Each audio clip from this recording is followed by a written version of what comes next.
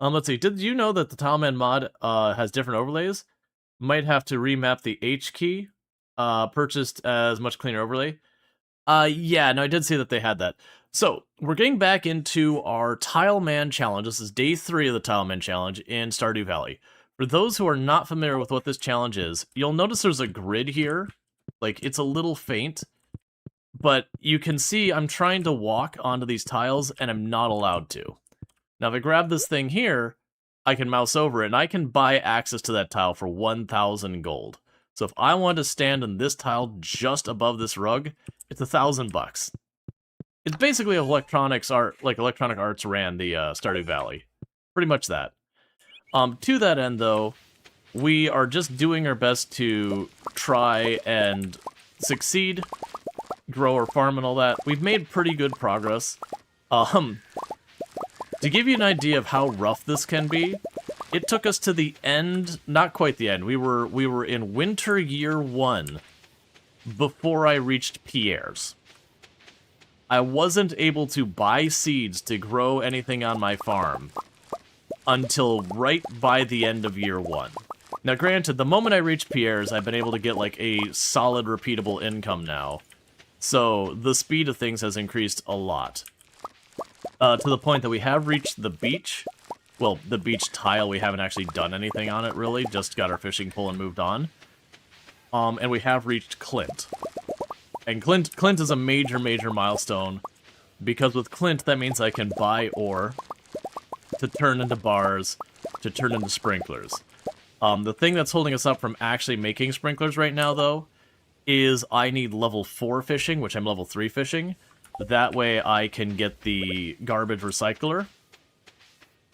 Because that'll let me make the refined quartz. And with the refined quartz, I can make the tier 2 sprinklers. So that's kind of our immediate objective there, is to get sprinklers going, because I am so tired of watering all of these crops by hand with the lowest level watering can almost every single day. It's really not that bad. Like, it's really only a minute or two to get through the whole thing. But, you know, it's a little tedious. But to that end, one of the big differences you run into, because there's a couple different mods for doing this, my recommendation is we are using the Tileman Reworked mod. I would suggest that one. I ran into problems. I had started this challenge with the Tileman Redux mod. And just very unfortunately with the Tileman Redux mod, we ran into a problem where, when I went to reload the save after the first day, the tiles I opened just kind of got shifted around. So, like, I had tiles that I hadn't purchased, and then there was tiles I had purchased I didn't have access to. I'm not really sure what happened that caused that, but it did require us to start over the challenge. And then this has been using the Reworked mod, which definitely is the harder of the two mods, but does have a lot more functionality. Because, like, the Redux mod, the only way to get additional tiles was purely and exclusively through cash. This one, you get a small number of bonus tiles for making progression in the game. So, like, if I finish the community center, I get a handful of tiles. If I max out a friendship with someone, I get a few tiles. And it's not a lot. It's like getting, you know, 5 tiles here, 5 tiles there, that kind of thing. But it is one of those things with the massively increasing cost of the tiles. Those little nudges of extra tiles become more meaningful. Because, like, for example, eventually these tiles are going to get up to 10,000 per tile. Once I pass my 1,000th tile, the price will go up again. And then they'll be at 1,000 each. Or 10,000 each, sorry. At that point, it is worth it for me that it'll be more time efficient at cases to just go and harass the townies to max out my friendship to get, like, the 5 or 10 tiles. Because at 10,000 a tile, that's just going to be worth doing. Now, granted, the reality of how I'll probably do that is I'll probably just start by going to the bar, you know, on Fridays. And just everyone who shows up at the bar, just give them, like, generically whatever gift I can get my hands on to that is a universal like. Because Stardew Valley does have the concept of universal likes, that generally speaking, a universal like is an item that almost everyone in town loves. And almost all of them, it'll be something like, everyone loves it, but like 2 people. And then 2 people will hate it. And so it becomes a thing where you kind of like strategically do it. It's like, okay. I was about to say, it's like, did Stardew Valley forget that there's music in the game? What's going on here? You watch Sonic 3 with Jeff? Love it? Nice. But yeah, so there is a overlay. Let's see, did you no, it has different overlays, much clearer. H on the QWERTY. Yeah, I know it had different overlays. Let's see here. Because we should have the Tileman options. Because I'll be curious to see what that was. Toggle overlay mode H. I believe that's where H is on a QWERTY keyboard.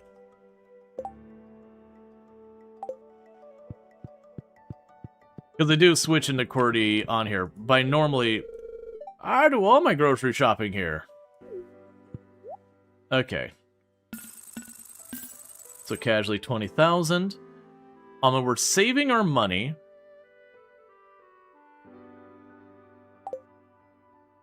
All right, so we gotta figure something out. We need to do a quick check on the farm and see how much bok choy is going to grow tomorrow.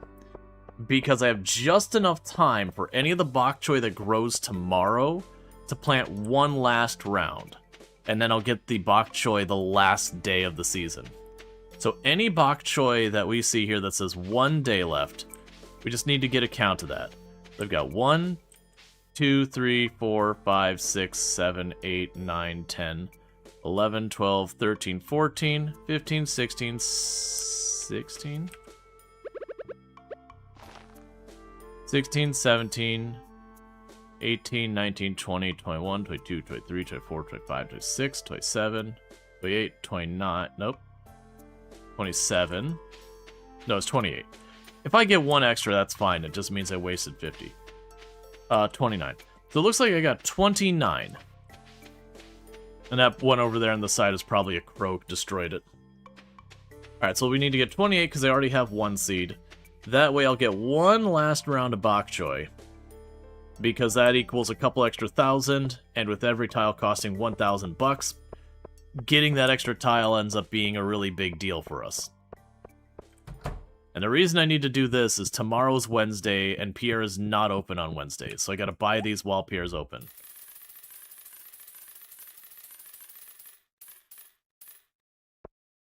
Alright, that should do it. Okay. And for now, we definitely want to check the trash cans. And the reason I want to check the trash cans is broken glasses and CDs and all that. Those end up being really huge for what we're trying to do. Okay, we don't care about any of that. Alright. And hopefully today will be the last day I actually need to put any effort into fishing. Because once we hit fishing 4, then I can stop fishing because we get the recycling machine. And then with the recycling machine, I can start turning the CDs and glasses into refined quartz.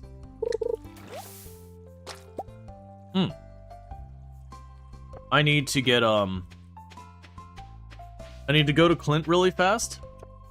And I need to get my other 19 copper ore for making my smelter.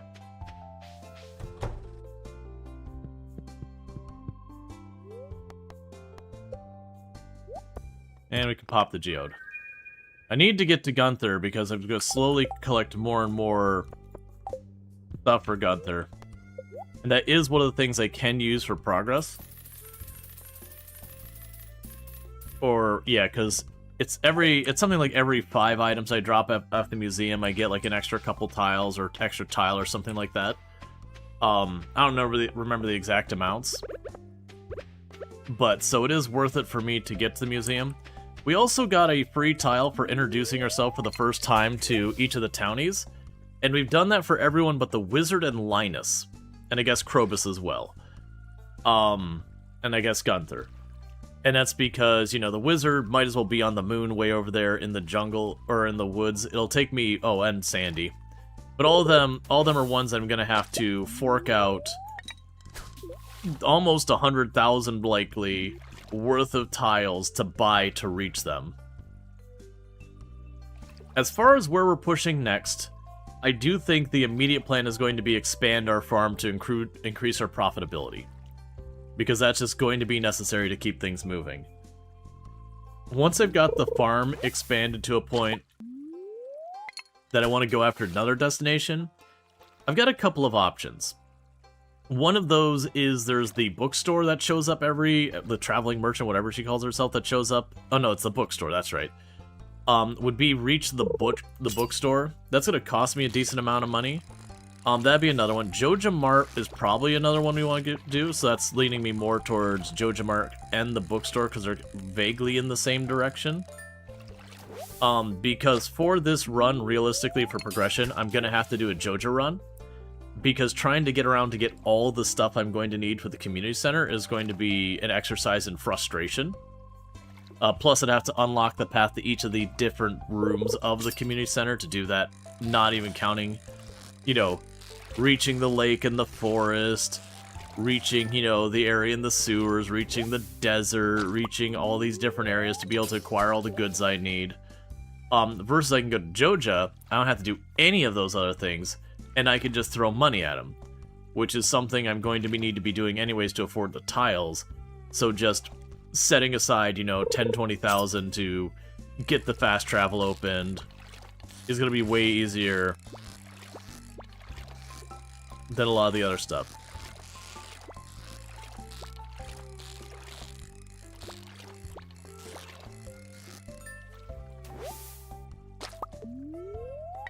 And once it says that we've got some new ideas or whatever from fishing, then we're probably just going to be done. I'm not going to sit there and just grind fishing. I just need to get that level 4 for the recycling machine.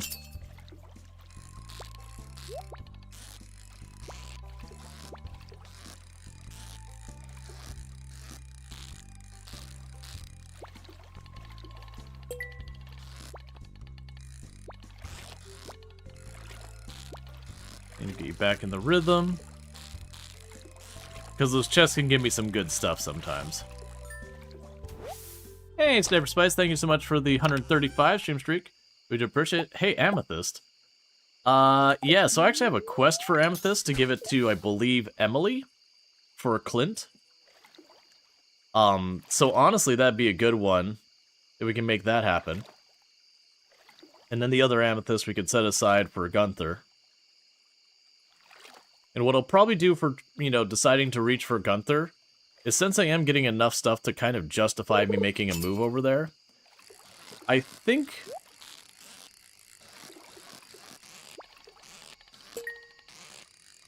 for reaching Gunther, we'll wait till the season changes, start getting the sprinkler stuff set up,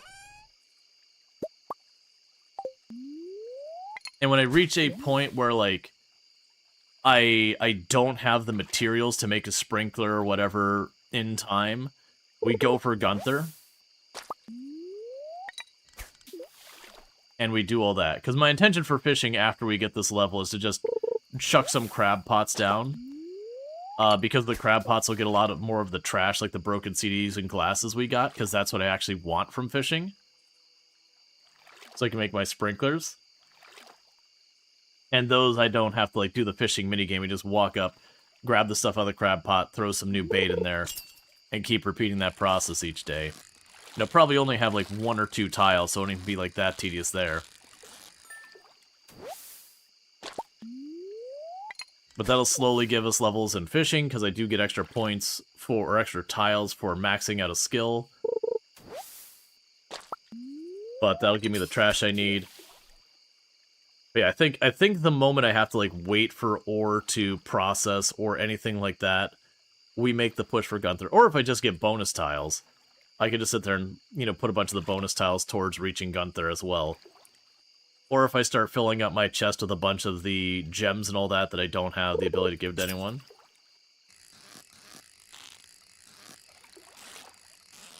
And I still haven't upgraded my backpack the second time. Cool. And with that, our inventory is both full. It's weird thinking of trash as being of higher value than anything else. Like, literally the fact that trash is not the lowest value item, because it has a chance of giving you, like, a unit of wood or stone or whatever, but those are genuinely hard for me to get a hold of, especially stone. So, weirdly, it's like, trash, ooh, I might get stone.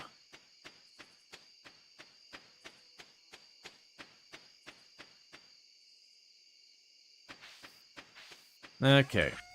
So the fish go in here, except the albacore we're saving for Gus.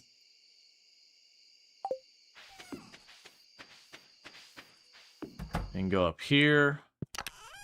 Stack you away. For right now, we'll put the amethyst, this, and this away. Because those are for Gunther. We'll put the copper away, because until I get the stone I need, because it's 25 stone for a smelter. Yeah. So until I get the last 6 stone I need, we just don't worry about it. That gives you an idea of how rough that is. With our stone requirement, that we are almost on year 3, and I do not have enough stone to build the smelter. Alright, so we got the recycling machine. That's what we needed.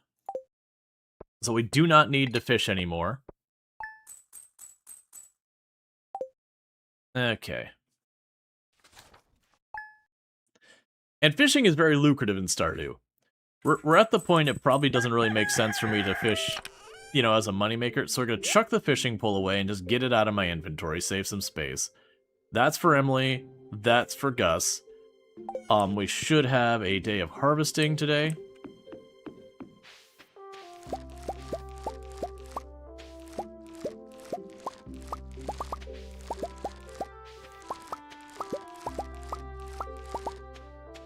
I believe there's one over here I could harvest.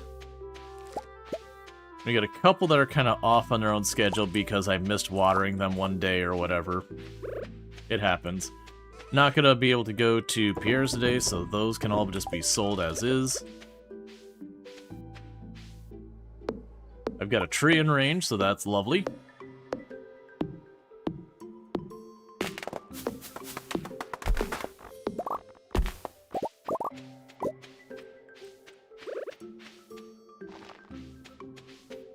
And I'm honestly at the point I can't really plant all the pine cones. I'm gonna chuck you in the box.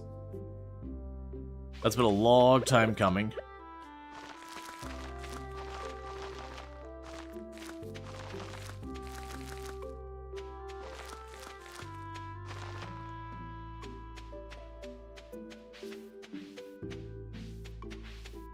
Might have grabbed one too many. Which is a-okay. Because that would only mean wasting 50 bucks. Let's just do one pass just in case. There. Nope, I didn't get one too many. I just didn't take the first pass. So we got exactly enough seeds. If it had been too many, I would have sold the one seed back. I did notice, maybe they changed it. It seemed like I got the exact amount the seed cost me back instead of a reduced rate. I don't think it used to work that way. I think it was just like anything else, where if you bought it from like Pierre or Jojo or whatever, it would take like what you paid for it, and it was effectively a percentage of that. But they may have changed that at some point.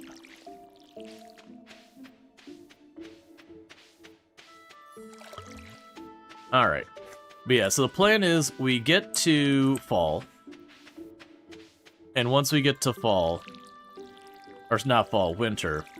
I mean, we're not going to grow anything in winter because you can technically get the forageables to do seeds.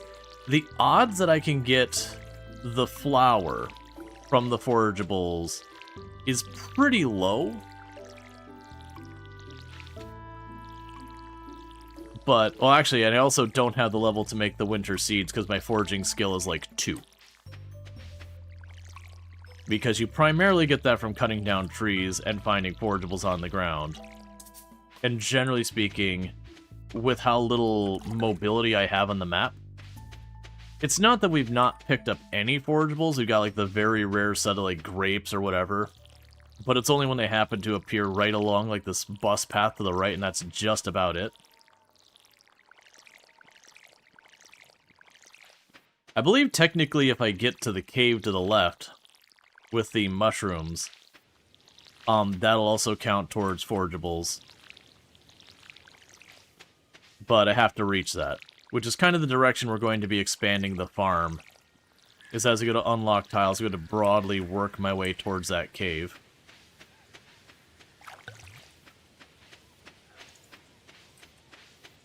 Alright, but at this point, we're at the end of the season.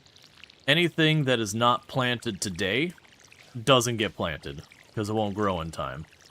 So if a crow destroys one of our cranberry bushes, which, statistically speaking, I should lose 1 to 2 of my plants to crows before the season's out. Well, actually, I don't know, because we have the scarecrow covering part of our area. Because I got it from the festival well after I planted this. Which it's weird thinking of the very first scarecrow we get to try and use this run is one I had to buy at a festival. Because I can't get the plant fiber to do it, stuff otherwise. Yeah, it's been a whole thing. That does remind me, we're definitely going to want to get a crab pot made. Because we can then use the occasional crabs or whatever we get out, because they're in the category of fish. Oh. I don't think we'll actually end up doing that, but that's fine. Hey, stop! Yuck! It's okay. Don't think you're better than a little dumpster diving yourself, sir. Okay, so Gus won't be leaving today. I don't think we're going to cross the path of Emily either. Because this is closed today, and I don't remember what day Gus goes to do his shopping. Yeah, that's the only way I'm catching Emily or Gus is on their way to get their physical or to Pierre's. Eventually, we will want to clear our way to at least getting to the bar, so that when we're trying to work on getting the friendships out for the free tiles, that I can kind of camp out in front of the bar door and just throw gifts at people as they walk past trying to get into the bar. We're not to that point yet. So we're just going to advance the day because we don't need to slam out a bunch of fishing.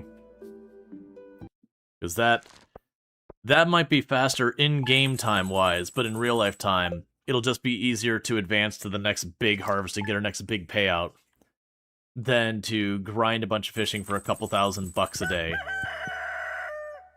Oh, I should drop the wood in here.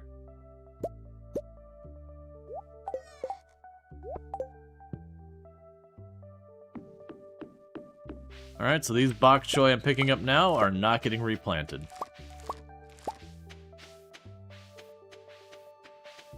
Means I do not need to water those tiles.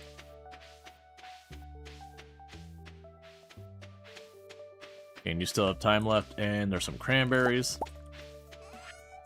We'll just sell them here, because it's not enough to fret over. Alright, so little by little we're going to have to plant less and less of this. The other thing that'll happen is I believe my next big harvest of cranberries, there won't be the, I think it's like 4 or 5 days it takes for them to regrow. So there's no point in me watering them. They're not going to get another harvest. So when these have their next, actually it's going to be the end of the month, so it doesn't save me a single day. It's fine.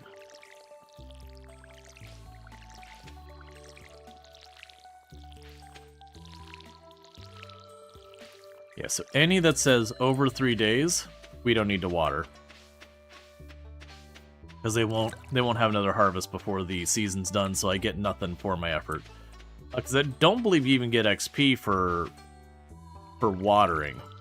If I remember correctly, you only get XP for the harvest stage of farming. I could be wrong about that.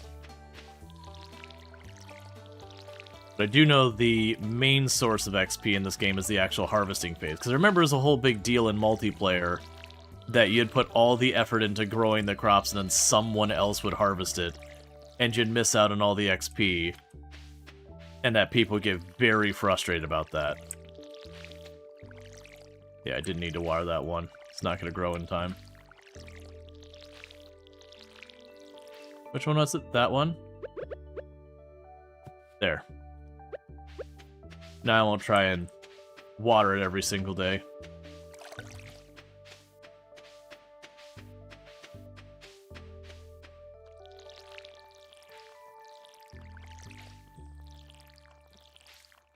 There's 28 days in a season. And that wouldn't be available till day 29. Which doesn't exist. Oh. Alright, we got some more that are no good, so you won't grow in time.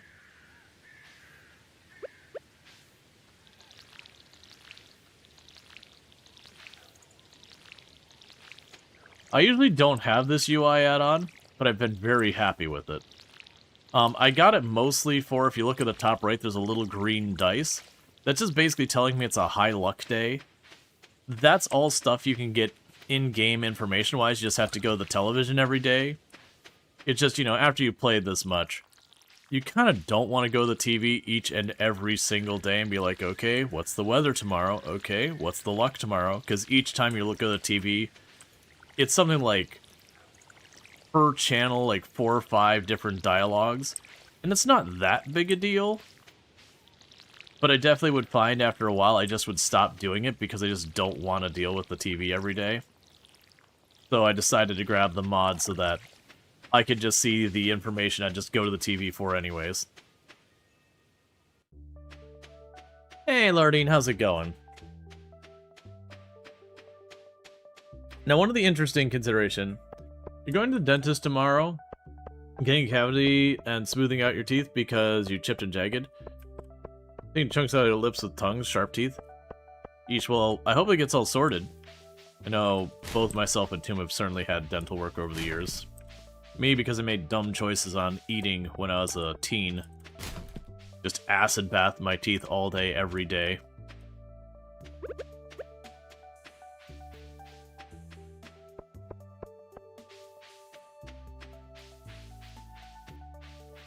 Alright. Before I do that, let me just check. I know Gus shows up there in the morning, but Gus and Emily weren't there, so I'm just going to assume they're not going to be there.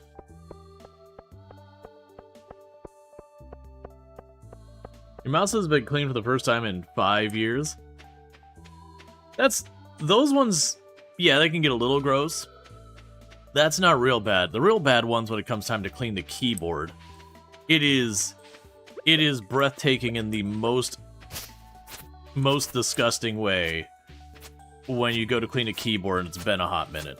That is one thing I do not miss from working in IT. Working in IT, you'd go and be like, all right, you know, like your junky, like crappy soft touch keyboards, they were just treated as disposable. When the keyboard starts acting up, you'd chuck it in the bin and get a new one, because I don't know about now, but those ones used to cost like $5, $5, $10, $15, which is like not even anything worth worrying about. But if you had someone who got a nicer mechanical keyboard, or it was like need to be an ergonomic keyboard because of limited mobility issues and that kind of stuff, carpal tunnel, that kind of thing. And so you would pull those up, and yeah, it's just disgusting. What is the benefit of the grid? The benefit of the grid is it punches me in the mouth and tells me who's my daddy. And just otherwise is cruel, mean, and inconsiderate. We are playing a challenge called the Tileman Challenge. So if you notice here, I'm trying to walk to that tile to the left, but I don't own that tile. I'm not allowed to walk on it. So I could grab this item, and for 1,000 gold, I may have the pleasure of being allowed to walk on that tile going forward. I don't want that tile. That tile does nothing for me, so I'm not spending my 1,000 gold on that. And the price does steadily go up. Dear old Storge, notice the chill in the air? It could just be the approach of winter, or it could be the tangible dark specter here to steal our souls and, hurt our children. Here to help celebrate tomorrow's festival, the Spirit's Eve. Come to the town at 10 p.m. if you'd like to participate. Mayor Lewis. Alright, put that back. Yeah, it's a purposeful impediment. Correct. So basically the challenge is, at the very to be clear, where it's 1,000 gold now, it didn't start there. Basically what happens at the very beginning, they give you something like 10 tiles for free. After that, which 10 tiles for free is just about enough to reach the bottom of your porch from the house and get the parsnip seeds. That, start out the very beginning of the game. And then after that, for the next 10 tiles, it costs 10 gold. And then once you get through those 10 tiles, the next 100 tiles cost 100 gold, and then the next 1,000 tiles cost, it's not actually 1,000 because it's, where you're at up to the 1,000th tile, cost 1,000 gold, and then when you go to the 1,000th tile, then it's the, oh, that's ready to harvest as well. Then it's like to the 10,000th, and that's where it caps out, is the highest the price ever goes is 10,000. But, 10,000 is already stupidly high.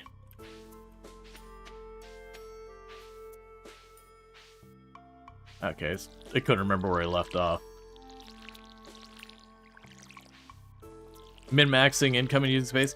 Yeah, we're not super min-maxing, but there is a little bit of, we are definitely trying to be at least somewhat efficient about that. Which is part of why we have, like, all these cranberry bushes. Because it's also a consideration when it comes to, like, there's certain plants that are conventionally known as, like, this is the most profitable plant for a season. And, that math is usually right. But because of how limited we are on our mobility, sometimes it's worth going with a crop that is not worth as much in your overall profit, because it will give you a little bit more money during the season to buy more tiles so that you might plant more crops before the season's out.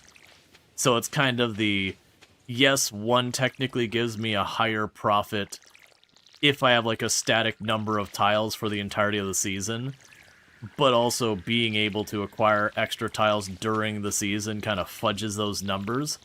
And it's not like I'm sitting down here and like breaking out the next, an Excel spreadsheet and actually doing the math and going, okay, which is the correct decision to maximize the speed we're going. Because honestly, at worst case, it just cost me one more harvest. Like that would be the range of the margin of error is, okay, but just 4 more days makes the math moot.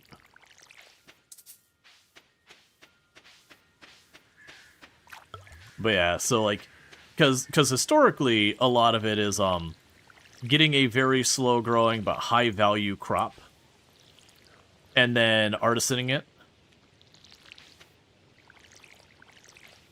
Like, that's usually where you get the max value, is grow something like ancient fruit and make it into wine, or... I don't think that... Like, that used to be the meta. I don't know what the meta is nowadays, but that used to be the meta. But it'd be something along that line of, you grow something that it could grow nice and slow, but huge money. Use the artisan for the multiplier, and then all that kind of stuff. Yeah, starfruit wine? Yeah, that makes sense. But we're not worrying about that, because then the artisan barrels also take space, which means I need to account for having that space available. Alright, so we don't care about that right now. We're trying to catch Emily or Gus, because I actually have items for the quest for them. Hey, stop! That's disgusting!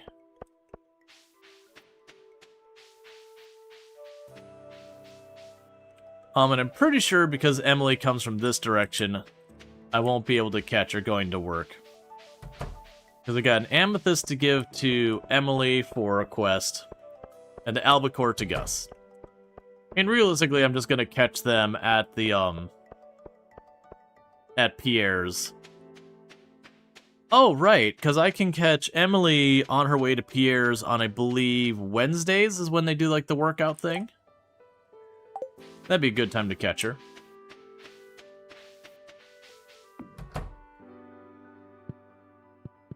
And then Gus does his grocery shopping every once in a while.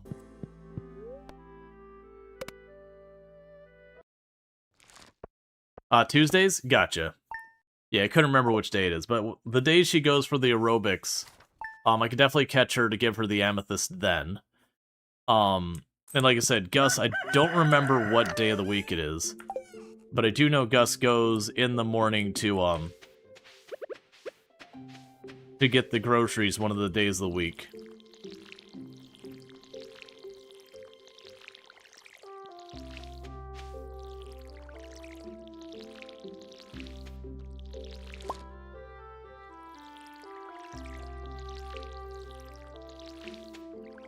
Okay. But yeah, and we are in the saving the money for the season change. Now granted, I'm realizing more and more we're going into winter. So, you know, I don't actually have any crops to buy for winter because it's winter. You don't, like, you can grow the forageables if you can get your hands on it, which is a big if for us. But we are going to run into a little bit of struggle with that. What I'll probably do is I'll probably see if I can't catch a, I believe it's the crocus is the purple flower, that to do the I keep thinking that because that's my default mentality with the game is to, for early game money, get the forageables to produce the seeds, and then use those seeds to make more forageables to, like, grow that. Because even though they, like, nerfed the value of the seeds themselves, it's still not a bad source of money. Like, it's still not a bad source of money. It's still a pretty solid way of making money. That's always been kind of my preference. But I keep forgetting that it's somewhere like forageable, or forageables like 4 or 6 or something like that, you get the winter seeds. And we're at 2. Yeah, no, exactly. That's the whole idea with the forageable thing. You can just, you know, scale it incredibly large. So sure, we're not getting that multiplier that the seeds used to give, where it was like 2-3 times what the produce would give you unless you got iridium quality produce. So that's gone. They took that away. But still, the produce itself, by the fact that you can get those volumes, makes up for it. Now we don't water tomorrow, because there's no point. The crops all die in winter. We'll get one last harvest out of everything else that's still here.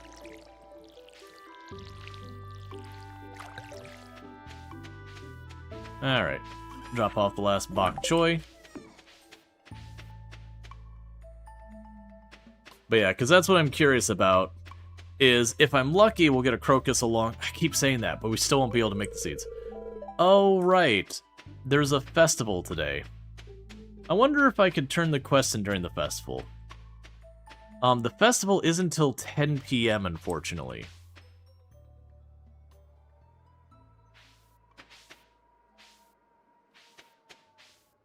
Yeah, because what we'll end up doing here... We can clean up where this grass is coming in. What we'll end up doing here is when all this dies, I am going to need to rearrange it. It does appear like I am not allowed to put sprinklers or scarecrows or anything on like that on tiles I haven't purchased. So it's not that I'll necessarily need to fill in everything, but I will need to fill in more of these tiles that I've skipped to save money. I am going to need to probably pick up a bunch of them, because if we're using the smaller sprinklers, it means I'll have to buy, like, this tile, skip 2, that tile, skip 2, and then also have a row for, like, shoving the scarecrow in there and all that. Which I think for efficiency there, we won't have the gap in between. So if we have, like, one sprinkler here, skip 2, one sprinkler here, skip 2, it'd be somewhere around here. I would just have one of these plants, would just not be a plant instead of be a scarecrow. And there's not a whole lot I could do without spending a ton of money. So, the Halloween festival is one I don't want to skip, because I can get the golden pumpkin for several thousand. So that's worthwhile. And then I can also see about turning in the albacore and the amethyst for Gus and Emily. And see if I could do that during the festival, because I honestly don't know. I imagine we can. But yeah, so when winter arrives, because I won't be able to do the forageable seeds, I'm not going to sit here and do the thing where I just go back and forth and dig all day to get the yams and the winter root. It might be what I do is I just do one plow on the way to town, hit the trash cans, then come back, and we'll probably just end up kind of rushing through winter. Because the only other thing I could see doing would be grinding out fishing, and I definitely don't want to grind out fishing. Let's see, and now Out Farmer just disassociates the next 9 hour for the festival. Yep.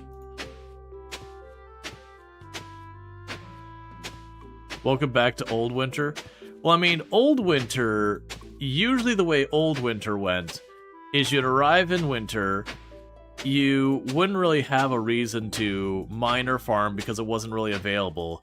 So you would go to the mines, and you'd spend the bulk of the winter getting the mine all the way to the bottom. Because that was usually what would happen, is most of the time you wouldn't end up having the mine done unless you rushed the mine. And then you could go to winter and catch that up and get that completed. And you'd upgrade all your tools during the winter. Is what you'd end up doing there. That was a pretty typical thing for your first year winter. And then once you started getting to, like, after a year or two winter, you'd usually have, like, the greenhouse, and you'd have the barn with the animals, or you'd be pushing you'd be pushing the desert. Later on, Ginger Island when that got added. But it was definitely you're not farming, you're doing all your side projects time of year. So it was a thing that if you weren't speedrunning, like sweaty tryharding, like that was kind of your catch up to get your tools upgraded was the winter. You'd do a lot of fishing. That was a very common use of time during the winter, would be catch up any fishing you've been falling behind on.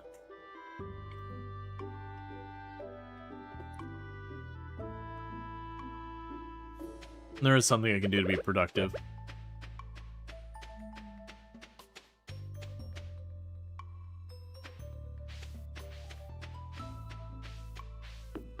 Because when I get the recycling machine, I can process all of our trash.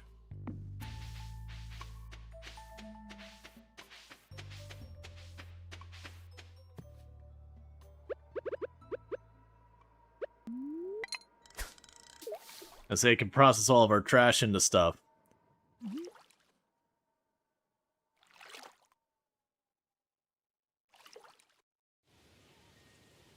So it won't get very many bites, and most of them won't fight, so it won't slow down time.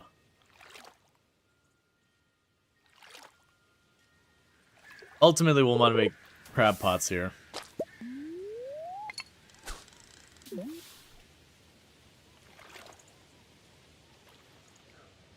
Yeah, one of the big things I'll want to do is get a handful of crab pots to put along here.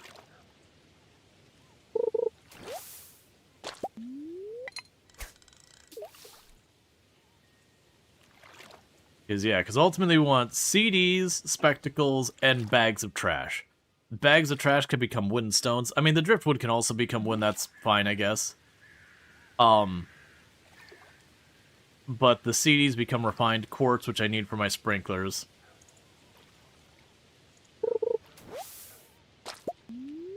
And same with the spectacles.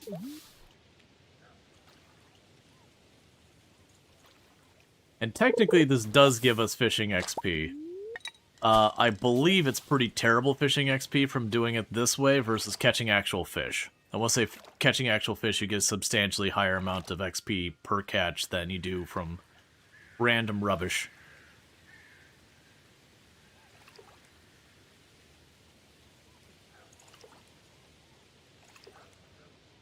Alright.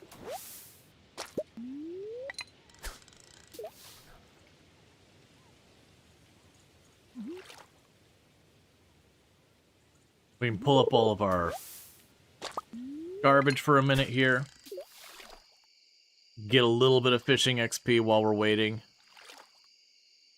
This is getting a bunch of the CDs ahead of time. So when I get the recycler, I can just process.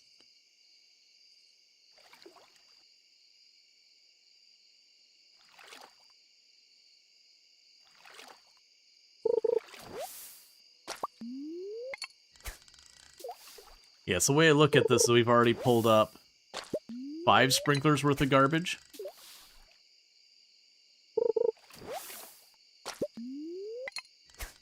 And potentially a couple stone worth of garbage. Oh, too fast. Yeah, the crab pots will be the passive way of doing this. Because then I just leave them, I toss bait in them. When you get the bait thing, it does give you just bait every single day. Or it's like every couple days or whatever it is. For no further effort. And those let us keep priming the crab pots. Alright, about one more should do it. Then we can drop it all off in the boxes. Make your way to the festival.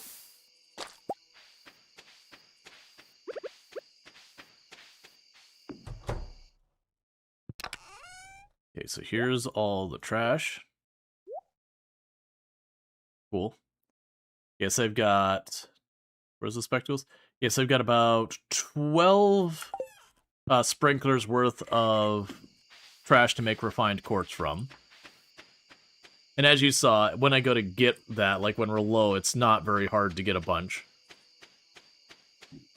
It's one of the nice things that I want to say the pond in front of your house is the second best place to get trash. The very best place, if I recall correctly, is when you go to the hot springs, like the bathhouse or whatever. There's the tiniest little pond right there that gives, I believe, it can only give you trash and I think a painting. Because I want to say the only things on its loot table. It's probably got 1 or 2 things I'm forgetting. But that used to always be the meta for when you have like, oh, clean up 1,000 trash or whatever the quest was, the weekly quest. You'd just go to the bathhouse and just fish there. Because almost every single cast would give you trash, and like once in a while you'd pull up the painting. All right.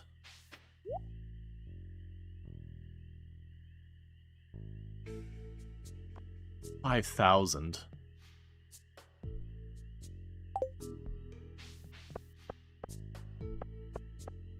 I'm also noticing I don't have the ability to give stuff to people here, so I won't be able to do that.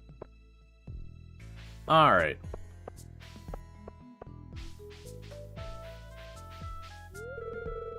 You gotta stay close to me, Jess. Don't run off. Let's go this way. There's nothing up over here.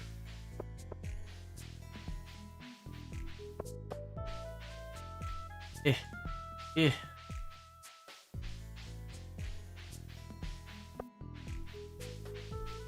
Alright, doing my annual social interaction. Is it this way? Or maybe over here?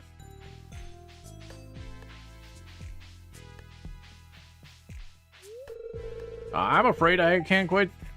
Sorry. I'm ready to say I'm quite puzzled on this one. Have you seen my sister? Emily, can you hear me?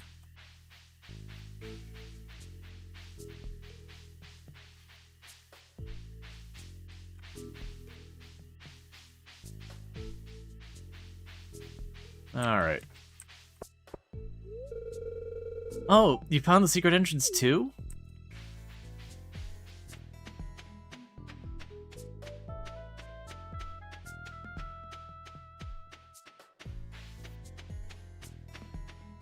Alright.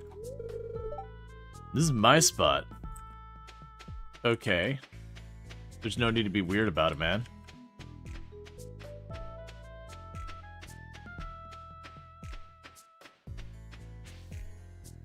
The annual social interactions is how I like to do things. Yep.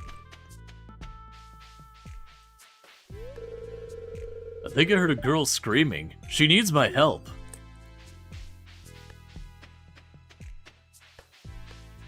Oh, you.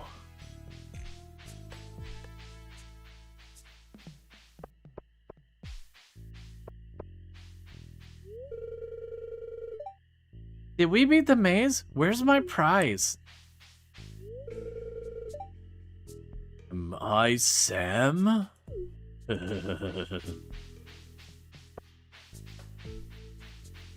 Sam I am.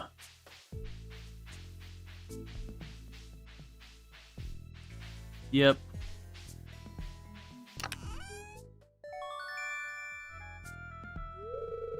You received the prize ticket. Oh, was it you only get the pumpkin the one time? Okay, I think it used to be you got a pumpkin every single time, and they must have changed it. Ah, it's Farmer Rual Storge. I have quite a selection of wares tonight. Take a look. Cool. Good evening, Rual Storge. Once again, we've been graced with the haunted maze constructed in secret by the eccentric who lives in the forest. It's kind of mean to call him the eccentric. I heard it's larger this year. Good luck if you dare venture inside. I hope Jas is okay in there. Did you have a successful year farming, Rual Storge? I already made it through the maze. Now it's time to kick back and drink with the pumpkin ale. I'm trying my best to ignore the spider infestation behind me. I'd watch your back, lad. Something's terrible's in that maze. I know. Haley's in there. If it wasn't so blasted chair, I'd be running circles around everyone in that maze. Dear, can you pass me the zucchini fritters, please? I should make a plate of food for my husband. He's been manning the shop all night. Sam took Vincent into the maze. I hope they're okay. Carving pumpkins is a talent of mine. I usually do most of the jack-o'-lanterns for everyone in town. All I ask in return is to keep the seeds. Sprinkle a little cinnamon and sugar on those puppies and you got yourself a golden snack. I was in the maze for a while, but then I got hungry. My mom seems to be enjoying herself. Pass another bottle of the pumpkin ale over here. After I finish this food, I'm going headfirst into that maze. Are you looking forward to things slowing down soon? Winter is just around the corner. No, I need money. Did you know? A study of the Journal of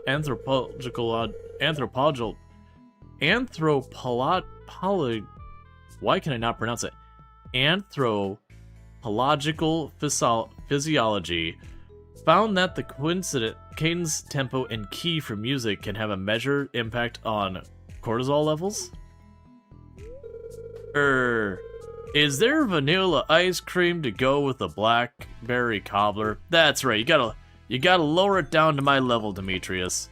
You're using them fancy science words. Did you see the decorations on our house? I don't like it.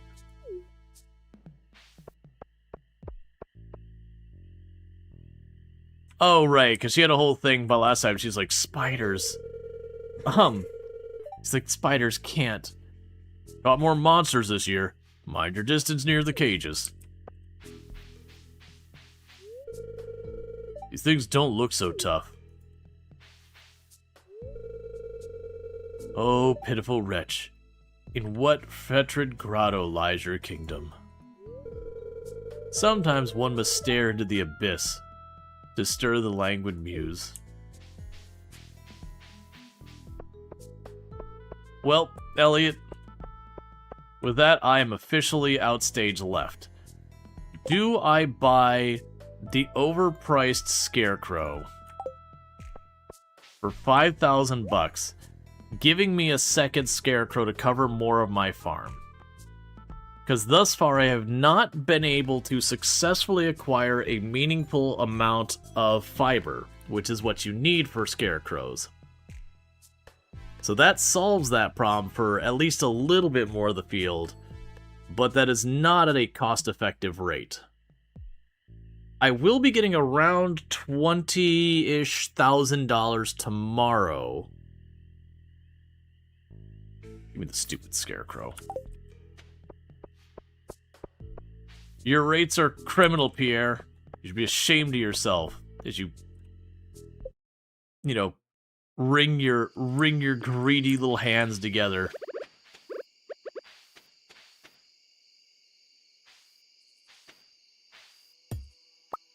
Actually, don't have that picked up. And just temporarily. Oh, right, because I don't own that tile. Yeah, this is confirmation. I cannot place this on tiles I don't own. That's fine.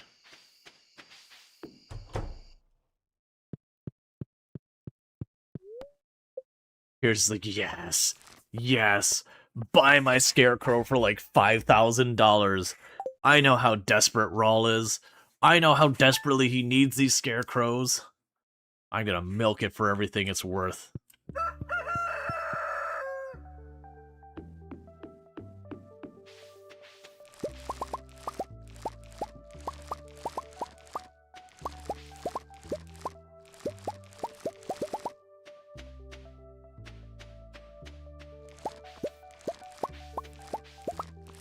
And no watering today, everything dies tomorrow anyways.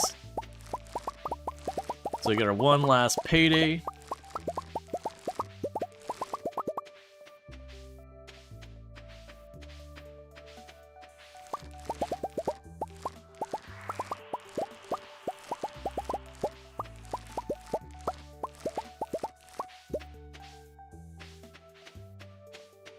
Alright.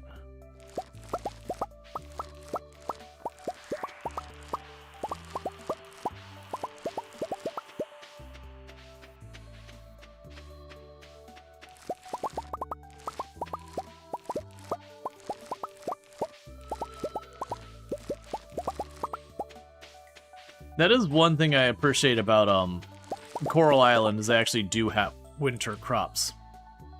It's a far more limited range of crops than the rest of the year. It's only 3. But it's at least something.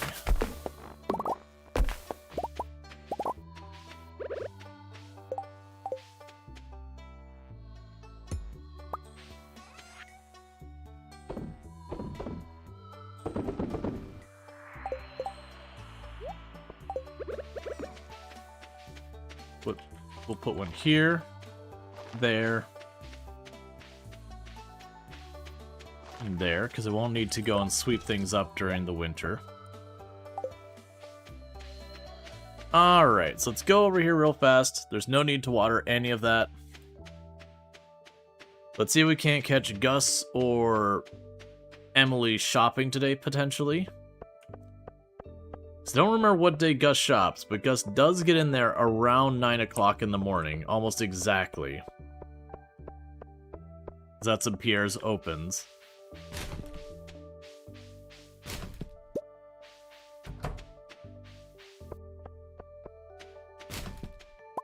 Hey, free bread.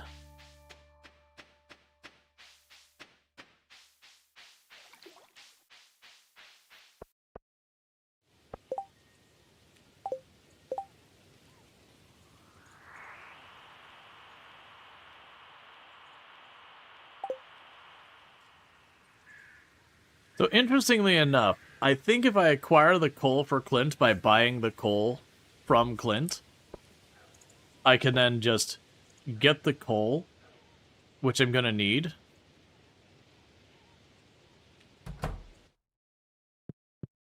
And go from there. Right, I'm gonna sell the bread there. I didn't actually need to go in here. Yeah, there's the dehydrator. It's not gonna do me any good because it requires a lot of materials I don't really have access to. So safe to say today is not a day that we're going to be having Gus visiting. And I'm down to go over here and buy those coal for,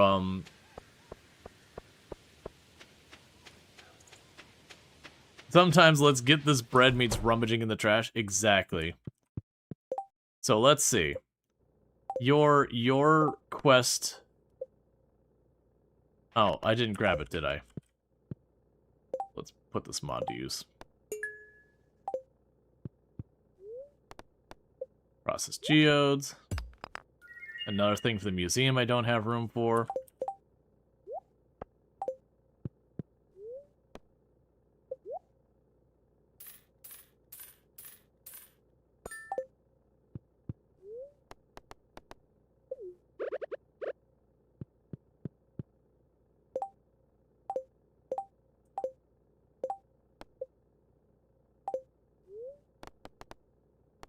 Oh, right, I have to talk to Clint. Not...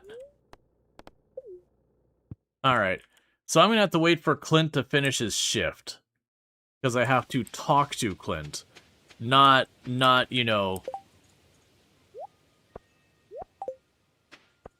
Not just do that. So Clint will go to the bar later.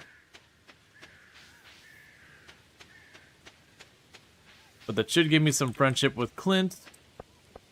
It'll also give me a little extra money of 250, which will offset one of the coal I purchased. Which, I'm buying the coal because I'm not really going to be able to go to the mine. We can use the thing for turning wood into coal once I get that, like, built, which is going to take a while because I need the stone for other things. You don't have it where it lists their hours. Okay, it does. 4 p.m. So if we hover in here till 4 p.m., Clint here will have to leave. And then we can get ourselves some standings and yada yada. Tuesday we catch Emily at the store. I'm imagining Gus probably goes to the store on Mondays. The idea being he works the bar on the weekends. That'd be the busy time for a bar. And then Monday would be a perfectly, like, usually probably one of your quietest days for a bar. To then, you know, restock for the week, all that kind of stuff. Oh, Clint. If only I owned a few more tiles and I could actually talk to you. You could have social interaction. But alas, it's not to be. You, unfortunately, are what? To get to the behind the counter be 1, 2, 3, 4, 5. You're not worth $5,000, Clint. I'm sorry. We're saving that money for other things. Yeah, so it should be... Yeah, we only got about 3 minutes.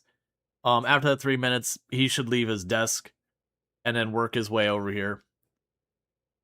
We could then, at that stage, get the credit for the quest. It's effectively like getting one free piece of coal, and then only have to pay for the other 4.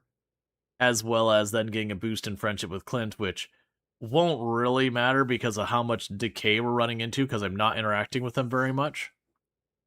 But like I said, eventually we'll get something like the gem replicator or something like that, and I could see just replicating the diamonds, and then just giving the diamonds to everyone. Because I think there's only... I think Sebastian doesn't like diamonds, and I think there's like one other person. Maybe his Linus doesn't like diamonds. But everyone else, you know, everyone else is a fan of diamonds.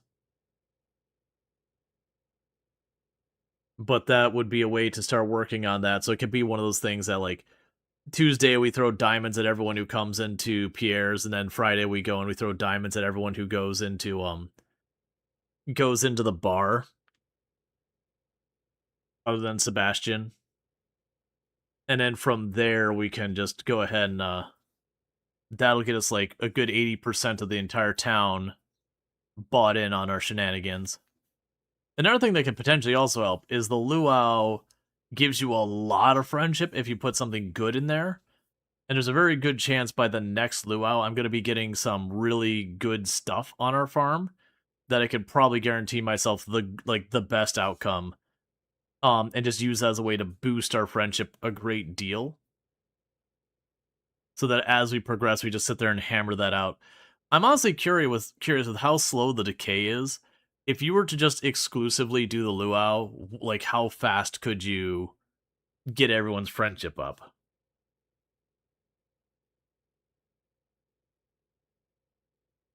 It'd also be an interesting thing for the winter fair. I could potentially stand at the bridge, and for those 2 days that, like 2 of those days, I could just gift stuff to people as they walk past the bridge. Basically, to try and find like high traffic areas I can catch people at, and then just give out diamonds. Put pufferfish in it. I know there's some things you can do to be utterly cursed. Clint, you're closed. You close at 4, Clint. Why are you still at your desk? Buddy, get a life. It's one thing to be committed to your work and all that, but literally you're not open anymore.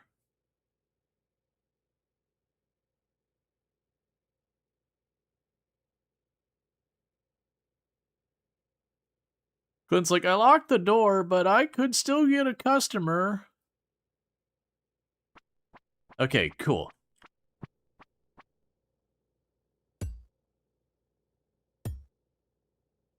All right, that makes sense. You're doing that. You are actually blacksmithing. Congratulations.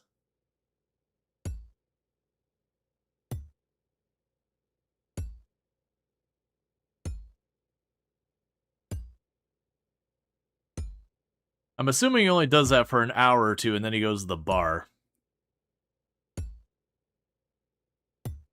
Meanwhile, Clint's like, I'll just keep ignoring him and maybe he'll go away.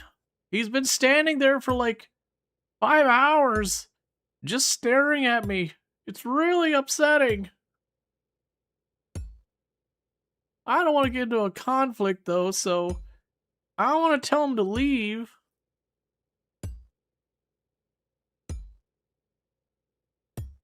Clint. Hey, Mary Lou, this farmer standing over here staring at me menacingly. Yeah, he's standing there menacingly. Exactly. A lot of people on the same page. Just video game protagonist behavior. Do you stop at 7? Yeah, it's bar time. You brought the ores I requested? Excellent. I like to inspect the local ores from time to time. Keep track of the quality and abundance. Let me just take a look at these. I see. Thank you. You can keep these ores. They're excellent quality. And here's your payment as promised. Yep, Clint. As a reminder, we bought those ore from Clint, and then brought them back to Clint and said, hey, Clint, take a look at these. Those are quite literally ore we got from Clint's shop. Clint's like, what? What's this garbage?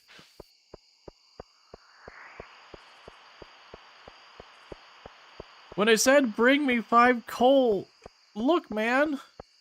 It's obvious my intent is very open about it.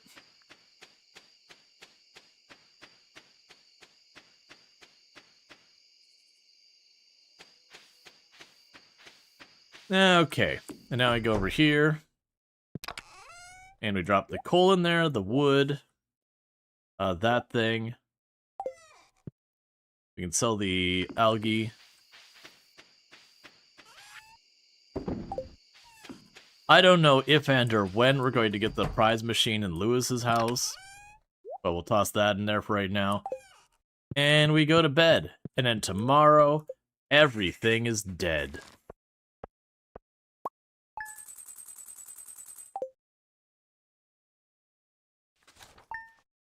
Verified the ore was not from EA Nasir. Yep. Oh, yeah. Thank you for the trickle income.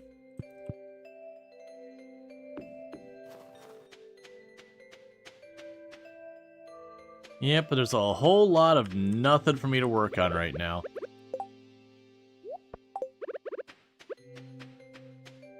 Let's pull up both the scarecrows.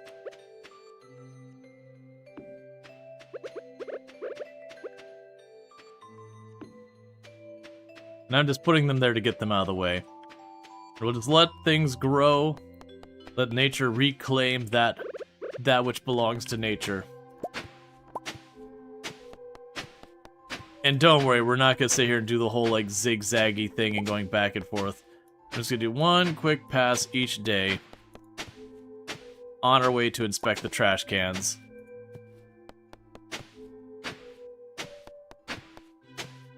So I'm getting a little bit of forageables. The footprints are still there from last season. Because we never did follow through with that. Does anyone have an extra squid? No, and I can't actually reach the beach to get it, so you're on your own. Unless I happen to find a trash can squid. Which is a possibility.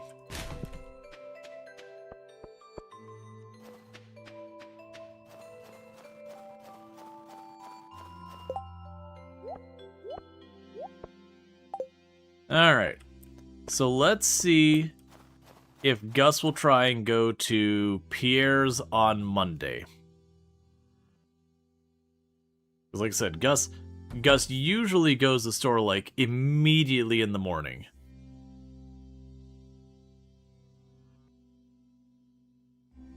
And if so, we give Gus the albacore, completing that quest. If he doesn't go there, like, it's the time.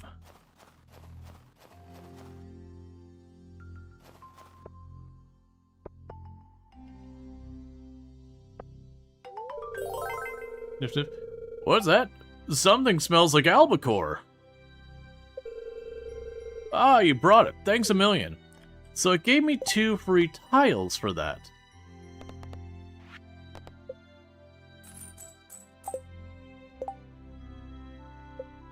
So a lot of these quests they've given me, they haven't given me bonus ones. Why did that give me 2 free tiles?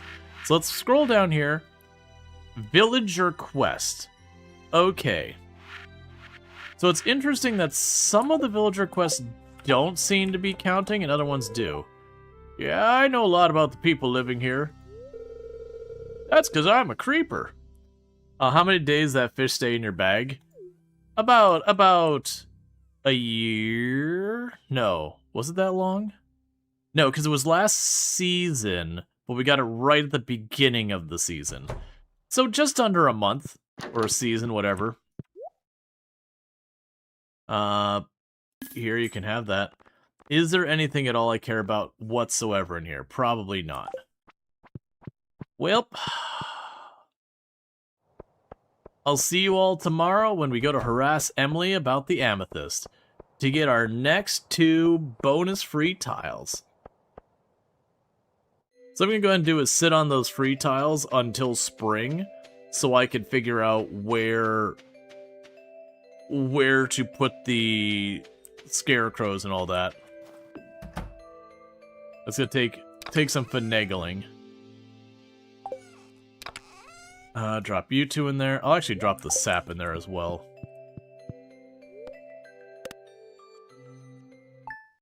Oh, I should check the sign to see if we get any fishing quests. Because I assume the community quest will be something that'll give us free stuff.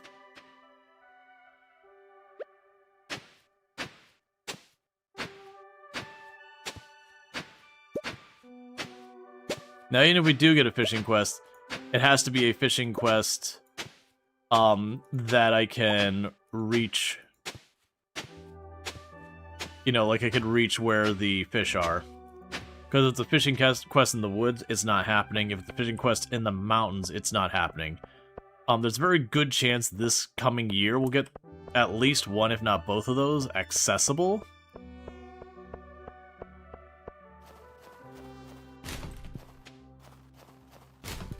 Or if we get the trash one. If we get the trash one as well, okay, the problem with the trash one is I wouldn't be able to turn it in because you have to take it to the bin. Okay, the perch has become unsustainable. I don't remember where perch are, though. Have we caught a perch so far? Let's see.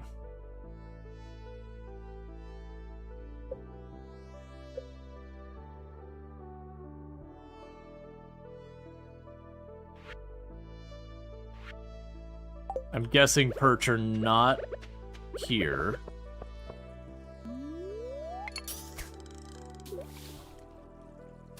Oh, before we mess with that, let's make sure we get that amethyst to Emily.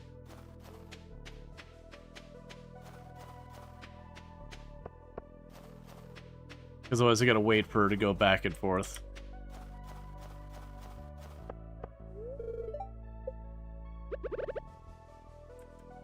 Because Emily should be showing up for her fitness stuff today. Oh, also...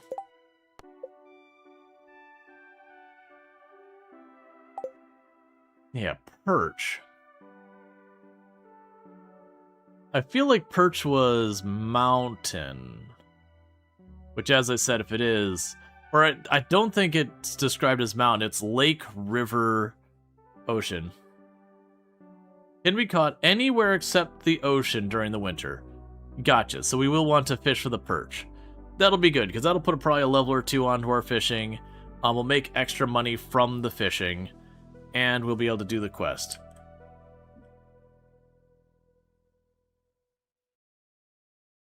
Maybe because I think it's technically a snow day, maybe they're not going.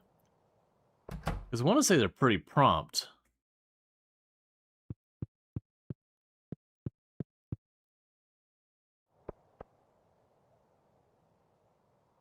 Yeah, Maru's going to work.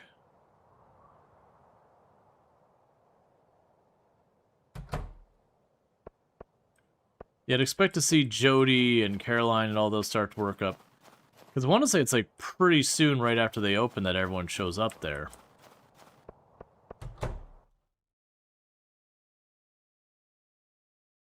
Yeah, that's what I'm thinking, is I think it counts as a rain day and that they're not going to show today. That's fine. Did it say it was 10 perch, right? That I needed to get?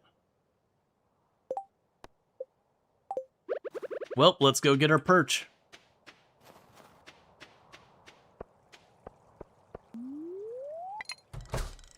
Perchance, catching the perch would be a good use of our time. Sorry, kid. Bridge is closed.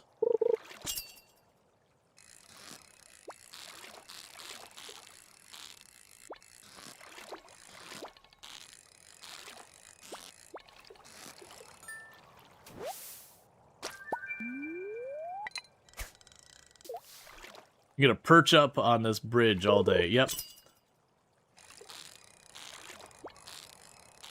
And with all our newfound perch, we're going to purchase some new tiles. Which everyone's like, please, stop.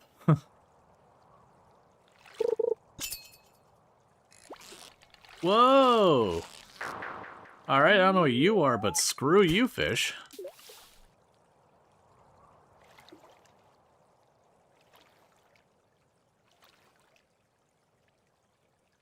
I think those are the ones that shoots way to the top and then drops to the bottom really fast. You have to kind of go ricochet back and forth. So to do it, you have to be like while it's at the top, you have to try and stay like with your box in the very, so the fish at the very top edge. So you can drop and keep, keep it in the box as long as possible as you drop. And then, the reverse on the other side is keep the box on the top side of the fish. Remember, I have to do all of that. Someday we'll get a better fishing pole. Not today. Not tomorrow. Probably not this season. But, someday.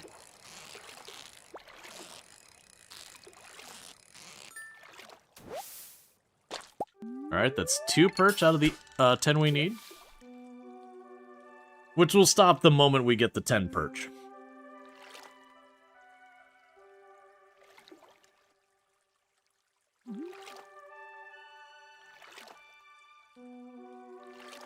We should all just walk around.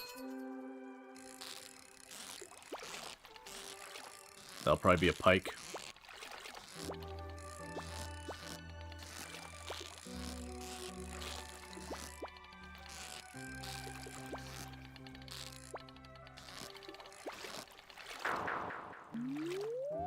We'll never know.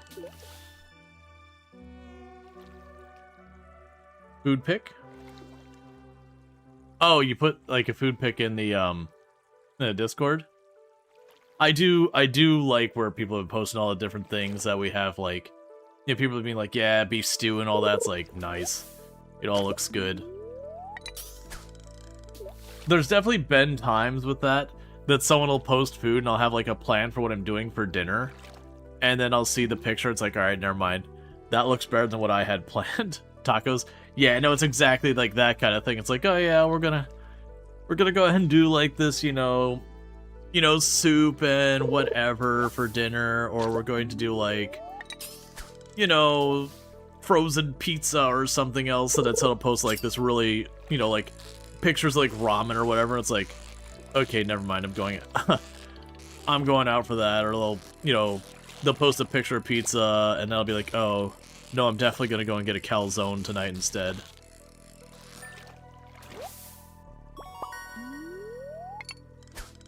Come on, perch.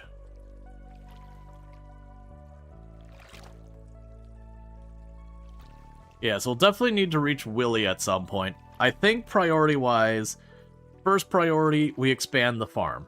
Second priority is probably going to be working our way to Robin.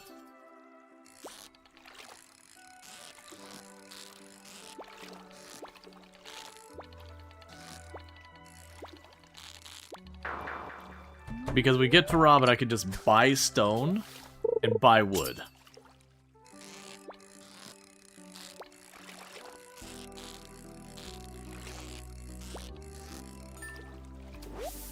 Alright, that's 3 perch. So yeah, so we should honestly be able to get this done in 1 day of fishing. We'll probably also potentially level up fishing today to get fishing 5. I don't remember what you get for the reward, because all these community board missions, you'll get, like, money will be 1 reward. You'll usually get, like, the ticket or whatever. A lot of times someone will be associated with it, you'll get friendship with them. But then on top of all that, they usually have a bonus prize. They'll either be, like, a blueprint or, you know, something that you can put on your farm that has benefits for you. Some of these community goals are immensely useful.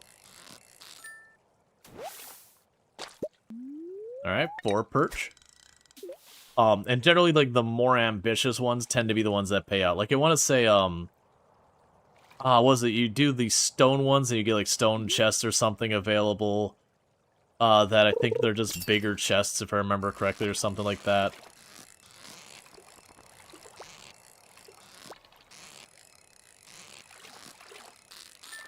I remember there was some. Alright, that's 5. There was some of them that were immensely, immensely valuable.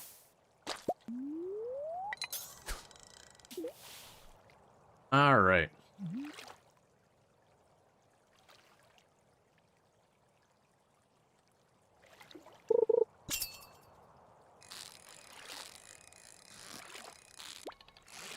But yeah, if we do push to Robin, then most likely... Alright, 6 perch. If we do push to Robin, once I'm already on that tile, I think it is worth just making a path to the water. Like, not any specific area, but, like, making a path to the water. So that with, like, the community board stuff, that we can actually reach the mountain lake, you know, kind of area.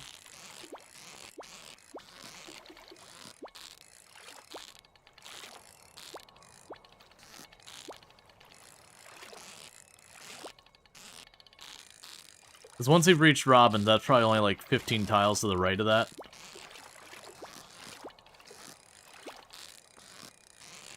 Give me a pike again.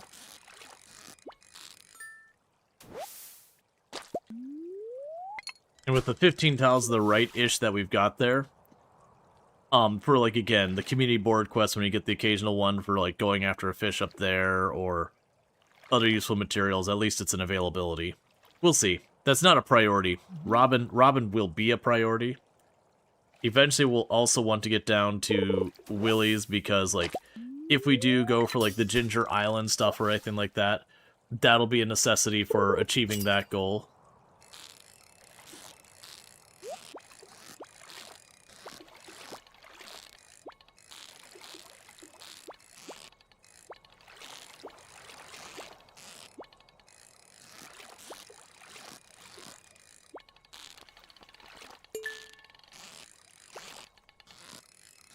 Okay.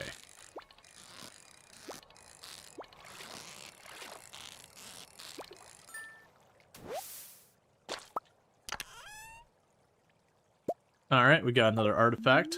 That's at least 4 things to drop off with Gunther.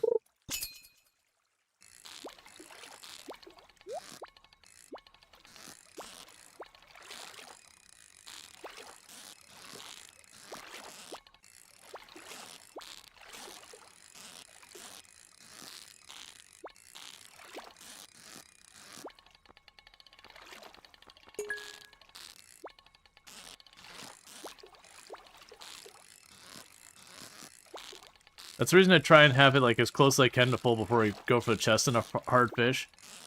Is there's an almost like you lose the rhythm of the fish. It just takes a moment to kind of get yourself back in sync with the fish's movements a little bit. Because a lot of the fishing, while there is a randomization to it, they do have a kind of rough pattern they follow. You can kind of get a feel for it. 2 wood. That's a pretty big fight for 2 wood.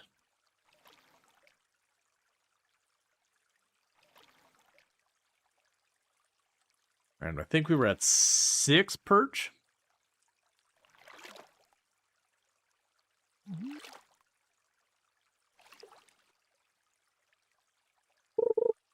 But then when we finish the community board, I don't think... Yeah, whatever that fish is. That's gonna be one of those ones that we don't really get a chance at until we start getting to like 8 fishing or more where our bar's plenty tall.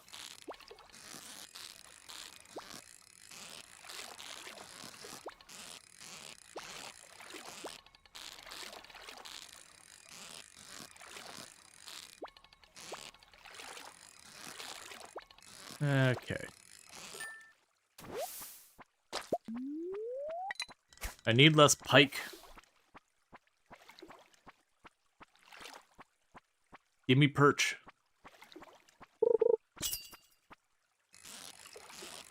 That feels like a perch.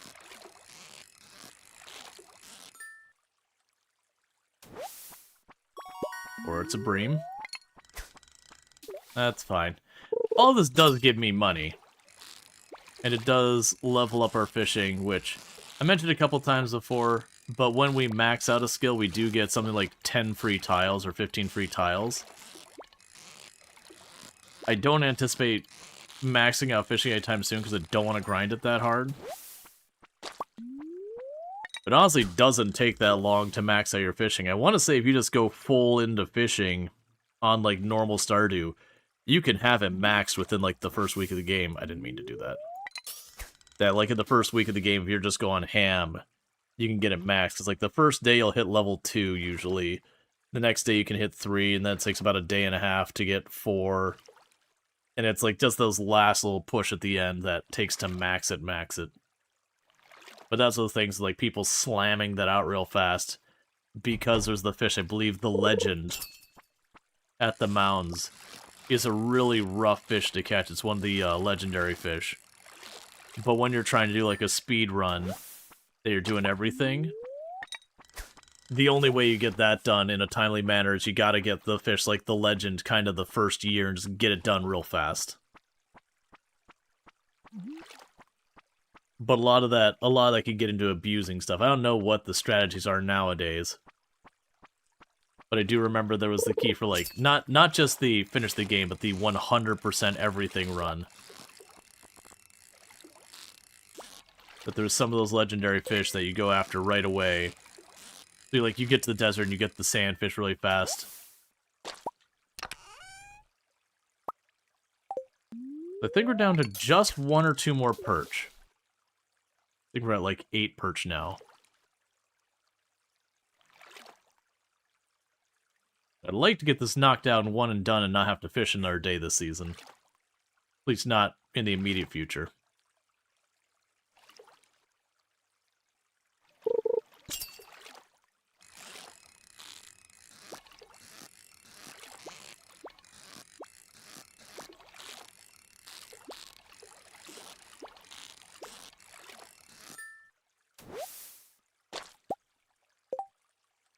Yeah, two more perch is I think what we need to finish the quest.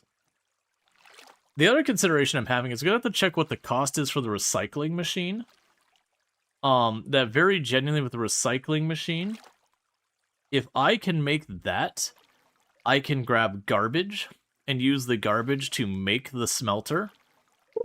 I think the recycling machine, I want to say, requires a copper bar or an iron bar, which might mean it's so, like, you know, effectively, for right now at least, the smelter as a prerequisite for it.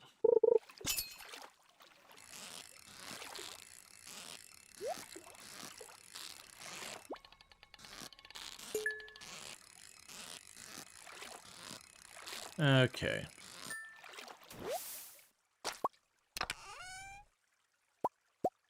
Oh, hey, we got our first of the mystery boxes. And it's weird that I'm hoping for stone out of that geode. Because if we get stone out of that geode, it means I'd only be like 2 stone shy of making my smelter.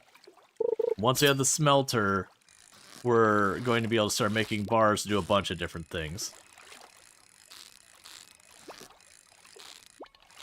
Which, weirdly enough, upgrading my tools is not really a priority.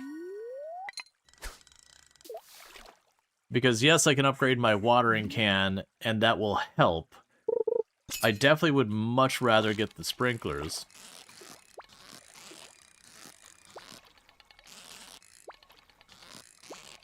Yeah, we're done. Whatever that one fish is, I'm assuming it's the rain fish, or the, like, snow-only fish for the winter, is whooping my butt.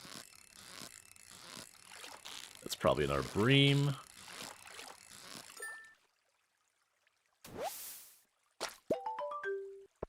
I was gonna say, I got, like, one more cast for the stamina, so we can go here.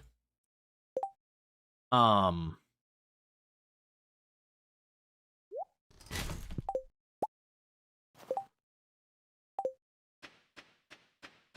we got our prize ticket. Let's not do that again and actually pass out from that. Got our 550. Okay, so the community one did not give me free tiles, but we did get 550 plus all the fish and the ticket. So we're definitely at some point going to need to make our way to Lewis's, because then we can get the ticket machine, and the ticket machine could give you some pretty sweet stuff. Like, it could straight up just give you iridium ore and or I think it's iridium bars and iridium sprinklers. Let's see, is 41k war cheest for... Is 41k war cheest for seeds? I don't know what any of that means, sorry.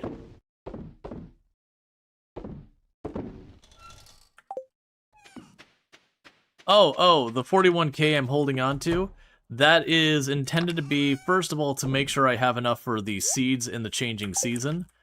And then we're going to buy, like, I'm going to get a bunch of seeds, and I might have to buy some extra tiles as well. But we're waiting for spring to do all that, because we're going to basically go and see how big I can make the farm.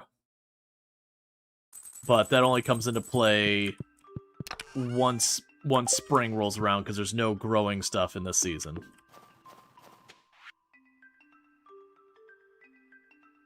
Hi, Rual Storge. Thanks for the help keeping the fish, with the fish. Nature is usually good at keeping things balanced, but sometimes artificial factors can cause an imbalance. I've enclosed a blueprint from a science magazine I thought you might find interesting. Demetrius. Farm computer. That is something I would love. That is not happening anytime soon. I do not have a meaningful way to get 90% of the materials I need for that. Ooh. Powder melon. That's something I can grow.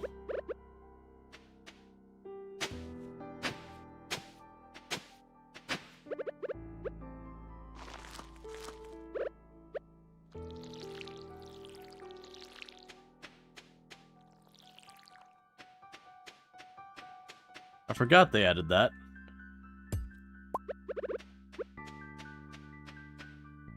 Let's get it out of the way so you can actually access the water.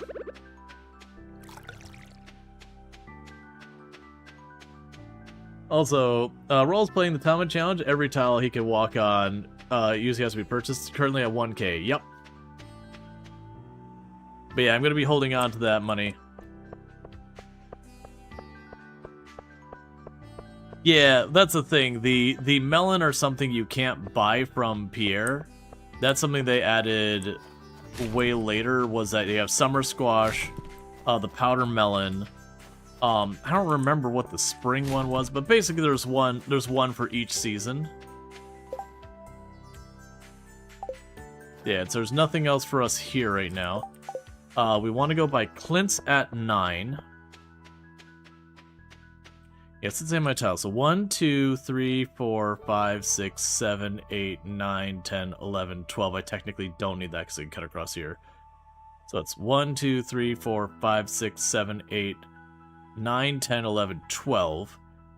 And then probably another 6 after that. So we'd say probably around 20 tiles is what it will take for me to be able to reach the museum desk, which is probably worth doing once spring we've kind of established everything, because I do get a couple of tiles.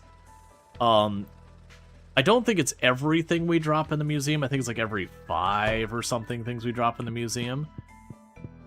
I don't remember how much we get. Alright.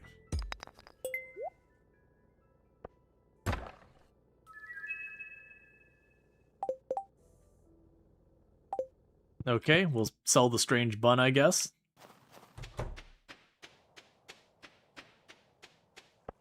Alright. I was really hoping for just plain old stone, which is a really weird thing to say.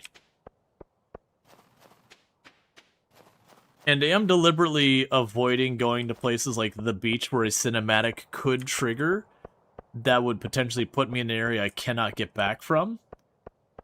Because if I run into that situation and we pass out, I'm gonna get taken for $1,000. Oh right, it's gonna dig this up each time we walked across it. Because again, that'll give me a couple $100 extra.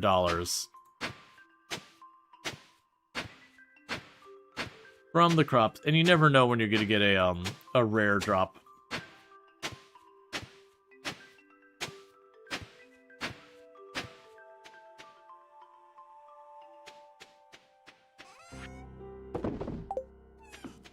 Okay.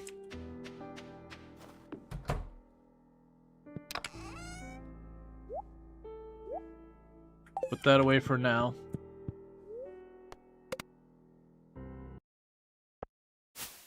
Alright, Chad, before we begin the next day, I need to quickly use the restroom. So I'm gonna quickly stretch my legs, use the restroom, throw some stuff in the oven real fast. It's not gonna be like a big break, but a little bit of a break and all that kind of stuff.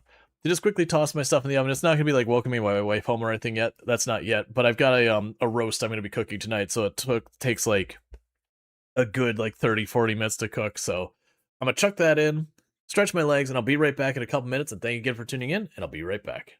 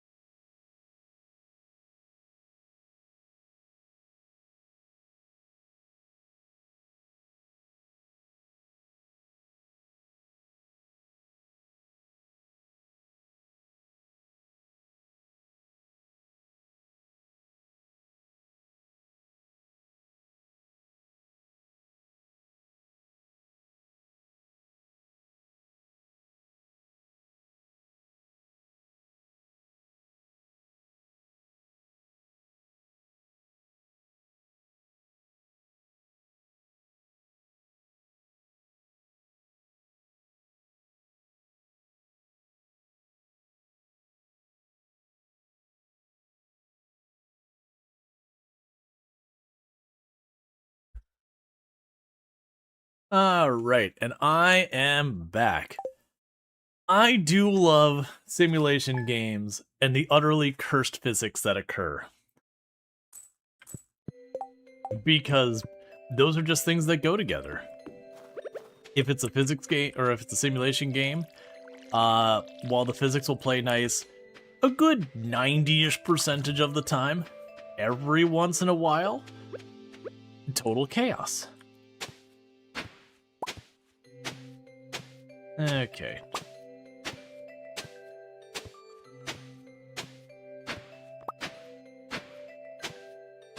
Cursed physics are the second best physics. Oh yeah, like that's the thing.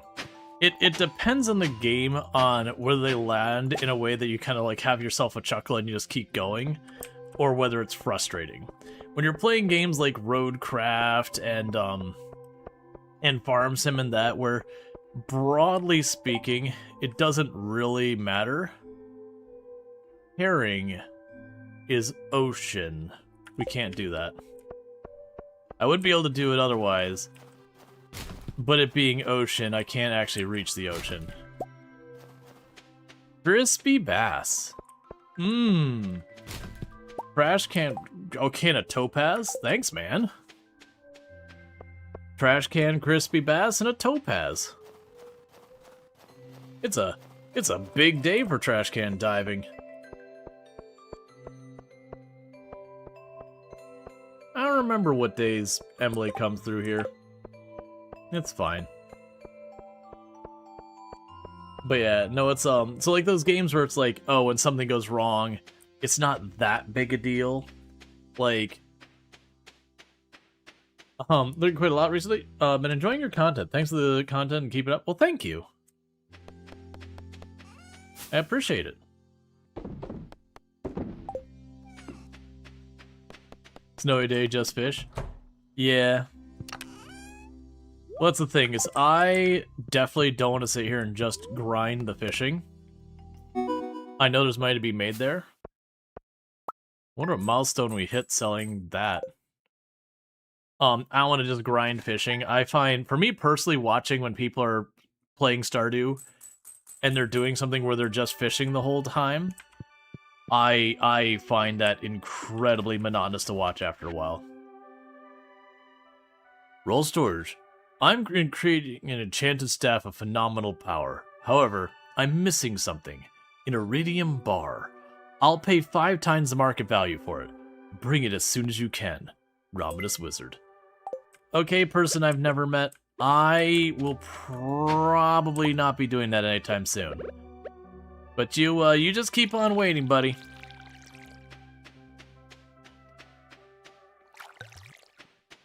Maybe someday you'll get what you seek. And do that so it stops pulsing at us. But yeah, so like I was saying, so when it's something in the simulation game that like having something go wrong is not that much of a backset.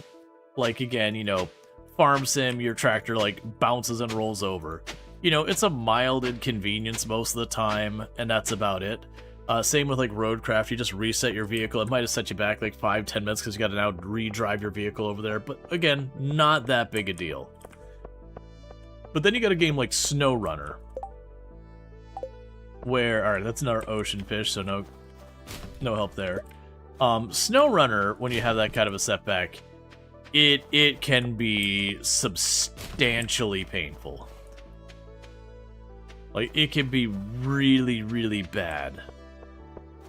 Especially if you're doing, like, the hard mode and all that, where having to do a vehicle recovery can set you back an incredible amount of money.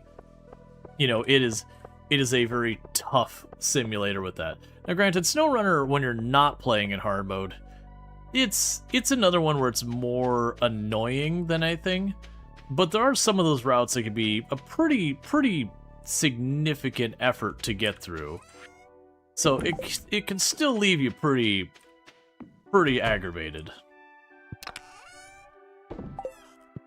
But it's just kind of one of those things. And then you've got your stuff like your Hydroneer and those, where again, the negative about physics breaking is like pretty much a nothing burger so far as its actual impact on you. So it could kind of just be silly when things break that you kind of don't care.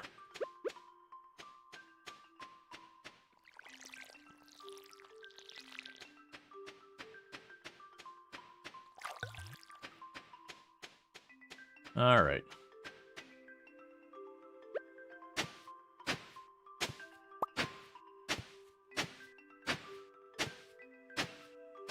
I remember when we had to just hoe for clay as our only means of making money. And that it was an exciting day when we got like 80 or $100.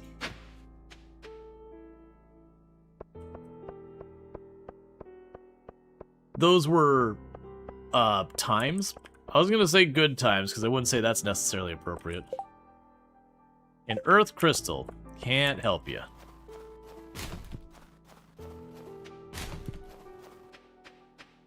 Trying to remember when that board resets. I think it's Mondays?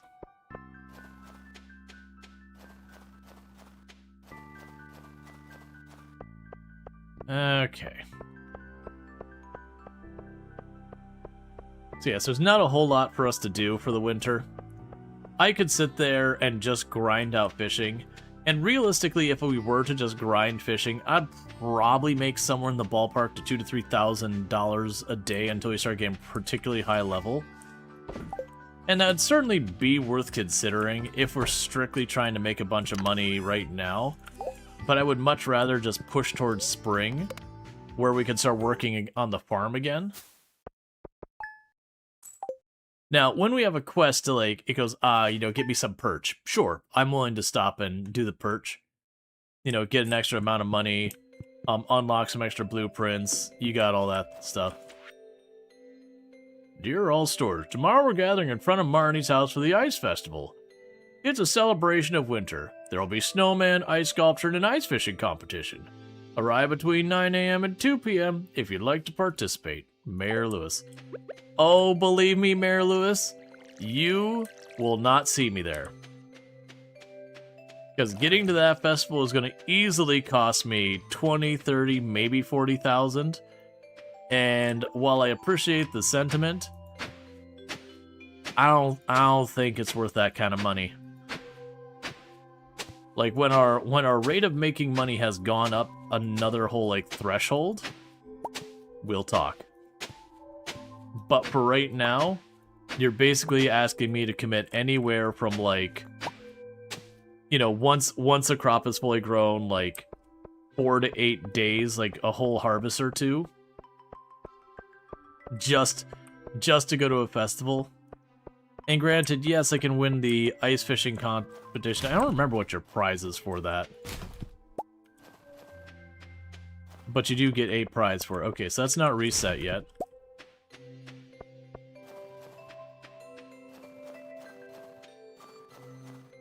Sounds like 2 might have actually gotten home. It's actually a bit earlier than I expected, but that's fine. Or I got dinner in the oven. It could also just be my dryer thumping around downstairs. It'd do that. Getting that laundry done.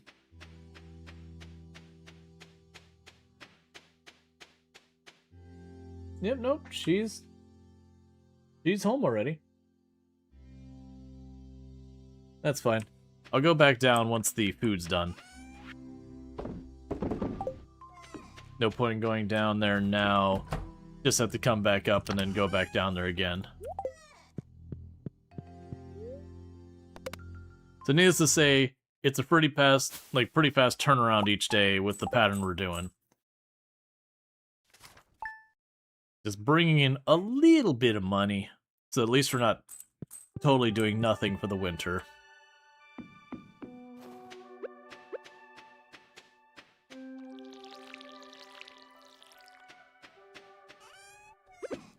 Yeah, I was trying to see, because it mentioned H's to change this.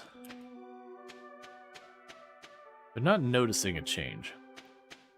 But it could be something like there's a shortcut key or whatever, or it's conflicting with another button or whatever. That's to change the overlay of the tiles. The reason why I'm thinking about that is against the snow in particular, it can be a little hard to see the stripes sometimes. Like sometimes they stand out really well, and other times it's not very contrast. Yeah, it's like if I didn't see the grid up here, the grid on this tile here during the winter is pretty hard to see.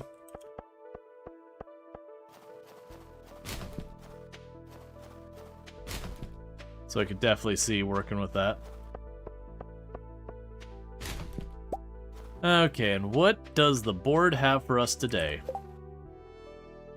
1,000 pieces of wood in a week I physically cannot do, and I can't get to the cave, so the community board is dead to us today. There is nothing it has to offer me.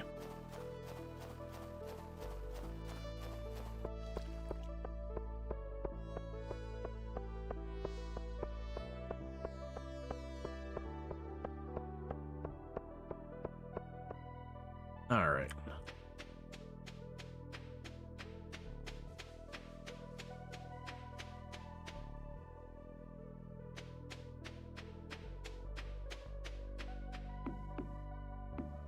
Let's sell these two.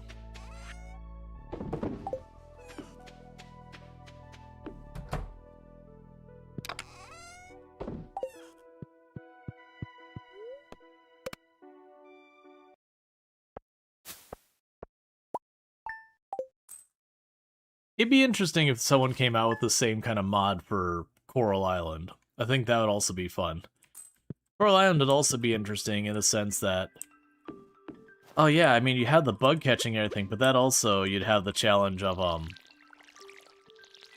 just reaching the beach shop.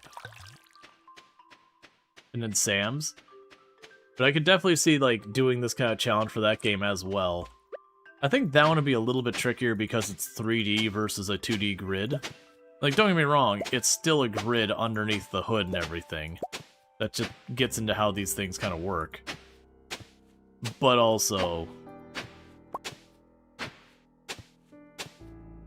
you know, how you'd present it, all that kind of stuff would still be tricky. The movement being, again, more flexible with the 3D plane also becomes kind of a thing.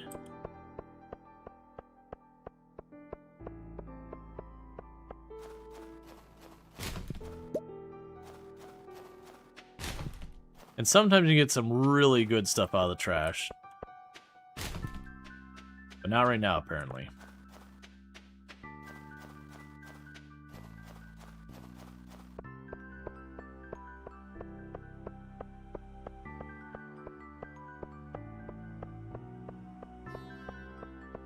And then eventually we're going to have the snow festival. And whoever we're getting, I hope they like winter yams. That's all I'm saying. Because if they don't like snow yams, they're gonna be disappointed.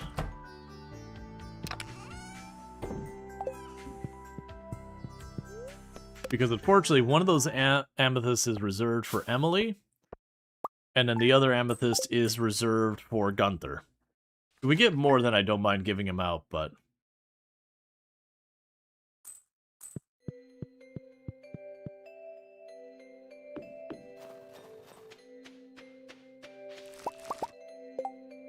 So that makes another question. So Seed Maker is wood, coal, and a gold bar. Interesting. So it would be a thing we could do later. Right now, that doesn't make sense. We'll just cash in our powder melon. But that would be a thing that we would be able to do later. Once we get places that we can kind of keep things growing.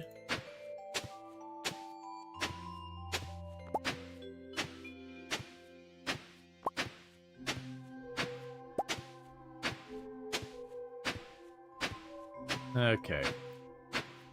Because then when you get to places like Ginger Island, where you can grow just about anything year-round, that means if I get a hold of something like an ancient fruit or whatever seed, you can just do the process of, you plant the ancient fruit, you get the fruit up, put in the seed maker. I don't remember what the amount was, but it's something like you get about 1.5 the number of seeds you put in the fruit for. So, in other words, if I put, You know, if I put in 2 fruit, I should get 3 seeds back on the average. And then you just keep scaling that up until you filled in whatever area you're going to be farming, and then you can start like splitting. It goes, okay, these ones are going to be here for making money. Those ones are there for growing the operation. Pineapple is another one that was relatively decent. Starfruit's supposed to be really good. Same with the greenhouse. Which that used to be before Ginger Island. That's what you'd do, is you'd get your ancient... I believe it was ancient fruit. Was like the meta at the time. You'd get your ancient fruit, you'd get your seed maker, and you just do the rotation, replanting the whole thing. And then you make ancient fruit wine. And then it says, what are you saving for right now? Spring. That basically during spring, I'm going to want to buy a whole bunch of seeds and open up some of these tiles. So we're mostly just kind of racing through winter. I just don't want to sit there and just sleep again and again and again until we're past winter. That to me is a very kind of unsatisfying way of playing. Totally fine.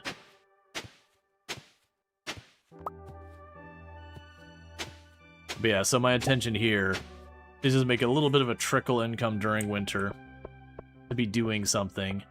Checking the board for any quests that can be worthwhile, and then hitting the trash cans in case we get lucky and just straight up get a already refined quartz. Surprisingly, like stone or geodes or mystery boxes or anything else we can get of value. You know, something like a squid. You can find them in the trash cans during the winter. And if I get the squid, there's one of the quests is to turn a squid into someone. You get the idea. But the point is to be actually doing something. Sorry. The point is like actually be doing something productive with my time that isn't just fast forward to the next thing. Because it's one thing to like fast forward 2 or 3 days, that I don't feel too bad about, but fast forwarding 28 days is pretty horrific. What did you get from the mystery box? You stepped away. What did we get from the mystery box? It wasn't anything good. Was it wood? I don't remember, but it was nothing exciting. You're not excited for tomorrow? Yeah. Yep, dentistry isn't a whole lot of fun.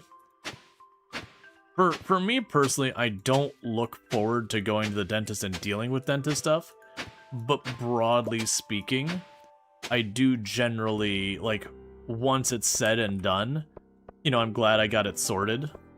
It's like, the act of having your teeth cleaned can be, like, a little uncomfortable and all that at times, but I do feel like afterwards... Okay, so Clint wants 6 copper ores, and you'll let me keep the ores after. Hey, Bentley, how's it going? But, it is one of those things, like, after I've had a cleaning, even if my mouth is still a little bit sore from them, like, poking around and doing all that stuff in there, it is one of those things, like, yeah, my mouth's a little sore, and that's not great. But also, I do like the feeling of, you know, my mouth feeling, like, all minty fresh and all that stuff. I'm doing good. And I'm just plowing this area real fast because I'm waiting for Clint to open. Because then I can finish Clint's thing by just buying, what was it, 6 ore, I think it was? Yeah, I'll just buy the 6 ore from Clint and then give them back to Clint.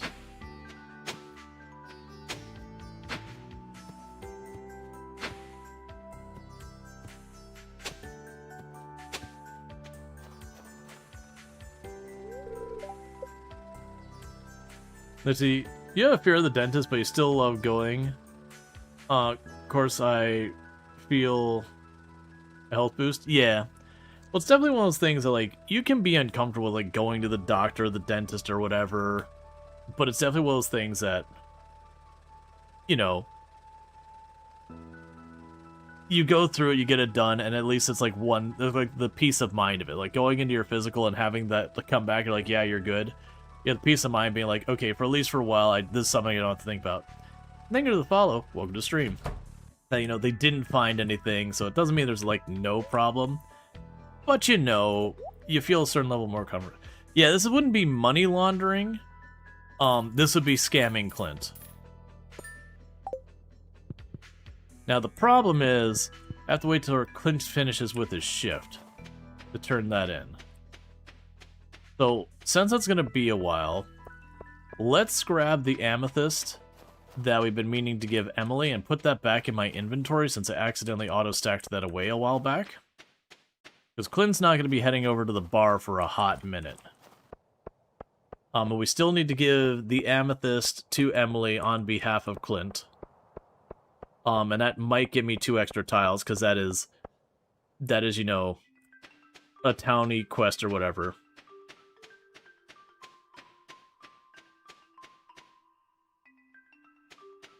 Okay, so you can go here. Cookies and that. I'm sure going to be buying a lot of that ore.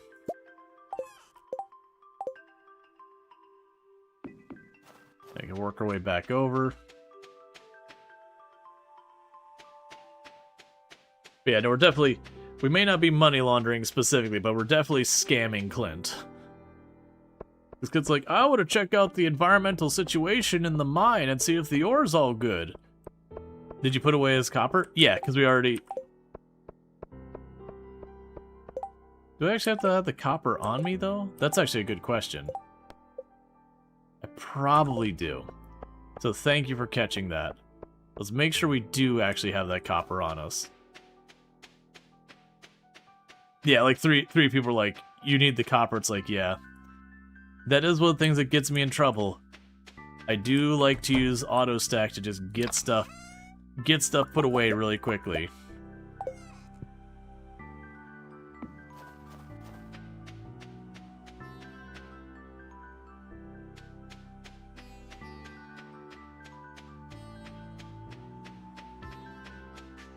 I imagine we might get free tiles for maxing out our backpack too. Which I believe we have one more backpack upgrade. I want to say it's 10,000. Is there 10 or 20,000 or something like that? We can check that real fast.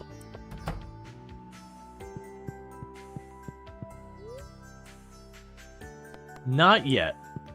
But we'll do that purchase once we have our seeds in the spring. Because I want to make sure before we start fussing around with anything like that, they got those sorted. Now, Emily most likely, I believe, will come from this side over. Like the main path over this way.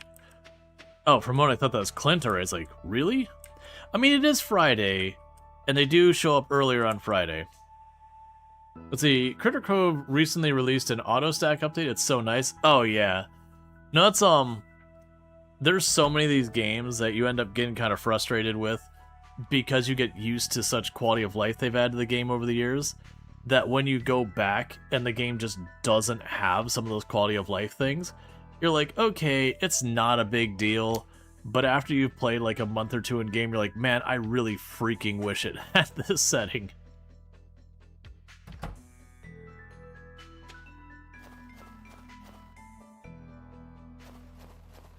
Yeah, I'm pretty sure Emily will go up there's a road just to the left of this. You can barely make out the edge of it. I'm pretty sure Emily goes this way, so I won't be able to intercept her to give her the amethyst, but that's okay. But we should be able to intercept Clint. Unfortunately, I'm hoping on Fridays he goes to the bar earlier, but I don't think he does.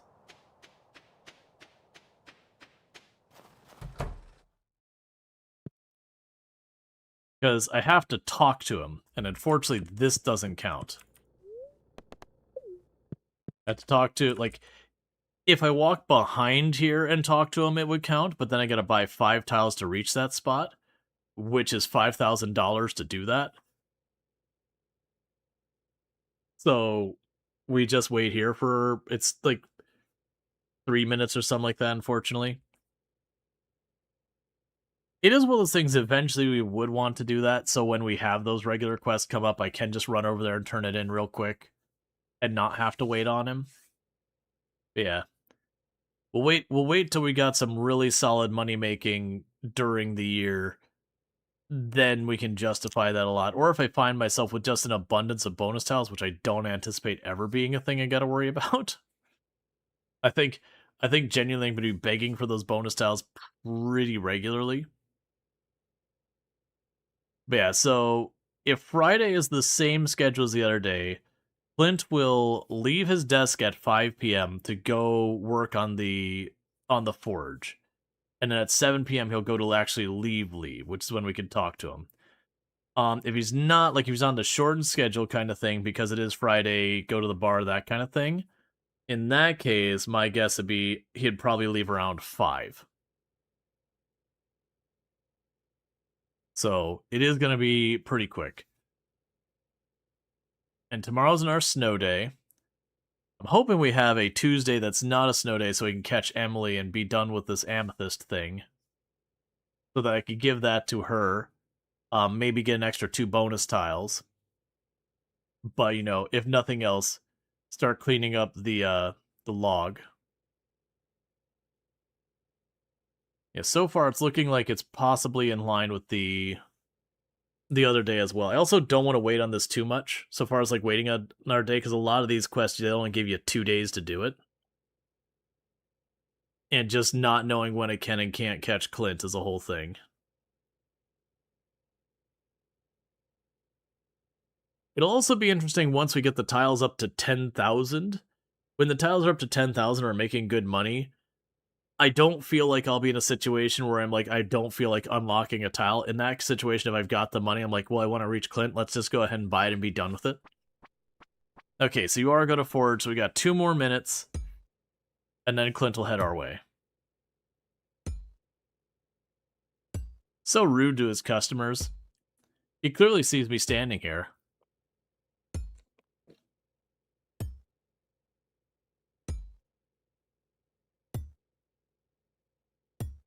Can you get into the bar? Not yet. No, it wouldn't take that many tiles, probably 6, 7, or 8 tiles, somewhere in that ballpark, to get into the bar. But then the problem would be to interact with each person. I would need to then have the tiles to get to the various areas. Most likely with that, I would get the thing to get to the door and then just stand in the door. Which we will do eventually, because as the tiles prices go up, how do you get Emily? Oh, so Emily will go to exercise on Tuesdays. Sometimes she'll also go by the clinic once a year. I want to say there's some of the seasons that she'll actually walk up to the left where the fountain is. There's a couple other times she'll go to different areas as well. Almost all the characters have a little bit of moving around they do on the map. The only ones that are really tough is Harvey's tricky because he spends almost all his time at the doctor's office, but you can, and that is his home.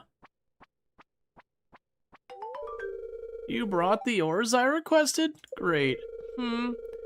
It seems these ores don't have any rare gems hidden inside. That's okay. Here's your ores back in payment, as promised. Thanks, Clint. Thank you for selling me the ores I just showed you.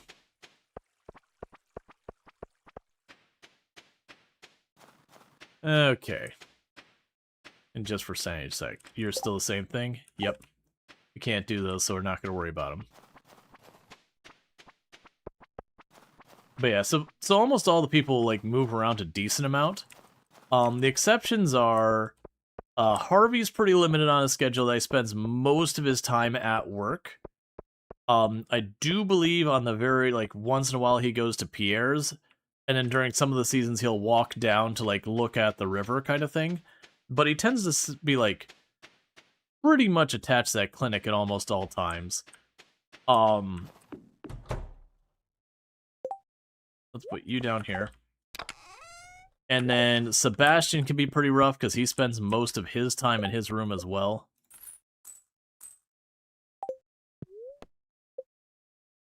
Which can make him pretty rough to deal with.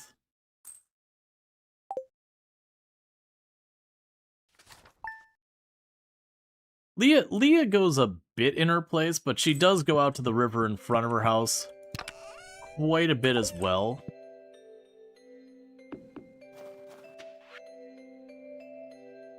I've got another challenge for you. Catch me a lingcod. They don't go down easy, but I know you can do it, Willie. I'm pretty sure the lingcod is that fish where we're catching it during the snow and it's just kicking my butt.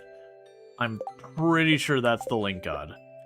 I think you catch it in, like, river or lake, but, I think it might be only on, you know, snow days or whatever. But I vaguely remember that one not being a super hard fish, but definitely a fish that isn't an easy fish.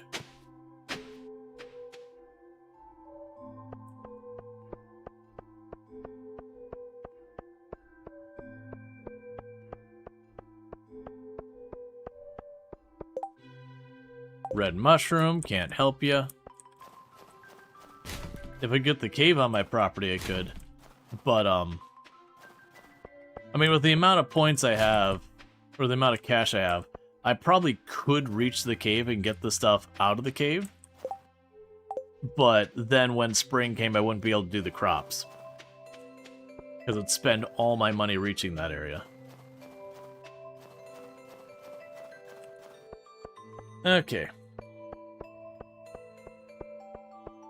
We're going to go ahead and zip on back over here. And like I said, Tuesday, assuming it doesn't snow on Tuesday, we'll try and catch Emily going to, like, her jazzercise exercise thing that they do on Tuesdays at Pierre's.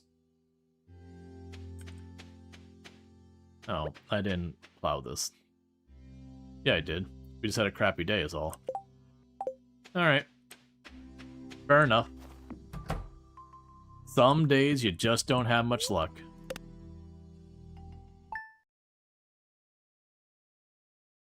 Okay. Bear with me, chat. I'm going to run downstairs, welcome my wife home, because I also got to pull the dinner out of the oven, and then it'll be the last interruption for a while. But thank you again so much for tuning in, and I'll be back in just a couple minutes. So I'll see you in a few.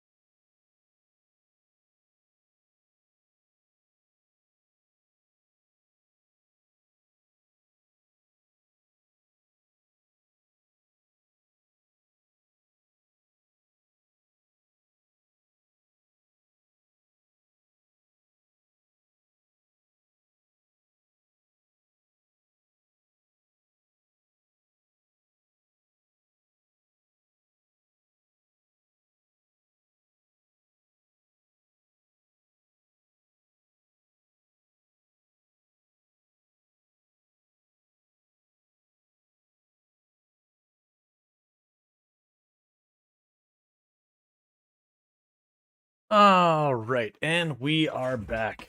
Keep Driving is such an excellent game. That was the one where is like the pixel art driving game. It is a quote-unquote CarPG, where it's just an RPG, but it's very heavily centered around your car and any upgrades and items you carry with you, and then your hitchhikers give you special abilities to use. And it's fantastic, but it is short, unfortunately. Starting tomorrow, the traveling merchant fleet will dock at Pelican Town for the yearly night market. The market starts at 5 p.m. and will be in port for the next 3 days. Please visit the beach at 5 p.m. to join the festivity. There's free coffee. Oh, the free coffee we shall not have.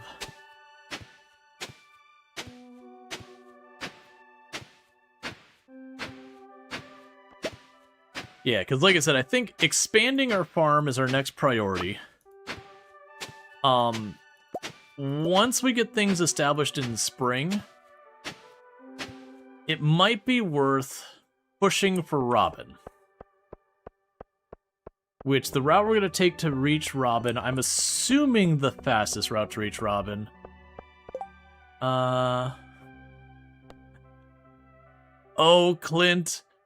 You don't learn, buddy. You really don't learn.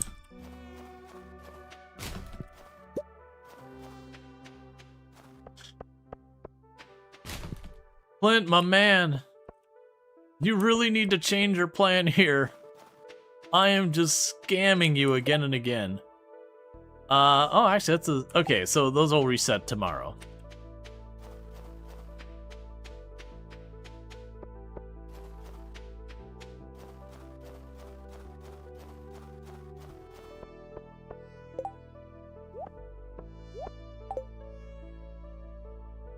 We'll need you.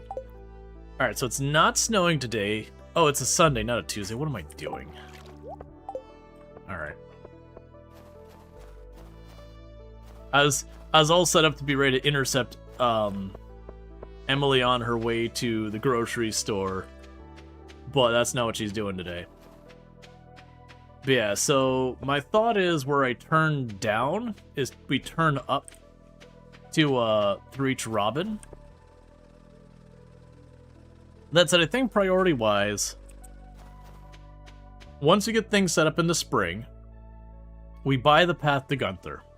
Because a good chance I'll be able to get myself, like, 5 or 10 free tiles from Gunther. So it won't be enough to pay for the tiles to get to Gunther. But once he's unlocked, that does mean in the future, once I get more artifacts and all that from random geodes, from breaking stuff around the farm and all that. Okay, you wanted, what was it? 5 coal. Alright. 1, 2, 3, 4, 5. It's really inconvenient, Clint. It's really inconvenient that we do this. I think I'll fish today while we wait for Clint. Because then, potentially, we might be able to get some of the stuff there. We'll get a little XP. Just to not be standing around for 10 minutes waiting on Clint. But yeah, so right here, we'll go up this way and then to the right. Well, that's, okay. Thought time. Do we think it will be shorter to go up, right, up, back left, up to Robin? Or do we think it'll be faster from the farm to go straight left, up, then right, then down, then right, then up to Robin? Like that's kind of the question is, oh, I don't have the fishing pole on me. Which path makes more sense? Because for walking distance, taking the path to the left then up will be faster. Because the only thing between me... Time to load a non... I am way too lazy for that. Ironically, I am willing to subject myself to having to make more money because I did the less efficient route than I am to exiting the save for the purpose of doing the checking on that bit. Did I stack away my copper? Or the coal?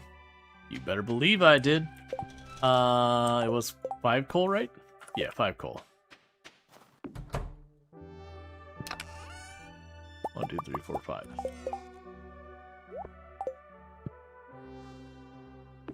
Yeah, like I am just way too lazy to do that. And if it's similar distance, I would probably take the left path because there's a chance of snagging some forageables along that way, and that will be a shorter walking distance, and it will get me closer to the cave. Because it's kind of what I'm thinking is, we've got our options. One is if I go up here, Joja and the bookstore to the right there. But that's a hike.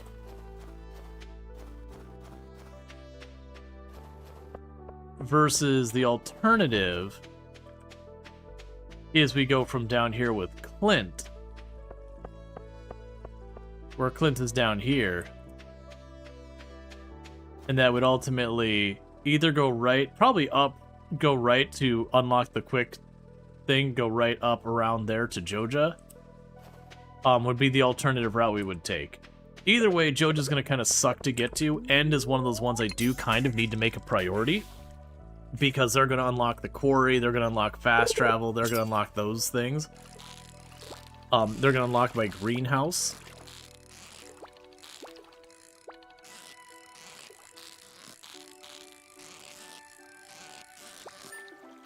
So we are going to want to push towards Joja sooner or later.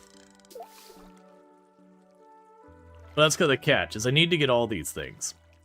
Willy isn't urgent.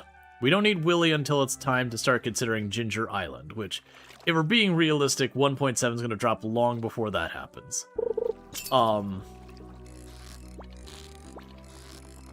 Whereas technically if we unlock Joja, technically we could win what used to be like the end game, which is where you complete Joja's thing or you complete the community center.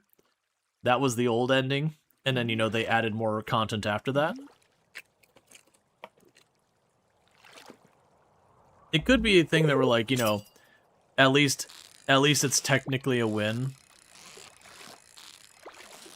doing the Joja thing, because to do the Joja thing, I want to say you've got to buy your Joja membership, and then go through doing the unlock of everything else. Which is just a bunch of money, which is kind of what we're already working on. But as far as the unlocks go, if I get the fast travel, and I get where I can reach the fast travel from here, there's a pretty good chance the area around each fast travel would be available. That would give me the ability to reach the mine and to reach the quarry and those areas without having to buy the entire tiles pathing over to them. Because I want to say the fast travel points are over here in town, the mine, the quarry, the bus stop. Why does it feel like there's one more I'm forgetting? But the quarry would be especially one I'd be interested in, because with that, it gives me a repeatable place I can get stone and ore, that once I buy the tiles, the odds individually are not high of getting good stuff, but it would give me a source of geodes and all that kind of things. So I can drop by there occasionally to top off some supplies and not have to exclusively buy them. And as soon as Clint comes by, we're stopping fishing.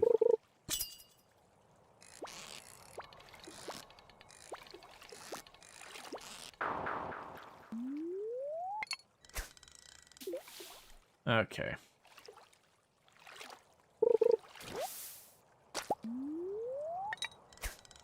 I'm also hoping for, the treasure chest, because, again, that's where I can get stone and ore and gems and yada yada.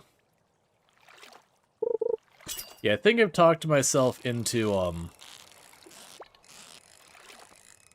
what we'll aim to do is once things are settled in the spring, that I'm going to start working my path to Joja. Then we'll work our path to Robin.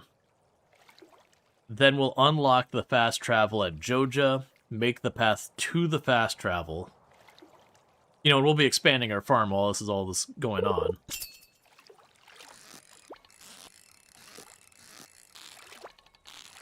Because what I think we'll probably do is once they reach a certain point, we'll start splitting... Oh, we gained a level in fishing. We'll start splitting, like, say I make 50,000 in a harvest.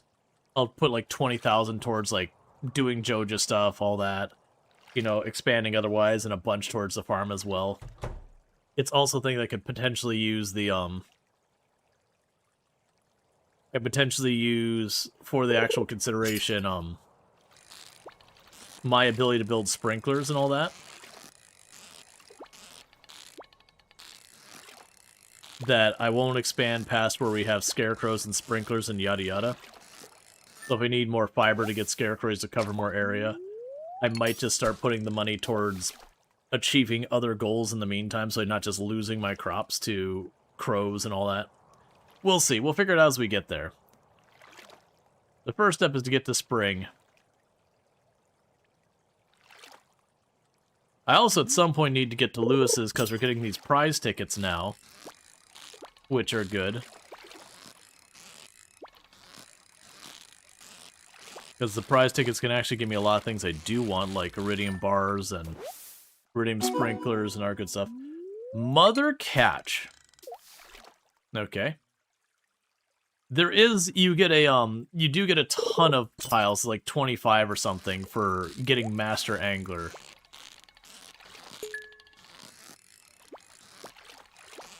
Which we are very unlikely to see. Do almost a solid guarantee not happening.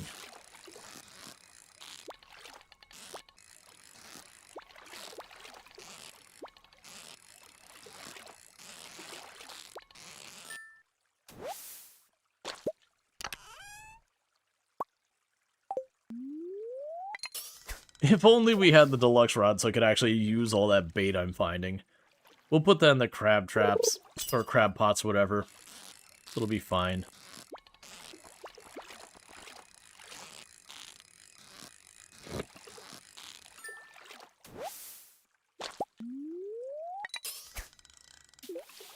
Okay.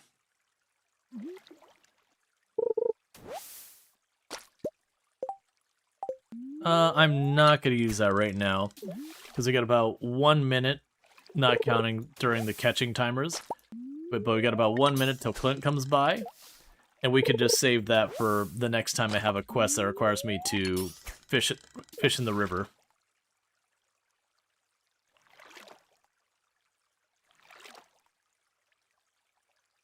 Because I'm probably going to catch one more fish, and then Clint will be coming by.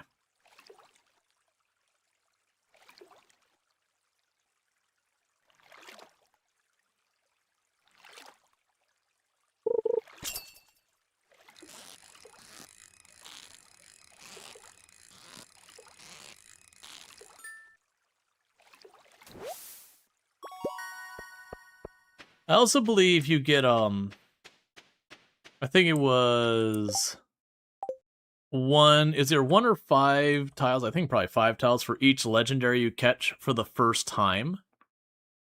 And I think you also get a, another bonus for catching all of them. You brought the ores I requested, thank you. These ores look like good quality.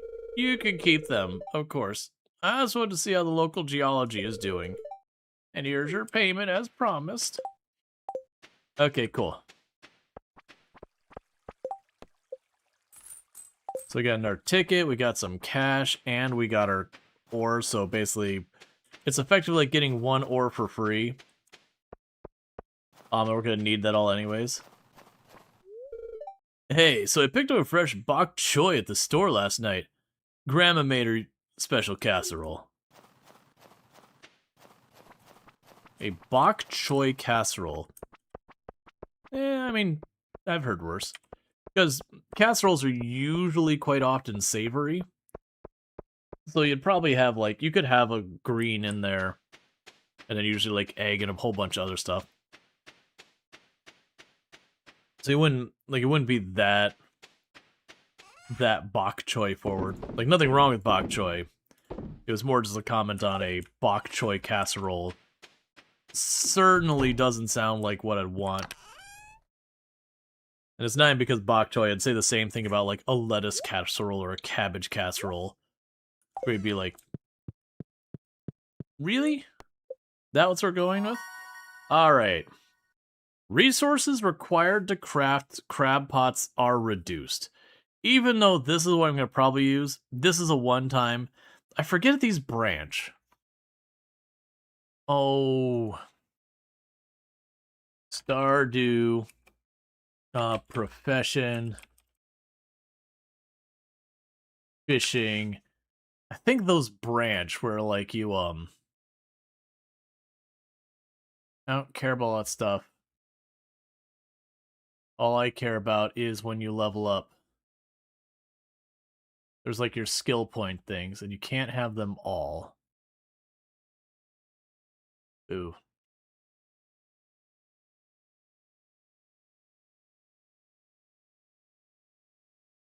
Yeah, because you can make it, I was trying to remember what the second tier is, because... Yeah, so... The first tier is you get Fisher, which makes fish worth 25% more. And then you can get Angler, which makes it 50% more, which does not stack with the 25% chance. Or you can get Pirate, which makes it a higher chance for the chest to appear. With Trapper, you get the reduced cost for the trap. And then you get one where the things don't require junk item, or junk items don't show up anymore, which would be bad for us, at least short term. Or one that they don't require bait anymore. Which is interesting. And honestly, you know what? I don't think I ever went with the Trapper path. Let's do it. Let's go Trapper. That makes those cheaper. And that the next level up means they don't require bait anymore. And hey, Zalthul, thank you for the 135 stream streak. I do appreciate it as well. Taking credit again from the hard work. Yes. Okay, so we look at that. What is the trap cost now? 2 copper bars and a little bit of wood. That's very doable. I just need the stone for the smelter, which is what's holding us up this whole time.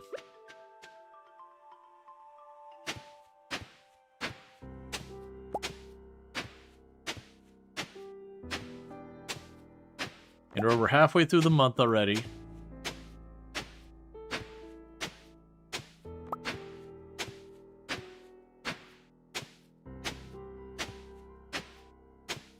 Added bonus, I actually already have some spare copper because we did Clint's thing to buy just over 1 copper bar's worth.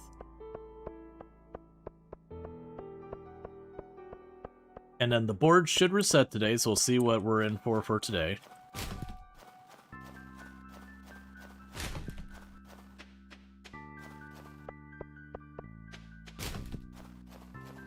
Okay. That's... You want bug guts? I can't do either of those, unfortunately. Alright, so we go back to bed. Because the bug guts and the other one both require me to go to the mine and be able to do a bunch in the mine.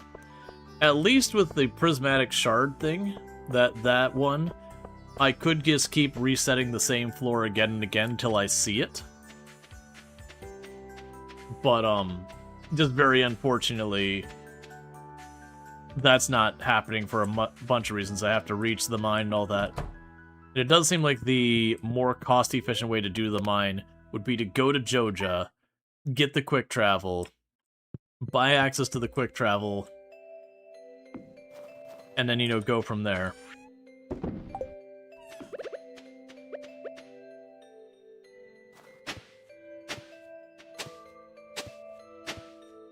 I have the amethyst? Okay.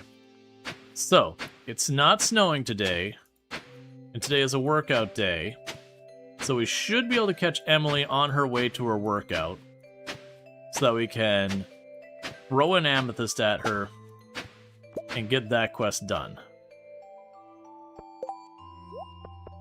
Then I don't need to waste any more brain cells on it.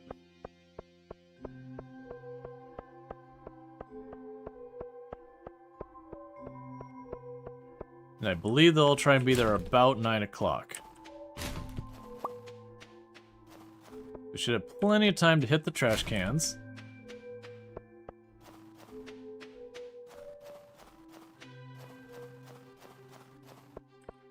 Okay. Because I want to say they get in there pretty close to opening time. At least a bunch of them do. I think Marnie takes a little bit longer to get there, but I don't really care about that. And if we don't see them today, then I'm assuming it's just not during the winter and I'm just not remembering correctly and all that.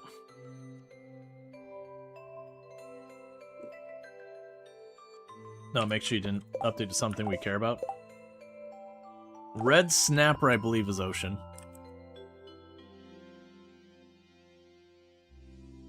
Okay.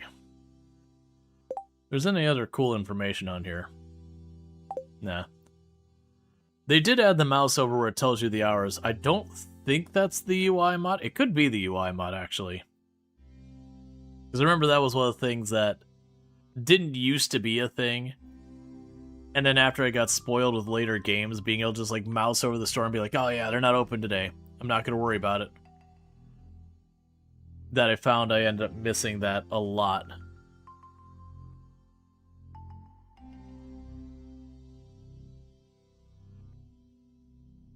Maybe it's just not during the winter that they just stop working out. No, they got the mats out.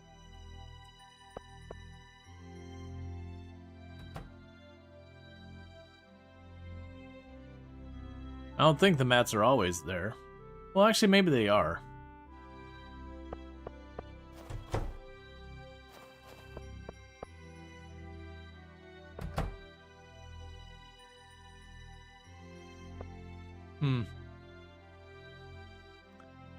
Well, I would have expected them to head in by now.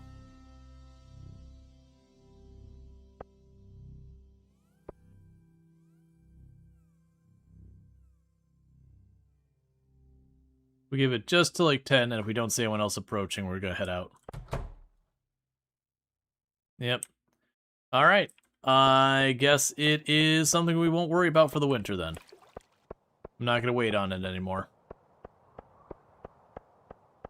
Let's work our way to spring.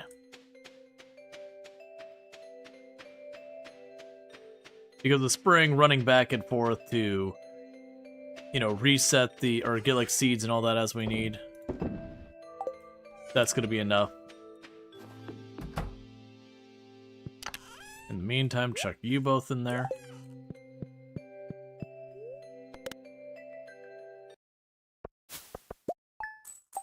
Alright, so we're just gonna kind of rush through here. We'll just do the circuit. It won't wait on anyone.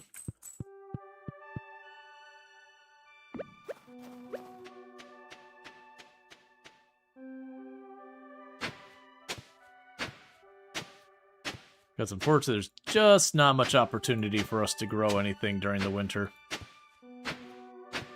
It does make me wonder if there would be an easy way, or not an easy way, but a reasonable way to get a bunch of powder melon seeds normally. Because I know you could sit there and just use the seed maker thing and like awkwardly have someplace like the greenhouse and just grow the powder melon so that they're available for the winter. But that seems like just the wrong answer at so many levels.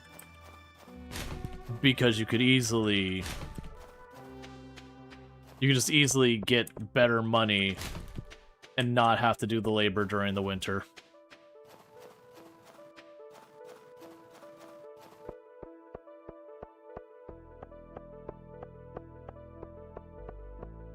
Okay, I'm also tempted to just stop doing the circuit, just fast forward to spring.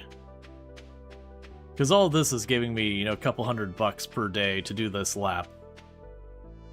And it's not really that meaningful of an amount. Yeah, I think I've talked myself into just, let's move to spring. It's fine. We would miss the festival, but, well, No, there is the Winterfest. We do want to go to the Winter Festival because someone will gift us something. And in the off chance it's something useful, it's fine. There's only 10 days left of the season. We can just keep this going.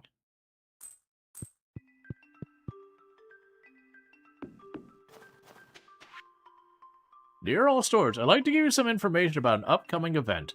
The Festival of the Winter Star. It's a time for the community to come together to think back on all the good fortunes we've had this year. A favorite tradition is the Secret Gift Exchange, where everyone in his town is randomly assigned to someone else. On the day of the festival, everyone brings a gift for their secret friend and surprises them with something special. This year, your friend is Demetrius. Don't tell anyone. The feast will take place on the 25th from 9 a.m. to 2 p.m. See you there, Mayor Lewis. I hope Demetrius happens to have a love for snow yams. Because you know what Demetrius is getting for Winterfest this year? Getting a snow yam. Because that's what I can give. If Demetrius wanted something nicer, should have gone and bribed Mayor Lewis to maybe give them a better person to gift things to him.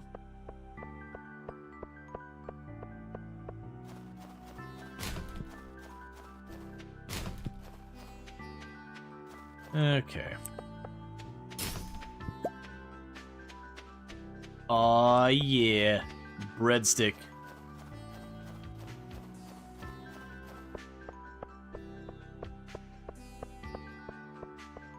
Actually, the breadstick might make a better gift. We'll hold on to the breadstick as our potential gift for Demetrius. Our trash can breadstick that we're going to be holding on to for just over a week. Is there anything here? Because I'm not giving a topaz or anything like that. I'm not giving him any of the good stuff. We have need of all that.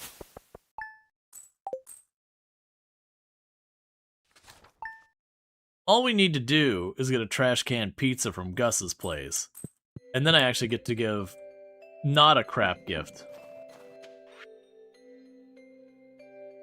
Dear Old Storage, I'm at my wit's end. I desperately want to make a Coco no at the salon, but I have no way of getting a coconut. Can you help me? Gus.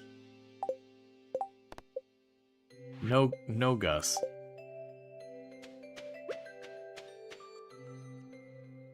Why does everyone ask me to do stuff in this town? Very genuinely get almost nothing done here. So, like, are they just asking everyone else, or is it like, well, you remember that farmer? He mostly just kind of sits out in the hills and digs dirt. Doesn't really do a whole lot else, actually. He started growing cranberries at one point, but, you know, generally he's quite a bit of a shut-in. Doesn't come to half the festivals. Seems to only really go to, like, 1 or 2 places in town ever. I should definitely ask him to help me with every one of my problems.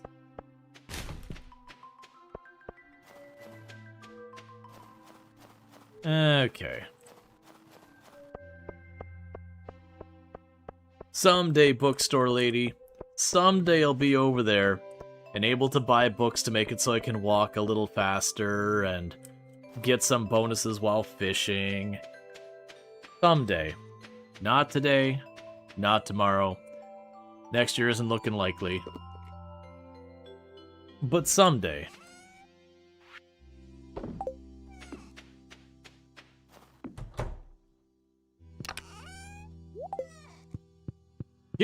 Give Demetrius the prize ticket.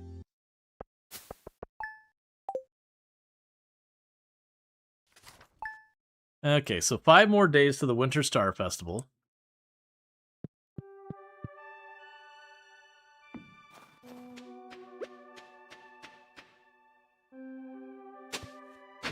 Yeah, no, with the space limitation, winter sucks.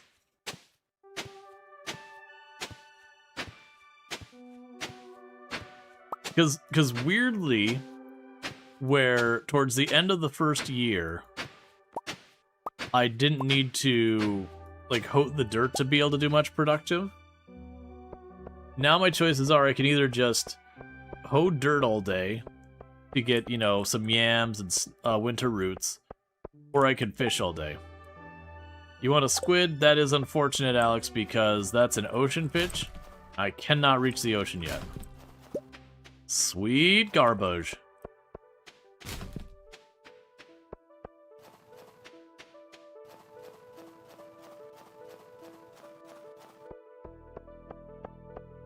Is this the year where Grandpa tells you what a big disappointment we are?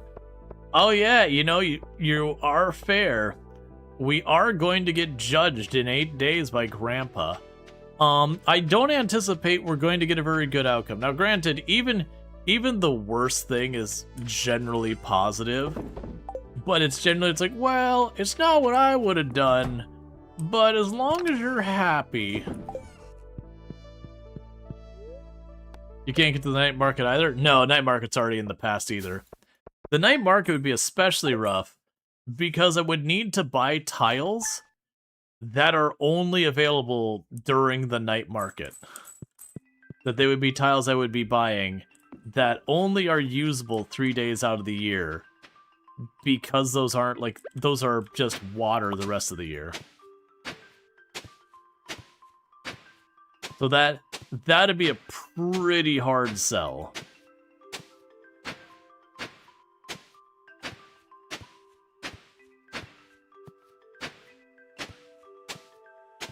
And a lot of tiles for that matter. Because it wouldn't be just getting to each of the booths and all that. If you get to the mermaid show, that's inside, that's more tiles. You get to the submarine, that's inside, that's more tiles. You get to the, some of the other ones. I need a Joja Cola for a dish I'm making. Could you bring me one? 1 second, Leah.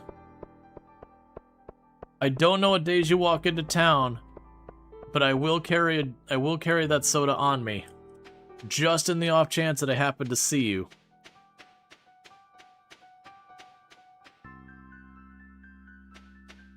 I might just need to accept that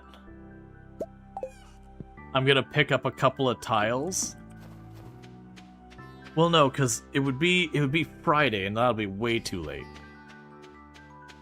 I would say pick up a couple of tiles to gain access to the bar, but that'll be way too late because that Joja thing is only for a couple of days.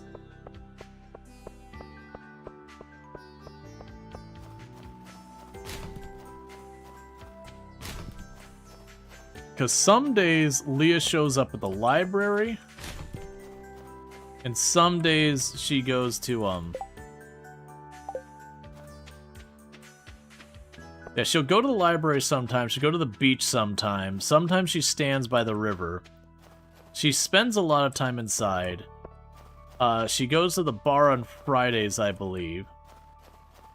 Some days she goes into Pierre's.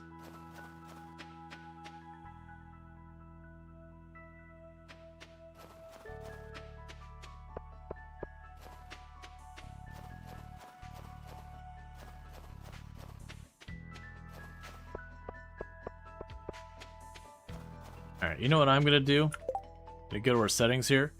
Show townspeople on map. Okay, so Leah's at home. And Emily is also at home.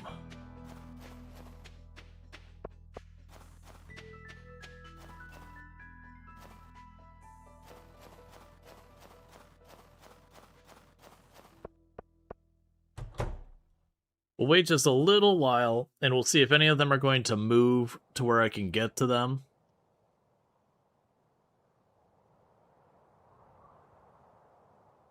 Because if it's one of those things that Leah shows up here... Because we have, what is it, 2 days? Yeah, it's 2 days, so today or tomorrow. So we can check at 10 a.m. and see where people are moving around. Yeah, so both of them are still at home. Check like 30 seconds later or whatever, when it's half past. Because I'm not so worried about Emily, because I can just take my time waiting on that. But Leah would be a good one to snag if I can catch her on her way to or from the library. Okay, so Leah's still at home. If we get past 11 and they haven't moved, we're just accepting they're not leaving their house today. And then tomorrow's a snow day, so I don't imagine they're going to go anywhere.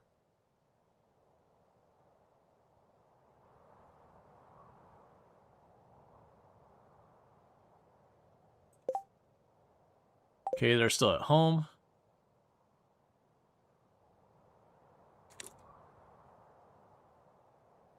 Which means most likely we're not going to be able to get Leah her soda.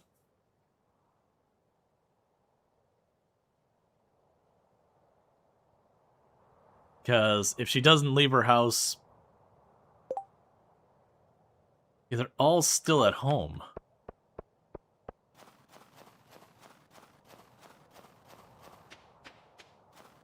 You're acting like my character does, just staying at home all day and night. Because I suspect when it snows tomorrow, nobody's going out anywhere. So it's going to be get the soda to her today or not at all. Yep, they're all still at home. I'm accepting it. Leah's probably just not going anywhere tonight. Emily will just go to the bar in the evening. And none of that's going to work for us. So we won't worry about Leah's beverage. I'll carry it on me tomorrow just in case. But I don't anticipate that being a thing.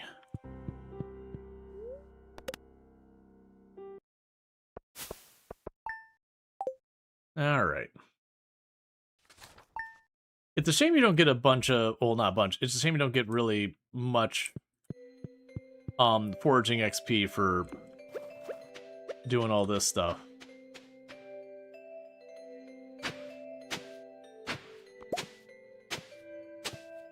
Because we are getting forageables from this.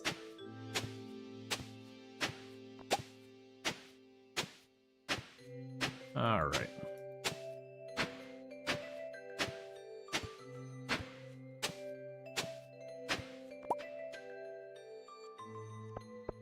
So we'll check the trash cans. And then once it's 9, we'll just see if anyone's moved around. Okay. So... that's 25 copper ore. I'll accept that, but I'm thinking I probably can't just grab the ore.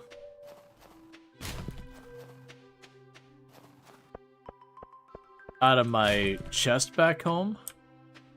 We'll see if I can do that.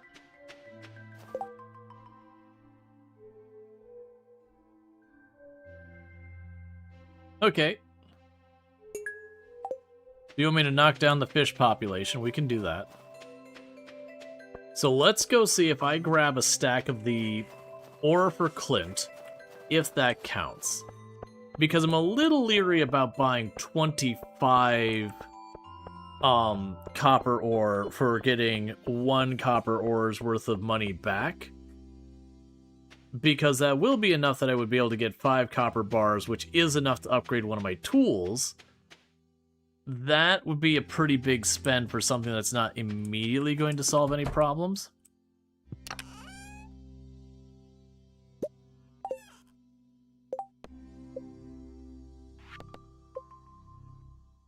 Yeah.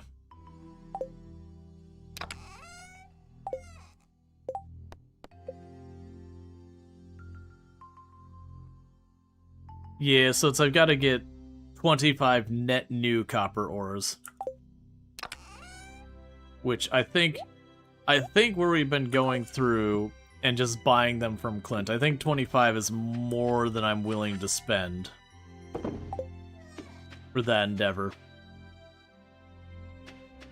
Alright, but it wants me to catch some... Oh, wait. We got a river fish jelly.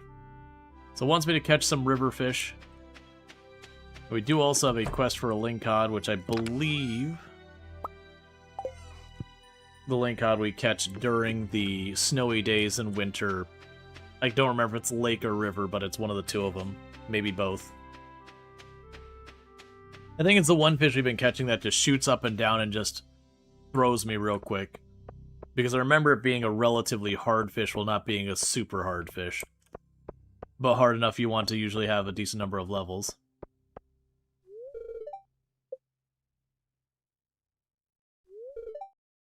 I went too fast. Alright, I was just curious. Emily is walking somewhere. No, she's not. It's Marnie's walking past Emily's.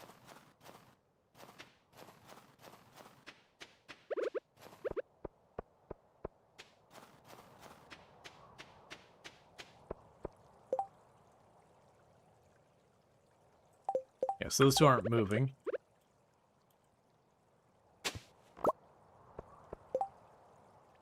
Yep, so it's spring crops because we're near the end of the season, so if you can't grow it, actually won't give you those seeds. Yep. Yeah, so they're all hanging out. So let's go ahead and eat her jelly. And it's river fish. But luckily we don't have to have any specific river fish. Just river fish in general.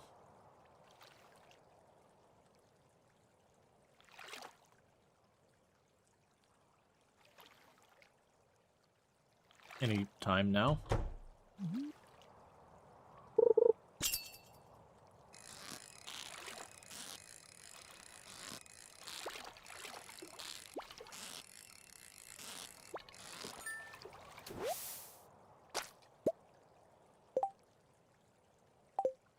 Yeah, I think it's gonna be that Emily's gonna stay home until it's time to go to work and Leah's just not gonna go out. I vaguely remember Leah during the winter is rough because she stays home most of the winter. That she doesn't end up out and about very often.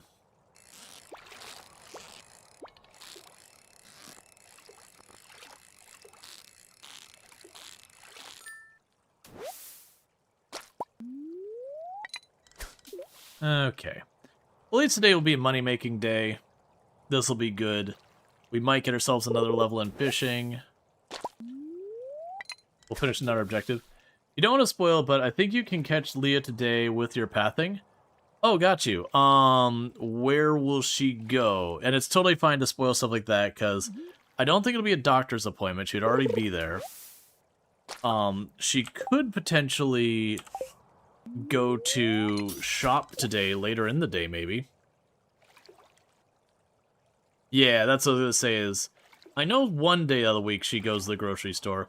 Yeah, no, if it's today, we can check that. We'll just catch after every you know, fish or so. Let's take a quick peek to see if she's on the move.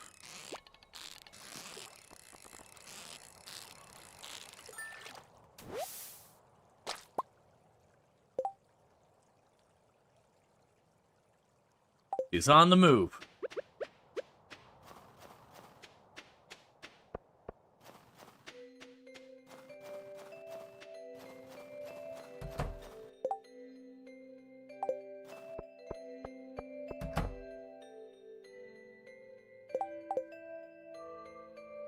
And Leah wanted the soda.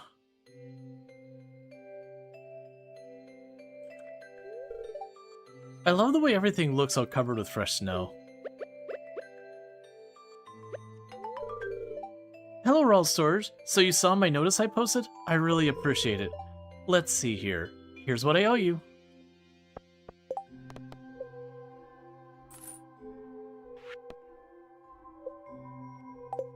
Alright, back to fishing.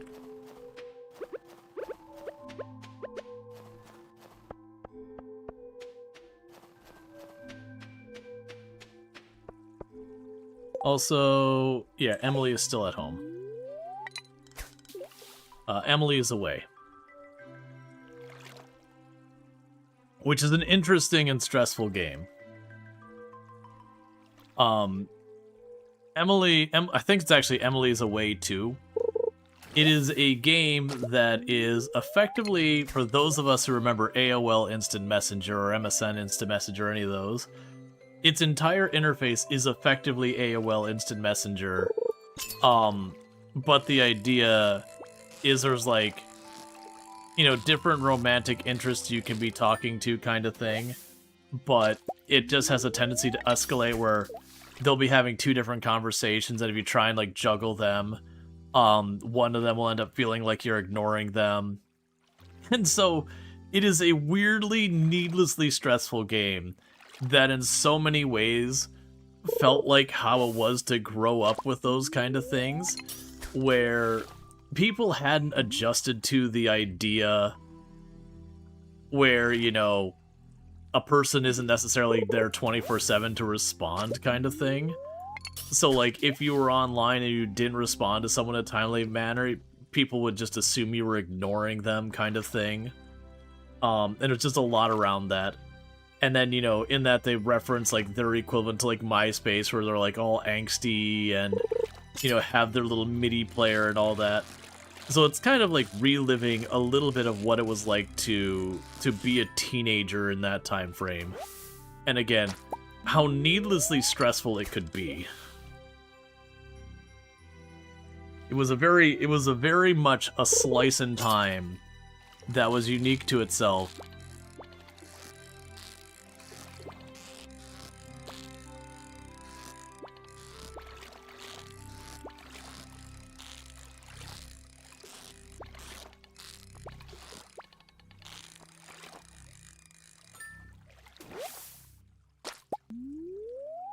But yeah, because that was around the time that like having internet access, you know, was no longer kind of this niche thing that, you know, you could go to the library or whatever and get internet access maybe, or like your school might have internet access but you at home probably didn't. Or if you did have internet access, as well as things that, like, you know, your parents would probably be on the computer, you wouldn't have a computer of your own really, so you either didn't get to be on the internet, or it was very rare you got to be in there. I'm pretty sure that fish that just demolished us is the link cod, which is one of the quests we have, is to catch that. I don't anticipate getting that done this year, because we've only gone out fishing a couple of in-game days. So we're only like level 5, maybe? And those are the kind of fish you end up catching at like 8 or 9, because it's every level you gain in fishing makes catching the harder fish just like leagues better, because it makes that bar on the left larger. And I want to say if you use your buffs and all that, that bar can get to be about the size of the... You'll notice there's like segments on the left-hand side when it comes back up. You can get it to be almost like 2 segments tall when you hit like level 10, and then you get like a food buff or whatever.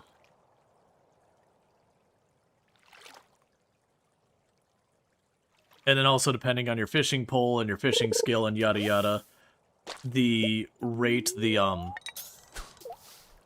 fish gets away will slow down. So it makes it a lot easier to catch them, because the penalty for getting outside the box isn't as bad. So you can afford to have a little less control of the situation and still ultimately catch the fish.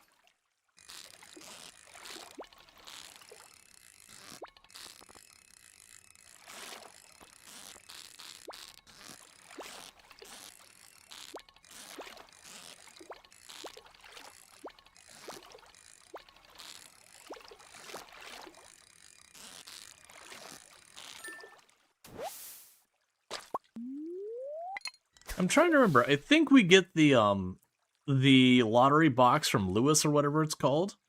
I think we get that when we finish enough of like the just random quests people ask for. Like you do something like 5 or 10 or whatever. And then once you do that, he's like, "Oh, by the way, I've got this nice thing to help encourage people in the community to get together and like actually do this."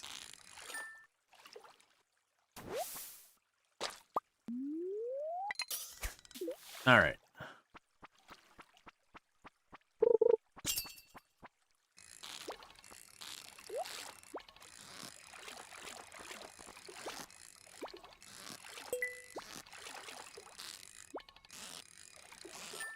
I do know we'll need to get access to the house. Okay, we got some extra amethysts. So, with that, I think that the Christmas gift, or Winter's Feast, or whatever gift for Demetrius just got an upgrade. That gives me some spare amethyst. So I think the gift for Demetrius just moved up to the quality of an amethyst.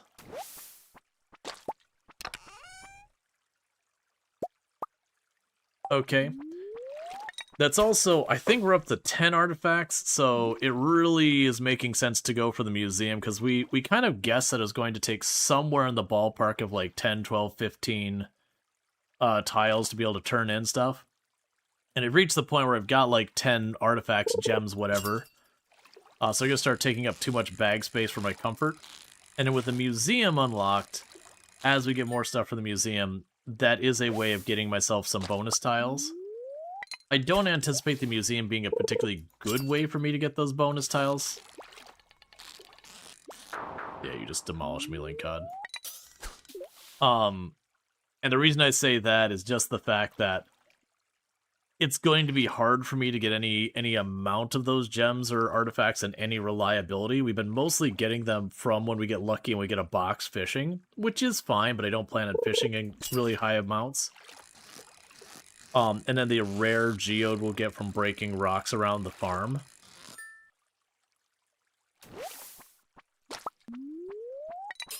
Wonder how we're doing towards the quest.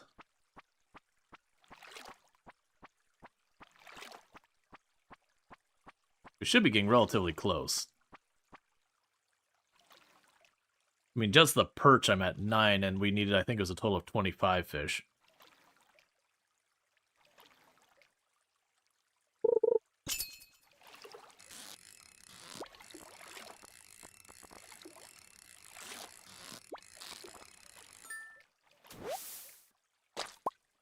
Let's see, so we got 2, 4, 5, 16. Okay, that's not as good as I was hoping. That's fine. So it just means 9 more fish. So it means I'll also need to fish a little bit tomorrow, but that's okay.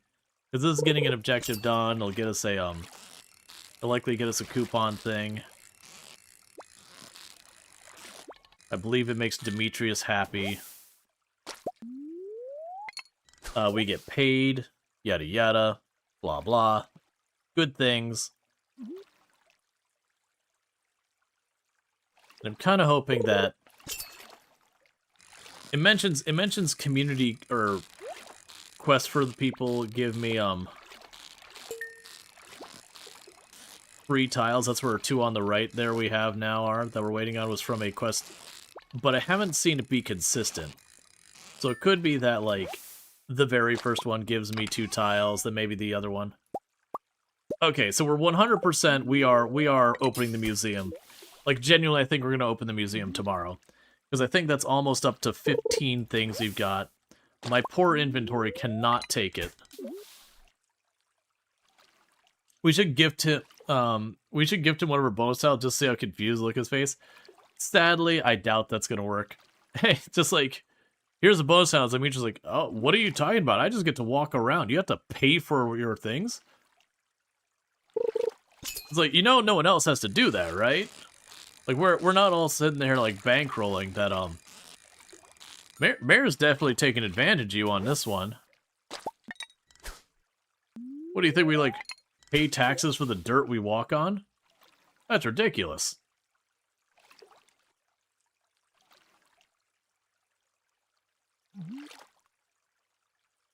Yeah, I think tomorrow we're gonna buy, let's see. Is that why you've been walking the exact same path every day? Yeah.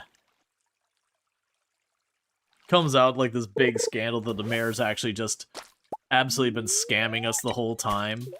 You're like, no, that's the law here, man. I don't know what you're talking about.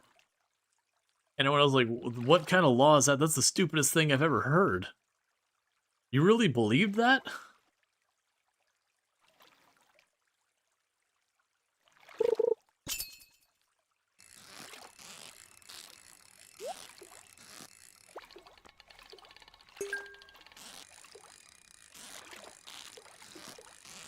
It was just a prank, bro.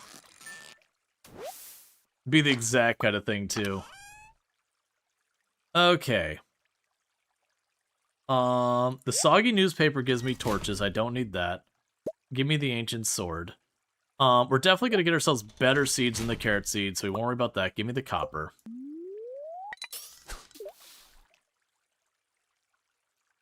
And then this will be our last catch for the day.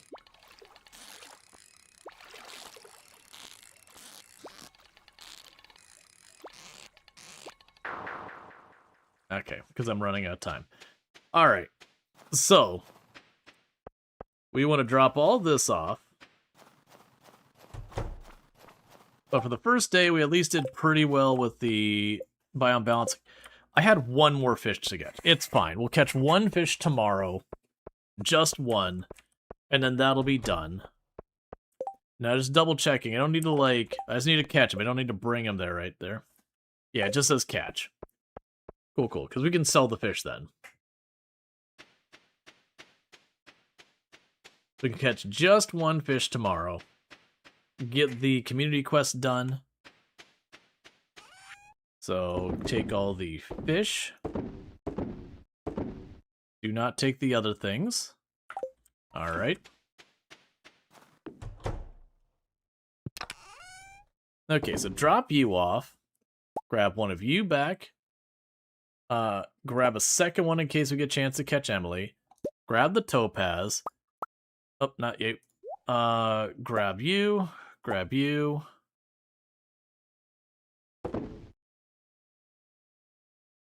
Oh, grab you. And I think that's everything.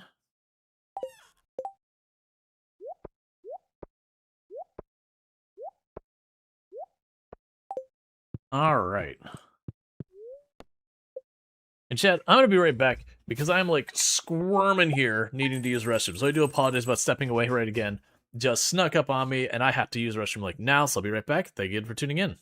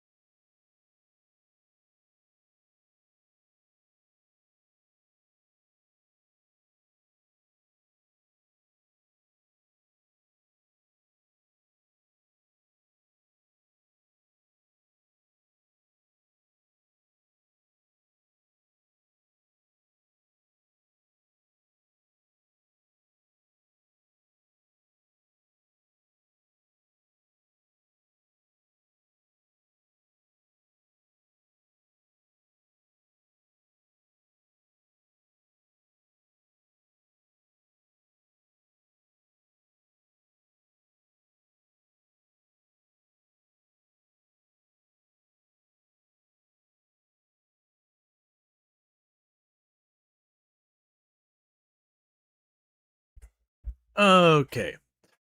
And I'm back. Would I consider the bag upgrade? Well, this is the first time our bag's been pushing on its limit.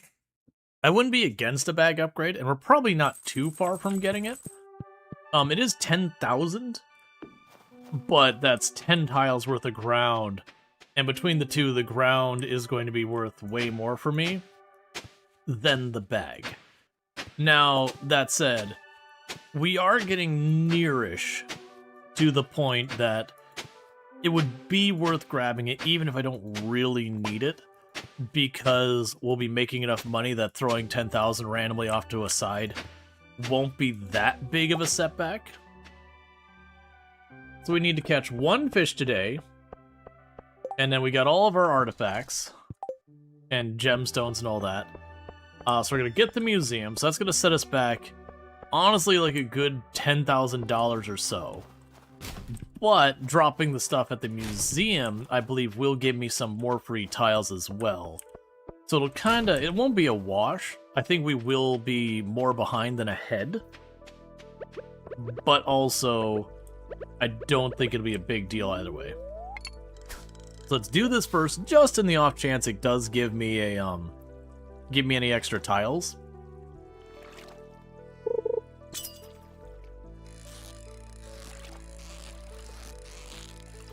Because this one fish should wrap it up.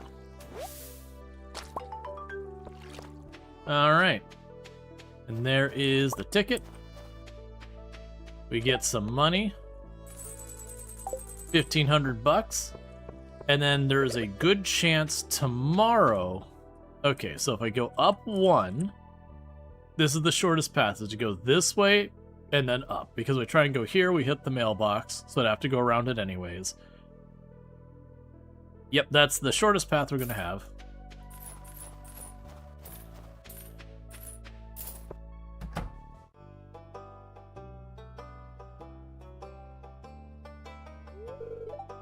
Abysmal. Not a single piece in the entire collection.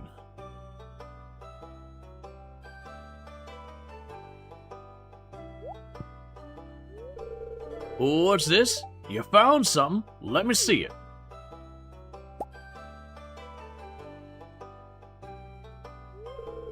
Remarkable. It's very old. I'd love to study this in greater detail, but it is yours. And while I would definitely not be beyond taking it from you by force, I do have a lot of people watching over me now. I've got a favor to ask of you. You do look like a sucker. Would you consider donating any new artifacts or minerals you find? For minimal compensation? We could make groundbreaking discovery together, which I would take full credit for. Oh, and who knows? If you keep donating, I might dig something out of the trash that I come across. Maybe it's an interesting item and send it your way. Think about it, will you? But not too hard, just a little. If you decide to donate, just bring the objects to the front desk.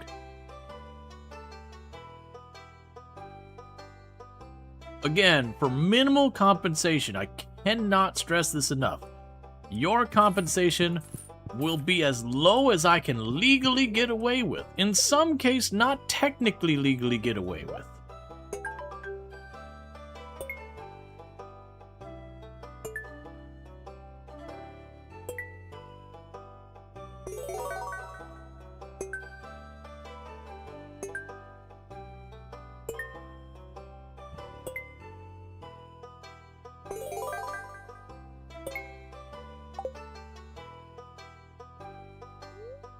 Collect rewards. Cauliflower seeds and melon seeds. Oh, goody.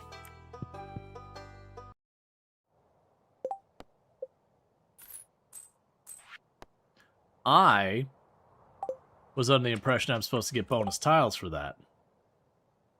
It's okay that I didn't, but that was a primary motivator for doing that. What was the rules around the museum nonsense? Rewards, money thresholds. Museum, every 10 items, I should get 10 tile, or 5 tiles. And we dropped off 1, 2, 3, 4, 5. I'm pretty sure we dropped off 10. Oh. Well, we got a tile for meeting Gunther. Doesn't seem like you have anything to donate to the museum. Better get out there and do some more treasure hunting, huh? Well, still. While I had really been counting on getting like 5, 10 tiles out of that, it's fine. At least that's another thing that's hooked up, so as we get more junk that we don't need, we can donate that over to him.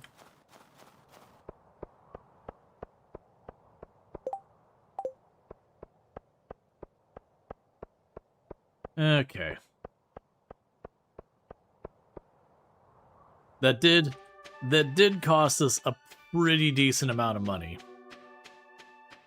Not enough to think it's going to impact the spring. I will plant the seeds they gave me when it hits springtime. But I'm not exactly anticipating putting a whole lot of effort in that. So we're not going to do those anytime soon. We don't need to have those in our inventory right now.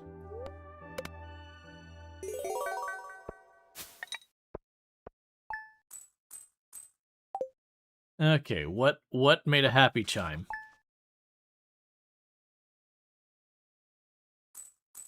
Ah, okay. It gave them to me at the end of the day. Alright, that's better. So we probably only lost about 4,000 or 5,000 gold worth of buying tiles. Dear Rual Storge, tomorrow is the Feast of the Winter Star. Did you get your gift for your secret friend, Demetrius? The feast starts at 9 a.m. in the town square. See you then. I did, in fact, get an extra amethyst I can give Demetrius. Barring locating something like pizza, we'll bring the amethyst to Demetrius. I vaguely remember Demetrius, like, not being super into, like, not a loved, but likes gems. And that's good enough for me for a gift.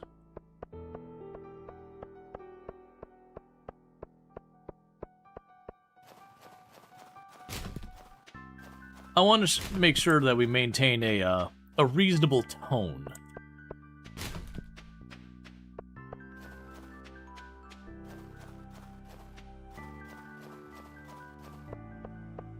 Alright, so when we go to bed today, I want to make sure I set aside the amethyst, so we have that for Demetrius tomorrow. I want to say the Feast of the Winter Star is, like, during the day. I don't think... What was that one? I'm trying to remember if that was one of the ones that's, like, way in the evening.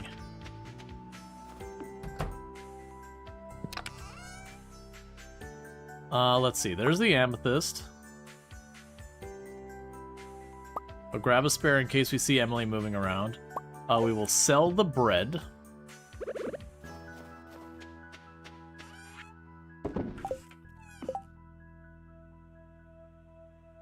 Is that Emily over there? No, that's Jess. Yeah, Emily's still at home, so we're not going to worry about that. Okay. Not much else for us to do.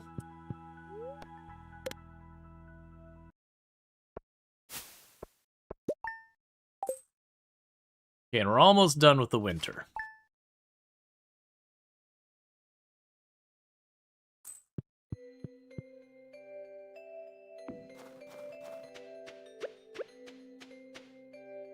Sorry. And then when winter's done, that's when we got a lot to figure out. Because I'll need to figure out what crop we're planting for spring. And once we get that planted, like, we're gonna have to figure out, like, where am I leaving space for the sprinklers, all that kind of stuff. We're gonna start buying up lots of tiles. I assume... No, it doesn't say the time. That's unfortunate. Okay, well, you know what? It has been a while since we've done this, but...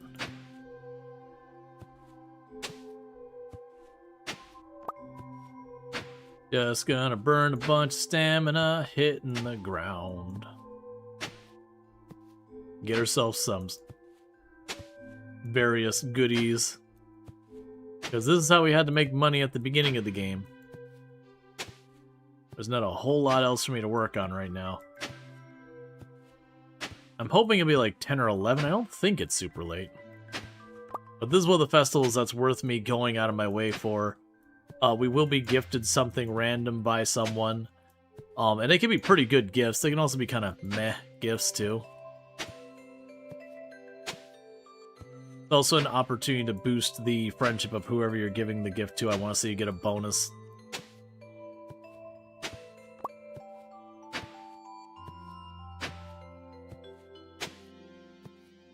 Okay. It's definitely how it works. You just keep digging in the same spot and keep getting more and more stuff. You just fill in the hole and dig it back out again. Those will actually make us likely pretty close to 1,000 something by the time we're done, you know, with our stamina bar. We won't push it all the way to the edge just so I don't accidentally hit like one more time and pass out and miss the festival. We're just killing time. Because I'm going to guess it's 11 o'clock that we go here. Or there it is. Alright, well let's go ahead and drop off this stuff real fast. You know what? I'm not going to do that. Let's just go to the festival. Good, so it's 9 o'clock. That's good. We didn't get stuck here waiting all day for it.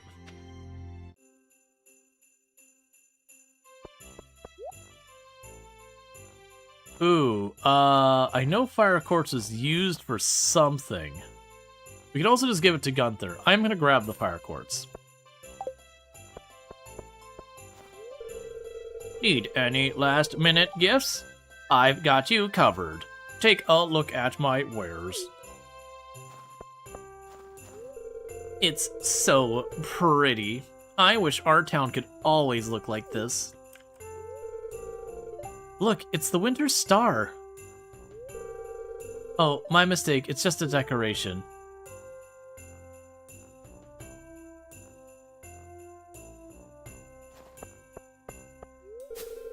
Sometimes I dread going to parties, but afterwards, I'm always glad I went. Excuse me. Where are my manners? This spiced cider has quite a potent fizz to it. Oh, hello. I am a simple man, Rual Storge, and thankful for a solid roof over my head, and a hot can of beans in the morning.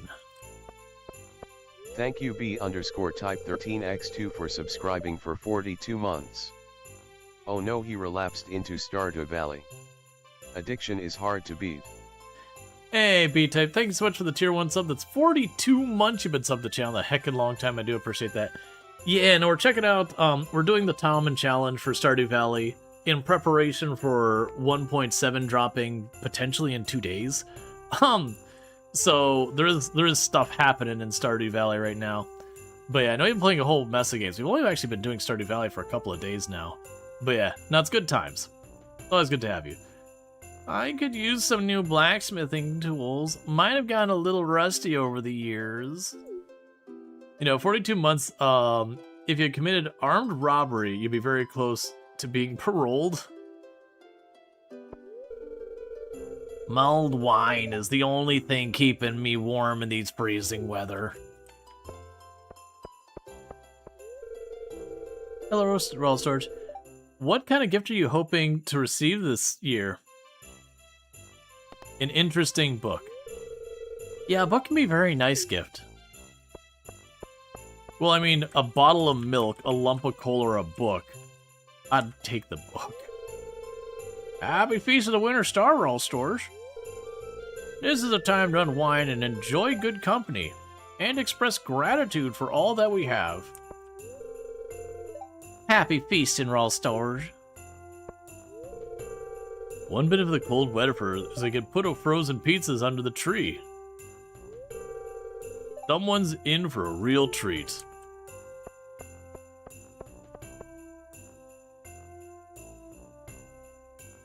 I think it was a milk pail, not a bottle of milk. Still. If someone's like, what do you want for Christmas? Milk, a book, or a lump of coal? I'm taking the book.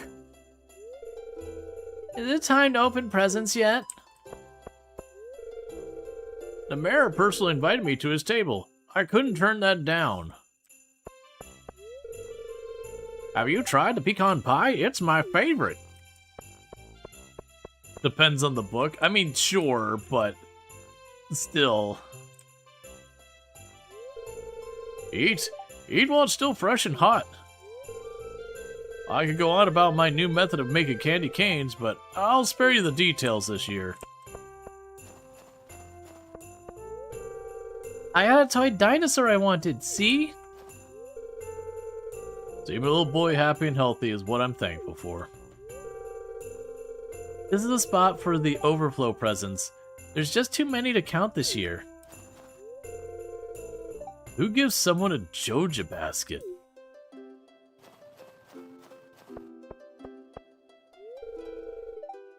If it's War and Peace, they'll pass that book. Right, don't get me wrong, it could be a crap book, but like a lump of coal, you're gonna be like, great, what the heck am I supposed to do with this? Maybe you could like draw with it like it's charcoal or something. You know, or do a press drawing or whatever, and that would be fun for about, you know, 1 or 2 times. But milk, it's only gonna be good for like a week. And just like a bucket of milk under the tree, you're just gonna be like, the hell is this? I actively don't want this. Versus the book, I'm like, okay, let's say it's War and Peace. Like, you know what? I could probably re-gift it or donate it or something. At least it's not utterly useless. You're working on a book called Knife Fighting a Polar Bear, so you're about to die. It's basically just 1,500 pages telling you to run. Isn't the tree gorgeous? I spent all morning decorating it with Marnie and Jody. It's a fun tradition. I wonder which present is mine. I hope it's the big box. Nah, you want the little boxes. The little boxes have the good stuff. I guess it's nice the whole family is together for once. It's pretty chilly today. Good thing everyone here is bundled up. A lump of coal takes kind of effort in the winter. Well, my husband got me a new power saw this year. He must have forgotten that he got me the same thing 2 years ago.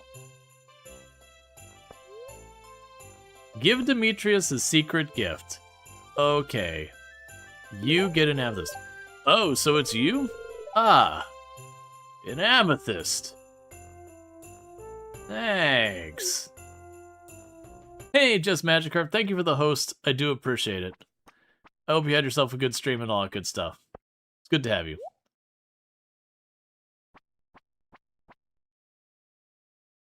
We can allow that real fast. Hey, Rual Storge, I'm your secret gift giver this year. I really hope you like fish and wriggly things if you know what I'm saying. Here, open it.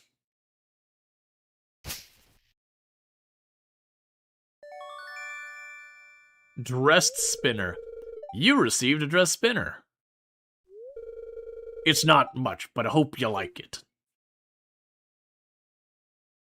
At least it isn't a yam. Yeah, last year I gave him a snow yam. Or I think I gave it, was it Evelyn? Because that's what I could get my hands onto because of the challenge. I'm pretty sure there's a grid ball shaped present with my name on underneath the spirit tree. You're more than welcome to join us at our table, dear. I already spent all day with the family anyway. Why do we need the big hubbub in the cold? Well, a metal tab, colorful streamers to create an enticing spectacle, bite rate increased.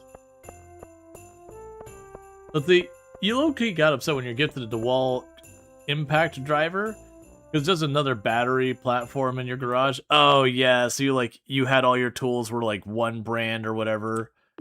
So you know, like 24 volts, Ryobi or something. And then you got a DeWalt, you're like, okay. Like, I'm going to like having an impact driver, but also because it's a different manufacturer, a different whatever, now I have the issue of it's just more stuff I have to have floating around. One of the things that gets really frustrating when they stop supporting their past ones, even if you stay in the same brand. And so you just have to get another charger. Not even for the money reason, but it's like, okay, now I got 6 of these stupid chargers floating around. It also makes it complicated when you're like, you know, you're in the middle of something and your battery's getting kind of low and you're like, hey, hey, other person, could you grab me the battery charger? And you have to be like, okay, it's the Ryobi one, but not the little Ryobi one that says 12 volt. It needs to be the bigger Ryobi one that says 24 volt. The 12 volt won't work. And it just ends up being a lot you have to explain that, you know, you're just like, you know what? Never mind. I'll just do it myself. Not because the other person wouldn't get it right, but the action of having to explain all the details. You're like, you know what? It's 5 minutes for me to grab it. It's going to take me 5 minutes for me to give you enough criteria to let you know which one you actually need to grab for me. I might as well just grab it.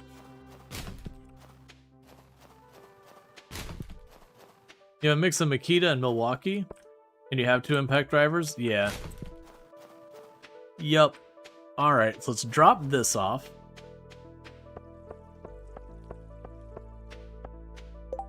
Do we want to drop this off? You were used for something crafting-wise. Let's double check here. Make sure I'm not getting rid of something I want to hold on to.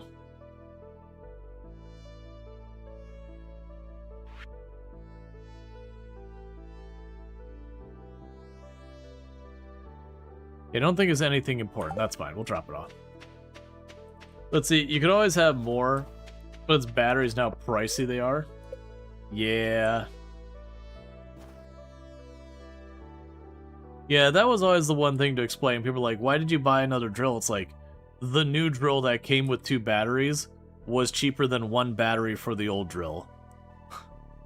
And that was true so often. Looks like you're having a good time. You just finished up with Stardew for the night. Have a great trip. Well, thank you. Yeah, no, I'm having a good time. Donate to the museum. There you go. I think that is something you're waiting to be regulated. Make power tools have the same batteries. Ah, man, I don't think you'll run into that one, unfortunately. Like, a lot of times they can get the excuse of having the more expensive and different batteries just by the fact that they'll, like, just increase the voltage, like, one year to another, or the battery will have some, like, special thing or whatever going on with it that's an argument and yada yada, that there's enough of an excuse that they'd be like, oh no, this is an objectively better battery or whatever. Or, like, the latching mechanism is better than the old latching mechanism. Better being very subjective of, like, well, this one is easier to use, or this one is more secure, or whatever. I don't see that one being a thing that would ever get meaningfully enforced.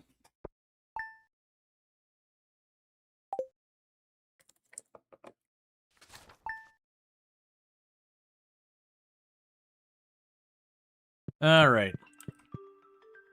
2 more days of winter, and then winter's all over. And then we start the process of figuring out our farm situation.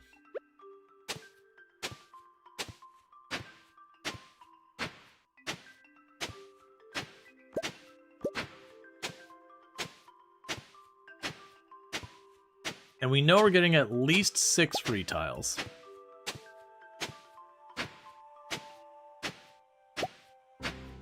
Now, one of the catches we're going to run into is I still can't actually make the sprinklers. And the reason I can't make the sprinklers is I don't have enough stone to make the smelter, to smelt the ore to make the sprinklers. I'm really hoping that when we hit spring and I start expanding the farm, that we will get those last couple of stone just around town. And that with that we'll be able to finally get sprinklers going and doing that whole bit. It is also going to be a problem that, oh man, I can't yet. Well, we'll still want to get the smelting going, but I still need to make the make the recycler happen as well, which is stone and wood. So there is a good chance what'll end up happening is if we can't quite get to getting the sprinklers there, that what we'll end up doing is pushing towards robins. Because I need to get that done.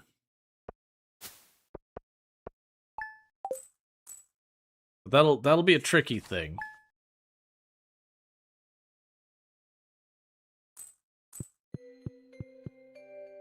Alright, last day of winter.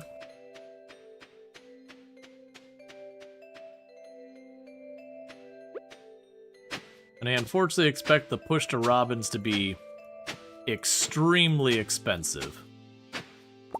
Because even considering fast travel, like if I were to try and branch off of that, there just isn't a quick way to robins. My two options are I go all the way to right here, and go up from where we're just, like, where we take the turn to go to Clint's, and we turn north instead, and work that whole way up. Or we go on the left side and work our way up. I can't catch tuna, those are on the ocean. We can't reach the ocean, that's another spend I'm not able to do. Okay, so I think the reality of what we're going to end up needing to do here is I think the reality is we're going to start into the spring as if we're not going to have access to the sprinklers. And we'll expand the farm a little, but I'm going to try and set aside to the push to robin. Take the route that goes by Clint's, so you can flip them off of the way past every time. Well, it's like, it's one of those things that there's no right answer. Because if I go all the way to the right, that puts me in a better position for reaching Joja and the bookstore. And then we go up there and we do that. If we go to the left, that puts me in a better position to reach the cave where we're growing mushrooms. Because we've yet to be able to get into that. So it's kind of both of those are useful. Alright, chat, it's time to be judged by Grandpa. How did we do? Grandpa? My dear boy, it's been many years since we last spoke. You were just a little boy, do you remember? Look how far you've come. Though we may have forgotten me, I've been here all along.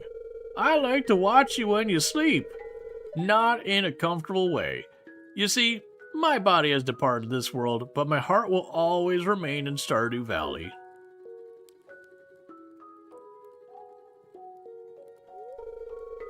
You've been here 2 years now. My God, boy, what have you done? The farm hasn't changed much in these past few years, but that's okay. If you're enjoying yourself in your new life, that's all that matters to you.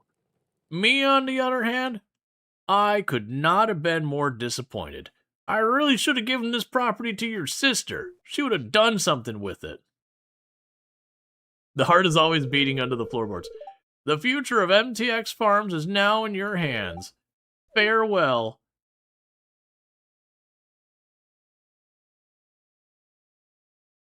Good for nothing, grandson. I did not expect much from you, and yet one candle. We'll never know. Yep, up. It's one candle. I only heard one candle light up. Excellent. We got, I believe, the worst you can get.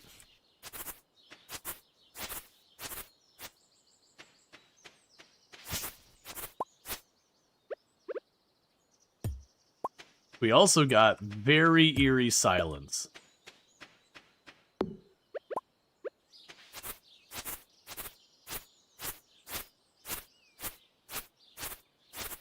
I expected nothing of you, yet I find myself disappointed. I need to sit down and actually contemplate these feelings. I've never been in this situation before. That says something, kid.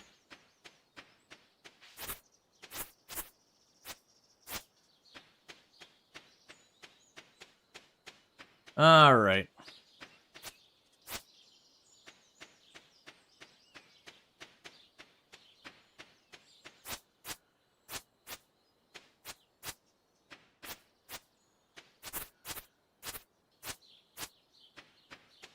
So, for the scarecrows, I put one around there. It would cover the whole area we've got right now. Let's actually put it here so I can cover where we can expand there. So, I will be buying that tile. That's our scarecrow. Other scarecrows getting put away for right now. Oh, let's grab the melon seeds because they gave them to us. I'm going to go ahead and use them. Alright. We, unfortunately, have a lot of work to do.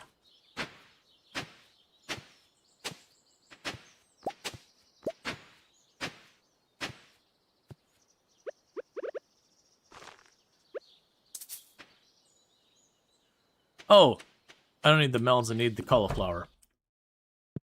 Wrong seeds. Let's see. Thank you, Grandpa, for leaving a tractor without, or farm without a tractor. Do you know how much a tractor costs now? I have so much debt that my great-grandkids will be paying it off. Spend 5K on that scarecrow just to stuff it in a box. Yeah, we're going to end up using it, though. When we're able.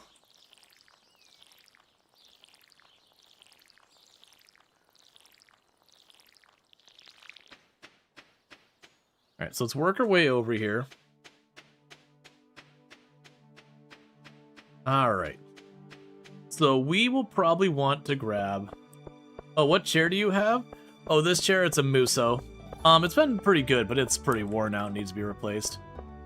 Generally speaking of, like, the gamer-style chair, it's been the one I've been the most impressed with, but even then, that's not saying very much.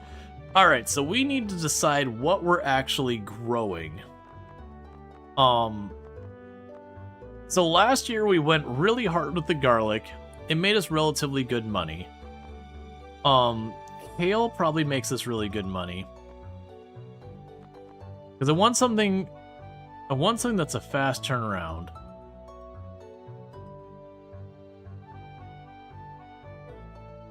Yeah, let's maybe do the kale.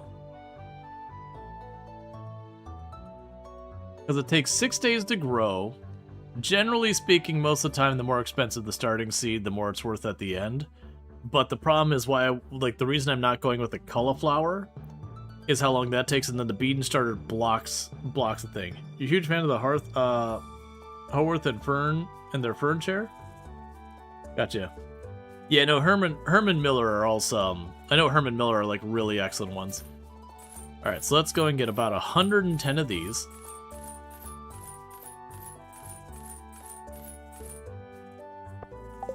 And see how that does for us. Because I do think the plan's going to be we're pushing for Robin. I was going to be expanding the farm right now. That was my original intent. But stone is proving to be more and more of a pain.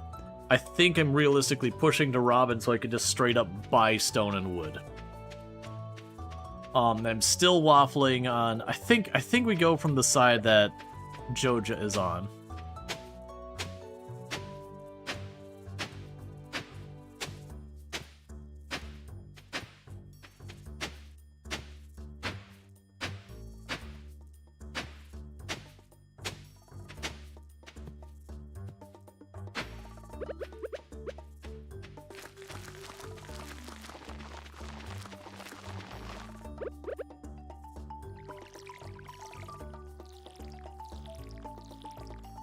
Okay.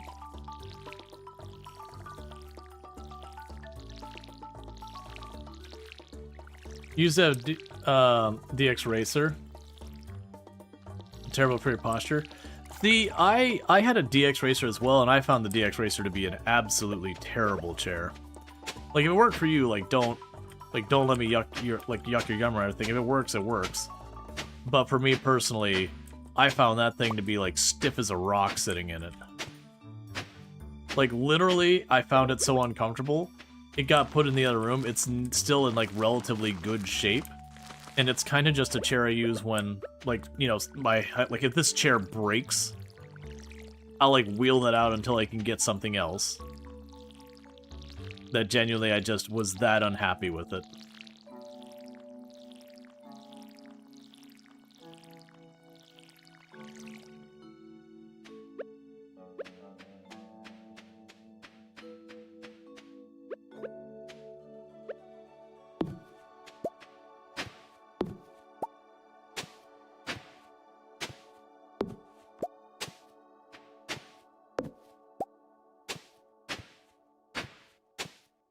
The number of acorns I'm pulling up. Working my way down there.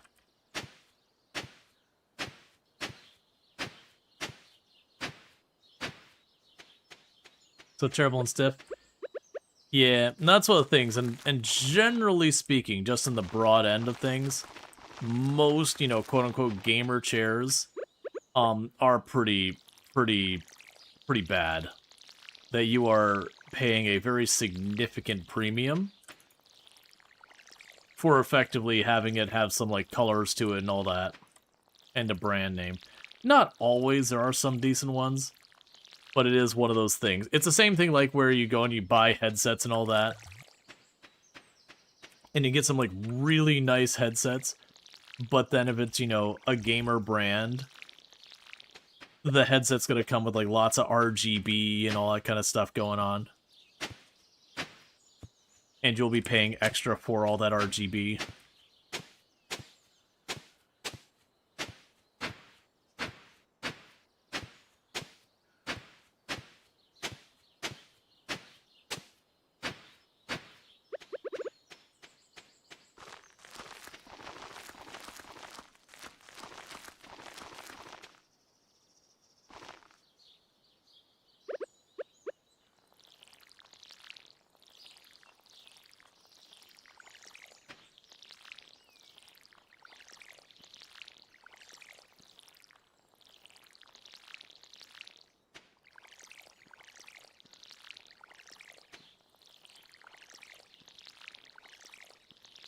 Alright, so 1, 2, 3, 4, 5, 6, 7, 8, 9, 10, 11, 12.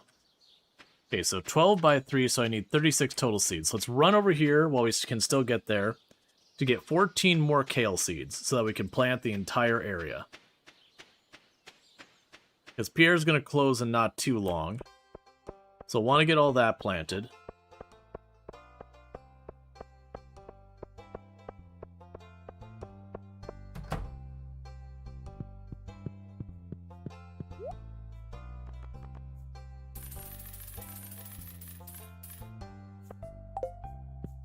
Okay, and if I end up with extra, that's fine. We'll get all that planted. And the reason I'm choosing kale, it's got a relatively fast turnaround. So if it does end up being one of those things that we get sprinklers, I can harvest and then plunk down the sprinkler. And then, you know, that'll be good for the next set. But I don't think we're realistically getting the sprinklers until I get to Robin because of needing the stone for a lot of the things to make the things I want to do.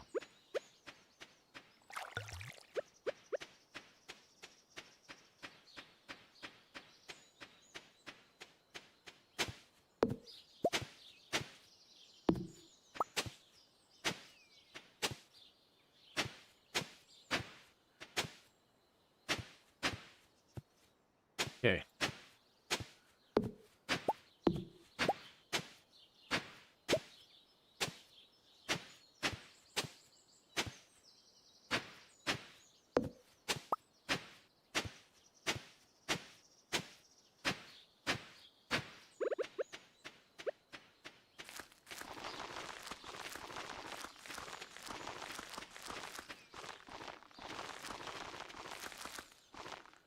And perfect.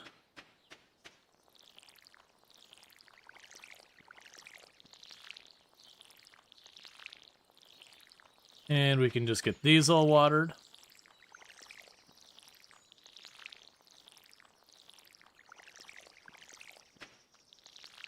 We can buy some tiles of land.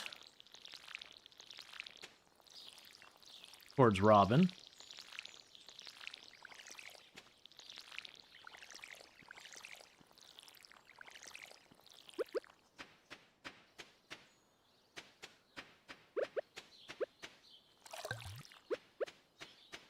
Alright. And we barely had enough stamina to finish that. I'm going to toss all of this in here, toss you in there. We'll grab that for a good reason here in a minute. So I have 19. I have 19 of that. So let's go buy our tiles towards reaching Robin. And I think I'm going to go with, we're taking the Joja route. Then we're going to take the route that takes us relatively past where we'd be going past Joja. That way I can in the future reach Joja and the book salesperson. That means going here, because that's over to Joja there.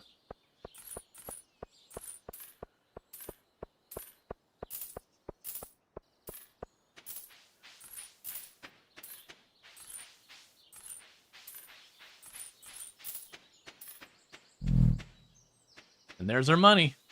All gone. Can you make a furnace? No. I have the recipe, I don't have the stone, and that's the reason why I'm pushing towards Robin today. Is if we can reach Robin, then I'm going to have the ability to just buy the stone.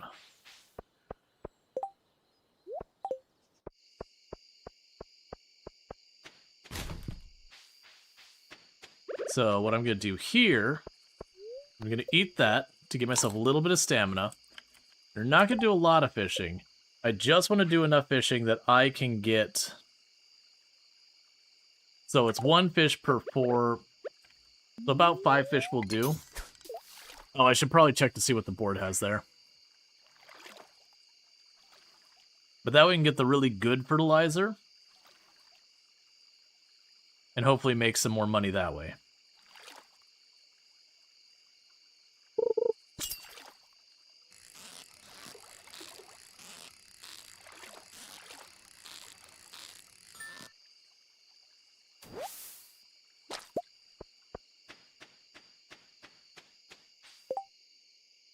Let's see.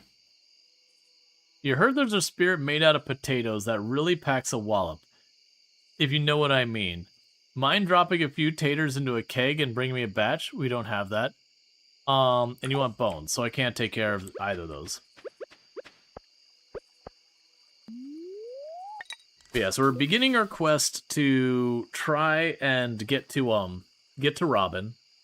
Because once I get there, I can buy my way to kind of victory.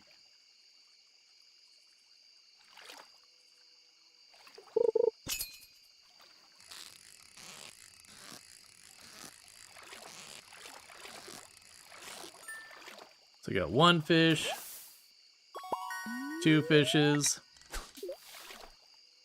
I actually only need 4 fish. Which would be a little wasteful for me to use that food that way, but eh.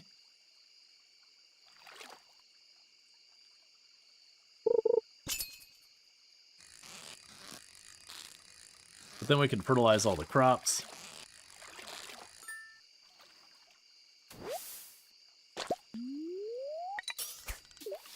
So in each round where we do our harvest of the kale, we can do our big kale sale.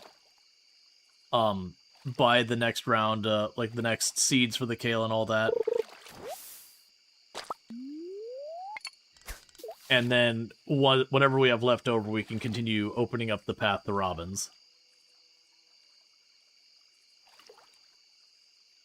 Come on, just 1 more fish before it gets too late.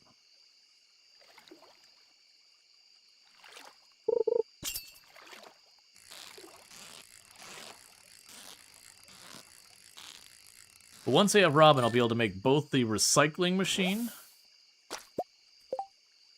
See, now we go here and...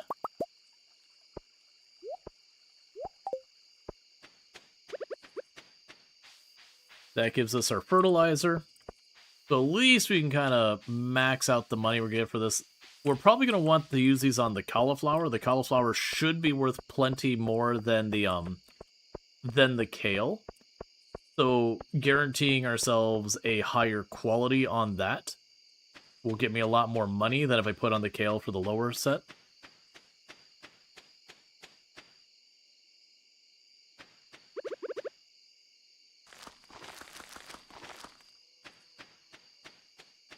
And technically I could have gotten more tiles over there. I'm not going to worry about getting those last 2 or 3 tiles off in the right, I don't think.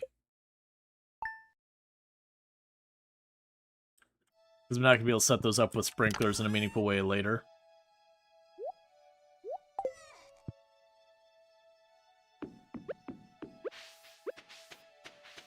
Oh, I should really fast go.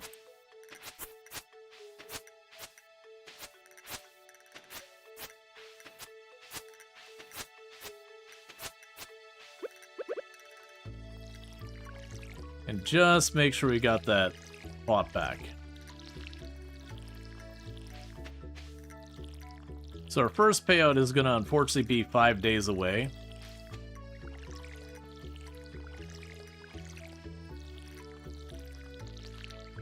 So it's just going to be water the crops, do the rounds in the trash can, go to bed. And repeat that until we get our first batch of crops up.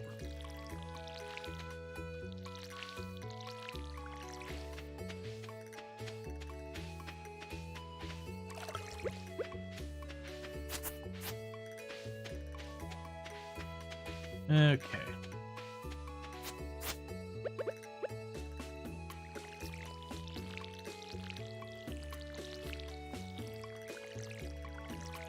Yeah, getting this all set up with sprinklers is kind of the big goal for right now.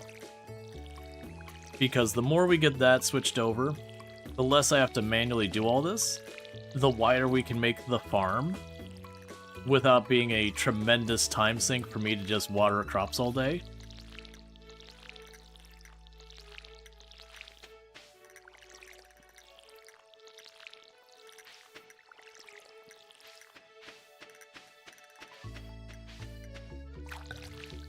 Because we're only missing out...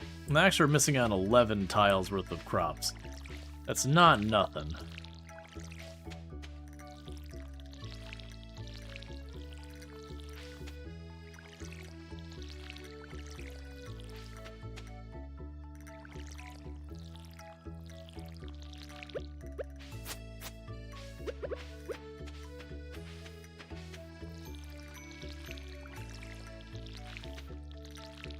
Okay.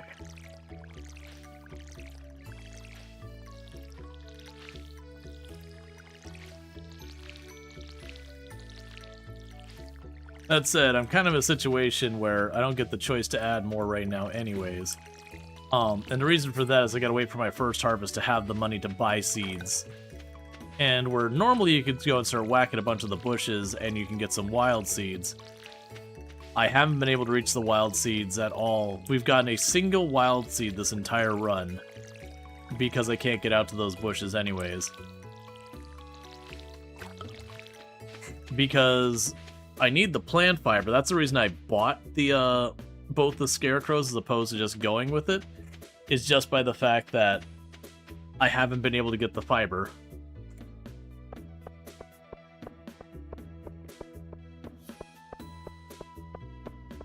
Alright. So we check the trash cans, do the rounds. The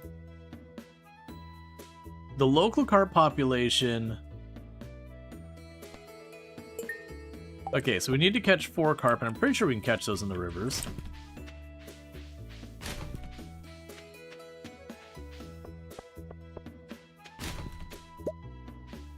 Hey, largemouth bass, how you doing?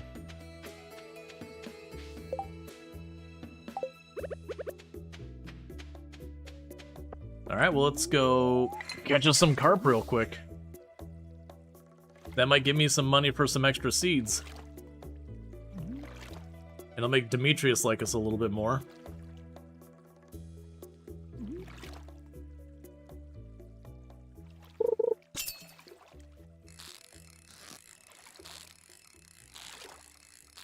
And if we happen to be lucky and get a couple of stone out of this, we can then use that stone to make the smelter. Because I'm at like 21 or 22 and I need 25. And with that, we'd be able to make the 2 copper bars and the wood we can use to make some crab pots. And start using the crab pot to pull up trash and all that on the farm. And that'll give me a trickle feed of trash while we're waiting. So when we get the recycler, I can use that to get me a little bit of wood and a little bit of stone and all that stuff.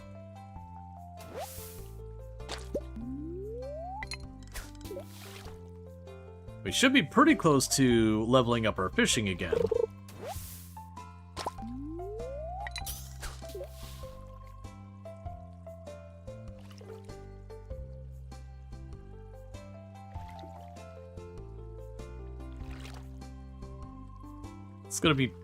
It's gonna be hard to reach Robin. It's gonna be a lot of money. I'm really hoping this kale pays out well. The good news is we maxed out farming.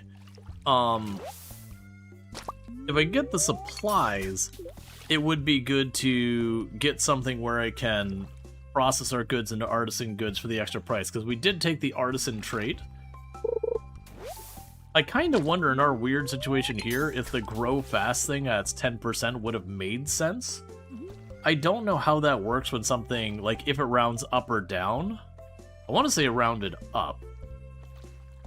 So unless you were growing stuff that had 10 days or longer, you didn't really benefit from it very much. But that's going by memory, and I don't remember. Because otherwise, if it was something that went down, you grab something that grows like in 4 days, and suddenly it grows in 3, you're growing stuff 25% faster. Because there's no, it grows halfway through a day. The game does all its processing of that at the beginning of the end of the day. Come on, carp's not that rare. Unless I'm misremembering and carp is at the mountain, but I don't think I am. I'm pretty sure carp is down here. That's one of the fish that put like 0 effort to fight you.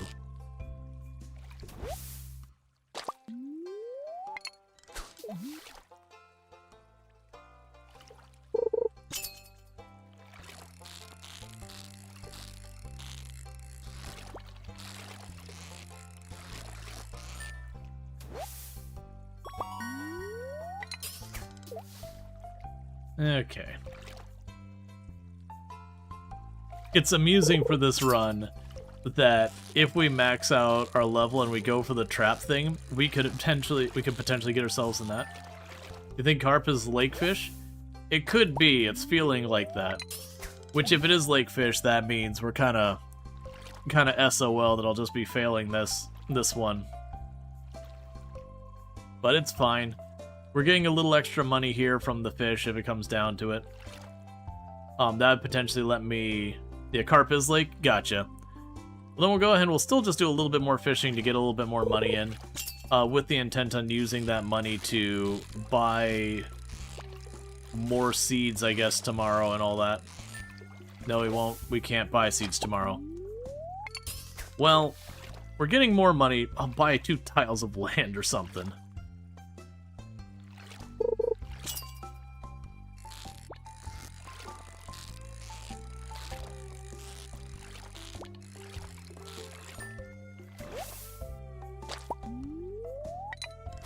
Okay.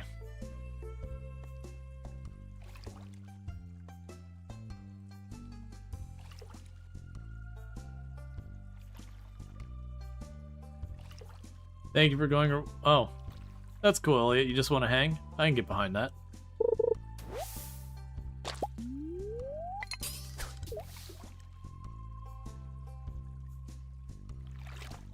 Yeah, and we won't bother eating anything when we get low on stamina. I'll just accept the low stamina, we'll go back. Just to not grind fishing too much.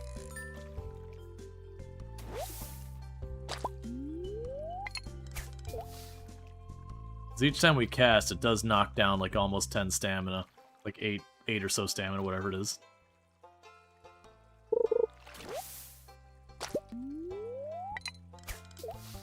Alright.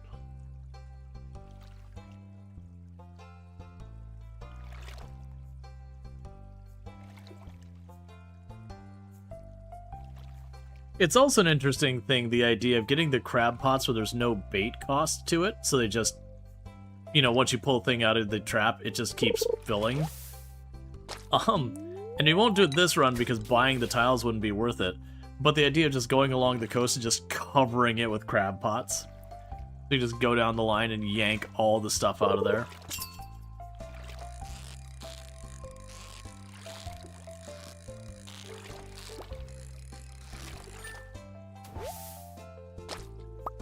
Hey, we gained a level in fishing. I believe that puts us at 6 fishing. At 10 fishing, we get extra bonus tiles. We're not gonna just push through it because that definitely get monotonous.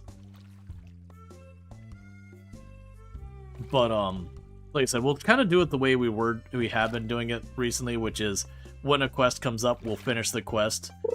That'll get us some fish and all that. But otherwise, we've been mostly kind of ignoring fish. Like, we did a little bit to get level 4 because I needed it for the recycling machine. I could have waited, but then thought about having difficulty getting the stone. Alright. So, Geo, tomorrow, I need you to give me stone, okay? I know there's all those shiny gems and all those high valuable things and ore and all that you can give me. I want just regular old stone. As much as you can give me, just plain old boring stone.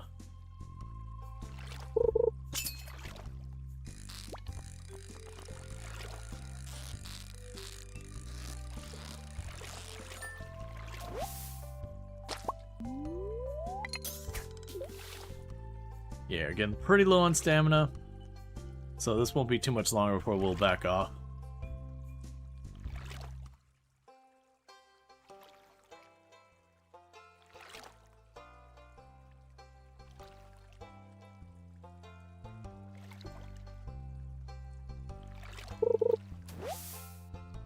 It also tells you how little there is to do around town, that Sam would just go over here and then stand by a bush for like 4 hours in the middle of the day.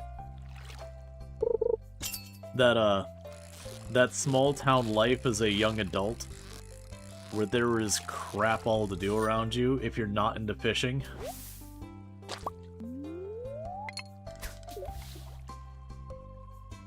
Need to get the mine so you can get stone from the first floor. Won't need tiles in the mine itself, just in and out the first floor to get a rock near a ladder. Yeah, I definitely don't want to sit there and hop down, hit one rock, hop back up. The big problem with the mine, though, is getting to the mine is going to probably be at least like 40, 50 tiles or more. Now, as an alternative, if I can get to Joja, I have the possibility of getting to Joja, buying the fast travel, and then the fast travel, I'm hoping what'll happen is it'll have like a little area cut around it that we can just fast travel to the mine, skipping the entire path to the mine, and then, you know, go from there, the 5, 10 tiles, whatever it is, to the ladder, and then again drop down, and then just maybe give myself a tiny little pocket around it to hit some rocks.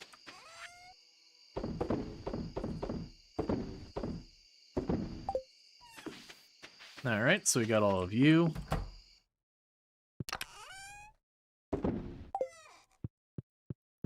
Okay, so tomorrow, fishing level 6. We can have the bait maker and a bunch of stuff that I'm not going to be doing. Wow, those were some crap fish. That even with all that, we didn't even make $1,000. It's fine.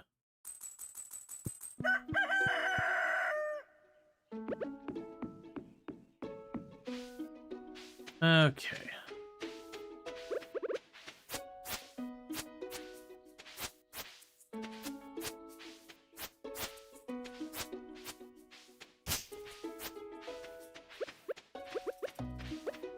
He's a Joja supporter, get him. Well, the reason we're doing Joja for... Well, hey. Oh, I'm trying to water stuff outside of range. Never mind, that's on me. I was gonna be like, hey, wait a second. Yeah, but for this one, like, realistically doing the community center without having to buy access to, like, 90% of the map is going to be rough. Whereas with Joja, because they just want money, that's a matter of just getting everything set up. So for this run, unless we plan on doing this for the next 30 in-game years, and honestly that might be underestimating it, it's just gonna be Joja. For this challenge, it's just gonna be Joja. It'd be very, very impractical to go for anything else. Now, granted, if you're someone who's just like really going, you know what, I want a really long-term challenge, this could be it. You could solidly enjoy playing Stardew Valley for literal in-game decades. To slowly work your way through, get access to everything, get the community center all done. Because that's going to be basically farming tons and tons of money to be like, okay, the next one thing I need from the community center, how do I get to it?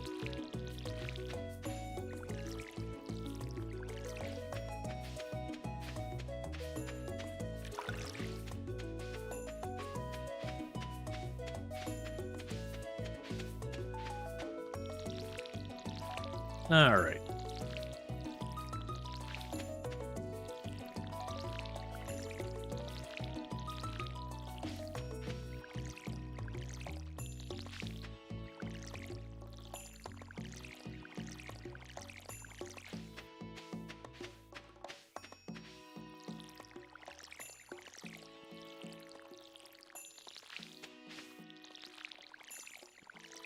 Yeah, so we got 4 more days until this is all done here.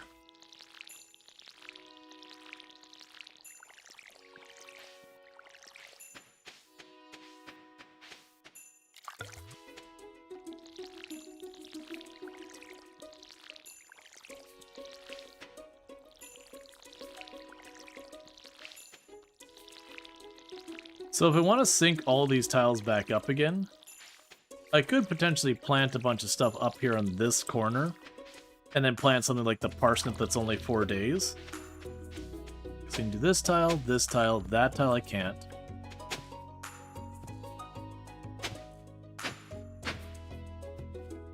Oh, weird. I can't do those tiles for some reason. We've been able to grow stuff there in the past. I mean, honestly, for just 6, I'll keep my farm looking nice, thank you. Wonder why I can't plow those all of a sudden. It's fine. It's whatever. The mystery will live on.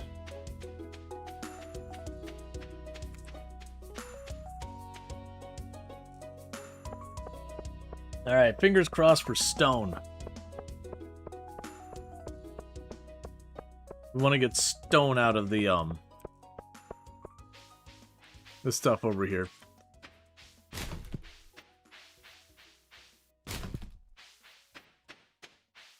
Okay.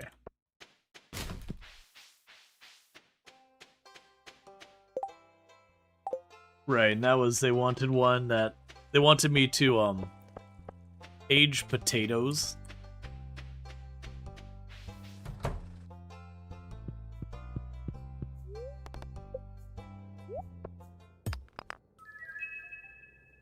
I mean, it's at least something for the museum, so it's not something worthless.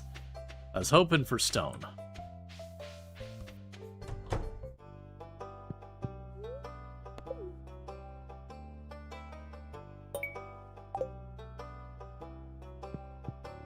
Okay. That's still progress towards getting myself another tile available. The other thing to watch for is we haven't been able to see very many of the worms just because they're almost never along the path they need. We haven't been down to the beach in almost a year, so let's just poke down to the beach. I can't access 99% of it. Yeah, we can't reach any of it. Just wanted to peek down there to see if it triggers cinematic, but nope, it's fine.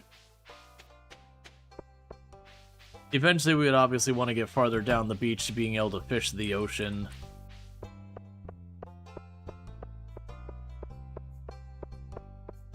Let me through. Thank you.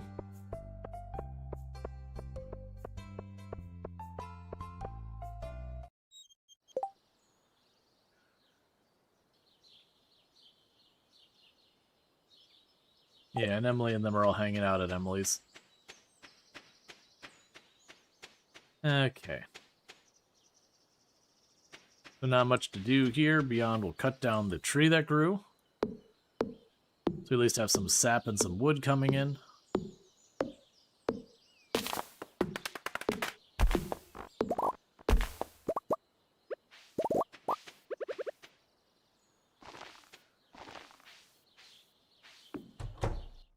Okay.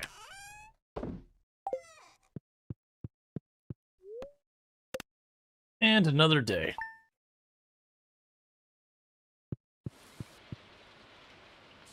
Cool, it's a rain day, so I don't have to fuss with watering.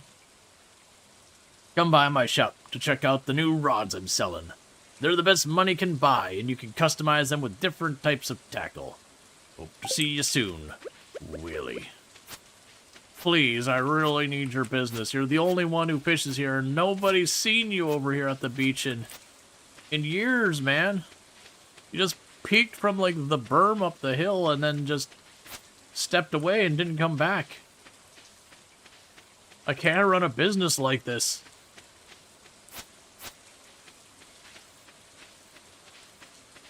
Alright, well, I guess we're just gonna check some trash cans and the board notice. Oh, wait. Give me some good. I mean, you know what? It's not what I was hoping for, but it's certainly not a bad thing, because it's at least something I can drop off at Gunther and get myself a step closer to the handful of free tiles. You are looking for 20 copper ores. I don't have the money for that. Alright, we got some cookies. That's a step closer to tangible progress.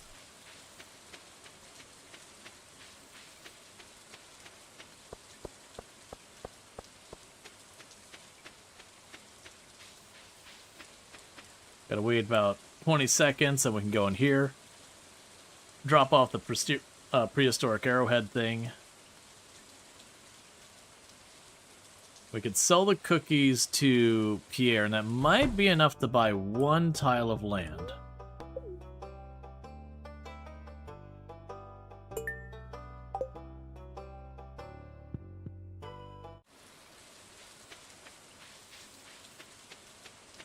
Alright.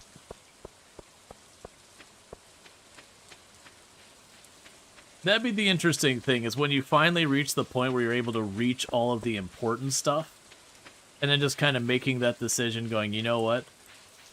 I can reach enough of the important stuff that what we're going to do now is just buy tiles that are convenient to just widen areas. So instead of having to, like, zigzag through the pass, just, like, widen the pass, so at least I can just walk across it without having to do, like, the narrow zigzag everywhere I go. But those are luxuries we can't afford in this economy. Hey, Pierre. How do you feel about trash can cookies? That seems like you feel pretty good about trash can cookies, Pierre. And so with that, let's go up here and we can get one tile farther.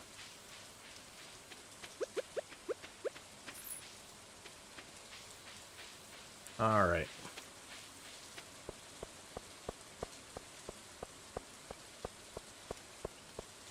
But the good news is we should be getting there. We should be, let's see. This trash can cookie is made by Pam.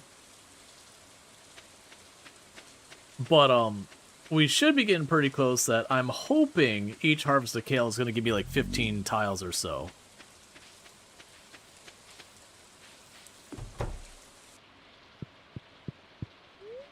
Because otherwise, this is going to take a while.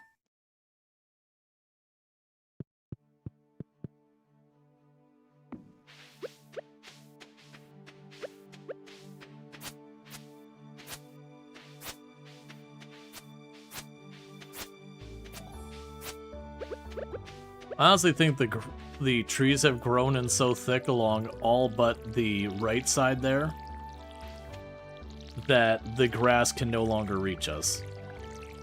It seems like it's just solid trees.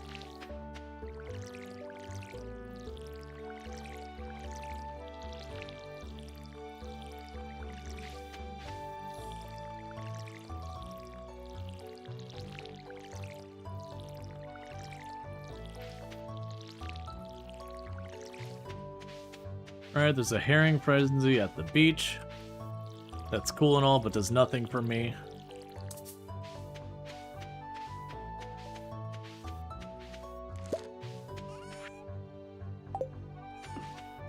We'll bring the parsnip. Can use that to acquire another seed. And thank you for the follow. Welcome to the stream.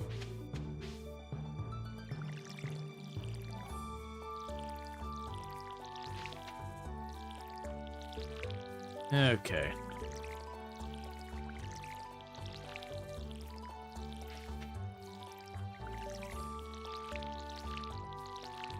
Yeah, so the area to the right, if we were to make it pass straight down there, like clear all that out so the grass can no longer get in from that side, get a couple more stone. I still think pushing straight for Robin is going to be the thing that makes more sense, though.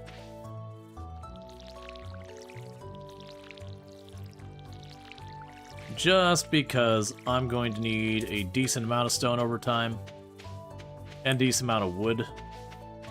She's the only place I can reliably get it. And we have Infinity Simplex under 305 stream streak, catching the last 305 streams, not miss a single one, so thank you so much for that. I do really appreciate it. Always lovely to have you and all that good stuff. But I hope you're having a good day so far.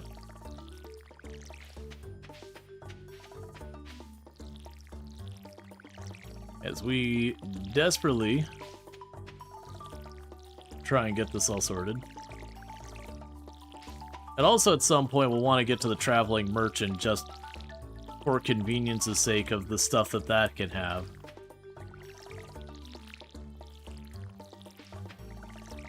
But that's just yet another thing to work on that is not quite available.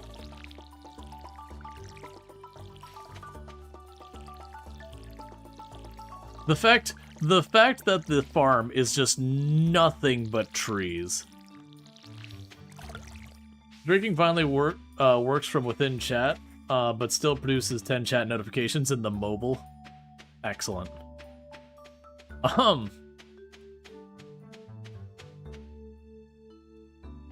So I can get rid of the parsnip, and hopefully that gives me enough for a kale seed.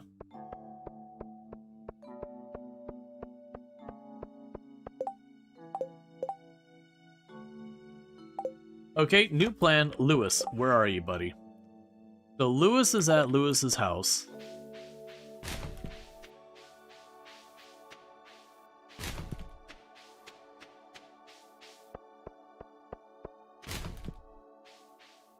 Do we think Lewis is going to leave the house to go in any direction other than back in the house before 5 p.m.? Because I do have the parsnip to give Lewis, which I did not accept the quest. If we do that, I'll get a little over double what I should be getting.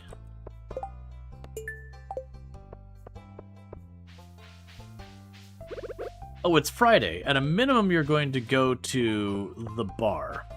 Now, I would like you to walk... Okay, Lewis, over here. Don't start doing more. Yep. Hey, so you saw my notice I posted. Thanks so much. Here's payment as promised.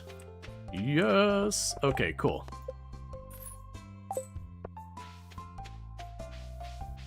So that gave us a little extra money. I was hoping that would give us the extra tiles.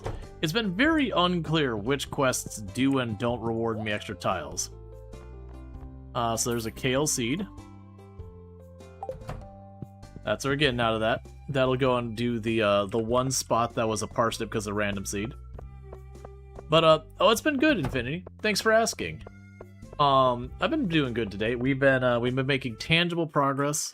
We are starting our push towards reaching Robin so we can hopefully get our sprinklers online because I cannot get stone to save my life. There we go.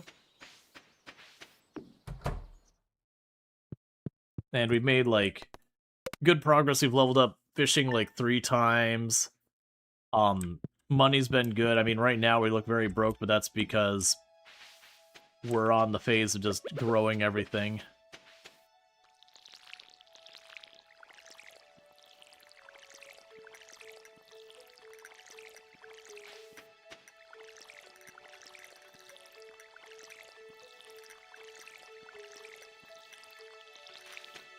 Yeah, ironically, if I want to go and build my upgraded houses and barns and all that through Robin, I'm probably going to have to buy all the materials through Robin.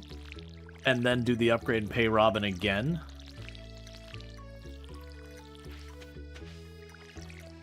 Robin's going to do very, very well.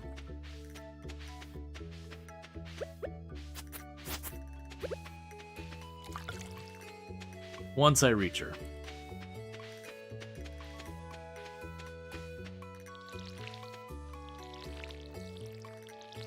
Alright, so the next in-game day is where we could see how much money we are going to make from the kale.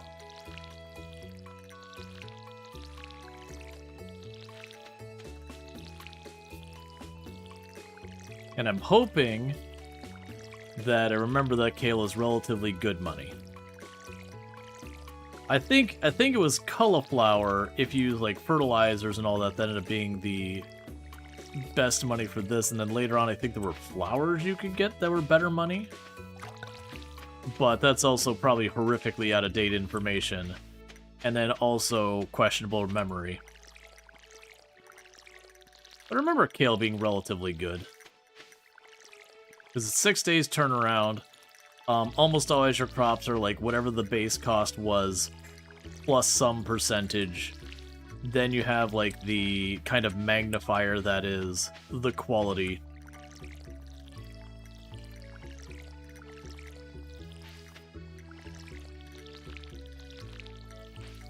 Hey Ringo, how's it going?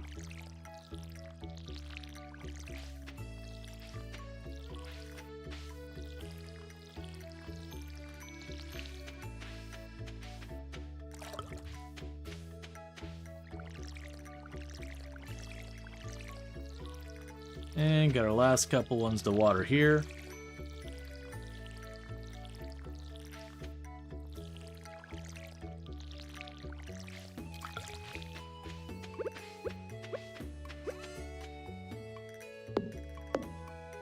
We got our tree we can chop down. These are very, very, very slow supply of woodworks.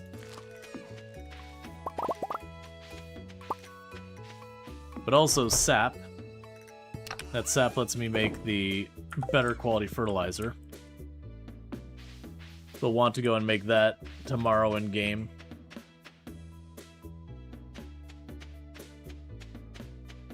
So do a rounds to check the trash cans. And here's hoping tomorrow's a big money day. Because I would really like that. Bring me a potato. I cannot help you. We do not happen to be growing potatoes at this time. Hey, I got asked for a red mushroom before. The shame... Well, actually... No, I don't have an outstanding request for a red mushroom. Oh yeah, so it's Saturday, so that board will still be stuff we can't do. So red mushroom's probably not worth much. Yeah, I'll sell it. I don't feel like hoarding it. There's not really much room for me to put the wooden boxes on my tile right now. So hoarding anything that I don't really have a high confidence are going to have show up in the short term, probably not worth my time.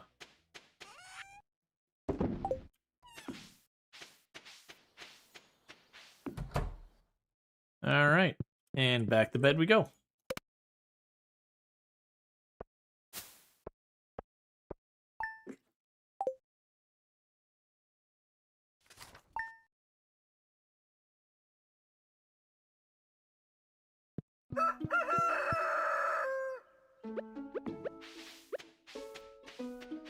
And payday time.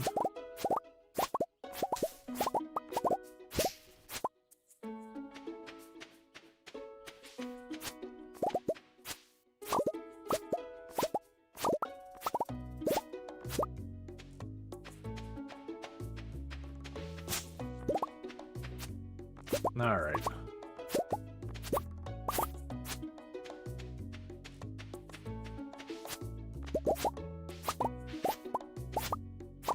I must have missed watering you one day. Cannot wait for sprinklers.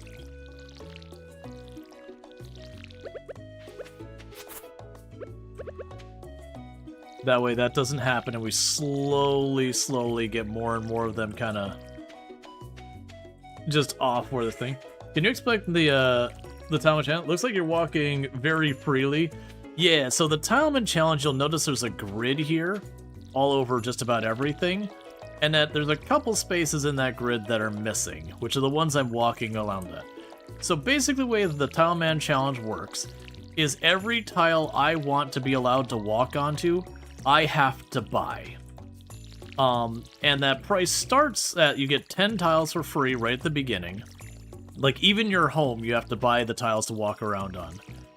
But, you get 10 free tiles, after which, depending on what settings you're using, the tiles will gradually become more and more expensive. The default settings are the very first tile costs 5 gold, and every single tile after that is 5 gold more expensive than the previous tile. However, I'm doing what's called tiered. So what ends up happening is after the first 10 tiles, my next 10 tiles cost 10 gold, then my next 90 tiles cost 100 gold, then my next 900 tiles cost 1,000 gold, and then my next 9,000 tiles cost 10,000 gold. Or actually, I think it's caps out at 10,000. And that's per tile.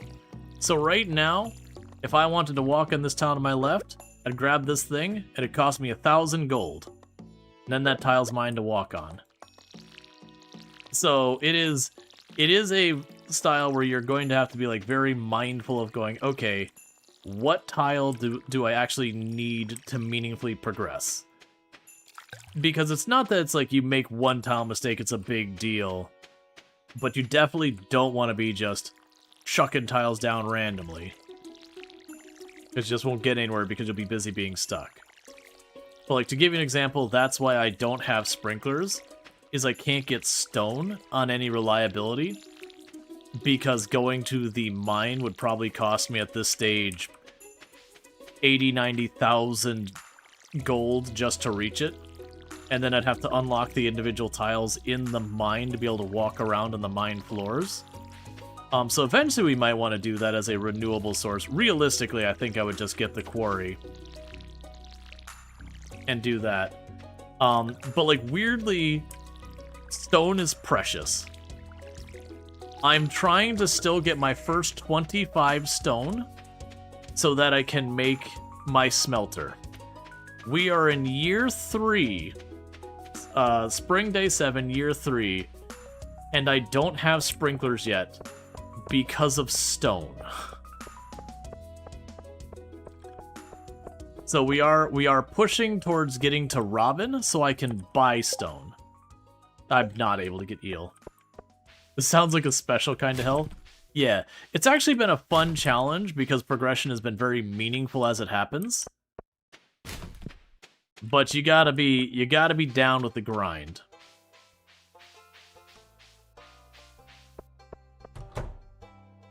Okay. So, we have 31, 78, man, math is hard.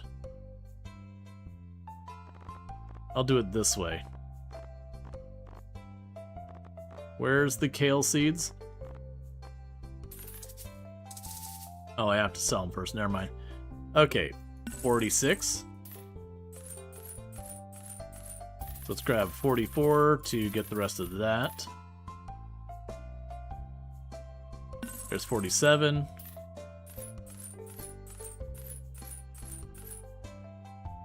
All right, 31.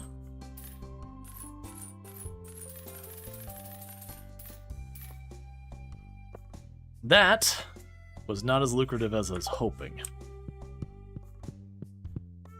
What about fishing?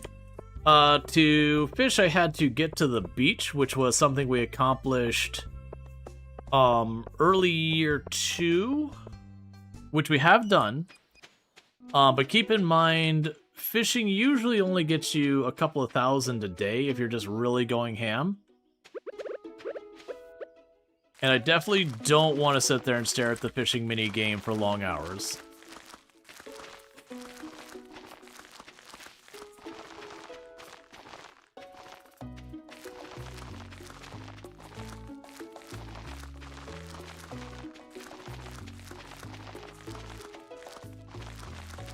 Yeah, we have done some. I also get free tiles for accomplishing certain things.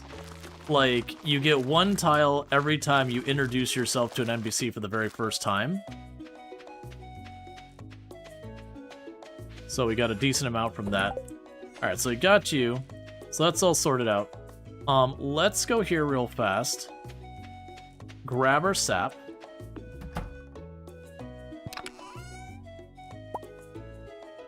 Put 3 of those back. Okay, so we want to catch 3 fish so I can get the quality fertilizer to increase the amount of money we get from that. We're also going to buy 9 tiles over here towards Robin. But yeah, so the kale has left me a bit underwhelmed and concerned that maybe I would have been better just sticking with the parsnip for the very fast turnaround. Yeah, it was eel. Alright, because we're doing our big push to Robin now. That still is, even all things considered, that is still 9 tiles in that direction. So 1, 2, 3, 4, 5, 6, 7, 8, 9.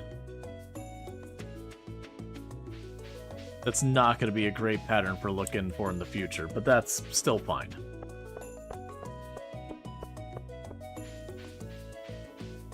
But yeah, and also from the concept of like content creation, all that, I made the comment before when I watch someone playing Stardew, and we run into a situation where, you know, where I'm watching someone and they're just streaming for their whole, or sorry, they're just fishing for long hours during their stream.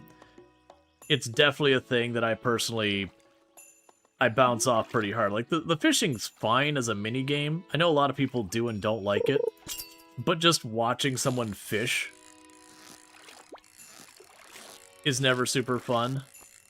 So it's kind of one of those things when I see the, you know, early game, one of the strong starts is to just go in and just slam out fishing until you hit 10 and get that 50% bonus and just make, like, I think it's like $5,000-ish a day from just fishing early game, which can be very, very strong. It is super monotonous to watch. What about upgrading your skills? Yeah, so upgrading my skills, when I max them out, I give a thing. You love Stardew fishing, but if you're gonna do that for content, please, yeah, yep. Yeah, no, exactly. You gotta carry the game there with your conversation. The reset when you miss the catfish. Yeah. Yep. Yeah, so we're just catching 3 fish real fast, just so you can make the better fertilizer. Because doing a little bit of fishing here and there is not too bad. We've already done more fishing that, you like fishing, you fishing, but you can't do it because of your arthritis. But you like watching it. Yeah, no, I know there's some into it. At least for me, just watching this, like, bar fill up again and again. Like, honestly, I know this wouldn't be what most people want because it is kind of cheesy. When it comes to, like, watching, I think, me personally, I'd rather they get the thing that instantly makes you succeed at fishing than actually watching them fish. Mostly to get it out of the way faster. Because time pauses while you're on that fishing minigame, so it can just really drag out the day, too.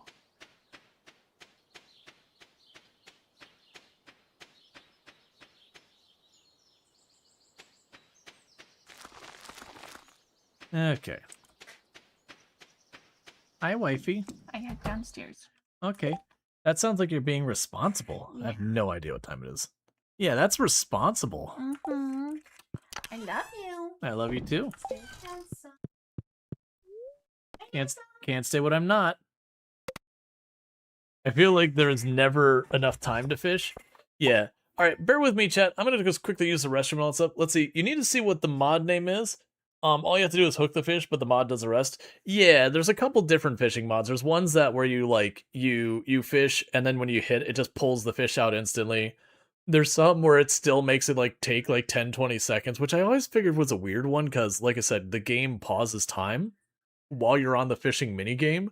So it's like, okay, you're not like having the consequence of like you're putting the hours in, and therefore it's literally you're just watching the gauge to watch the gauge, which it's fine if you do that. Like, don't let me ruin it. But for me, it's always like, yeah, if you're just gonna skip it, skip it. All right, I'm gonna quickly use the restroom. I'll be back here in just a minute, and thank you again for tuning in.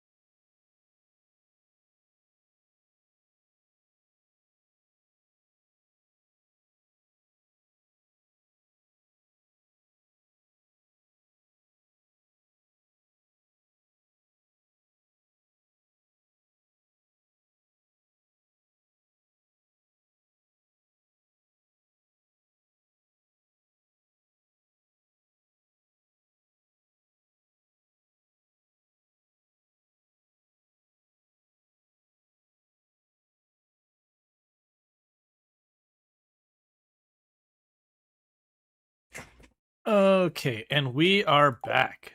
Sorry about that. I was quickly finishing my dinner that's been sitting here because I was hungry. All right, so let's get our piece of kale here. I should have just bought the extra kale yesterday. It's fine. How dare the streamer eat and satisfy hunger? Look, man.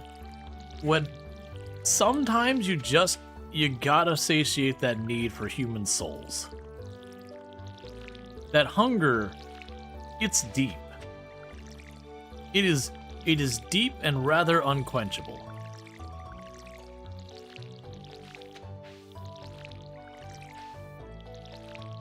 I mean, that's how this whole streaming thing managed to take off. We just, we just turned ourselves into a demonic presence that requires human souls to continue to fuel our success. That's the cost of being successful in streaming.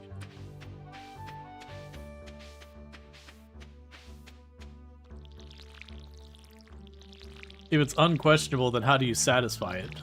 Checkmate. It's a figure of speech. No, I'm teasing. Look, I just want to give everyone a false sense of comfort that their souls were safe.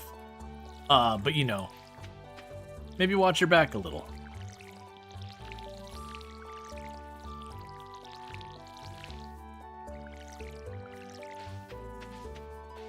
Let's see. So you're on year 3, and it's only the 3rd day of the mod? Yeah, we go through our days rather quickly if you haven't noticed. A lot of our days, we're in bed by like 9, 10 in the morning.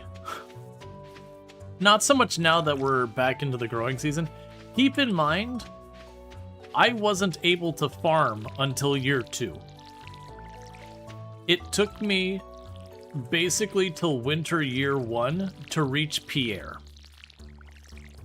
Because the only way for me to make money until I reached Pierre was to dig up clay. So, the entirety of the first year until winter was me going back and forth and hoeing the dirt and then using the pickaxe to replace the dirt so that I could hoe it again. It is it's a fairly grindy thing. And the clay RNG is so bad. Yeah, we were averaging somewhere of around 3 clay per day. Now, granted, the reality is I'd get like 6 clay one day and then no clay for 2 days and that kind of thing.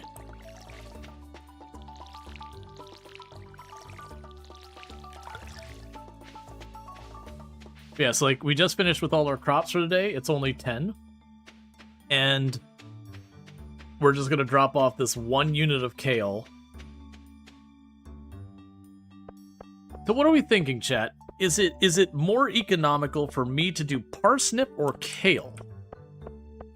Because I'm just looking for the time here, because so I spent 70 gold. Was it 70?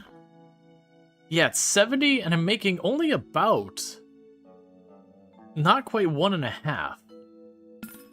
Versus the parsnip. Well, I guess the parsnip we were probably making 50. No, I think we're still making better money there. The potatoes might be better because you yield multiple. I'm trying to decide what crop makes more sense because the kale does not feel like the win here. Because we're not looking for strictly the most profitable. I want to have a steady profit because I know strictly from the most profitable I believe is the cauliflower. But with the 12-day growth time, having more rotations is better, because then I could buy tiles as we go along.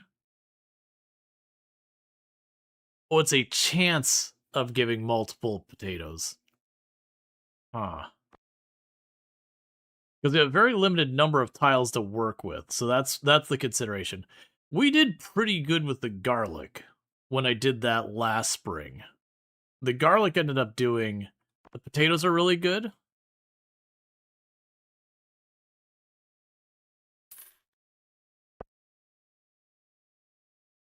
Kale is excellent experience. Well, I don't care about experience. Experience I'm already sorted. Like, we have maxed farming already. We care about money.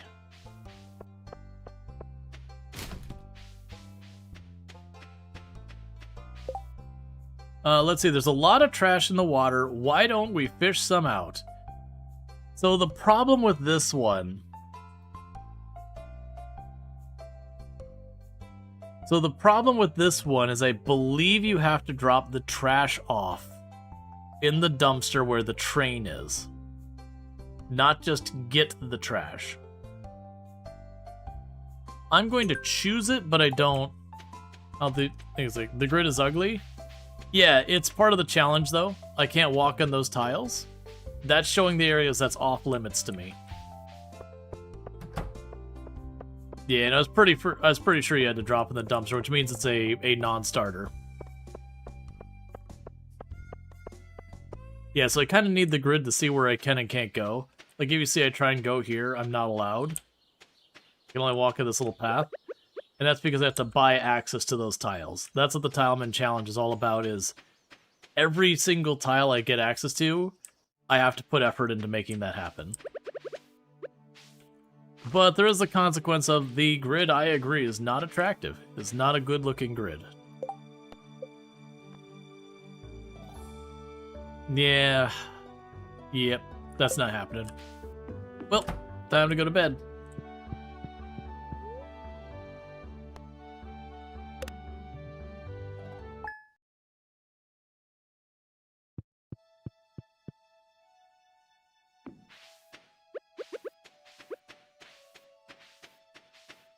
Alright.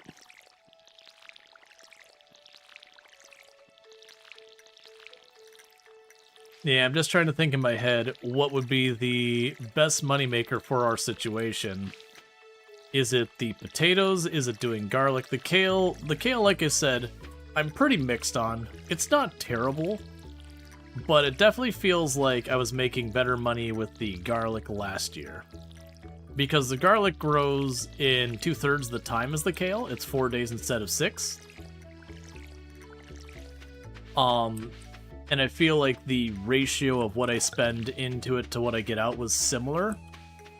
But because it's a much shorter time, that even though it's 40, I'm getting kind of 2 rounds. You know, like for every 2 rounds of kale, I get 3 rounds of garlic. And then the potatoes feel like there's a certain RNG aspect with it because you can get like bonus crops out of it.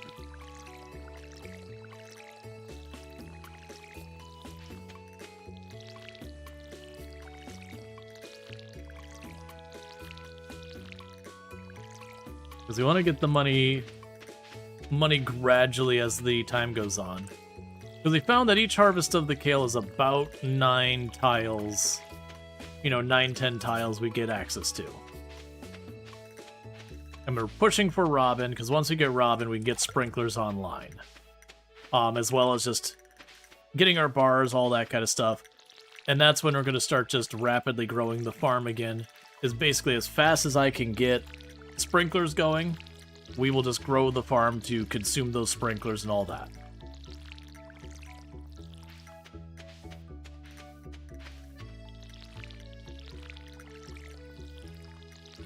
But yeah, for those who missed the way this challenge works, is you start off where, here, I'll just walk inside here real fast. When you start off the game, I will be standing right here, and the only tiles I own is this tile, and that tile. Just those 3. Every single additional tile I've had to purchase. When you very first start, the first 10 tiles you get for free. So you can choose your first 10 tiles, and you don't cost anything. The next 10 tiles cost you 10 gold each, which you do start with 500 gold at the beginning in Stardew Valley. That's just how it works. Then the next tile, like the next 90 tiles after that cost you 100. The next 900 tiles after that cost you 1,000. And then they are just 10,000 from then on. So needless to say, you have to just sit there and bankroll. You can't really afford, like, you can go out of your way for stuff a little bit, and it's not that bad, but, you don't want to, like, really go out of your way unless really necessary, because just the cost continues to build up faster and faster. And then once you hit 10,000, the tiles are just outrageously expensive, but hopefully, if you've done things well by then, you can make relatively good money to expand far quicker.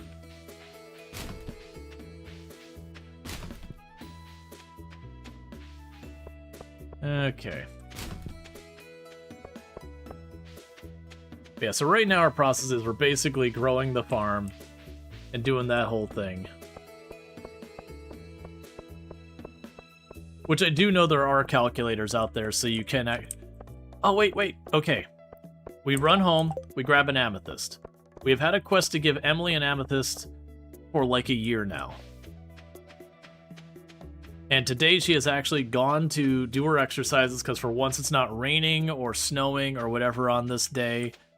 So we can catch her on her way out and complete that mission. So, amethyst, there you go. So when she goes to leave, we can do that.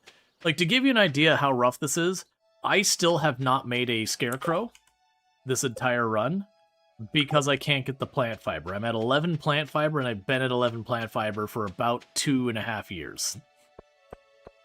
Or whatever it is. Two-ish years. We got 11 plant fiber right at the beginning, and we haven't had an opportunity to get more plant fiber the whole time.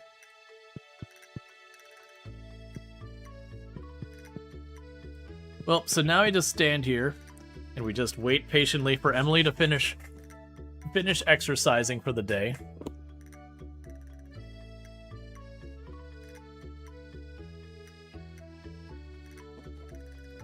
But yeah, so you can see for Pierre, I only own the tiles going straight from the door to where it can reach over to Pierre at a diagonal to grab that. All right, 1 second. I need to go grab myself some more drink, and I'll be right back while we're waiting.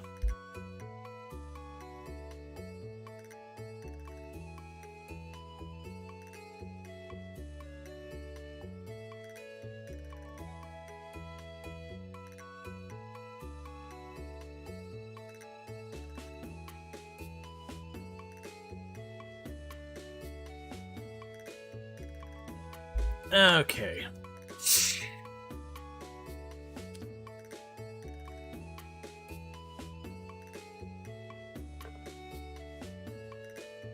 Yeah, I believe with the profit calculators, I haven't used one in a long time. And it, like I said, it very well may have changed, because I think the last time I looked at was when I was 100%ing the game for the very first time when it first came out. I want to say, not counting growing stuff out of season, that cauliflower was your big money maker for spring in the past, but that was considering artisan goods and all that stuff as well. And that could be just wrong information because I'm going by memory, and you can never truly trust that. So they're standing here. Prop calculator. Calculators, Stardew. Because we're stuck waiting. I got a GitHub page for it.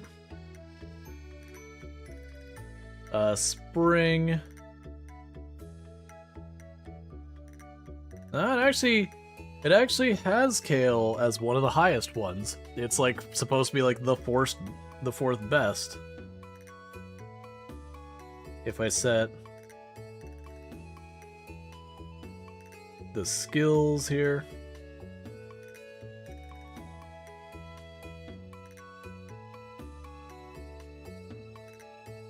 Yeah, no, it looks like... Yeah, it looks like it's supposed to be kale's the fourth best. Potatoes come just slightly behind kale. So I guess that's just what it is. Oh, good. Thank you, Emily, for being the one who's like, I'm not going to socialize after gym class. I'm just ready to leave. She came in, did her jazzercise, and she's ready to go. Oh, my favorite stone. You're so sweet. Huh? It's from who? Oh, you got it at Clint's. Well, I don't care where you got it from. It's beautiful. Thank you. Excellent. Oh, I mean... I was actually expecting it to give me a request reward or whatever.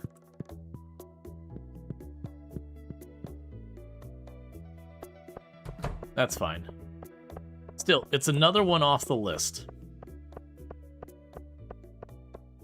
I kind of wish we had the quest tracking like other games, where you could go here and be like, yeah, bring Gus a coconut, Link Cod, Iridium Bar. There's so many now that I can't possibly keep up with it, unfortunately. Because half the things we don't have access to, and the other half of the things, the chance of me getting it to the NPC are pretty minimal. Yeah, so it does seem like that. Where's my free tile? Yeah, it's like, where's my 2 tiles? I did a quest for an NPC. Give me my tiles. I didn't do this for charity.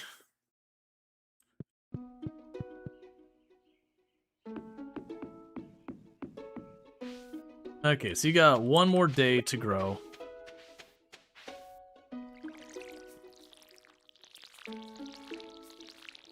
Yeah, so it seems like spring, not the best time for money.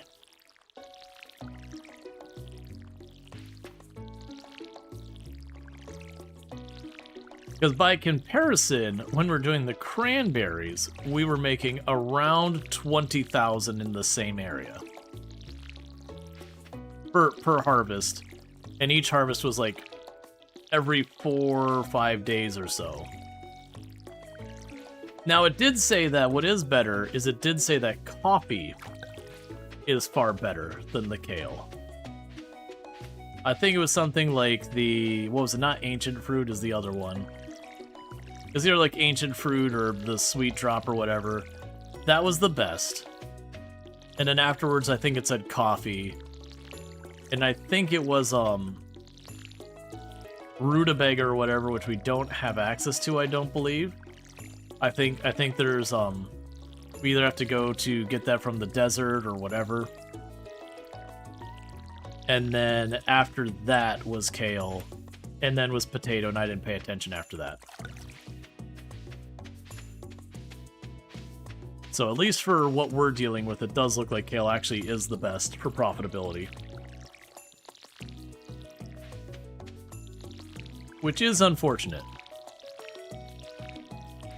But when it comes to fall, the cranberries are definitely where it's at. I don't remember summer. Which we do have the line of cauliflower planted simply because it gave us cauliflower. From completing some other stuff, we got a group. I think it was like 9 seeds or something like that.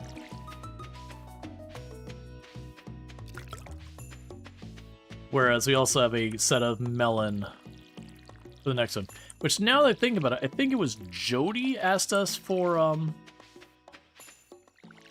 Jody asked us for a bunch, or asked us for cauliflower. So we can get that turned in, and that might give me 2 free tiles.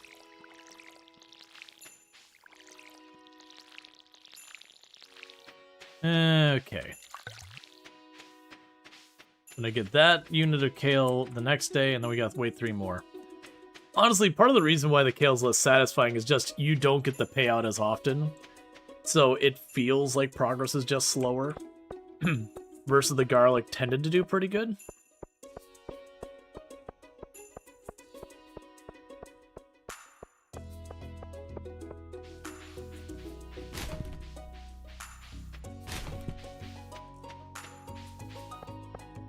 Okay. Hey, stop that yuck. Never. I will never stop searching your trash can. That's probably not actually true. There will definitely be a point I'll be making really good money, and that'll have access to all the things I actually care about, that, you know, searching the trash can is just not necessary anymore. I'm honestly a little surprised we haven't found the trash can hat yet.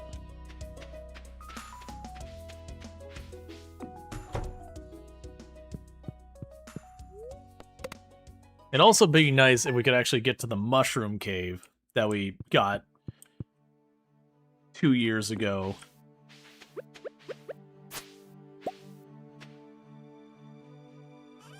Yeah, so we could chuck you in there.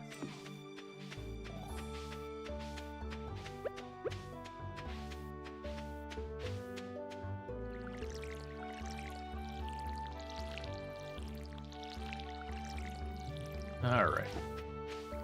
Yeah, because what happens when you get the sprinklers is I'll take our money and we will slowly use that to, you know, add a couple of sprinklers. You know, as able, we'll do that, get in a couple more sprinklers the next cycle. How goes the Stardew?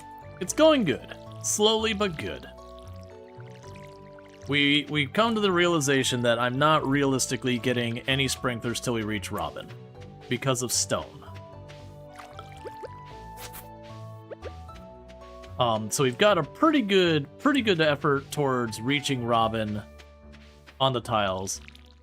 We went from where our path broke towards heading towards the beach in Clint and all that. We deviated from there to the north. And I would say we're around probably just barely over halfway. Because once we get to the mountain tile, it's honestly just a little zigzag to the left, and then you're at Robin's. She's pretty close to where you get to the mountain tile, where you can reach her house. But I still got a little bit more distance to go to reach the mountain tile. Because I want to say I got to go just to the right, and then it's a little ways north. That's unfortunately not just like 5 tiles. It's a good 10-15 tile trek. So it's probably going to be, honestly, the later end of spring, if not summer, that we reach Robin. And once we reach Robin, I can just buy the remaining stone I need for both the recycler and the smelter. And the moment I've got that, then it's a matter of, you know, make a sprinkler, run over to Clint, buy another set of materials to make another sprinkler. You know, make the sprinkler Thank repeat. you, Doubled Hikaru, for subscribing for 2 months. And thank you for the Prime Gaming sub, Double Hikaru. I did get a good chuckle out of, you know, text-to-speech trying its best with that pronunciation. You tried text-to-speech, but I don't think Hikaru is correct. But thank you again so much for that. You only get one of those a month. You used it here, and that means a whole heck of a lot, and I do really appreciate it. And I do hope you're enjoying your advertisement-free viewing, as well as access to the emotes. And, you know, thank you so much for that support. It means a whole heck of a lot, and I do appreciate it. I haven't looked at where we're at towards the plus points. I want to say we were down to just like 10 more plus points, which is a big deal for us as content creators. Getting that plus program thing does ultimately mean that we get paid 60% of the subs, the tier 1 subs, as opposed Thank to you, Soulspire, for subscribing for 6 months. Half a year of good times. as opposed to 50%, which is a 20% increase, because 60% is 20% more than 50%. Not, you'll do the math and be like, no, that's 10% difference. No, as far as how much we get, it's 20% more. $6 is 20% more than $5. But thank you so much for the thank you so much for that tier 1 sub. 6 months you've been subbed to Channel Soulspire, so I do appreciate that as well. But we do already Thank you, Draconic Dork, for subscribing for 18 months. Almost forgot about Prime. And thank you, Draconic Dork, for the Prime Gaming sub. That's 18 months, a year and a half. You've been subbed to the channel, so I really do appreciate that. And again, you can only get one of those a month and using that here. But yeah, so thank you so much for that. But yeah, so it is one of those things that like tier 1, 2, and 3 subs counts for the plus program. We already are at the 60-40 split, but it's one of those things that it would run out in March next year? No, February next year. But if we get this month, then it's March next year, and then we can kick that can down, which means I don't even have to think about it for a year, which is pretty awesome.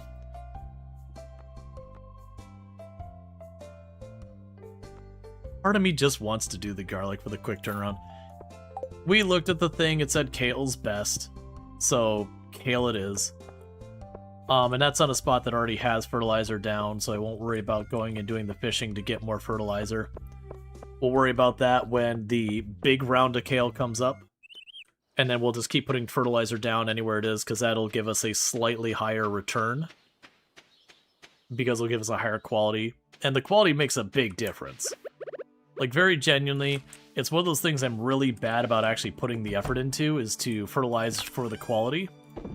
But it very really makes a huge difference in what payout you're gonna get pursuing the next higher quality. Yeah, so one kale is about 120 bucks. So we're making about 50 gold per tile on the kale when I get a regular quality. When we get the higher quality, it's going to be that much more. Dear all Storge, tomorrow we're holding the Egg Festival in Town Square. You should arrive between 9 a.m. and 2 p.m. if you're going to attend. You don't want to miss the annual egg hunt. Mayor Lewis. Alright. Now, I believe it used to be you just got the hat from it. I do believe after your first win, I think they give you like 1 or 5 of the Gamba tickets for Mayor Lewis. After that point, I'm guessing we might only need to just get to Mayor Lewis's house to be able to use our existing tickets. So maybe after we reach Robin, we are going right past Mayor Lewis's house. It might be worth it for us to buy just those couple of tiles to get to Mayor Lewis's house and then to the Gamba box.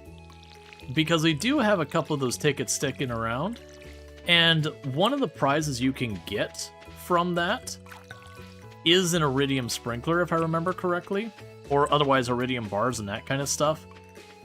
And those would be a pretty big thing, especially considering I can't just go into the mine, go down to the level that the iridium's at, and just go mine for it myself, because I'd have to, 1, buy my entire path to the mine in the first place, which will cost us tens of thousands, maybe probably hundreds of thousands, actually. And then on top of that, I have to buy each individual tile in the mine to move around in there. So even if I were to cheese it with the staircase all the way to the bottom, what happened to the sprinkler? We are working on it. I need to reach Robin so I can buy stone so I can actually make the smelter and the recycler. In all that time, I have only managed to get like 2 or 3 extra stone. That my best ability to get stone right now, other than reaching Robin, would be to just grind fishing and then hoping that we can get chests and that those chests themselves would have stone in them, which is extremely rare, or have a geode in them that I could then crack to get stone, which is also very rare. So the most deterministic way I can get the stone is to just beeline for Robin. And then once I get to Robin, I can just buy wooden stone from then on. Like, we got the materials and the plans and everything. I just need to reach Robin so I can actually make those blueprints. And then once I make a smelter and then a recycler, then we can just keep making those. I just hadn't anticipated having so much difficulty getting stone.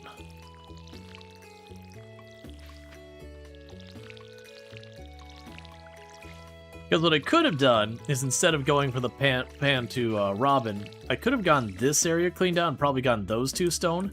That might have been enough for the smelter, but unfortunately would not have been enough for the rest. Now, one big bummer thing we've got going on here is tomorrow is not going to have the, Pierre's not going to be available because it'll be a festival day. And my kale is harvested tomorrow, which is going to be a whole big headache. Because it means I'm going to have a whole day where I can't grow anything because I won't have the seeds. You always thought Stardew and Terraria coming out around the same time. You didn't realize that Terraria is a bunch older. I mean, so... yeah, I mean, like, when you're talking about release dates for the finished one versus, like, Terraria having some time before it fully released on Steam and all that, a big part of why they probably seemed similar is both of these are built on the XNA game engine. Which all you need to know about that was XNA is a game engine that... sorry, not game engine, framework. It's not an engine, framework. Was the thing produced by Microsoft. And then Terraria... you know, Terraria and Stardew are both based on that. Yeah, I think the difference is Terraria, if memory serves me correctly, Terraria was kind of available in its earlier than 1.0 release. I don't think that was on Steam, though. I'm trying to remember. Ooh, 1 second. Nah, it's fine. And then it released in 1.0 on Steam. I'm trying to remember when it first came out, how that all worked. Versus Stardew Valley, you know, I believe when it released on Steam, it was just released. It was fully released, no early access, nothing like that. And I don't think you had a version of that was available off Steam beforehand. Of course, I wanna say that you could get access to some of the earlier builds of Terraria while it was in development. I think. I'm trying to go way back in memory.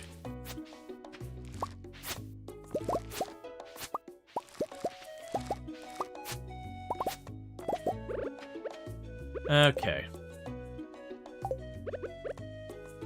So plant this here.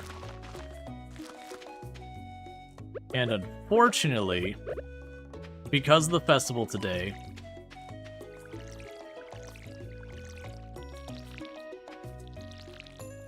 this is all that we're going to get planted for today. Now, I believe it was Jody wanted a cabbage. So let's go in here and drop all of that in there for sale. And we will save cauliflower. Because I believe it was Jody way back at the beginning.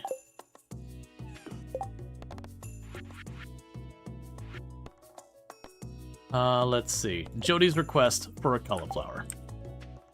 Alright. And I don't think we can give Jody her cauliflower during the festival.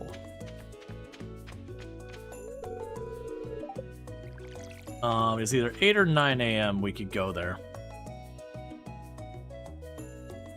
Yeah, it's also could be that, like, Terraria might have been celebrating, 10 years since, like, it originally had a version or whatever. I don't remember the details difference. It'd be curious to look back in, like, the wiki and see what versions released when.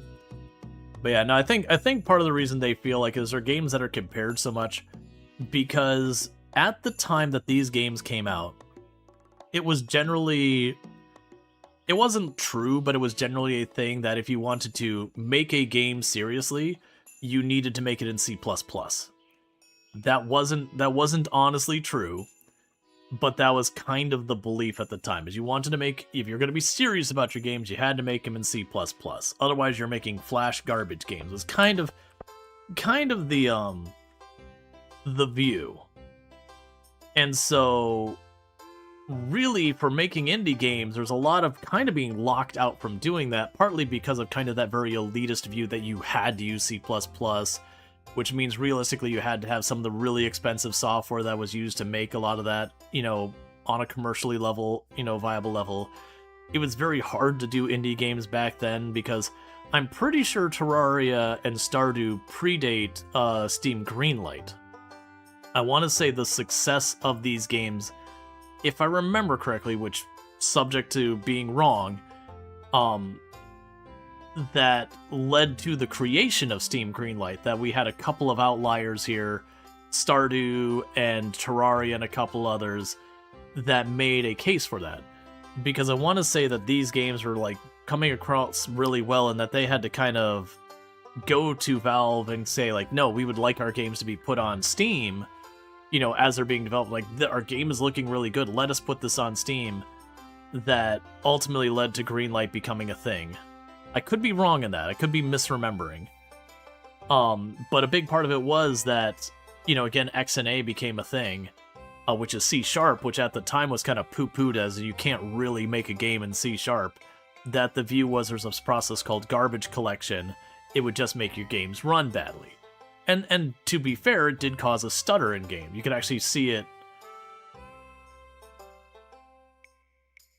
I don't know about Stardew Valley. Yeah, I'm curious when Steam Greenlight became a thing. So let's see. Steam Greenlight.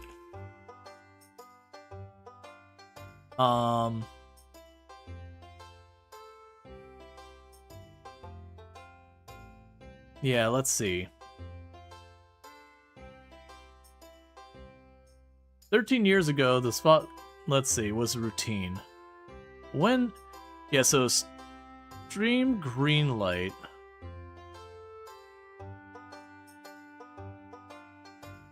When, like, I see all the things talking about it being shut down.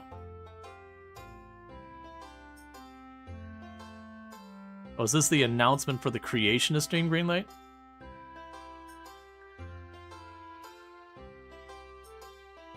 Okay, so 2012 July is when they announced the creation, and Stream Greenlight will become a thing August 30th, 2012.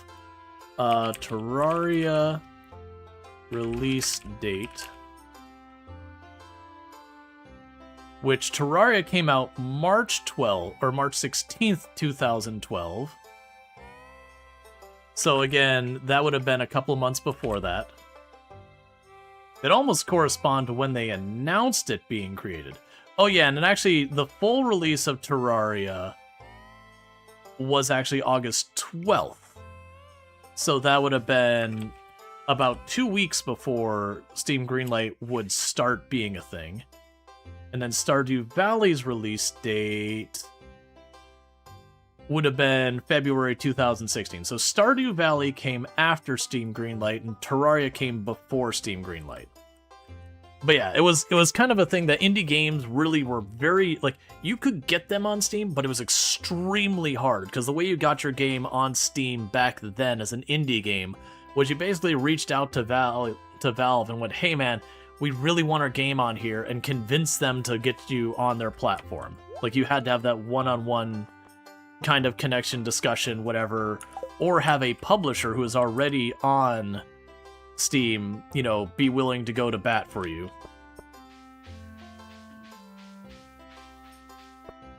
Okay. Our hens have been working overtime to prepare for this festival. They deserve the best tonight. Full bowls of sweet yellow corn. I hope I can find some eggs before Vincent takes them all. When does the egg hunt start? I'm so excited. Yeah, that's the thing. So yeah, no, it does seem like Terraria came out almost 4 years before Stardew. I would not have guessed that. The children have been looking forward to the festival for weeks. I always look forward to these gatherings. It makes the valley feel like a real community. But I guess it also makes sense because when Terraria first came out, like, it got really good reviews, but it didn't become, like, nearly as big or as well known. That was a little while later. Because when Terraria first came out, you only had, I think it was 4 bosses. It was just, you know, the Eye of Cthulhu, the Eater of Worlds, Skeletron, and I believe the Slime King were the only bosses in the game when it first dropped in 1.0. And then it was a couple years later, like 2 years later, that they had their big drop where it added hard mode and all of that, which is when the game suddenly blew up into this giant game. That, because like the game before was a relatively small game, and then when they did that, it like literally like tripled the content of the game and then some. No one really talks to me. I just come for the deviled eggs. Is there any more food? Yes? I put something nice into the punch. It's just between you and me, kid. I hope everyone's enjoying the food. I've been cooking for days to get everything ready. Fried eggs, boiled eggs, poached eggs, deviled eggs, scrambled eggs, chocolate eggs, you name it. As long as it's got eggs. Yeah, so this is where I mentioned the game canonically only has effectively 2 years. This is a perfect example with Pam in this dialogue. All the odd years, she'll have spiked the punch. All the even years, she won't. And it's because it's just trading back and forth between the dialogue here. That's effectively 2 years. Now, you do have some stuff that, like, when you get progress, like, a relationship gets far enough, Ginger Island's unlocked, there is a dialogue change. But all the festivals, you know they'll trade back and forth between their lines. And it's also, as you see them running around outside of those progression changes, you will see people hop between 2 different sets of behavior. Spring is a busy time of year. It's so nice to have a day off to catch up with friends. Abby always loves the egg hunt, ever since she was a tiny girl. Even with my bad leg, I never miss a town festival. I'm not a big fan of eggs, to tell you the truth.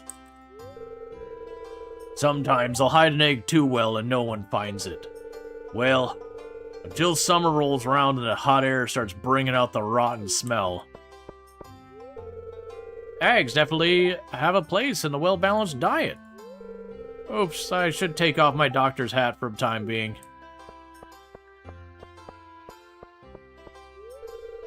Egg, what a strange thing to eat. Welcome to the Egg Festival. Compliments of my wonderful brood of hens. Vincent loves this festival. It's a joy to see him so happy. I've been up since dawn coloring eggs. It's always my favorite part of the season. This fruit punch is unusually good. Taking breaks from work can make you more productive in the long run. Searching for eggs is like going on a treasure hunt. My nose. Oh, jeez. We used to do a rotten egg toss. Mayor Lewis put an end to that pretty quick. This festival is alright, but I'm really looking forward to the flower dance.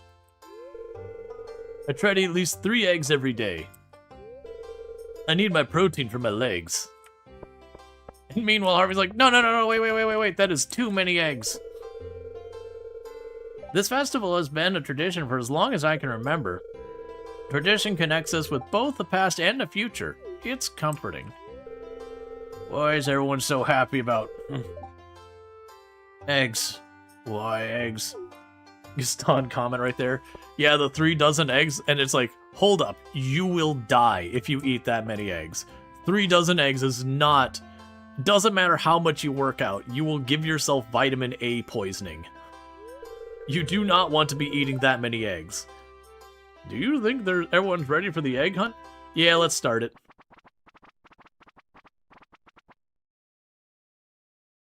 Ferrari is 14 years old? Yeah.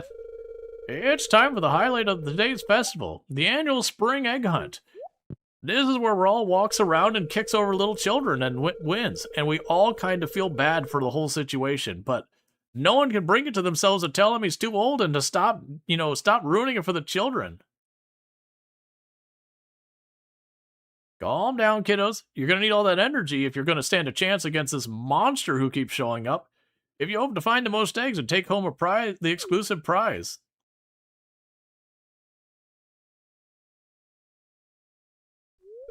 Let the battle begin.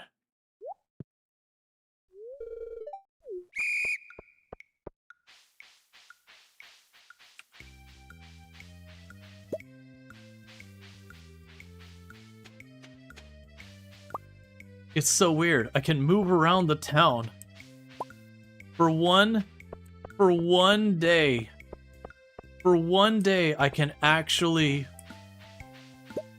enjoy freedom of motion.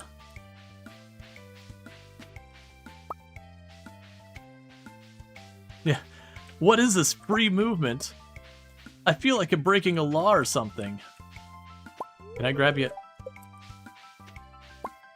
Yeah, grabbing through the diagonal. Axe right there.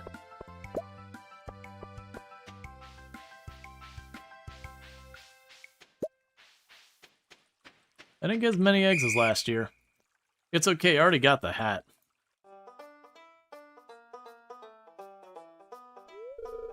Wow, look at all these eggs. I'm gonna tell you the same pun I always tell you. Laugh at me. And now the winner of today's egg hunt, probably not me, I only got 11. Usually I get at least... Rual Storge. Man, you all suck. Here's your prize, enjoy. Well, that's it for this year's egg festival. Thanks for coming, everyone. Now get the hell out. Your free riding and being around to walk around town normally is over. You big freeloaders walking all over the lawn, acting like it's public property. Okay, so there's 20,000. Which again, unfortunately, a bunch of that's going to get turned back into the price of seeds. Okay, because we didn't maintain this because of not having the crops there.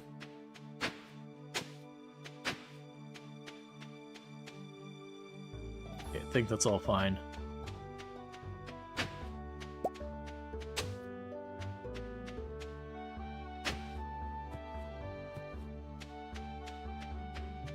Okay, and then we've got our potatoes. So that time we did not win the gamba. We only got one potato.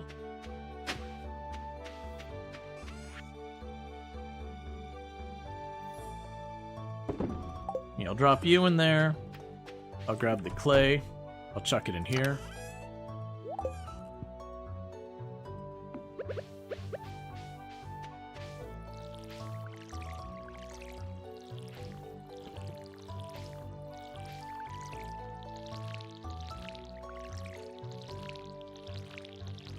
Now, Pierre's not going to be open till 9, and we are going to be replanting this, so we do want to continue to water all the tiles.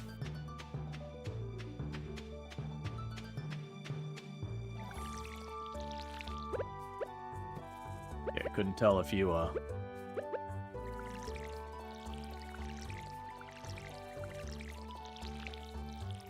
had gone back to not being hoed anymore.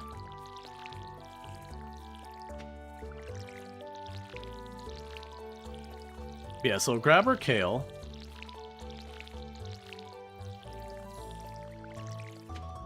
Which we should get 2 more rounds of kale out for the year.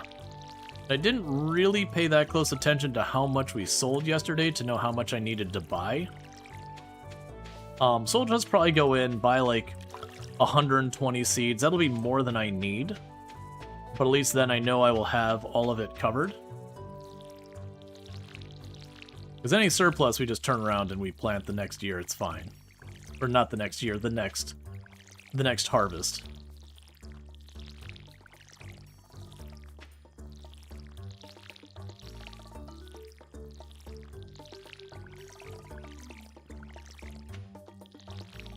Okay.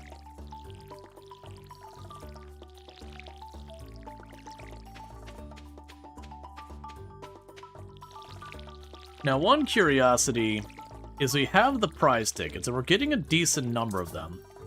It might be worth it if it looks like it's only going to be a couple of tiles to get to the prize box. It might honestly be worth it to detour there really fast for our push for Robin, just because that could be a source of money. Plus, we can always get lucky and maybe just straight up get an iridium sprinkler out of that, because it does show up there, as well as iridium bars and other junk.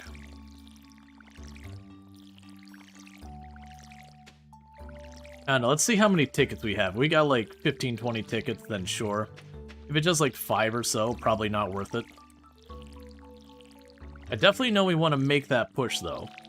It's just a matter of whether we push for Robin first, and then the mayor, and then we go for Joja. Okay, how many tickets do you have? Oh yeah, that's fine. Let's not push for that. No. I thought I had more than that. Okay, so Jody gets cauliflower. So let's go to town and see if we can't catch Jody somewhere.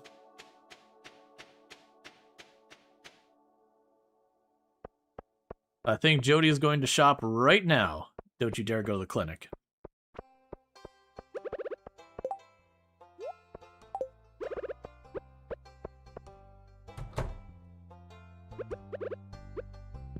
No! No! I was too slow because of shuffling inventory. You suck, Jody.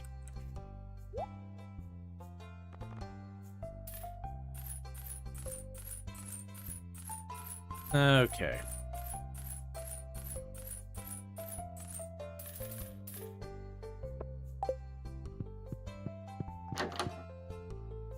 So she's gonna take a while. I'm just gonna go ahead and chuck these down real fast. Now the question is, what time do they finish church? I could see it being like 2, 3 p.m.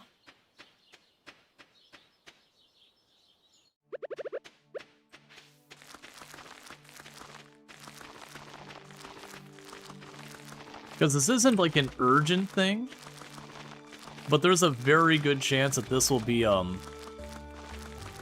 worth 2 tiles, because it is a community request, whatever they call it.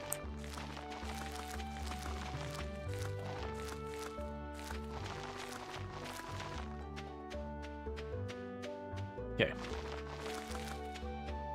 Oh, that was not enough. All right, well, I'm glad we did that. Okay, so three more.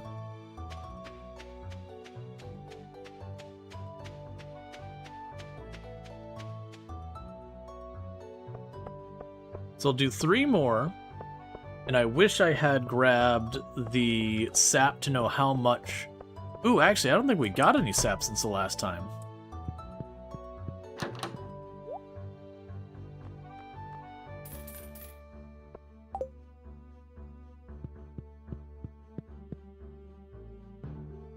Let's check. Is he moving at 110? Alright.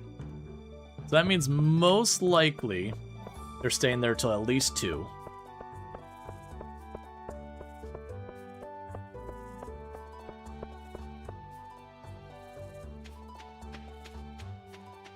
So let's scurry over here real fast. Because even when she starts to leave, she's got a path the whole way out, so I got a little bit of leeway here.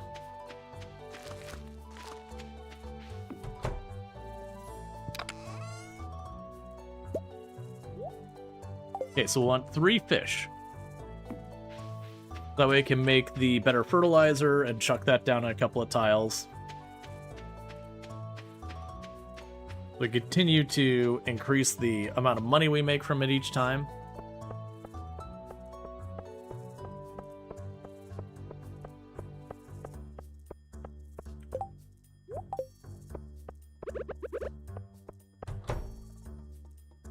Okay. She's on her way out. I need to get this to Jody. No one else, just Jody. They're all bunched together. Thank you for the follow. Welcome to the stream.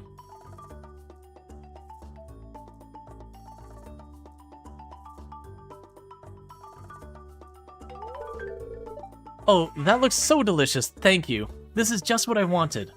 I'm gonna make the perfect yellow curry. And meanwhile, Joey's like, is he only now delivering it? It's been 2 years.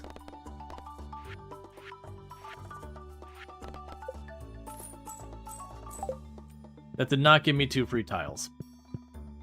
I really don't know when it comes to considering, like, you know, what is and isn't considered a request. Because we've done the ones on the board, and those definitely don't seem to count. And we've had some of them count when we went the other way. Alright.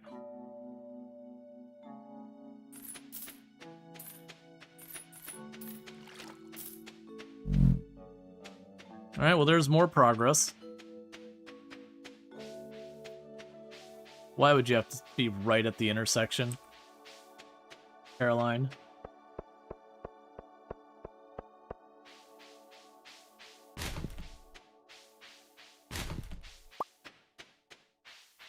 Okay. So I only need 3 fish. And then tomorrow we get a different quest for the board there. And see if there's some other project for me to work on in the meantime. Because it seems like the only project I could really do much about for the moment is mostly just the project for fish. Which is fine.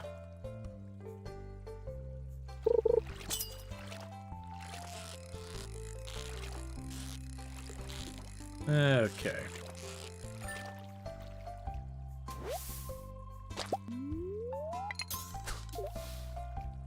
But with 3 fish, we can get better fertilizer. We'll put that down in more tiles.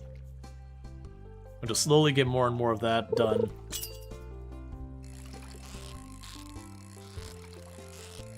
And once we get the smelter, we're gonna start putting down a bunch of crab pots wherever I mean, it's gonna be, I say a bunch, it's gonna be like 3. Because it's just gonna be what it can reach from my pond. And that'll be our source of garbage. Which, ironically, will be an okayish source for stone. Because we'll get bags of trash fairly frequently. And bags of trash can become stone and or wood.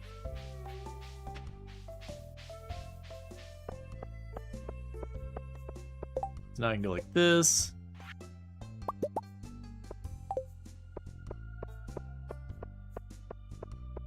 Alright. You know what? It might give me the quest at the end of the day, too, because we had that with the museum stuff. It's like, oh, I didn't get credit for it, and then we went to the end of the day and it gave me, like, 10 tiles or whatever it was. 5 tiles.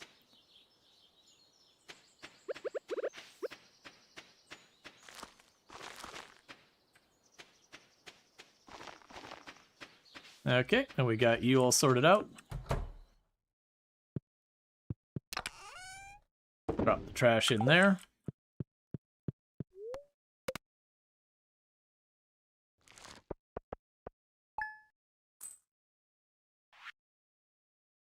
Oh, it was a gold quality. I was about to be, it's like, that potato was worth as much as the kale and then some. I was like, right, it's gold, so that's not a fair comparison, unfortunately. It's about to be like, these potatoes are just straight up better. Like, I've been deceived. But yeah, and that's with the gold quality. And the higher qualities do have a significant boost to the price.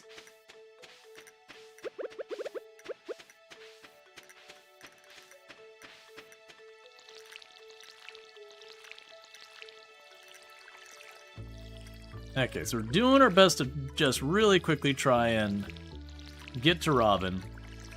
Because then it's just a matter of money. And money we can do.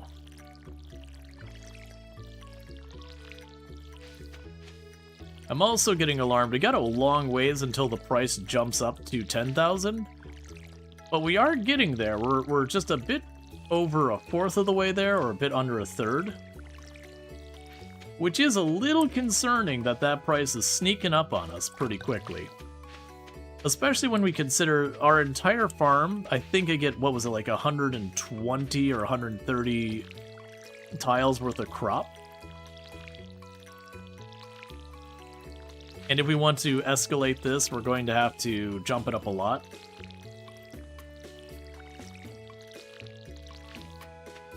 I'm really looking forward to being able to start carving into this forest and turning it into farmland. It's weird being this far into the game, so far as just regular progression-wise, and just having a tiny little corner of the map carved out.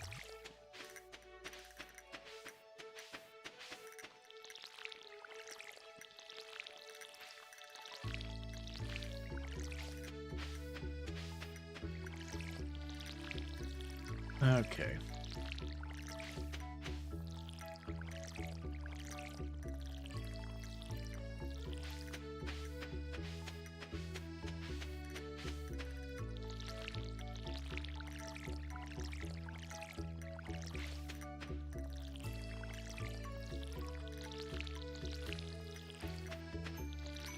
It'll also be a thing that eventually I'm going to just have to upgrade my tools to just reach more of the area. Which will honestly not be that bad, because we consider every harvest I'm getting about 20,000 revenue, and a little over 10,000 of that is profit. That does mean, realistically, going for like some of this area over here to the right, when it comes time to upgrade my axe, it's, you know, only a couple thousand for the first upgrade. That's just kind of like, oh, just sure, take the money, I don't even care. Like, that's not a big spend for me. Yeah, we got all the berries I can't reach.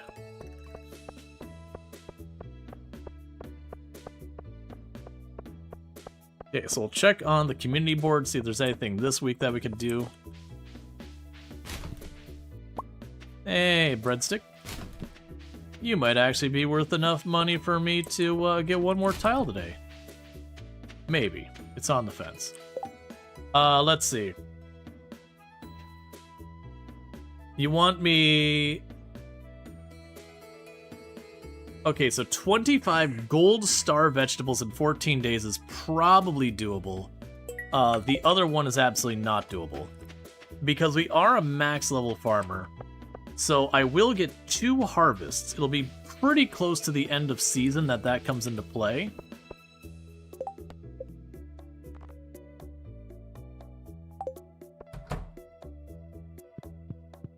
Oh, never mind. Yeah, so we're not going to do that because that crap is what? 1, 2, 3, 4, 5, 6, 7, 8, 9, 10, 11, 12, 13, 14, 15, 16 tiles away. Maybe less. 1, 2, 3, 4, 5, 6, 7, 8, 9, 10, 11, 12, 13, 14, 15. Yeah, so I get to it in 15 tiles, which means 15,000 gold to reach it. Not counting the actual 25 crops I would need to put in the basket. And what does it say what my prize is for this? It doesn't. The prize would have to be worth more than 15,000, and I do not remember what you get for that. Because almost all those give you something special. But that doesn't mean special's worth money.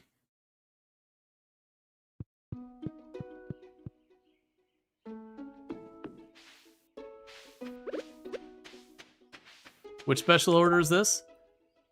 This would be Pierre's Prime Produce. So we're looking at $15,000 to reach the basket to drop it off.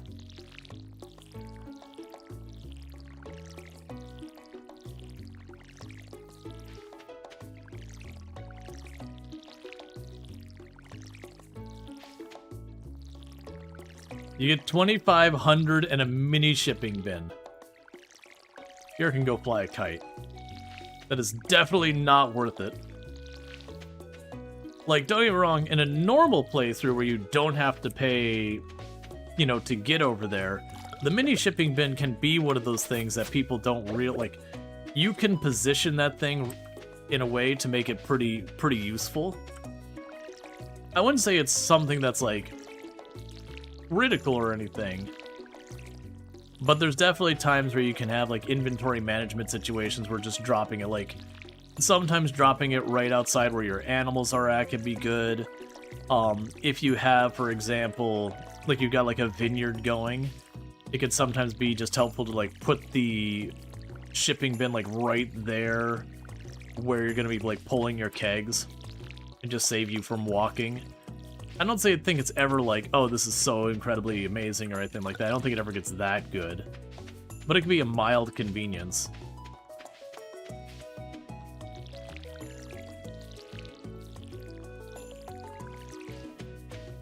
If you're someone who's just grinding fishing really hard, I could definitely see putting the mini bin like right there by where you're fishing. Even that, though, feels like kind of a stretch. And we've got the Ints on their 175 stream streak. Catch the last 175 streams. I'm missing a single one. Can we get a shout out for the Ints, by the way? Another fantastic content creator who's been playing a lot of like slice of life sim stuff recently. So like Coral Island. They played some Star Sand, right? Star Sand won the early access one that just dropped about a week ago. But absolutely fantastic. Now, just as a heads up, does stream in German. So just be aware they do understand English, so if you want to chat to them in English, they will understand what you're saying, but they do stream in German.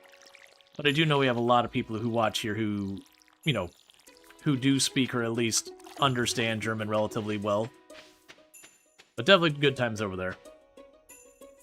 And Coral Island is definitely a game that I speak very highly of. Like, in this genre, Coral Island is probably my favorite game. You got the last dino part in the museum today. Nice. Evelyn, you're like 2 days too late for that, lady.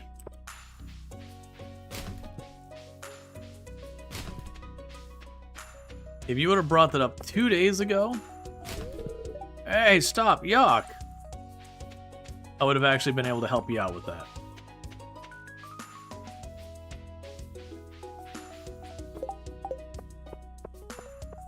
All right.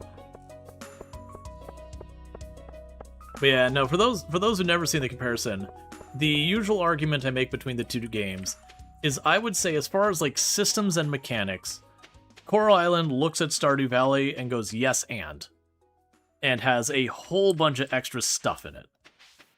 It is 3D, but it's still isometric, but it is 3D graphics. And I know for some people that doesn't hit the same. They like the pixel art, which is totally fair. But yeah, Coral Island really does have like way more there.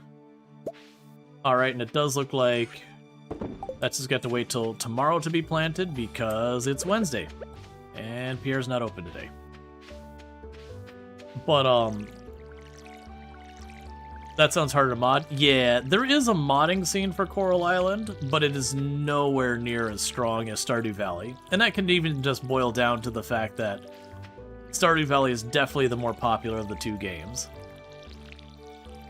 But I mean, that's like comparing, you know, Vintage Story to Minecraft. It's like, okay, whether or not you're like, hey, Minecraft does way more and all that, it kind of doesn't matter from the modding scene because Minecraft's a 2-ton Goliath so far as the number of users.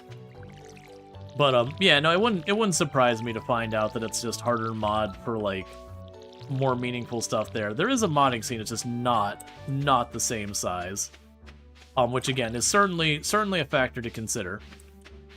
But I would argue, outside of the modding side of things, the place that Coral Island falls a little bit short of Stardew Valley is with Stardew Valley, because you have a much smaller cast of characters, you end up having a lot more personal connection between the characters. I would say that is something that Stardew Valley does do better. That, like, whether you like them or not, you usually have an opinion on just about everyone in town in Stardew Valley. Because, again, it is a much smaller community. You get to know each character a lot better. Whereas I'd argue Coral Island, when you're... Like, I'd even argue that Coral Island has more touch points with a lot of characters now with the dating and everything else in the game, so instead of just you throw diamonds at the character till they love you, you can still do that. But they do require you to do, you know, date/hangouts. Which all that is it just shows you like an adorable scene where it's like, you go to the taco truck. And so it just shows the two of you going to the taco truck, getting tacos, and then maybe they'll have like an after that date kind of cutscene where you get to know the person a little bit more, that kind of thing. So it adds a little bit more to the mechanic. So it's not strictly throw item at person, that you actually get like a couple of cinematics where you're like, oh, they are getting to know each other more. Versus, I discovered this character likes amethyst and now they will be buried alive in amethysts till they love me. But even with having those more touch points, just because there's so many characters, you end up like just not feeling like the connection is as personable or whatever. So I would definitely say Stardew Valley, by having the smaller cast, you do get to know them better. And there's something to say about that. Like that does mean something. That does have something to it. That said, with that as well, is the cast of characters is way larger in Coral Island and far more diverse. So generally, there's almost everyone has someone they can relate to and all that kind of stuff.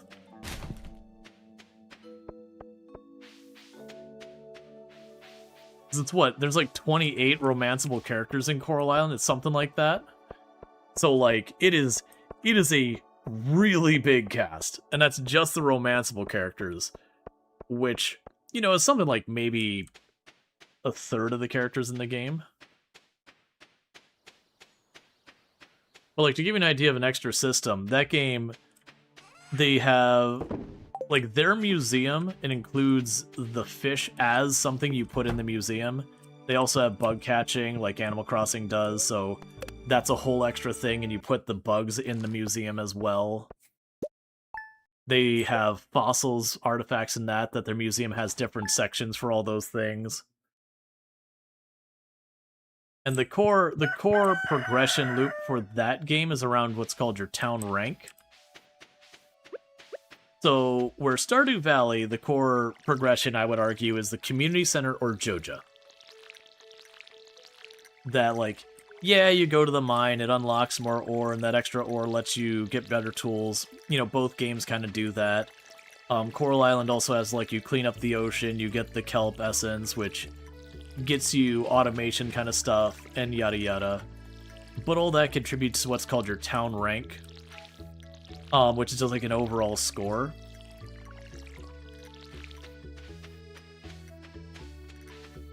And just like, as you rank up, it's like, okay, well, there's more seeds, there's more this, there's more that. And so that's kind of a thing, because like Stardew Valley, it's almost exclusively you get your materials and then community center or Joja, which is nothing wrong with that. But it is cool to have, like, genuinely you contribute to the town to progress.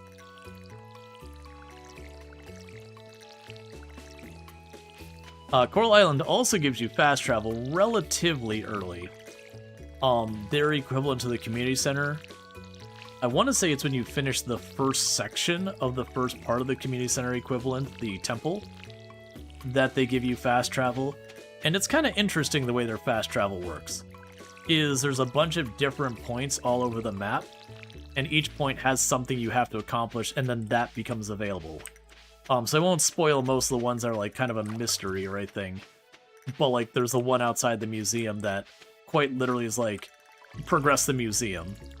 That once the museum is finished enough, which is really not that far, you get the fast travel to just go straight to the museum from then on. That way, you know, you get your new thing to drop off. You don't have to like go hiking across the map to do it. But it's good stuff. And while it had a little bit of a rough launch because Humble Publishing kind of forced them to push it out early, which was something we kind of learned in hindsight. Like, they've never formally said that's why it went out early, but considering Humble Publishing, like, you know, the game hadn't had announcements it was coming out in 1.0, you know, in the immediate future until suddenly it was. Like, it was like a week before that we heard it was dropping or whatever. When we had expected it to still be out a good number of months. And then a couple, like, not too far after that, Humble Publishing just shut down with no warning. And, like, didn't even warn the games that they were publishing for. Like, there was a game that's supposed to come out, like, a week later, like, after Humble Publishing shut down, that was being published by Humble Publishing. And they didn't bother, like, you know, they kind of posted on because I think it was Humble had announced it on Twitter or whatever, that they were like, this is the first we're hearing about shutting down. What does this mean? We're supposed to be launching in a week, like, and you're supposed to handle the console stuff and everything. What do you mean you're shutting down? Like, what? How do we even handle this? You know, and then, you know, a bunch of lawyer stuff got involved and they outsourced and everything. But again, the hindsight is very clearly Humble Publishing wanted to get Coral Island out the door, because that's the publisher, not the developers. And so it just kind of shoved it out the door early to get that kind of off the books or whatever. But they didn't have to worry about it anymore. Which is a real scummy thing to do. Humble Bundle back in the day used to be a really awesome organization, but unfortunately those days are over. They, I believe they got acquired. And then when they got acquired, they kind of went all in on profit and not the organization they used to be. Like now the cut that goes to charity is substantially less. Yeah, IGN bought them. That's right. IGN bought them. Yep. And so unfortunately, since IGN bought them, a lot of the cool things they were doing that were pretty awesome have mostly come to an end. Alright.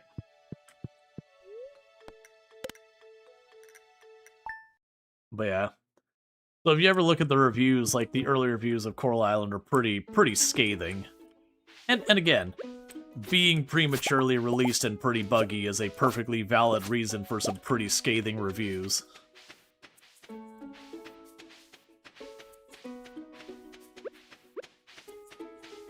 But that was a publisher snafu, not a dev snafu. And the devs have done good by the game. That since it released, they've gone and because it was kickstarted, they've gone and of all the things they promised with their kickstarting stuff, which there was the stuff that was promised for 1.0, everything that was promised for 1.0 is now in the game. And most of the extended content is also already in the game. We are expecting later this year all but one of the last things that they had promised for the extended content. One of the extended content is, like, for example, right now when you play, for example, Stardew Valley, you have your kids, they get to about the age of toddlers, and then they're, like, frozen in time, that they can never age up more than that.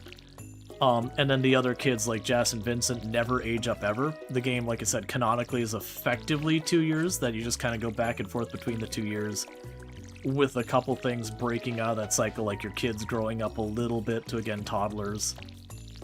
You know, and that. But by and large, the story just kind of bounces back and forth between the 2 years. It doesn't really go past that. With Coral Island, the intention is the kids in the town, of which there's like 5 or 6 of them, they're supposed to grow up to teenagers. That as you play through your run, they'll go from being, you know, smaller children to maybe tweens, to being full-on teenagers. And all that. And then they're also intending that your kids, I believe, are supposed to age up similarly. That they'll get to be like, you know, tweens/teenagers versus just toddlers. But that's supposed to come later this year. That's going to be added. Because it was supposed to be the end of last year, but they kind of delayed that one specific feature, but also gave us stuff that hadn't originally been promised.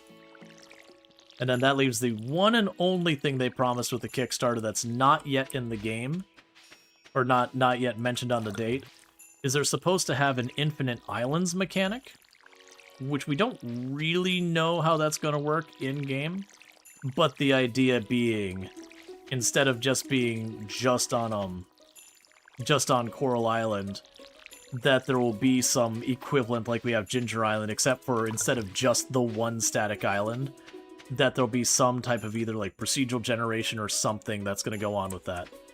I'm very curious of how that's going to play out. But that likely will be either next year or very late this year if that happens. I am assuming that's going to be a feature that's going to take a while, because that does seem like a very ambitious feature.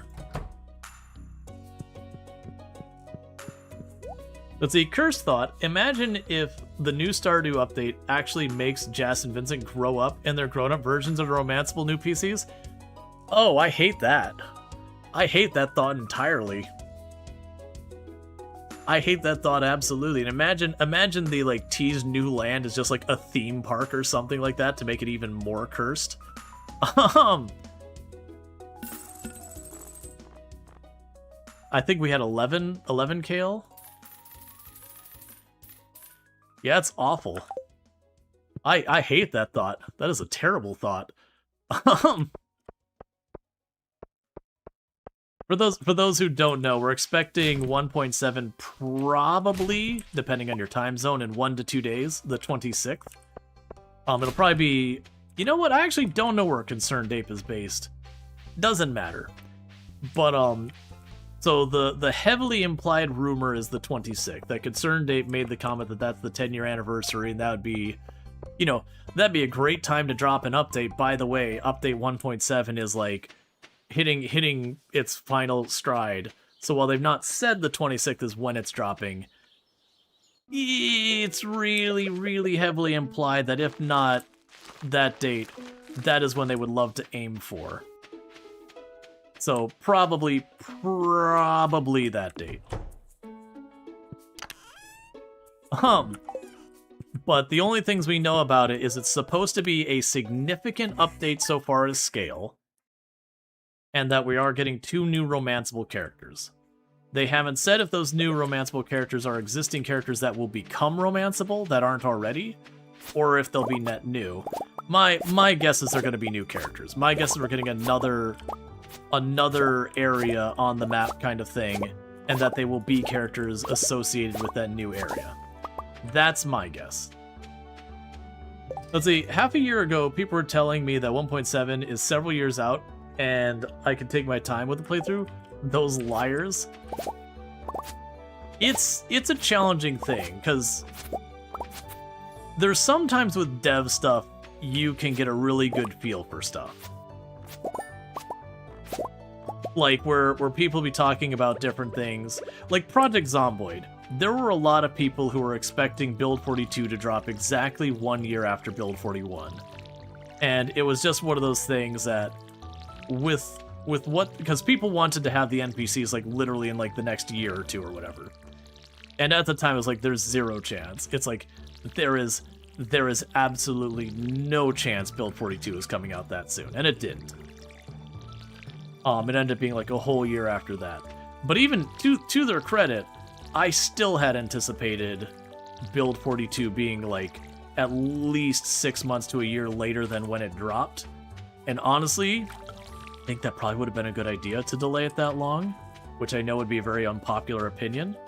But considering the shape that Build 42 was in when it dropped, and honestly the shape that Build 42 is still relatively in today, where calories are still kind of weird, and that farming is effectively useless, and hunting is effectively useless, that it's definitely one of those things that it does feel like the devs for Project Zomboid just felt like the endless people being like, you know, it needs to drop, what are they doing, they're taking forever. I think they felt pressured that they had to drop it. And I think it's a good thing, like, from a person who plays Project Zomboid to have access to it. But at the same time, people have noticed I don't play a whole lot of Build 42. I've been pretty open that while I don't think it's bad the direction a lot of the things are going, it's not for me. I like tedious and grindy. Case in point, you're watching me farm the same field. How much? Tedious is not something that bothers me. I enjoy a good, slow, sweaty, slow burn challenge. They're honestly my preferred kind of challenge. But very much Project Zomboid Build 42 feels very tedious. And unfortunately, a lot of the tediousness doesn't feel as rewarding as it did before. Like, the durability on the items you craft now is still so lackluster. You put in the incredible amount of effort to craft stuff, and then your thank you is like a stick in the eye, because your weapon just breaks in no time. Which this isn't being like, a weapon should last forever. It's like, hey, either you need to lessen the effort to make the weapon and keep the crap durability, or you need to up the durability to justify the effort. Oh. We can get a bream. It'll actually be harder to get to Alex than it will be to get the bream.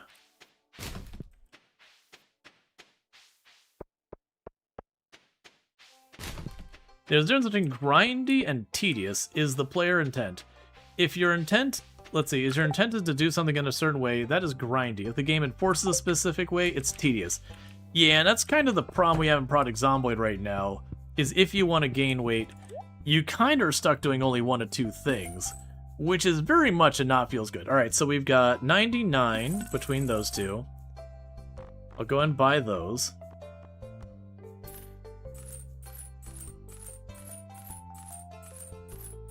I mean, that's easy. It'll be 123 is how many seeds we'll need.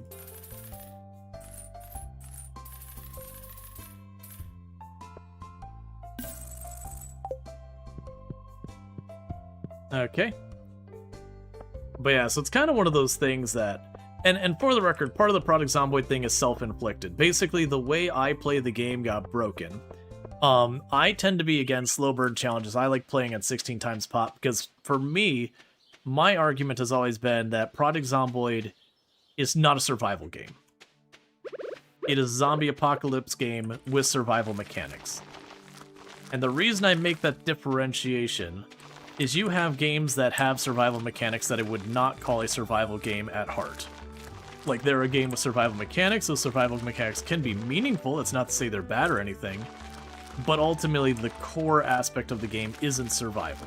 That's the add-on. And then you got games that are survival is their main aspect, and they might have other mechanics. So I would argue, for example, a game like Green Hell or The Long Dark are a survival game first. You know, and the other stuff going on are the secondary. Whereas I would argue a game like Project Zomboid is kind of an action RPG that's a slower pace, based around zombies. That's got a very slow pace to it, but it's all the zombie stuff there. The survival mechanics, to me, in Project Zomboid, the only purpose they serve is to shove you into the zombies, which is a perfectly good reason for them to exist. I think it's good it has those survival mechanics for that purpose. But ultimately, it's fighting the zombies. That's the big part, because the survival part of Project Zomboid is incredibly easy without consideration of the zombies. Like, you go out, you get your stuff for fishing, congratulations, you won the game. You've just won. What the heck did Alex? Alex wanted a bream, so we'll have to catch the bream tonight, and hope we can get at Alex tomorrow.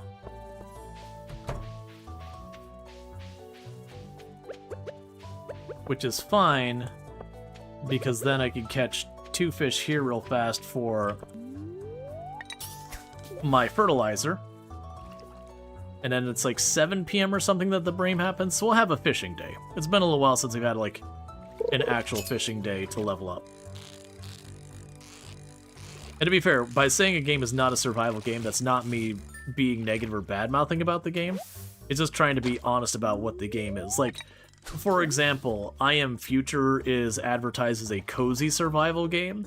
I would also argue it's not a survival game. It's got survival mechanics, but again, I feel like they're not the main point of the game. It's like clearing off the roof and doing the crafting is the main point. Honestly, I Am Future survival mechanics get a little annoying. I love the game. I think it's an amazing game. I love the vibe. I love the aesthetics of it. The disassembling everything on the roof is very cathartic. But, like, the actual you need to eat or you take a penalty, I could take it or leave it. It's just a mechanic there in the game. I don't feel like it adds much to it. It also doesn't take much away. It's there, but sure, whatever, I don't care. Versus, like, a game like The Long Dark, you take away the survival mechanic and the game is just gone. There's just nothing left. There's a decent story, which is incomplete. But, you know, without the survival mechanic, the gameplay would be very empty.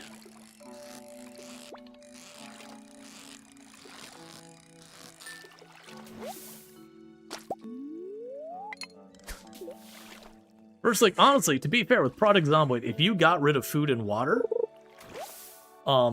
just, like, straight up ripped that out, I think you'd still have a pretty alright game there.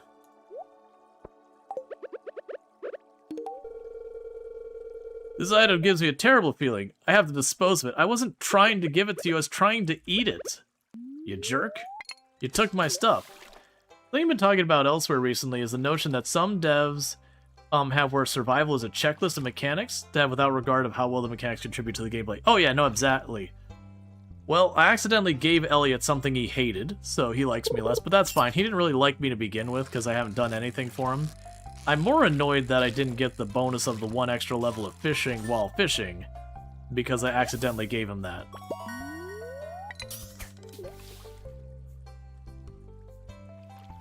That was me rushing. I should have noticed I had the present icon, so I should have stepped away a couple of tiles to go for the fishing.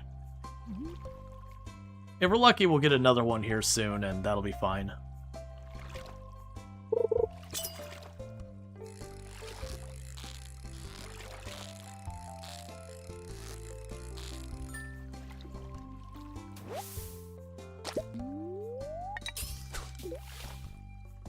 Okay. But yeah, no, that's as War Machine's saying, where like survival is just a thing to put on the box. That happens a lot in games, that there's just an assumption that certain mechanics should be included without consideration. There. Let's get the heck away from you. So luckily, it was only like 1 or 2 fish later. There. But like, for example, with this genre, almost every one of the games in this genre includes a cave or a cavern or something of that nature that you have to go in, fight monsters, and then break rocks to get ore. It is just one of those features that's almost always included in this genre.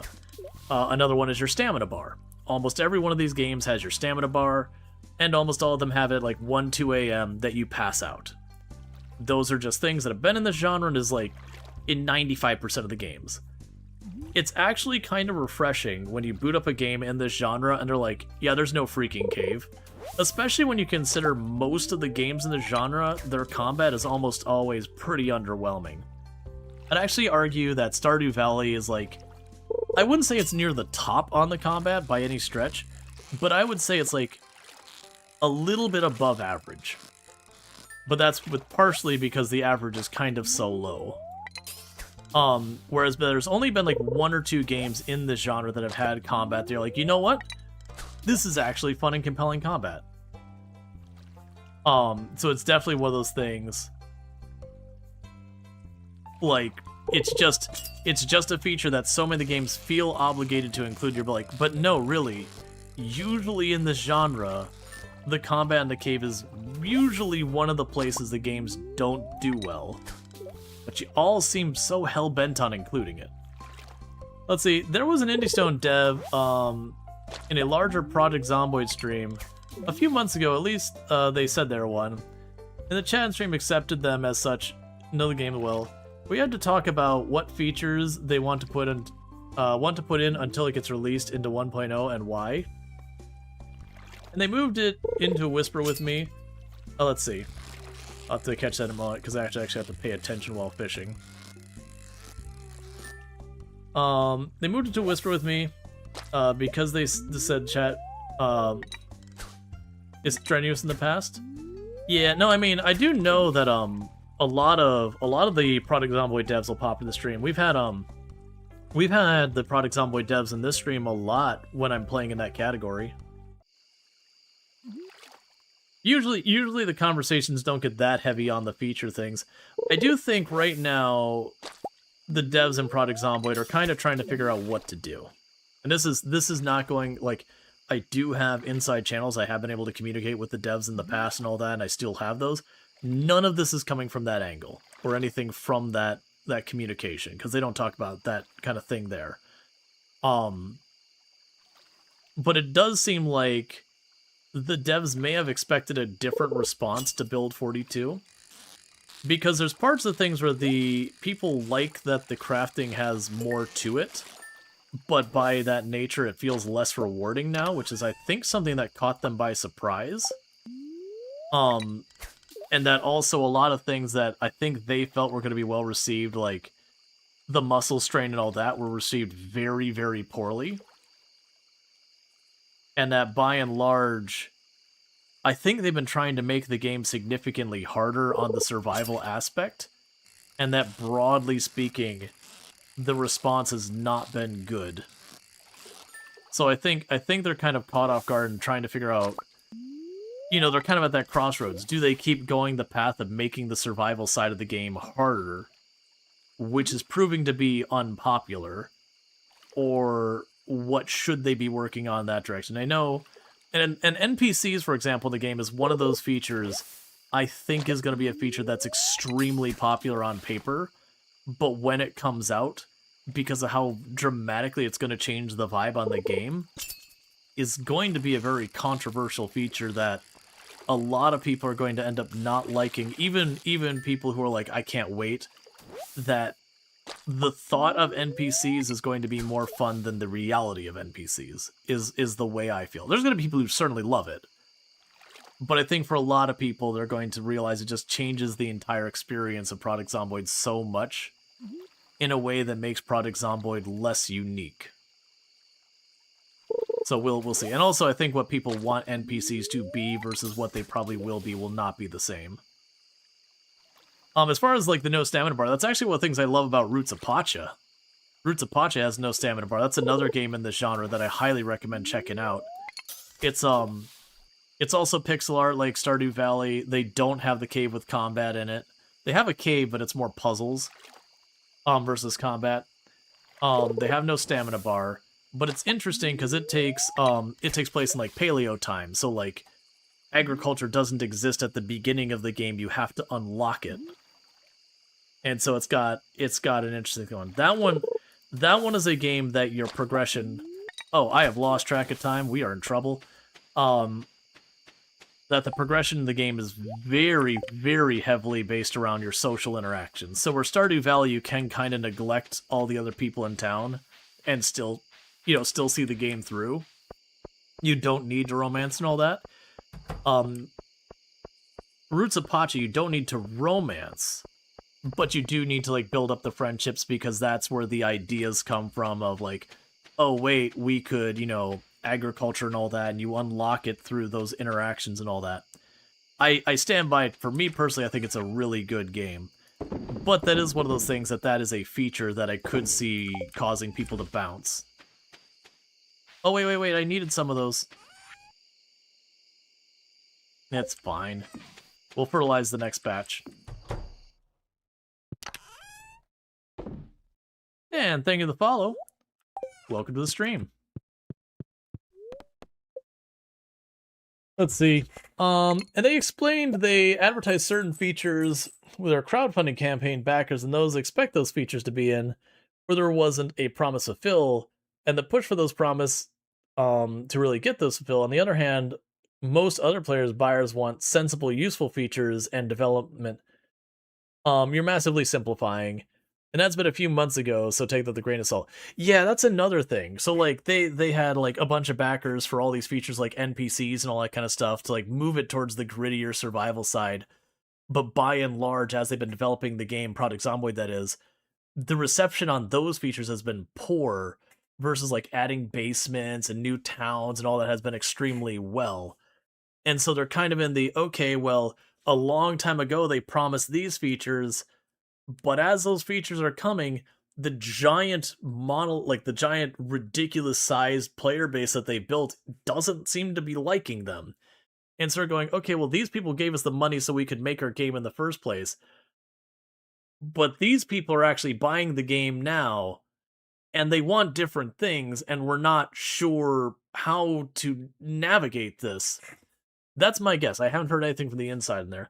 So they essentially found that they're between a rock and a hard place, and the best or only thing they can do is work steadily on what they think, while slowly on those promise features, and consider is stability released for their own promises, but not release it officially into 1.0 until fulfilled those promises.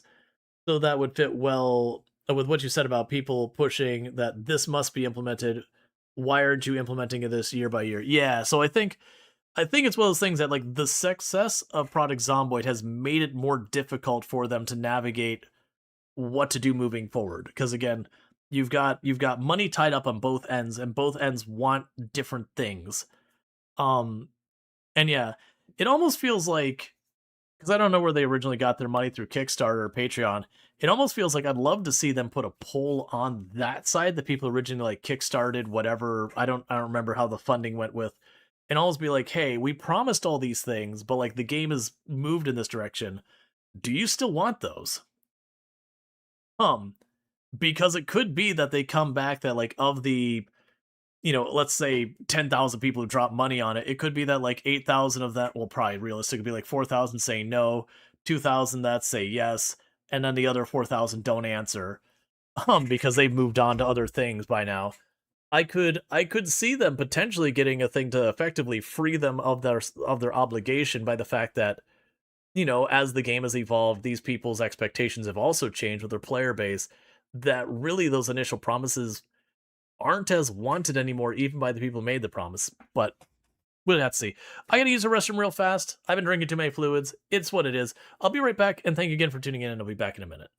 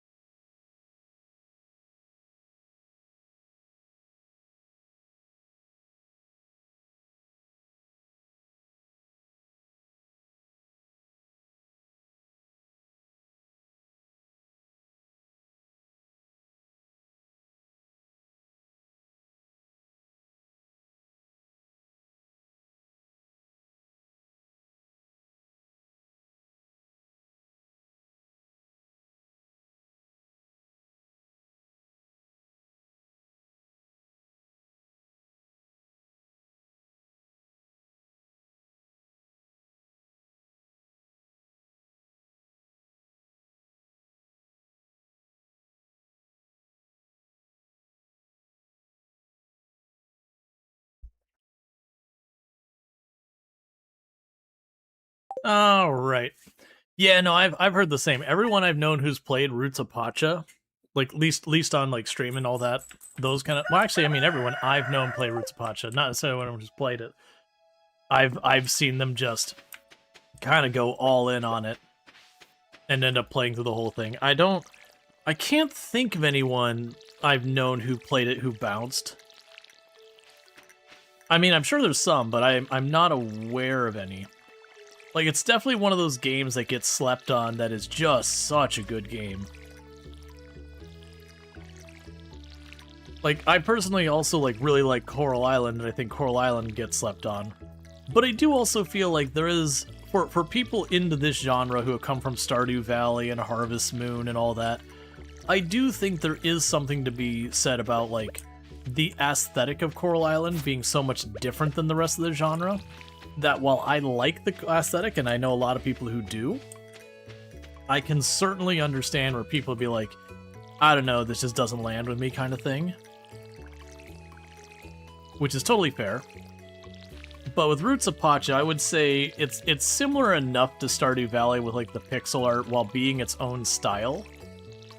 I think like if you like the art style of Stardew Valley, you'll probably like the art style of Roots of Pacha, because like it's again kind of like this again, just instead of being vaguely 90s early 2000s esque, it would be you know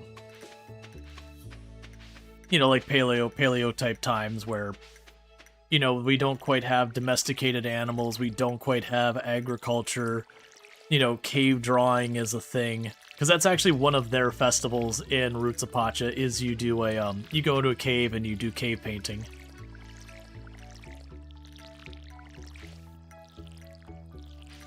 Or was it Neolithic? Not Paleo, Neolithic times.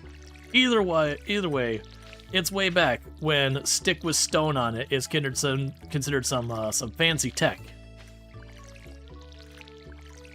It's also cool because it handles a lot of its stuff different, like, when you do get agriculture unlocked in the game, it doesn't use sprinklers. Instead, they do irrigation, so you, like, make trenches to bring water to your crops, kind of thing. But it's really well thought out, it's really solid, and they're still updating it. They actually... Honestly, before this, I had actually really kind of waffled doing another Roots of Pacha playthrough, because they have added a bunch of content since I last played. There's been like 3 or 4 like really big updates in the last couple of years that have added a whole bunch of new areas and all that. But I think most of that content is later game, so doing a full new playthrough, I was like, I don't know. So you want a copper bar. Okay, we're looking for Alex. Alright. Do we think Alex goes... Hey, stop the yuck! Do we think Alex goes where I can get to Alex today?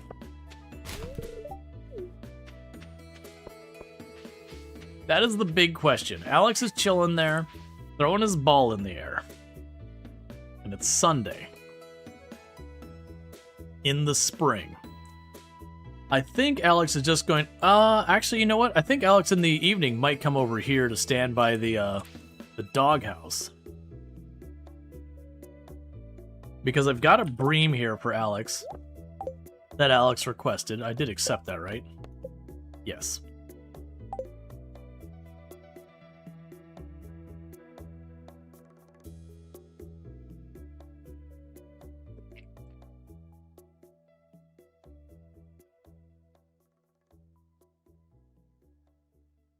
Okay. I think Alex in the afternoon will go over here to chill by the doghouse. And we'll be able to give Alex the bream at that point. And then that'll finish that quest. And we'll see if that gives me 2 points. Also, I'm going to check the board while we're waiting. Oh, right, it was a copper bar. Yep, I can't help you, Jody. Oh, wait, didn't we do our kale? So I have these 12 tiles that I can just use.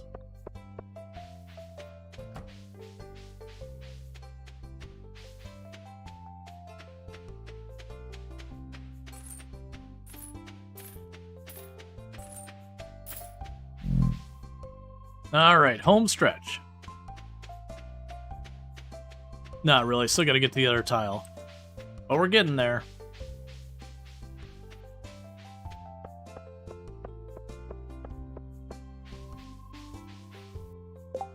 Meanwhile, it mentions that I can hit H. Oh, gotcha.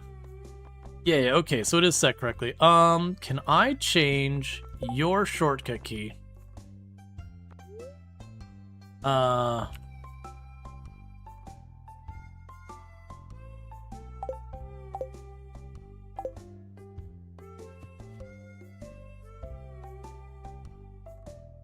Still doesn't seem to meaningfully do anything.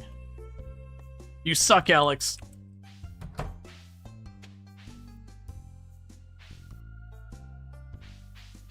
I'm still hoping he comes out to see his dog. Yeah, because what I'm trying to do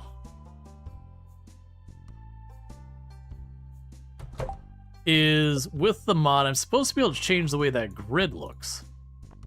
And I want to see if I can change it meaningfully. Toggle between using your bonus tiles or saving them for later. Undo last purchase. Buy all tiles. Toggle overlay mode.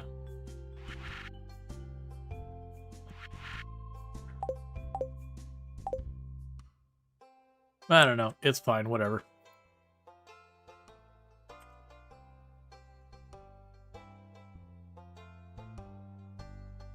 Let's try. Where would be H on a QWERTY keyboard?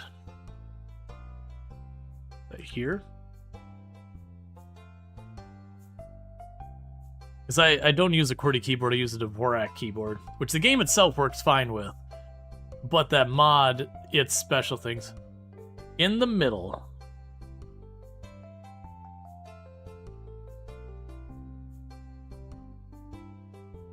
Gotcha. Alright, so I actually was hitting what was H.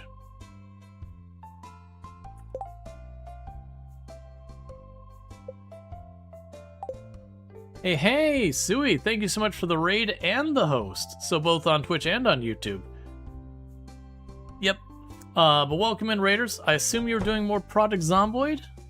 Yeah, doing some Project Zomboid. So, I hope you had a good time over there with some Project Zomboid with Sui. Sui's absolutely fantastic content creator. Can we get a shout out for Sui really fast? If one of my mods is able to take care of that. Otherwise, I can get it here in just a second. But, here, I can get it. Alright, never mind. Treacle's got it. Thank you, Treacle. But, so definitely check out Sui, playing some Project Zomboid. Absolutely fantastic content creator. The YouTube was with 18 as well. The algorithm picked me up tonight, which, it is wild. Yeah, no, that's one of the things you end up seeing a lot, is a lot of back and forth with a lot of that kind of stuff happening. Just how the algorithm works and all that. But yeah, so again, definitely go check out Sui on both YouTube and on Twitch. Fellow member of the Halcyon Frequency stream team, the stream team that I'm on as well. Plays a lot of Project Zomboid and other indie games, has done like RimWorld and all that in the past as well, so if you like the content here, you're probably going to like it there as well. But again, doing a lot of Project Zomboid recently and whatnot. For everyone popping in here, I am Rual Storge. I do play a variety of games here on Twitch. I'm most known for my exploits in Project Zomboid, where I used to hold a world record that I still kind of run ever streamed. Oh, is that the bream I requested? I really appreciate it. Here's your payment as promised. Alright. But, I do play a variety of games as well, including Project Zomboid and RimWorld, a lot of city builders, settlement builders, simulation, tycoon, slice of life, life sim, a whole wide range of games. Today we're doing some really, really sweaty, try-hard Stardew Valley. Because you'll probably notice that there's a grid on my screen. That grid isn't... One second, did I see worms? No. That grid isn't because I'm like, no, I just want to be able to see the grid so I can map out or anything like that. Nope. That grid is because every tile on that grid... Like, let's say I want to go stand in this rug. And I can't go there. That's because I don't own that tile. To own that tile, I gotta spend 1,000 gold. So every single tile I walk on, I have to purchase one by one to get access. This is the Tileman Challenge. The Tileman Challenge originally comes from, I believe it was the original old school RuneScape had a mod to do that. But you will see me spending a lot of time you know, taking weird paths around there. And to be clear, it doesn't start at $1,000 per tile. You start out where you get your first 10 tiles are free. Then your next 10 tiles are $10. And then the next 90 tiles, so up to your 100th tile, are $100. And then your next 900 tiles up to 1,000 or $1,000. And then from then on, it's $10,000 per tile. Now, the good news is, in reality, Stardew Valley is one of those games that once you get going, you can make just stupid amounts of money. Like, you can be pulling in hundreds of thousands pretty reasonably in, like, you know, a couple of days at a time. And not even laborious either. We're talking, you just have a bunch of artisan process set up and all that stuff. Wait, what about the mine? We don't talk about the mine, it's too upsetting. If farming was this lucrative in real life, everyone would do it? Yep. To be fair, you sell a bottle of wine for like $3,000, which is not normal in real life. Because even if people wanted to pay that much, that just wouldn't be a thing. Wait, but actually, how does the mine actually mechanically work? So, the mine on this side is not actually randomly generated. There are times where you get, like, the infested floor as a one-off. But it is static. You know, other than those special floors. Which does mean you have to unlock every tile in the mine that you need to use. Which, of course, when you're looking for the ladder, is pretty horrible.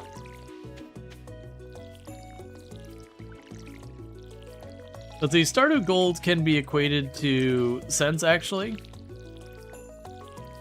I don't imagine the conversion works, like, super great.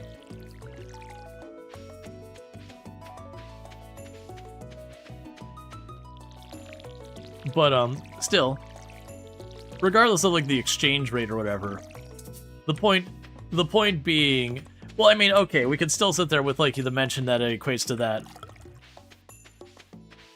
Well, that's the thing, like, with it being 3,000 gold for a bottle of wine, well, also building a chicken coop is what, 5,000? So the math doesn't really work out unless it's a $5 chicken coop or $50 chicken coop or whatever. Yeah, it'd be $50. So $30 bottle of wine, $50 chicken coop. But it's fine, like, it doesn't matter, it's a video game. A lot of your prices will be based on balance reasons, not to align with reality. Because aligning with reality would be pretty awful. House extension costs $100. We have a scarecrow now? Yeah, it's not one I crafted because I still haven't got my other 9 fiber. It's one we bought at one of the festivals for like $5,000 or 5,000 gold or whatever. If it wanted to play reality, I'd walk outside. Exactly.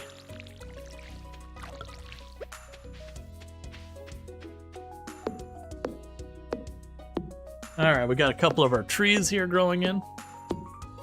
But yeah, to give you an example where great outside, great for graphics. Oh, I can't actually reach. Well, that tree stays there. Okay, I understand. Alright, drop you in here. Wouldn't let you roll up a new character. Yep. But yeah, so it's very genuinely, it's pretty much every time I get a harvest, I get a bunch of new tiles. But where we're at right now is we've got access to Clint, we've got access to Pierre's, we've got access to the museum, and we are trying to get access to Robin. And you might be going, oh, you're trying to get access to Robin, you know, that way you can like get your house upgrades. No. I'm trying to get access to Robin so I can buy stone. Because I can't, like, getting to the mine is going to cost me a fortune, and then doing anything in the mine would cost me even more. So I cannot do either of those. Those are both in the mine, so we will be going back home. So we want to go and get to Robin so I can buy stone, so that I can build a smelter and a recycler, so that I can get my ingots, so that I can make sprinklers. That way I can scale up my farm more. Because right now, that's kind of the bottleneck and why we haven't been making the farm bigger. And again, check out Sui, absolutely fantastic. Definitely do recommend. But, because I can't make sprinklers, because I need, I think it's an iron and a gold ingot and a refined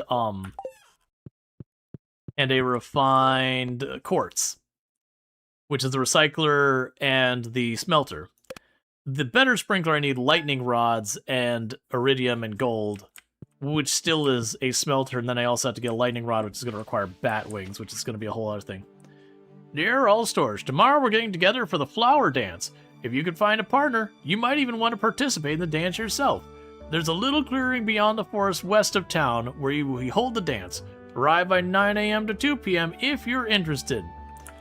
I can't actually get to the forest, so I will not be attending.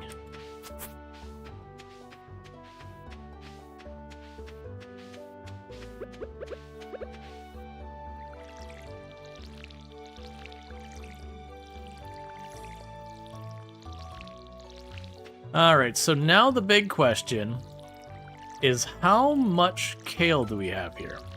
Oh, I can't do another round of kale. I won't be able to do another round of kale after this one. So did the game start with the path tiles and the path to Pierre's unlocked? No. No, it did not. No.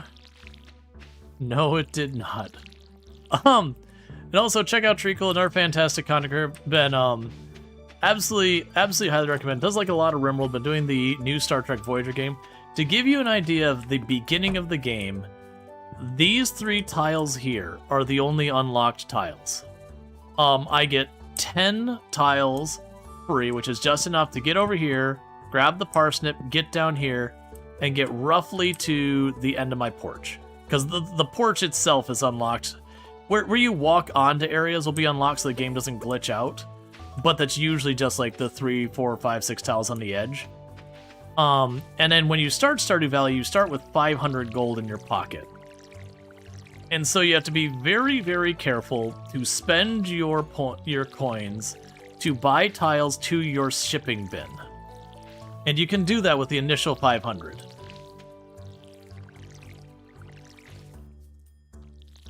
Where do you get these seeds at the beginning after parsnip? That's the fun part. You don't. To give you an idea, I didn't get to grow another plant that wasn't the initial 15 parsnip seeds until spring year 2. It took me until winter year 1 to reach Pierre's. And if you're wondering, how did I make my money? So I got a hoe, I found some dirt, and I hit the dirt with the hoe. And then, no matter what I got, I would then hit it with a pickaxe to turn it back to normal dirt, and then I'd hit it with a hoe again.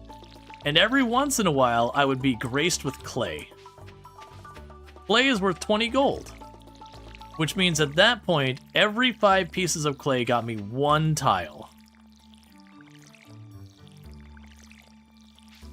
And we did that till winter year 1, so that I could reach Pierre's. And to be fair, once winter came by, you could also get winter root and, or sorry, it was, yeah, winter root and snow yams, which was like just so much more money than just the clay. Why do you want to try this? Because it's a fun challenge. And to be clear, there are different settings. We are on what's called tiered. So the 2 common settings you have for this is you have classic, which is the first tile costs $5, and then every tile after that is $5 more than the previous tile. And it just keeps doing that forever. And then there's tiered, which is it starts at, you get your first couple tiles for free, and then it's $10. After a couple, it goes to $100, and then it goes to $1,000. And ultimately, classic gets to be more expensive than tiered just by a little until you get way late game. They actually kind of do go back and forth on which one's more expensive, but ultimately the classic is more, and we're on tiered. And I didn't do that because it's cheaper. I don't know. I just wanted to go that way. Oh, it's a winning lottery day. We got worms. Boom. I mean, that's not very good, but whatever. Let's see, and only one tile workable per click at the start of the game, farming a single tile at a time only. But yeah, so for people interested in doing this, you're going to want to look for Tileman Reworked. We tried Tileman Reduxed, and unfortunately that didn't work. Like, the save got messed up pretty quickly. Did we have something we were doing with the board? No, they were both ones in the mine, so we didn't have to care about it. They stopped that yuck every single day. Oh, you know what? I'm not going to be able to... Alright, this is the last harvest for the season. Because I don't have the money to buy the seeds to do another harvest of any meaningful capacity. Okay. This is actually kind of a problem. Because without getting another harvest for the season, we're going to go into summer with not a lot of, Yeah, so you got... Well, we weren't going to get another harvest anyways. Okay, that's fine. It is what it is. There's not much to fret about it. All the remaining money needs to go into seeds. Because otherwise summer's going to come by and I'm not going to have enough money to get the seeds I should get. The bins can give some pretty cool stuff. Oh yeah, you can straight up get a prismatic shard out of the bins. The odds are ridiculously low, but it's technically possible. At least it used to be. Alright, so I didn't want to grind fishing at all, but I think we need to supplement our money a little. Because we're going to get around 20,000-ish for our kale. And the issue I'm going to run into with that is when summer comes by, I need a bunch of money. We also get a couple extra bonus free tiles for maxing out skills. I think our fishing is like 6 or 7. Oh, you got the fishing rod? That would have taken a bit. It did. Like, basically we got the fishing rod last stream towards the end, if I'm remembering correctly. I think that was last stream. I don't think it was... Yeah, it was last stream. Basically, when we pushed to Clint, after we got to Clint, we circled back, because it was only like another 10-15 tiles to get the fishing rod. So I kind of saw that as like, yeah, that's going to be justified. Because we also needed the fishing rod to get the recycling bin for the recycler. And without the recycler, I can't make the refined quartz. If I can't make the refined quartz, I can't make the sprinklers. So it was kind of necessary for automating farming, which we still haven't done yet. If I get a couple more stone, we can automate farm, or we can get the sprinklers going. But so far in the entire run, we've gotten about 21 stone in the last just over 2 years. And we got about 11 fiber. Wood, we're good. Wood I can actually slowly get by just planting trees along the edge of what I can reach. I just had to wait till I got my first acorn or whatever. So that we're good. But stone and all that, I have to have the bushes and the rocks get close enough I can hit them. And I think we've had that like twice since the beginning. But we will expand onto our farm as soon as we get to Robin's. Basically the plan is to get to Robin's, we get to the point where we can start expanding using the sprinklers, and we start expanding the farm to, one, give me access to like fiber and rock and all that a little bit. Push towards the mushroom cave and all that. And just scale up our ability to make a bunch of money. And then I think from there, the next target's probably going to be Jojamart. Because I am going to need to use Joja in this run for purposes of unlocking things. The ability to do the community center is just probably not going to happen. I say all this knowing that we probably have about 2 days until 1.7 drops. Because the rumor is the 26th. That rumor being heavily implied by Concerned Ape, the developer by the game. Not confirmed, but did say something like, the 26th would be a great day for an update. Meanwhile, we've been hearing about 1.7 for a while now. So, it doesn't guarantee it's the 26th. But there's a pretty good chance it's the 26th. I also realized I had more of the river jelly. Let's see, the creator of this mod does a playthrough with this that does the community center. It's been interesting to see how different you two do things. Gotcha. I didn't know they were a creator as well.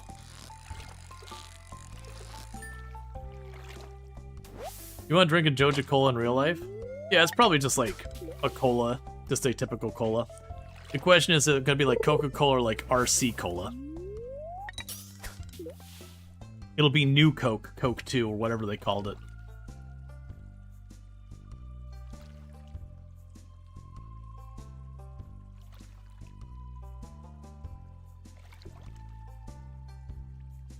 It's Joja. Would you expect anything good out of it?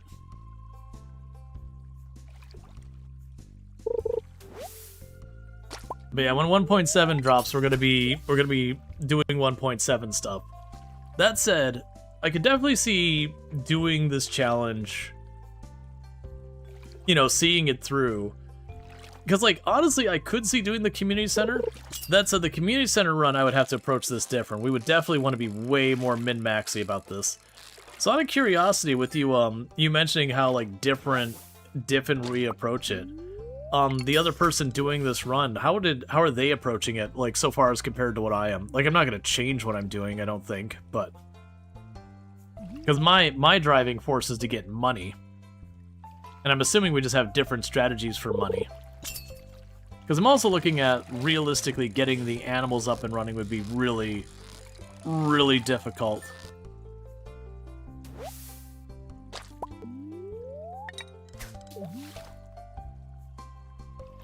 I could also see abusing fishing really hard, so like beelining to fishing, and so early game just really, really hammering away at the fishing, because you can make like 5, 6, 7, 8,000 pretty reliably with fishing once you get maxed out. Maybe a bit more than that.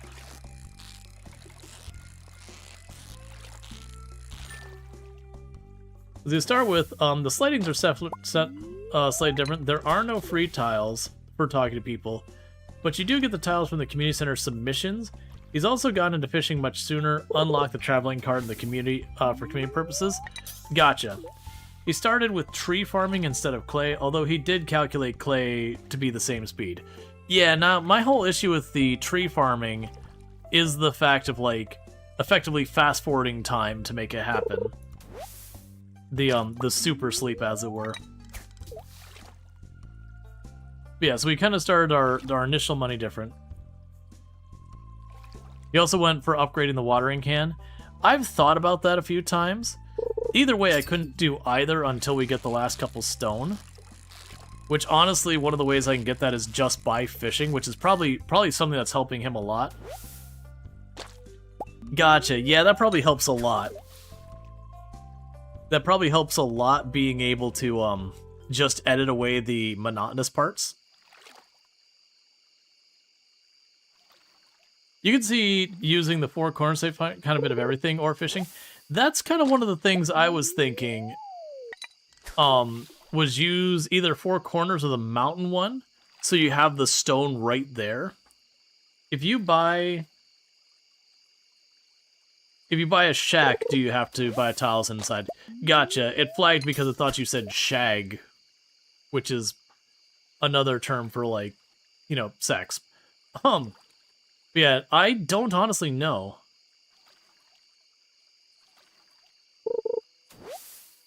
Yeah, you're all good. Like, I assume you meant shack and you just misspelled it.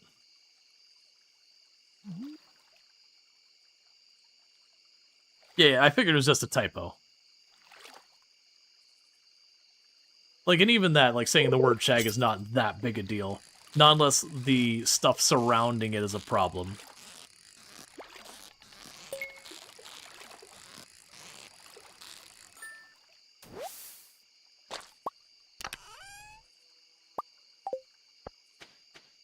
But yeah, no, if he went really strong on the fishing, most likely he ended up getting a bit, yeah, no, you're all good. Most likely, he would have ended up...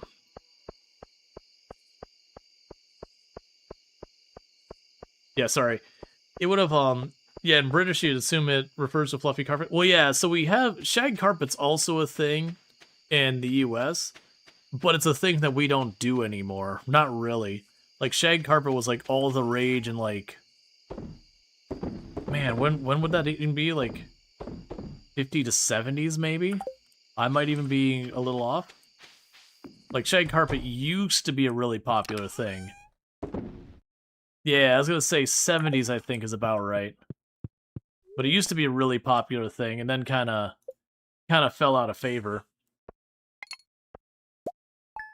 Yeah, no, you're all good. But yeah, no, I don't know for sure how it deals with sheds. I would... So, because you can make multiple of them, I would assume it's unlocked, but I could see it being locked. Like that we wouldn't instantly have access. Okay, drop you off.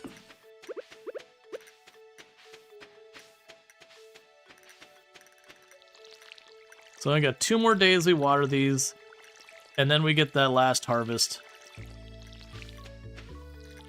And then we're gonna just lose a couple days to on the season where we don't have crops to do. But yeah, no, if he's doing an edited run on YouTube, I can absolutely see that, you know, because that's where you can go to fishing and being like, yeah, the game stores each shed separately. Right, the question is more just how the mod handles it. Because I could see it going either way. I would guess it probably have to buy all the tiles, because I could see that as a cheeky cheesy way of getting around a lot of things. So like getting because it's what, like, man, I don't know how many tiles the shed is on the farm map, but effectively taking, you know, X number of tiles and turning into Y number of tiles for purposes of like all your production lines. If you can get to the ocean, you get higher priced fish. Yeah, the thing is, pushing the ocean is going to cost me another, like, 15, 20 tiles. So 15, 20,000. Which is honestly, if I'm going after fishing, probably worth it. Like, very genuinely. For me streaming, though, like I've said a couple of times, I know not everyone feels this way, but for me, I don't enjoy watching Stardew Valley fishing long term. Like, what I'm doing right now, I would enjoy watching a lot more, hanging out and doing all stuff. But when it's just, like, slamming out, you know, 2 in-game seasons of just fishing, that burns my interest really fast.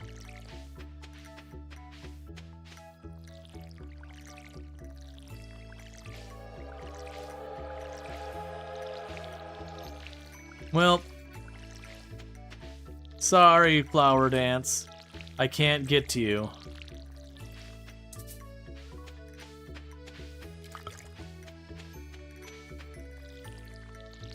Yeah, the big question with the sheds, though, is you could buy all the tiles, and then later get rid of the shed. And does that mean those tiles are just gone? Like, that's just a mistake you've made? That's the curiosity with the shed, is I could, like... Realistically, you're probably not building a shed and then selling the shed. Realistically. How many tiles till the ocean? Like I said, I don't know the exact count. I would guess 15 to 20 to reach the closest edge of the ocean. So again, 15 to 20,000 is what it would cost me. And it's, like, again, it's probably worth it if I'm going to be binging fishing at all. But I've deliberately been trying to not spend a whole lot of time just slamming out a lot of fishing.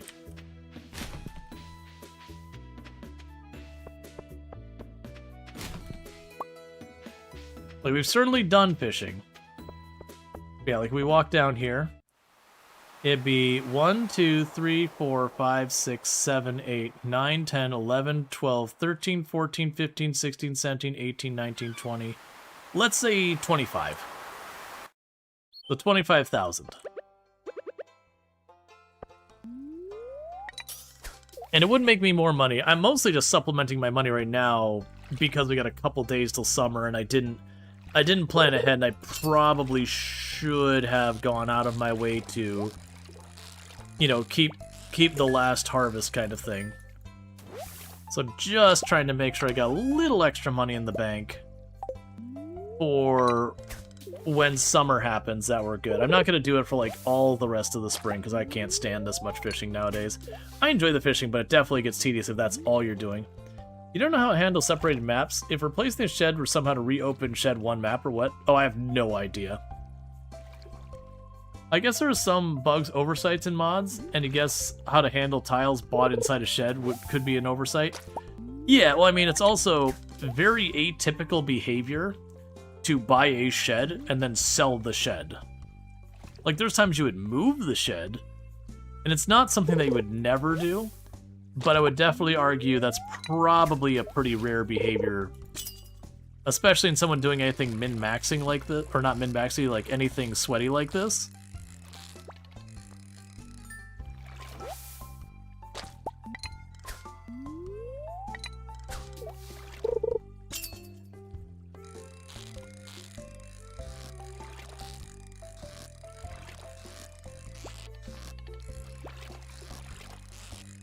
What I might do is I might fish until we level. And then we'll call it at that point.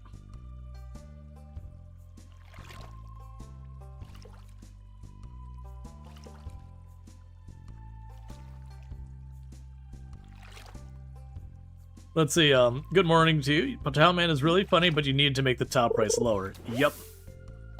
Yeah, and this is definitely designed to be a slow burn. Perhaps they sell the bought tiles, remove the shed if they thought of that. Yeah, that's the question. I would honestly not expect them, not necessarily to not think about, but to not bother implementing it. Just from the standpoint of taking the time to set it up for a behavior that of everyone running your mod may happen once or twice, like cumulatively ever. That's a significant amount of dev time for something that most likely is going to almost never happen.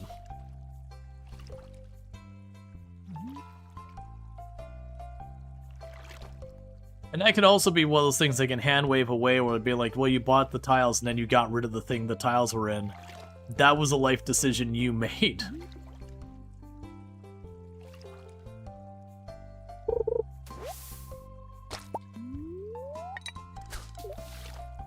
Yeah, I'm assuming when you changed your Pharma Veneria that it was working correctly after that. Like the non-standard farm had problems for you, if I recall.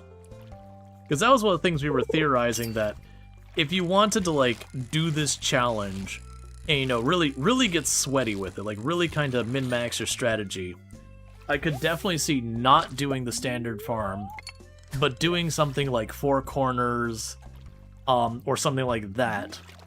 So that way, on your starting tile, you would have access to kind of all of the basic systems. A little bit of foraging, a little bit of stone, a little bit of fish.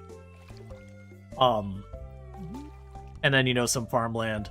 That would probably be the best for getting access to a lot of stuff and all that stuff.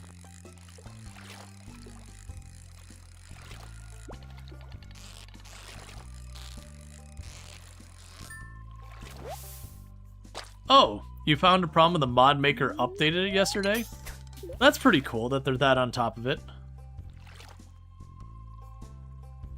Yeah, I wonder if there's been like a resurgence of this mod, because I had heard about this mod a little, like, not this specific version, but just the Tileman challenge in Stardew a little while back.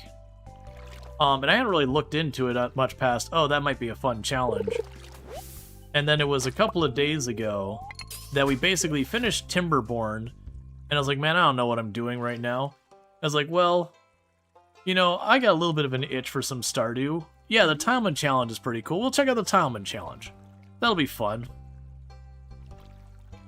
Because I figured, like, if we're trying to do everything, it'll take all eternity.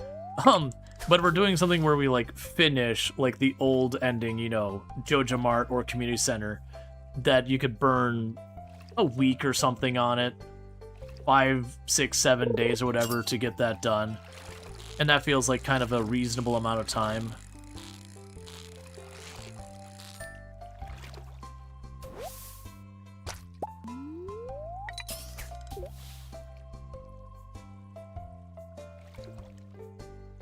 You can also do the animal lovers. The question with the animal lovers, the ints, is first you gotta reach the chickens. Because that's gonna be an investment. And then second, how are you feeding them? Are you spending what money you can make to work your way down to Marnie to then buy the feed? And maybe the answer is yes. That actually wouldn't be the worst thing to do. It would cut into your profit a lot. But I think you would be able to turn a profit just buying the feed and having the chickens. And then once you get the stuff for the incubator, you could use the incubator to fill up the coop. Couldn't the chickens walk through the full area? Oh, no, that's true. You're not wrong. I actually have no idea how the animals treat the other tiles. I assume they would be able to walk through them, that only you can't. Yeah, no, that's fair. So you just need to make your path to the barn. And then you just need to make sure you open the barn and all that stuff.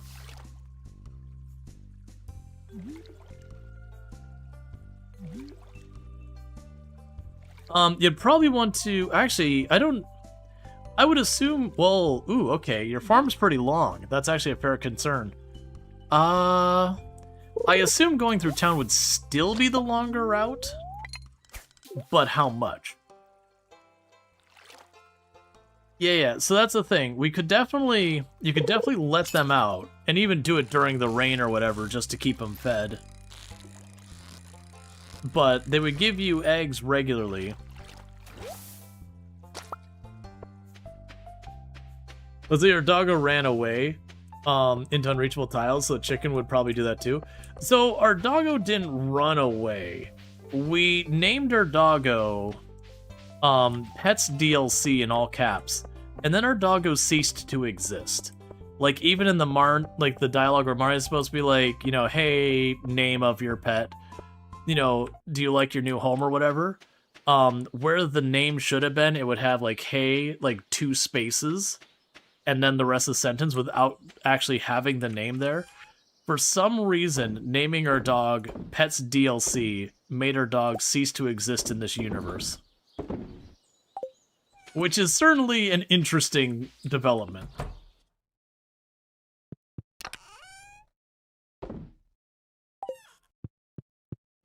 So we did get the dog, but our dog doesn't exist anymore. And we just joked that we didn't buy the Pets DLC, so our dog doesn't exist. Which, again, there is actually no Pets DLC. Would you give me a rain day so I could stop watering?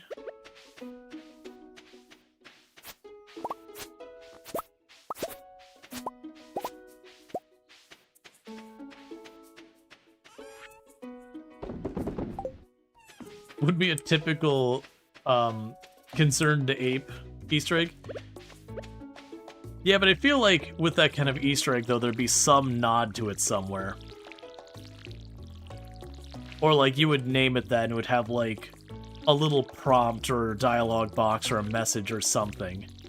Because, yeah, I could see that being, like, a little Easter egg thing, where if you named it a certain thing, something would happen. Well, the good news is the last time we watered this spring. Maybe Key will sell you the DLC? If I inadvertently find some Easter egg that no one had discovered because I memeingly called it Pets DLC, and that we run into Key and he offers DLC in the game for basic mechanics, that like just mechanics that already exist, but because I named an animal DLC, I would laugh so hard. Because I do know, with the interview with Concerned Ape, that was a number of months back when they were like kind of first teasing 1.7, he had made a comment that there's still a hidden mystery in the game that no one's found yet, and he very much didn't expect anyone to find. And that as far as he could tell, like, no one's gotten close or whatever. Like, I don't remember the details. But that there was an Easter egg in the game that, like, just hadn't been discovered. And he had even debated in the moment being like, you know, because the person's like, do you want to give us a hint? It's like, no, if I give you a hint, I'm gonna go too far, and then, you know, then people won't have the fun of finding it. And then, like, he hesitated for a moment, it's like, maybe I should give a hint, but ultimately did not give a hint. I very much doubt we have found that super duper secret Easter egg that it was just naming an animal something with DLC in its name, and that it's key, you know, to sell that functionality to us. Because to say obscure would be understating that incredibly. Alright, so it's the last time we water for the spring. So we're gonna get our money from that last round of kale. It's either gonna be enough for the summer or not. I'm not gonna sit here and grind out fishing another day. Couldn't you plant grass seed to get fiber? No, grass does not give you fiber. Bushes give you fiber. And there is no bushes seed as far as I'm aware. I can't get herring, I believe that's ocean.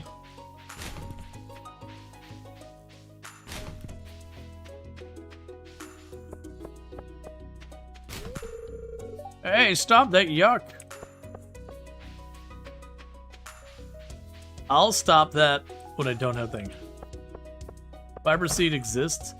I think you have to craft it.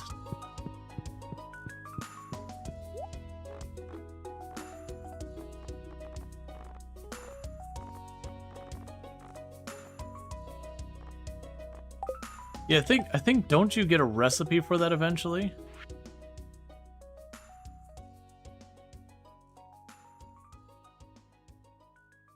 I'm pretty sure we don't have access to it. Because I don't think that comes through... That might come through foraging. Or it's an unlock from something else.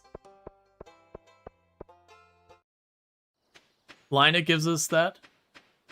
Ah, well... Really unfortunately, we have not had a chance to meet Linus yet.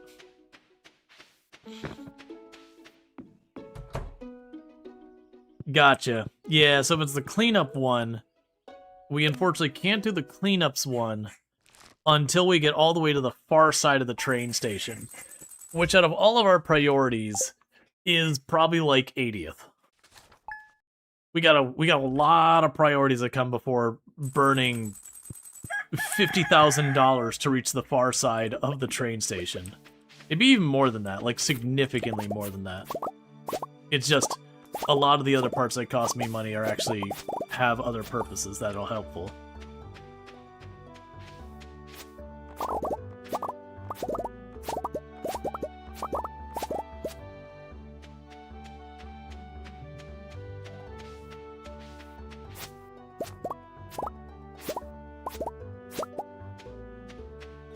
Okay. And just make sure... Yeah, we didn't miss any.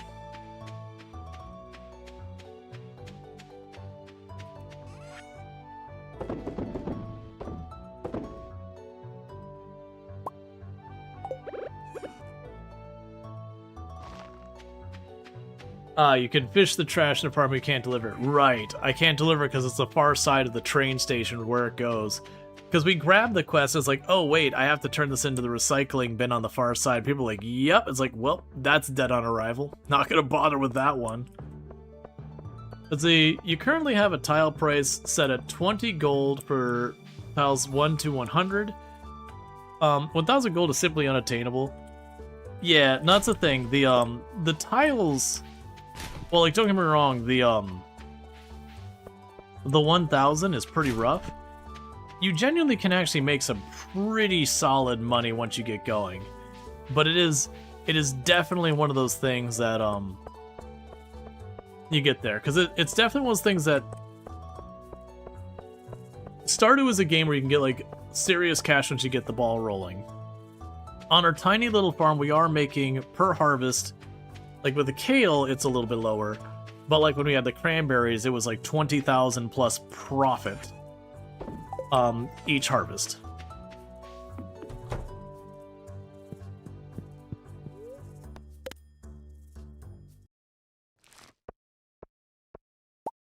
Yeah, so that one wasn't as good as the last one, that's fine. Yeah, the kale didn't work great for us. So we're sitting on probably about 22,000, something like that. Yeah, just shy of. There's nothing for me to do here.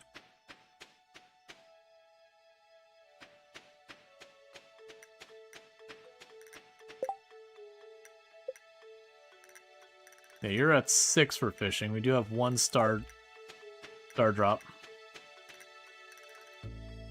We're just gonna kind of rush our way to summer, I think. Barring if we go over here and there's like a quest to get like a bream or something that I can do really easy. But outside of that, we're just gonna move on to the next month and we'll just work with what we got. Because worst case, it'll be like 1 harvest, and then that'll give me what I need to.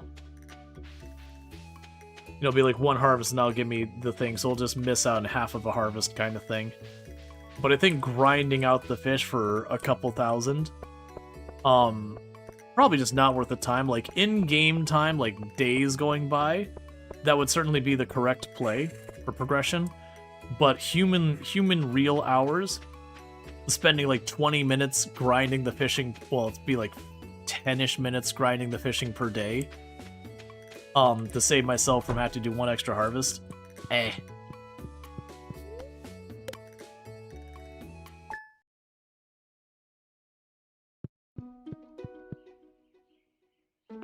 The problem for you is getting to Pierre alone is like 100 tiles. It's hard to make gold without fishing polar seeds. Yes, you end up needing to just grind clay.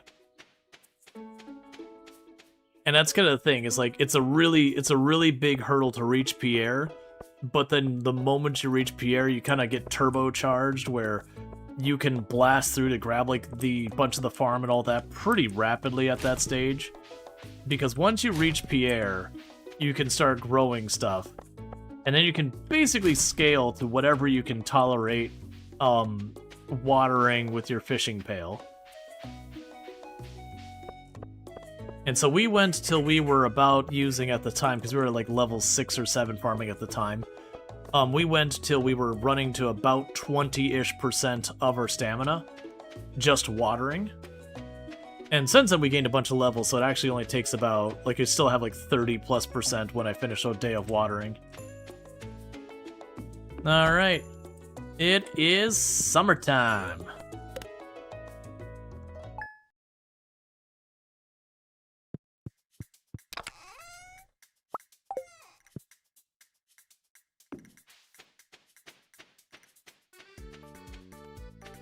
So we got 1 single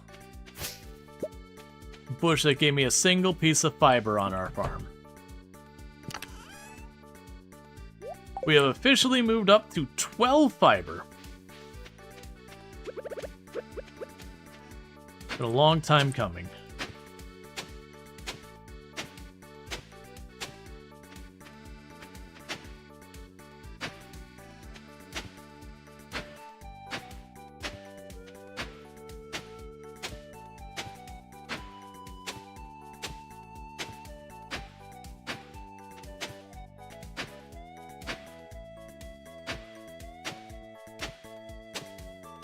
Okay, so just gotta get all this sorted out.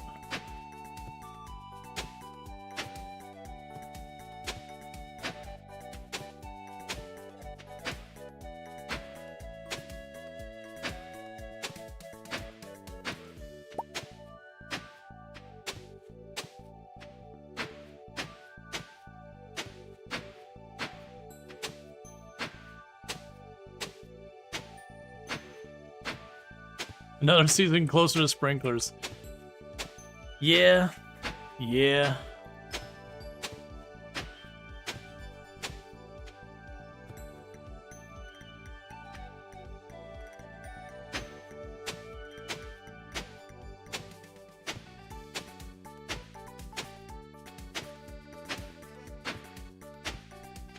Yep, and check out the ends. Another fantastic content creator.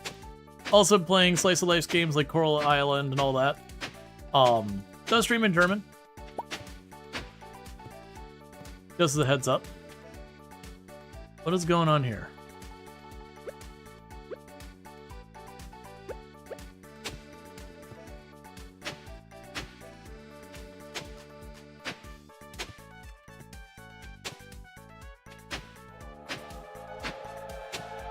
Okay, we got all that planted. Well, all that done.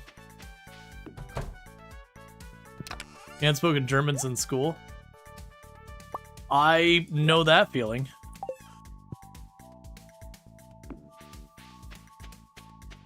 Okay. So I can go over here. Oh, let's go ahead and plant the melon seeds. I hadn't planned to grow melon, but they gave me seeds, so, you know, I'm not going to not use them. Okay. And also check out Azrael, another fantastic content creator. Does a lot of simulation games, so doing a lot of Euro Truck Simulator 2 recently. But also does like Farming Simulator and a bunch of others. So if you're into simulation games, you can definitely find them over there.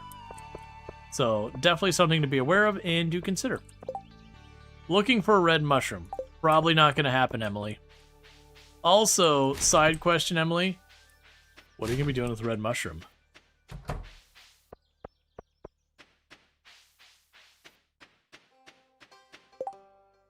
But yeah, Farming Sim, about that. Did you see the next DLC? Yeah, with the boars.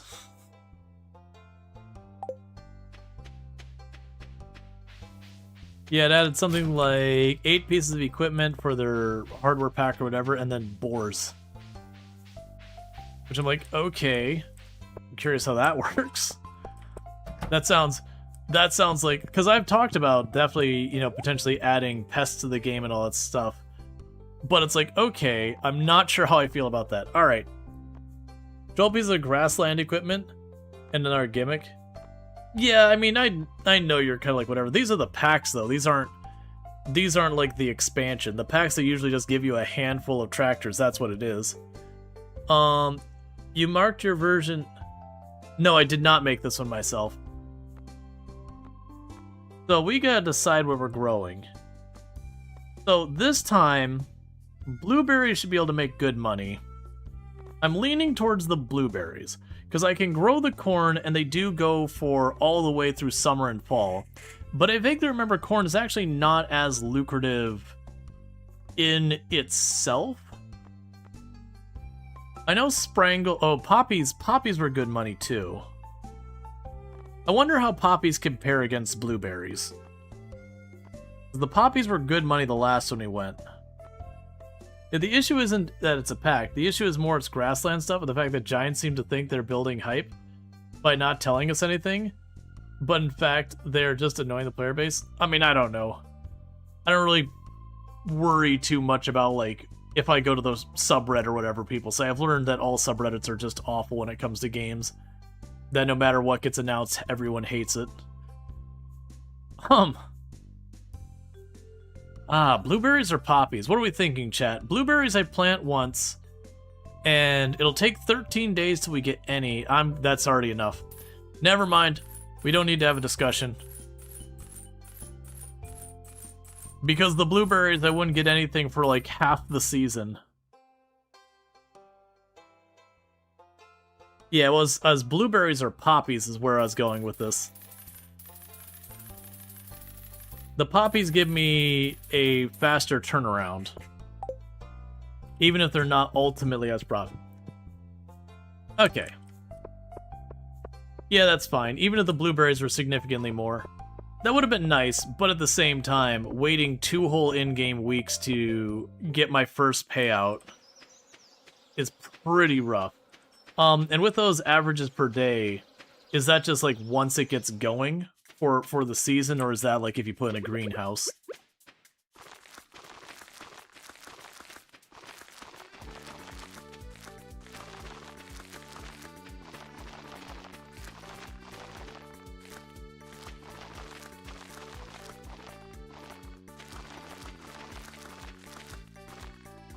Let's see, to add to that, the new yield improvements don't tell us if they're a bonus. And if they're a bonus, that means they nerfed grass and silage from 22 that earns how much? Into 25, and now they're giving us extra. I mean, I don't think that was planned that far in advance, one way or the other. It's easy to get, like, very conspiracy about that kind of stuff, but I could definitely see a thing where the grass, because the grass got nerfed because the grass was like super powerful. Like it was really weird in game like Farm Sim 22, and then before that, where quite often silage was just huge money. So I think that's the whole reason it got nerfed, is everyone was just growing grass in the Farm Sim game because that's where the money was. But their balance has always been weird.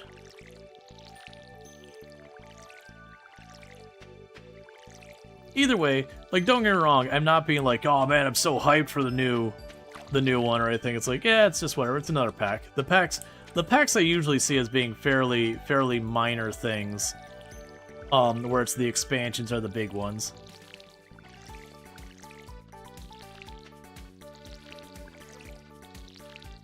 Does he agree? But after what they pulled with the JBC Highlands, nothing surprised you? In regards to, what do you mean what they pulled with the JBC Highlands? I know you weren't a fan of the Highlands update, which, you know, that's fine. I actually really liked the Highlands update. JBC.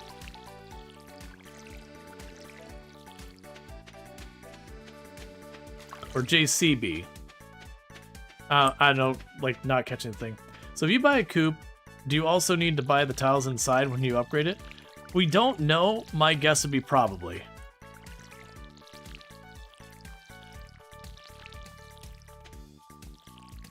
Because, like, I know you found, like, a lot of the balance around the Highlands to be kind of a mess, where it's like, to build the stuff cost a fortune, that was kind of ludicrous and all that, and I don't disagree with that. But to me, it's kind of a big old shrug. That said, the onions being as not profitable as they ended up being are pretty... If the JCB were base game of the previous version, then they put the fast track behind a paywall in Highlands because they knew people would buy that. Keep in mind, a lot of that gets into licensing with the hardware providers and all that. And we're not privy to that discussion. Because a lot of decisions about what gets included and doesn't get included and when is all just discussion between giants and all that. I don't think it was nearly as malicious as that implies, where it's like, we know they're gonna buy it, so we're gonna make sure to, like, paywall that.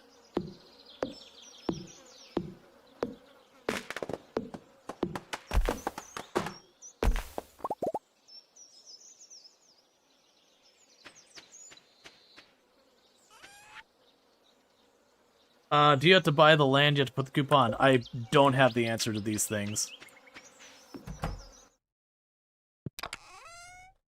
Because generally speaking, when I've interacted with giants, it's all been pretty up and up. They don't come across as the kind of company's gonna nickel and dime you on everything. You got a mushroom green there? I do. I can't get to it. Alright, so we got our poppies.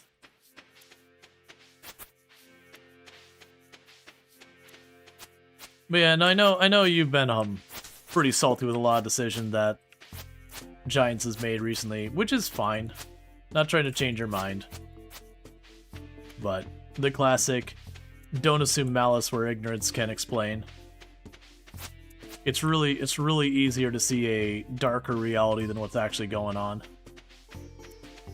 Which farm map is this one? This is standard. This is the farm map that's been around since the beginning.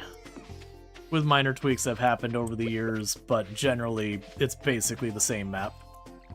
Minor tweaks as in Concerned Ape has tweaked that. Again, you'd agree with you 6 months ago, then PMR happened. Straight 4 had their staff halved after that, and then they got rid of Kermit and closed the NA office.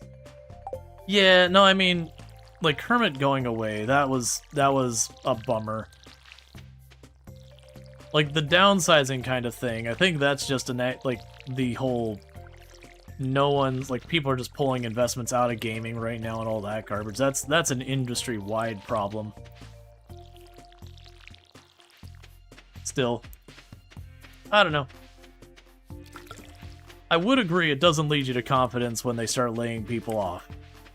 Or not, you know, like that. But that's kind of a separate issue.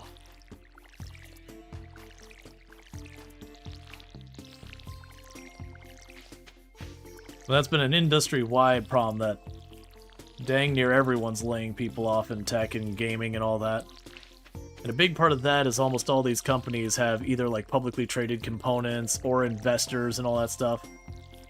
And it's just one of those things is when the money gets pulled out of the investors and you depend on the investors, that becomes the whole problem, which, you know, there's a big argument to say, well, the problem is they're all, you know, using investors. And I'm like, yep, I can agree to that. If you can do without, you know, it sucks to be all that.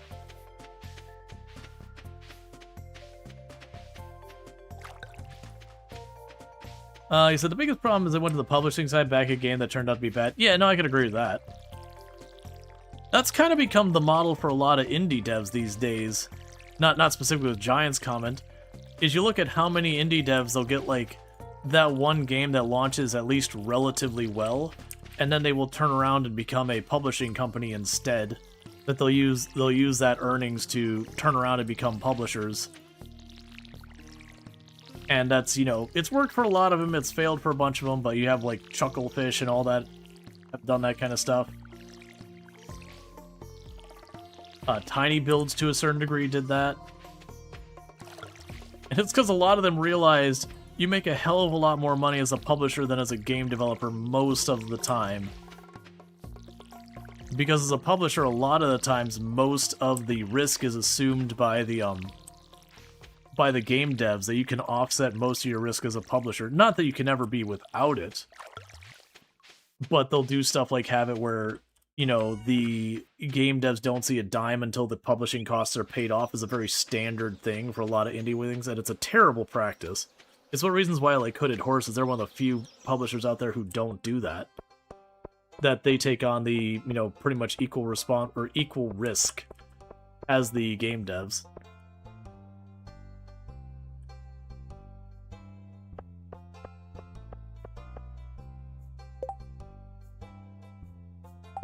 You want refined quartz? That's too bad. I need it. Yeah, no, it's a thing. But I would argue Giants taking the riskier thing is the more moral thing. You know, yeah, they put it into a game that didn't pan out. Sure.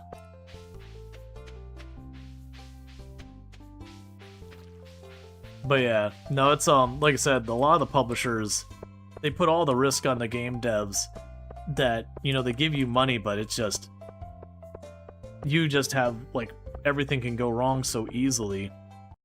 And they're just like, yeah, we're only going to choose the one that we have a fairly high confidence level in, and then on top of that, we're going to make you assume the risk, and it's a crappy thing. Like, it's a smart move on the business side of the companies, but it's also kind of really crap. But yeah, no, that's the whole thing. But yeah, like I said, I know you're pretty jaded on Giant stuff. I'm not in that same view. Like I said, they did back a game that ended up being garbage. That I agree with. But I don't think just because they had one commercial failure that they've suddenly turned around, they're going to try and gimmick and nickel and dime people on everyone. That suddenly they flip their entire business operating to be, you know, almost antithetical to what it was before. Like, don't get me wrong, they always made a bunch of money using DLC and that kind of stuff. But there's a difference between adding stuff to the game that you can buy and, like, deliberately nerfing the game down so that you gotta buy the DLC. That's a very different scenario. That does happen in games, though. We certainly see that. But that's usually when you're getting into games like your League of Legends and those style of games where there's the competitive edge to it. Hey, I managed to get one more fiber. Someday I'll make my first scarecrow. Yeah, like games like League of Legends and not Dota. What's the card game that Blizzard made? I'm blanking on its name all of a sudden because I haven't thought about it. Hearthstone. Those are one of those ones that, like, you see them where, like, it'll go from, like, one iteration to the other, and a lot of the stuff will get stronger or negative. Not that Hearthstone specifically has done that, but you get the idea. Hey, Sal! How's it going? Lovely to have you here, Salberry. For those who don't know Salberry, another fantastic content creator. Can we get a shout out for Salberry, by the way? Absolutely fun time. Mild to moderate to significant chaos, but always a good time over there with Salberry. Doing some games and demos today. Did you find... I mean, if you got a raid and run, like, don't let me keep you and all that stuff. But if you don't need to raid and run, of the demos and that you did today, what would be the one you said stood out the most, good, bad, or otherwise? You know, and obviously if you got to do your self-care and all that, like scurry off and do what you got to do. Let's see, mostly just played Berry, which wasn't even a demo. Oh, is that the really chaos gimmicky one where I saw people getting berries and then throwing them down a hole? That I didn't understand at all what was going on because I haven't had a chance to properly look into it. Let's see, the other demos were interrupted by Elgato effing up. That sounds about right. Yeah, berries in a hole. For the life of me, because I've only... maybe I saw... I don't remember. Is there you or someone else I saw playing that? This is going back a little while, not like the last couple days. And it was going, okay, I have no idea what's going on right now. I do understand we are trying to get berries down this hole, and that the berries have different values or something, but I don't understand. To be fair, it was one of those things where I was working on like background things and only able to like watch for a couple of minutes, then work on my background thing, and you get the whole thing. It's got a storyline to find. It was interesting. Well, good. I might have to check that out, because it definitely looked like one of those games that's going to get all weird and unhinged, which, you know, I can get really down with. But again, yeah, check out Salberry. Absolutely fun times. Has played a lot of the games, similar games to what we played on the channel, all that stuff. I'm pretty sure I saw you playing Stardew Valley, the last major update. I think. But has also played a number of other games that we've done on the channel. Like, there's not a whole lot to say there. It's just been a whole range of games we've played are similar. And also, like, a lot of fun chaos over there. Make sure that you, makes absolutely sure that you are taking basic hygiene and cleaning your butthole. Because, you know, not cleaning your butthole is just gross. A very important PSA, actually. Because, seriously. You've not played in years. You did play it Good Times once it was Good Times once you add mods to it. Gotcha. Yeah, no, it's definitely because it's weird to think that I've been streaming for almost 5 years.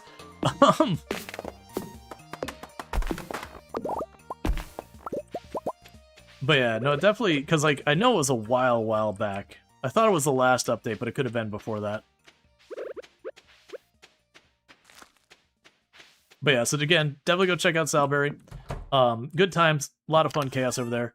And for everyone who's going, what the heck is happening here? You're playing Stardew. What is this grid all over the screen? This looks ugly. It's obnoxious. What is this?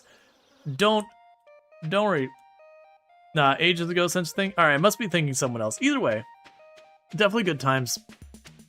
Are you going to potentially be checking out Stardew Valley is supposed to have a major update potentially in 2 days on the 26th? Do you think that's something you might end up checking out? Or, you know, you did it? Not really. Both are fair and valid. But we're doing a really sweaty try-hard challenge called Tileman.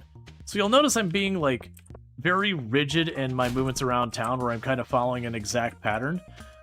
That's because I have to pay for every single tile I want to use. So, like, maybe I want to say hi to Alex. I can't seem to do that because there's grid in the way. If I grab this item in my hand and put my mouse over it, it says if I want that tile, that's 1,000 gold. So I gotta spend 1,000 gold if I want to go this one tile here, towards Alex. And then that'll be another 1,000 and another 1,000. And so yeah. So we are dealing with stuff.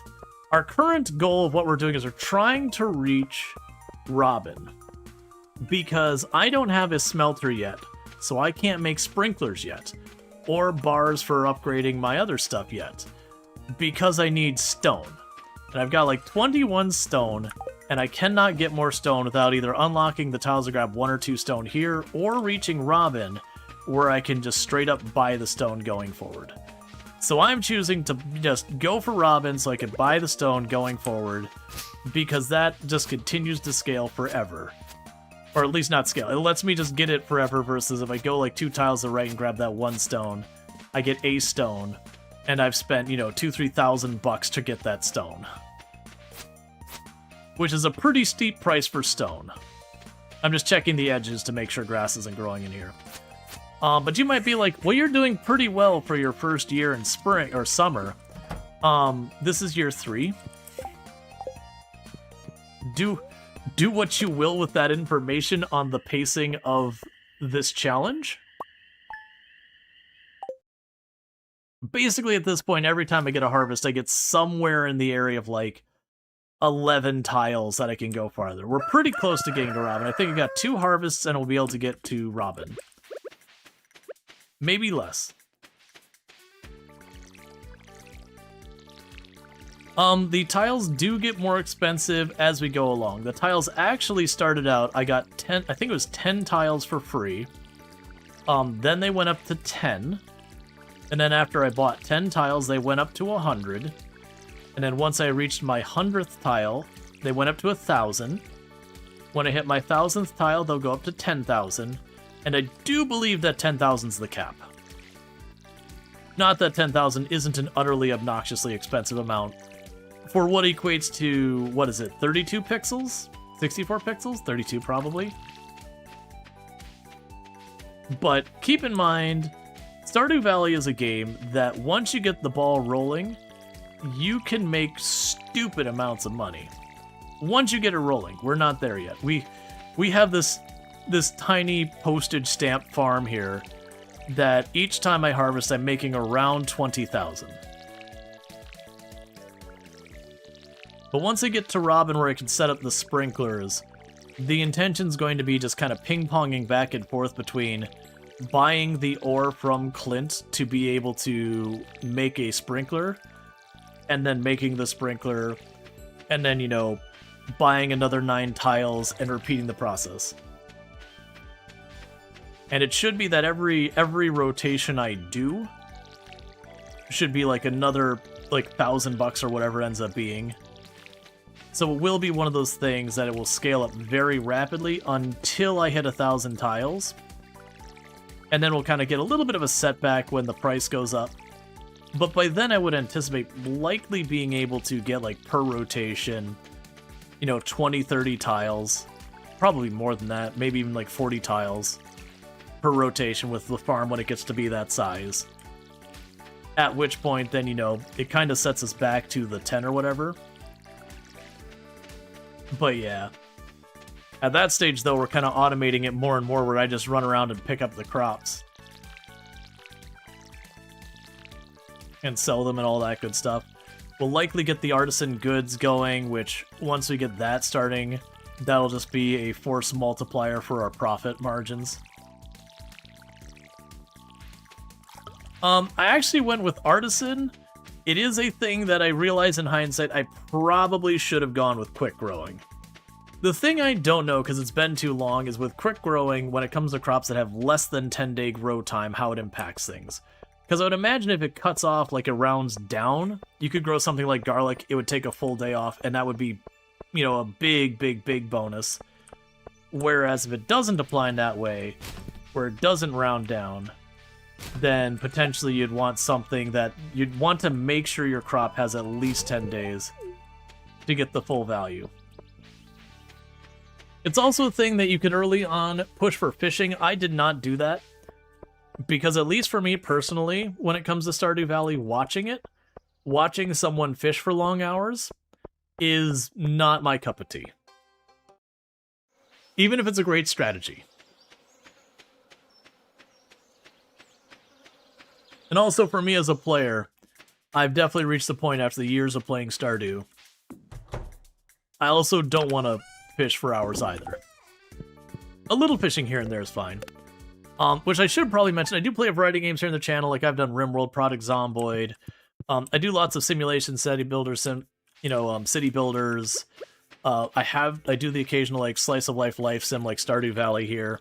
It's a pretty wide range of games I do end up playing. I do lots of I've done plenty of factory automation games on here, so Satisfactory, Factorio, Alchemy Factory, a whole bunch. So it's a pretty wide variety of games. Probably wider variety of games than I probably should. Not, just from the sake of being kind of all over the place. Let's see. You get that. You mostly fish the community center, random quests given. But outside that, you don't fish much.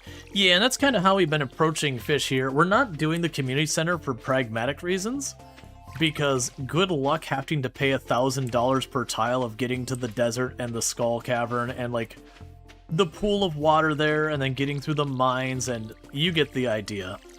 That requires you to really have access to most of the map to really do the community center.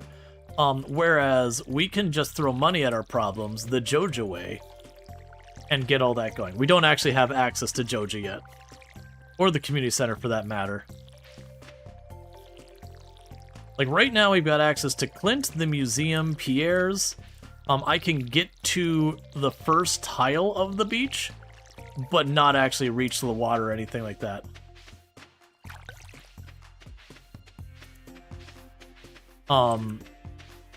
We are getting really close to being able to reach the mountains so that we can get to Robin. Once we get to Robin, most of our money is going to probably go into building up the farm so we can start properly scaling. I just don't want to put effort into scaling the farm until I've reached a point where I'm not manually watering all the crops. Because right now, if I was just trying to like forcefully progress things as quickly as possible, I would most likely just grind fishing as hard as I possibly could. And the thing I would be going after, which this will sound weird, is stone. Because that's my bottleneck right now, is I cannot build the smelter. I only have like 21 stone or whatever it is. And then after that, I cannot build the recycler because that's another 25 stone. But every once in a while, you'll get the chest from fishing that'll give you stone, or you'll get a geode from the chest and all that. Alright. You can't be there. That's not an okay place for you to be. You did the Joja route once and you felt so bad. You never went the Joja route? You should try Marry Abigail, then buy the Joja Mart subscription. Yep. Well, so when you do the Joja route, the Pierre's doesn't close. That's actually a thing. If you're looking for what's actually best for the town, paradoxically, it probably is the Joja route. And the reason for this, before people get upset, is it's not, like, hey, Joja awesome or anything like that. The reason for this is they've already demonstrated that Pierre is down to do awful things. You run into the situation where Pierre will sit there and try and price gouge people and all that kind of stuff, but he kind of can't get away with it because Joja is there as a competitor, so people just get upset and walk out because they do have another option. Now, in the absence of Joja, Pierre is now effectively a localized monopoly. If you want food in this town, you go to Pierre when Joja closed down. And he's already demonstrated again that he is totally down to price gouge and all that stuff. And pass your work off as his own and all that kind of stuff. So, in the absence of Joja, Pierre will likely do those kind of things as much as he can get away with. Which is bad for everybody. Now that said, Joja's the big box store, they suck in their own right. Like, they are a soulless corporation who is down to just grind people's souls into a fine powder. But with the Joja route, Pierre doesn't close. They both remain open. So in that existence, neither Joja nor Pierre becomes the sole monopoly, able to like really abuse things. Yeah, no, I mean, to be fair, Joja in a lot of cases is more expensive. There's a lot of cinematics when you're playing through the game where they show Pierre trying to pull some, like, pull some stunt, like put like the label organic on something and then charge like 10 times the value of it. Try and pass your crops off as his. You know, that kind of stuff.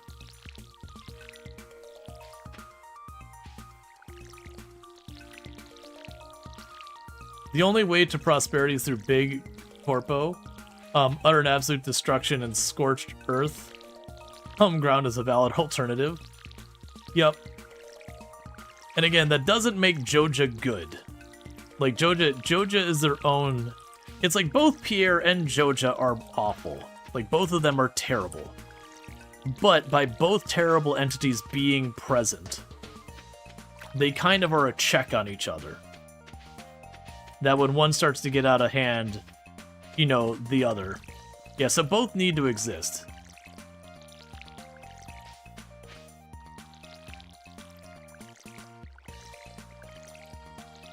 And that's kind of the thing, is like, Joja is aiming to be, like, both of them want to be the only one in town. Pierre, like, makes Joja out to be the big villain and all that a couple of times. And to be fair, Joja sucks. Joja does do some awful anti-competitive stuff, like walking into Pierre's business and then offering discounts below Pierre's prices in his place of business. Which, you know, of course is a big no. Let's see. If you look at what Joja represents, it's modeled after Walmart, which would go in, undercut local businesses, and then those local businesses went under and then jack up with no competition. Yeah, no, and also, like, Walmart's terrible for everyone involved in a lot of cases. Like, people don't think about it, but the manufacturers also get screwed by Walmart.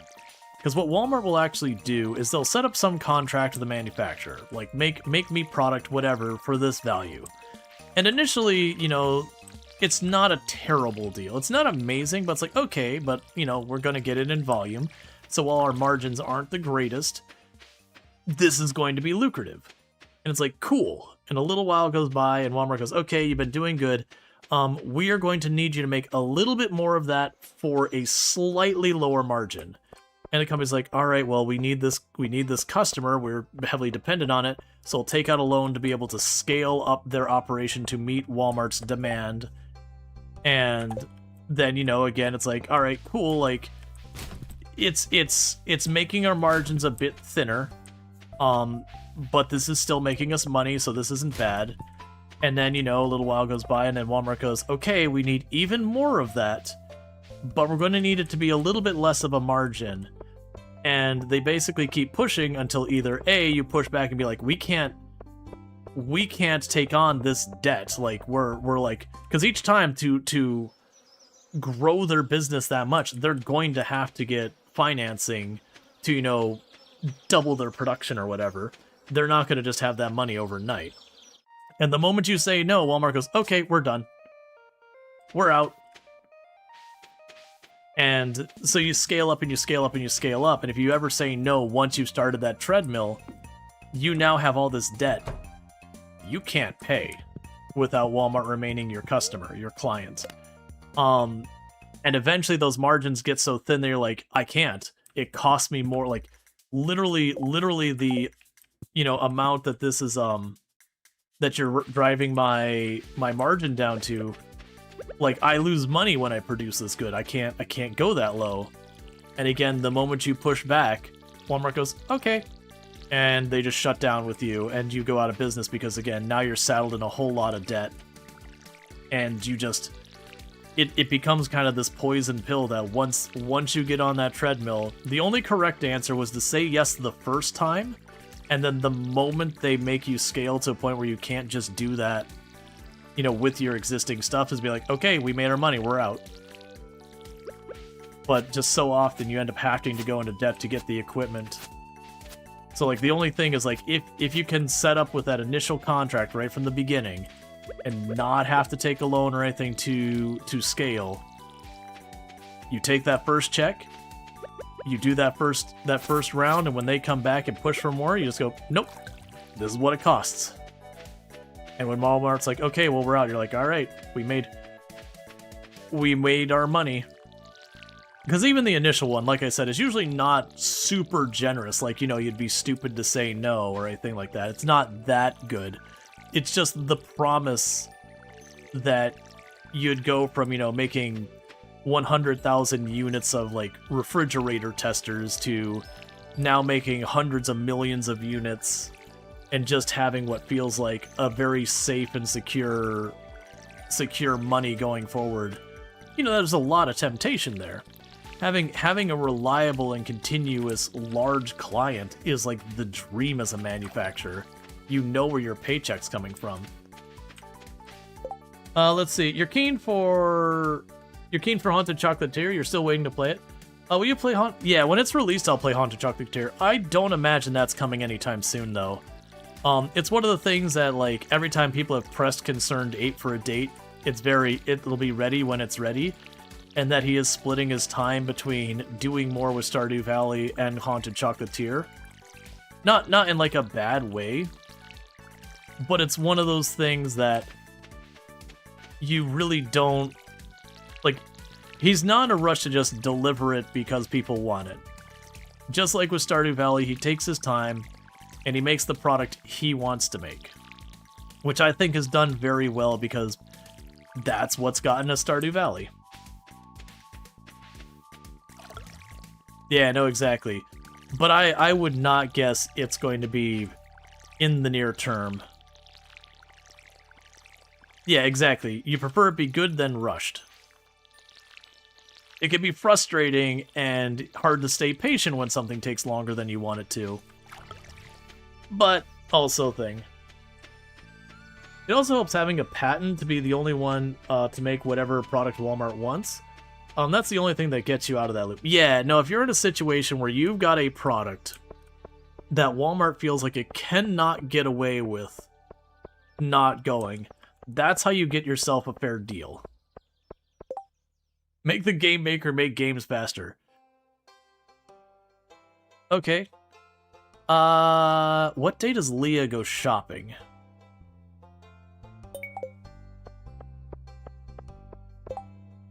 Okay, so Leah's in front of her house. What day does she go shopping?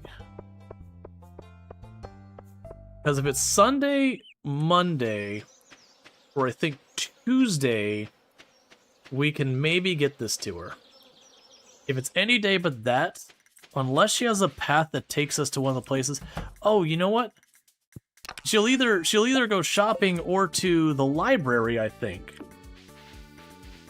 Dude, I think she... Oh, man, what days was it? Let's see, that highly anti-competitive and contract-wise in abuse their dominant position. I mean, 100% understand it happens. But people gave no chance to fight it. Right. Goes to Pierre on Monday? That's perfect. Yeah, because I was like, I thought it was Monday or Tuesday. I was like, okay, well, I mean, ultimately, even if it wasn't, that'd still be fine. But yeah, no, I mean, the thing that keeps the Walmart nonsense from getting any legal action, at least here in the US, so far as that thing I was talking about the manufacturer situation, is because you can say no. Is ultimately what it comes down to. Is you're not forced to do business with Walmart. It's it's viewed as like you are being irresponsible by taking on the loan to do it. She's there from 11 to 5. Gotcha. Okay, that should be about right. By the time we finish watering everything, we should probably be there as well. And like, it's only once you kind of buy into that cycle where you've taken a loan you couldn't afford that you kind of expected that business to be there forever. That's where you get in trouble. And then Walmart has the perfectly valid excuse of being like, hey, like, we just offered them a bigger contract and all that. It's not my fault they made unsound business decisions. That's on them. And to a certain, you know, while Walmart knows exactly what Walmart's doing, to a certain extent, they're not wrong. That you wanted the contract that bad because it's that lucrative, that you went beyond your means. It's still a scum thing for Walmart to do because they know exactly what they're doing to nickel and dime you to a point that you break. But at the same time, you are the one who went outside your means.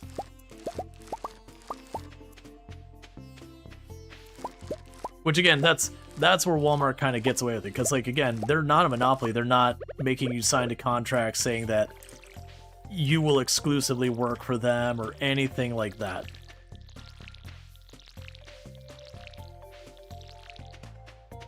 So you got Costco here a few years ago. No Walmart's in Australia. Oh, you don't think? Yeah. I guess the way I'd phrase it is Walmart operates, at least in that degree, like with the manufacturing thing, it usually operates within the law. They just kind of help you make bad decisions that benefits Walmart.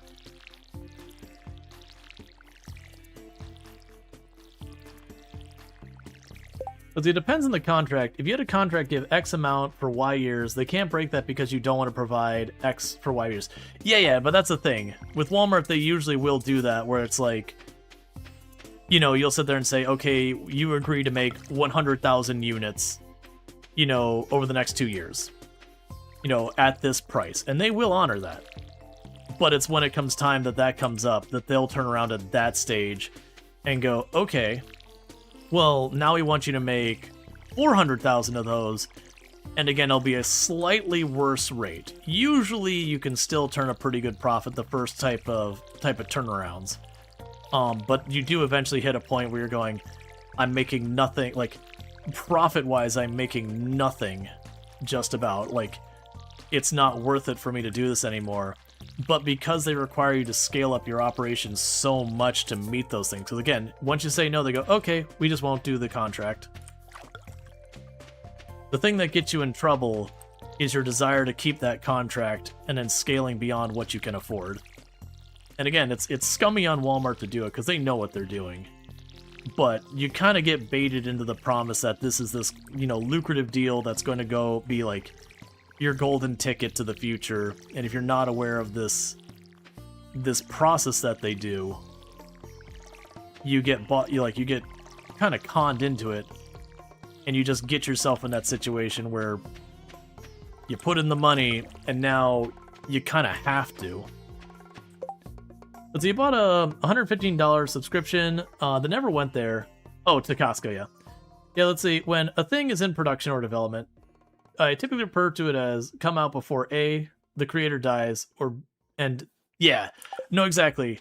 Will I be able to play the game? And will the creator be able to finish it? Those are the primary things. If either of those is not true, then that's something I'm not going to get to enjoy. You see how that might be fightable here?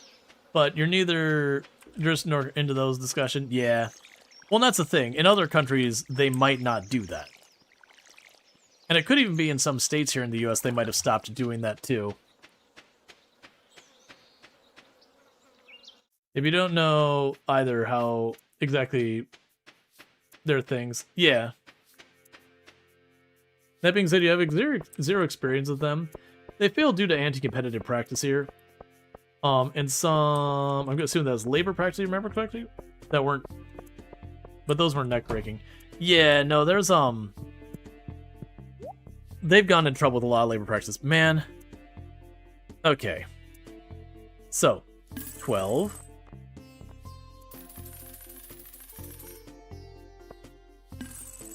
Six. I didn't mean to sell that. That's fine. I believe you get the full money back when you... No, we're getting half back. Well, that's annoying. 10.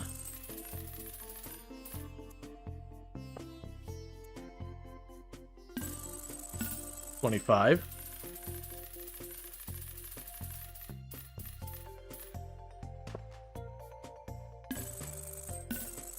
40.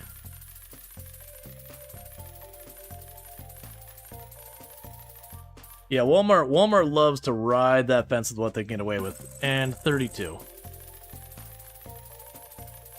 So we did lose about 900 bucks. For no, well, actually, no, it was only about 700 bucks because it was a stack of, I think, 14. For no discernible reason.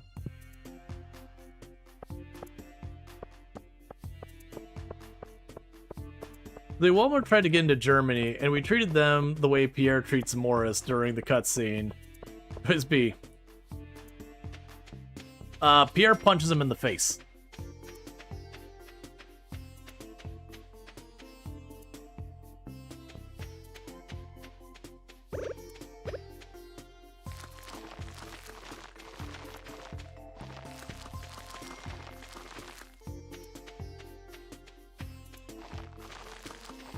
My apologies if I just spoil stuff. To be fair, it depends on what you choose on what happens. That is one outcome.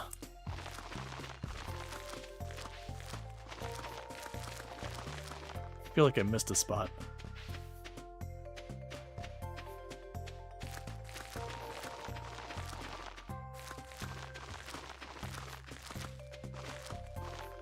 So the good news is, even with my flub, I still got 11 tiles worth of cash.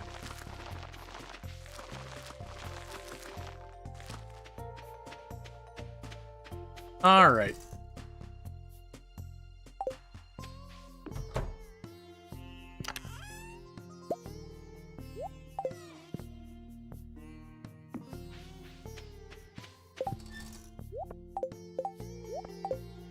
So Leah's already probably at the shop. Already forgot that, you know, we were trying to do that.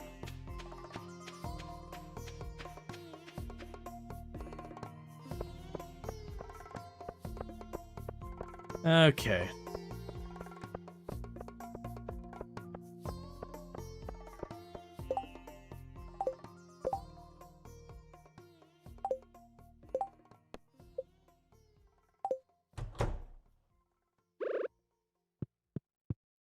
Leah, you want your Joja.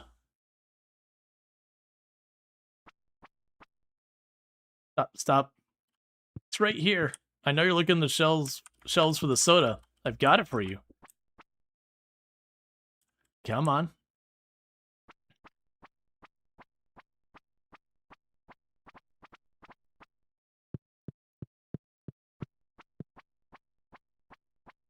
Come on.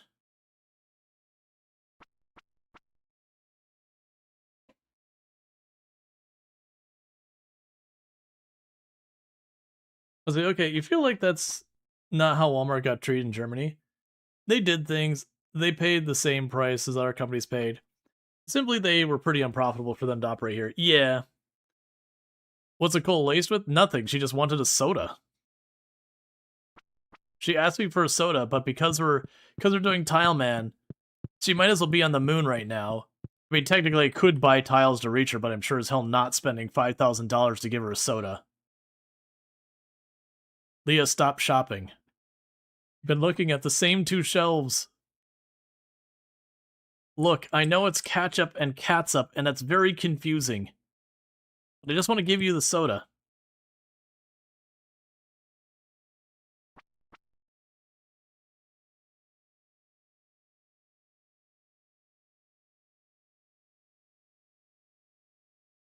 Yeah, no, that's Aldi's whole business model, is they don't carry a wide range of brands or anything like that, but they generally are cheap. So you're giving up a lot of your selection for, like, kind of the discount prices. She's too ashamed to go to Joja Mart and needs DoorDash or a soda? Yes, no, exactly. She's putting up the impression of being here shopping at Pierre's, but secretly she just orders, you know, everything from DoorDash. So, seriously, how long are you going to stare at those shelves? You've been staring at those shelves, what would be in-game time, for about 3 hours.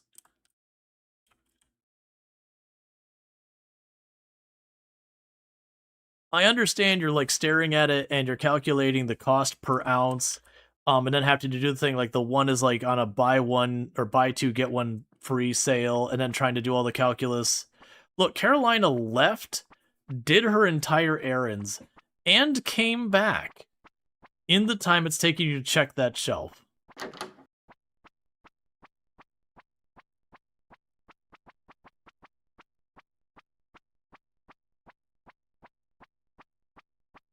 I'm not saying you're slow, Leah, but look, the place is closed. Literally, the place is closed while we're waiting for you. Hello, Storge. Is that the Joja Cola I requested? I really appreciate it. Here's a little something for your trouble.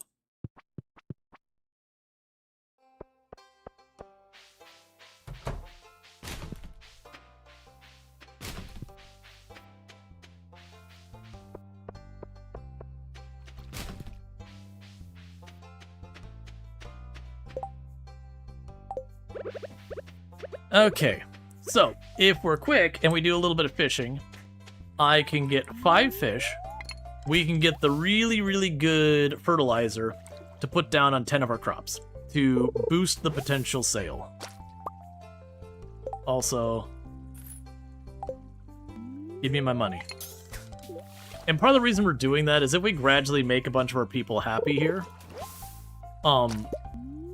we will be able to use that happiness to get ourselves free tiles. Basically, when we max them out, I think they give us 10, 15 tiles per person or something like that. Got different Aldi suit from Aldi Nord. Oh, I have no idea about that one.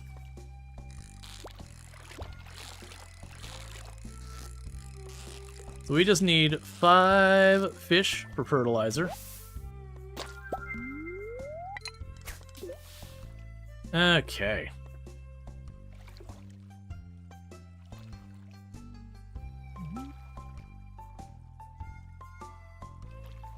This needs a clip. Oh, me just waiting on Leah and being like the place closing while we wait for Leah to show up so I can give her a soda.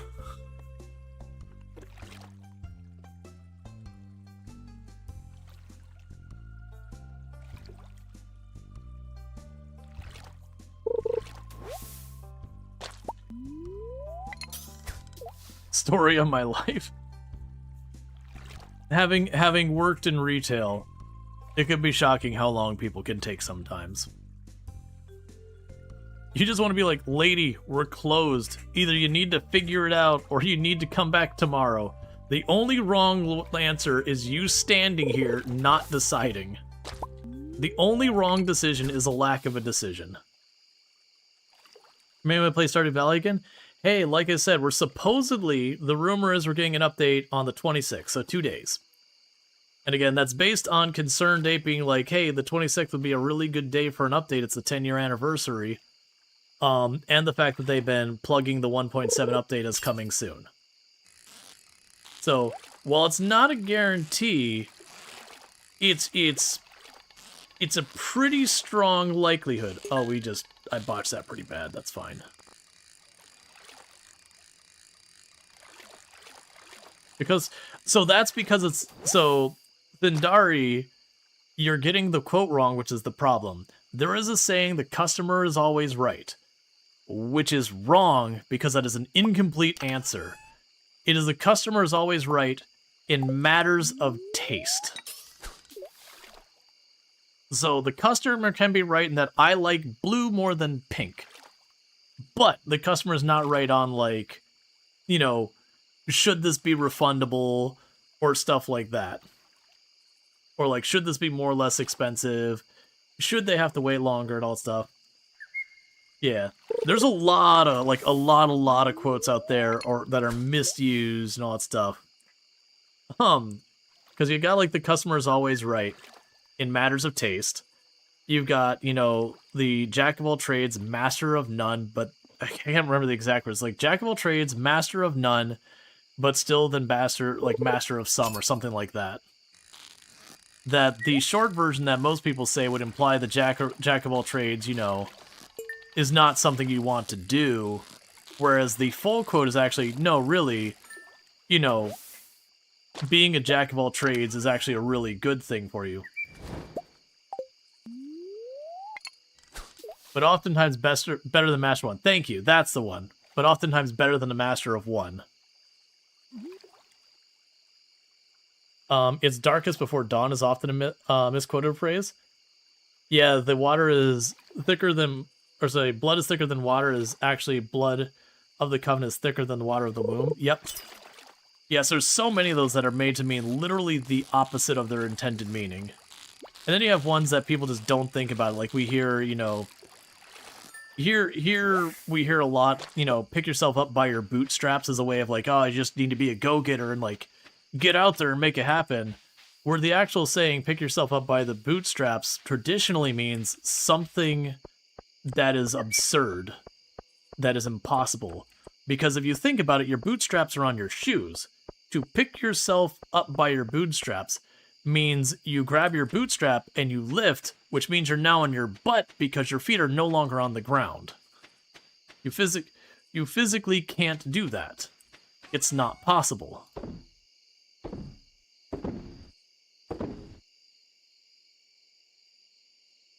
I needed those fish for making fertilizer, and I have sold them.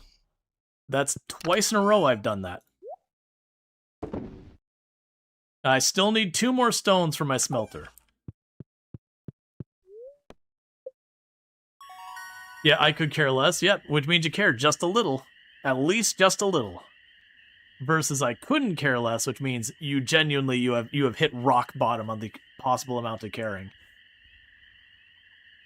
Yeah, it's darkest before dawn. What is the complete code? Yeah, one bad apple spoils the bunch, right? Well, people's like, oh, it's just one bad apple. It's like, yeah, the whole point is the one bad apple ruins everything.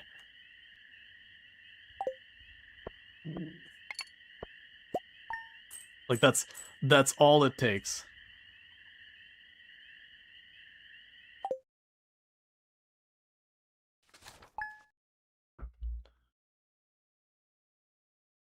Just checking the time. I don't mind going a little long. I just don't want to go super late either. Alright, so I can pop the mystery box. Oh, I didn't buy my new tiles yesterday. They should buy the new tiles. Oh, dude, that one isn't just figurative. The apple starts rotting in your bag you bought. It'll spoil anything it touches. Yep. Yeah, it's just the way that apples rot. It has a tendency to cause the other apples to rot much faster. Which is always the concern. You'll have, like, a barrel of apples or whatever, and you get one bad one in there, and it ruins the whole barrel.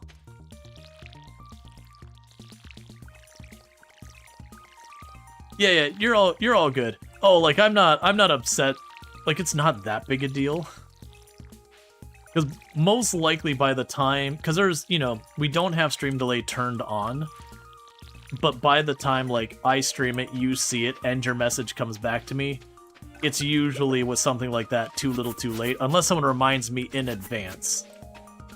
But like when I've gone to the thing and I just start smashing like shift click to like put it in there really fast, by the time I've made the mistake.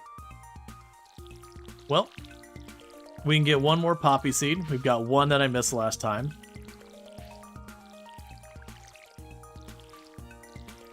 You think bananas assist? A lot of them do, just because of the nature of how things rot. There is a lot of things out there that when they rot, they have a tendency to cause that. Yeah, let's see. Apples release a chemical while rotting that causes other apples to rot. They aren't the only fruit that does that, but it's the most common one. Yeah.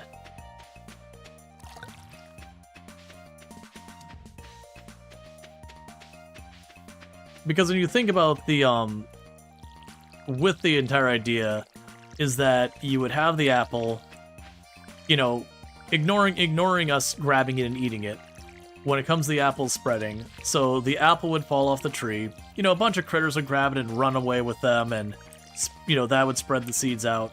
But also the ones that fall at the bottom of the tree, you'd want the critters to eat that right away, you know, to, again, spread those seeds all over the place. But if a whole bunch of them sit right under the tree, you kind of don't want them to germinate, because having a whole bunch of trees trying to grow in the exact same spot doesn't help any of the trees. So having a bunch of the apples just rot away really quickly to make it less likely for the seeds to succeed would have an evolutionary advantage for the species. Because you wouldn't have them competing and just ultimately making them all worse off. You'd have the ones that have the highest chance of success.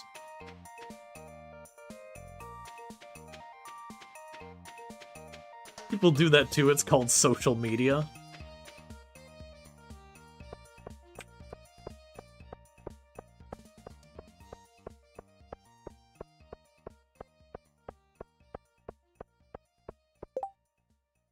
Super cucumber. Okay. We go here. Velma one Poppy. Grabbing our Poppy. Feel like making a Waldorf salad with apple and walnuts. Oh hey, a fried egg out of the trash. Stop it! Yuck! Never. Can't stop, won't stop. This is my trash.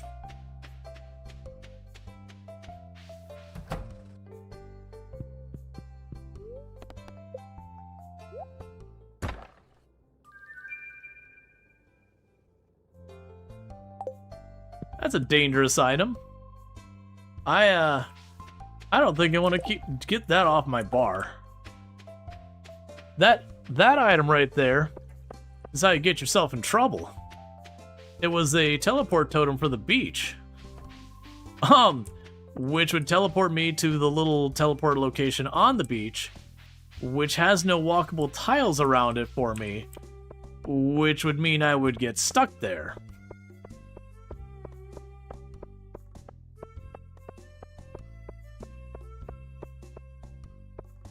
Oh, let's go by Pierre's. We could sell the bread.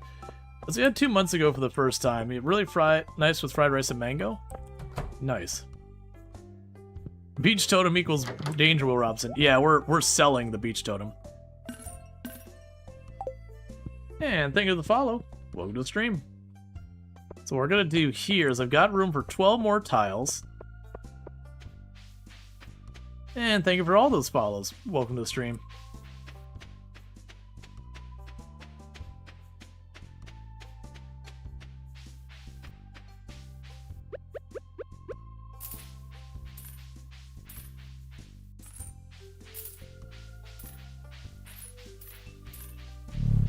So close. One more tile and we get to go to the mountain. And then probably another 15 tiles after that is Robin. Because I want to say Robin's house is relatively close to that part of the that entry. I think it just kind of zigzags and goes up.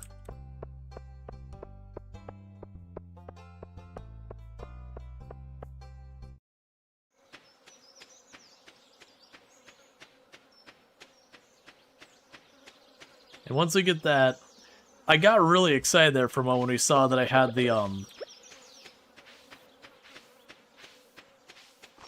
There we go. So the one seed I missed, you are watered, right? Yes. Okay. Alright, so with that said though, chat, I need to be calling it a night relatively soon. It's it's slightly earlier than I normally would. I'd normally go for like another 4 minutes. I really got to use the restroom, and we're going to have an ad break here that's going to go for 3 minutes, so at that point, that is. So I think I'm going to wrap up just a few minutes earlier than I normally do, but we will be doing this most likely again tomorrow to continue this run, and then if everything goes according to plan, then the 1.7 will drop the next day. I don't know what Tomb's plans are for Thursday and all that, but assuming there isn't a plan that conflicts with it, we'll do an extra stream for the release, assuming that does happen on assuming it does happen on Thursday, which of course may or may not happen. But it's great to watch Trap Challenge. I'm glad everyone's been enjoying it, all that stuff.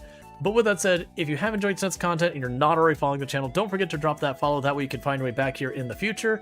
If you are watching over on YouTube, don't forget to like and subscribe, but the stream will be ending over there because I do not have a host ready. But thank you again so much for tuning in on that end as well. For those over here on Twitch, don't go anywhere, because I'm going to go ahead and put up my ending stream screen and see who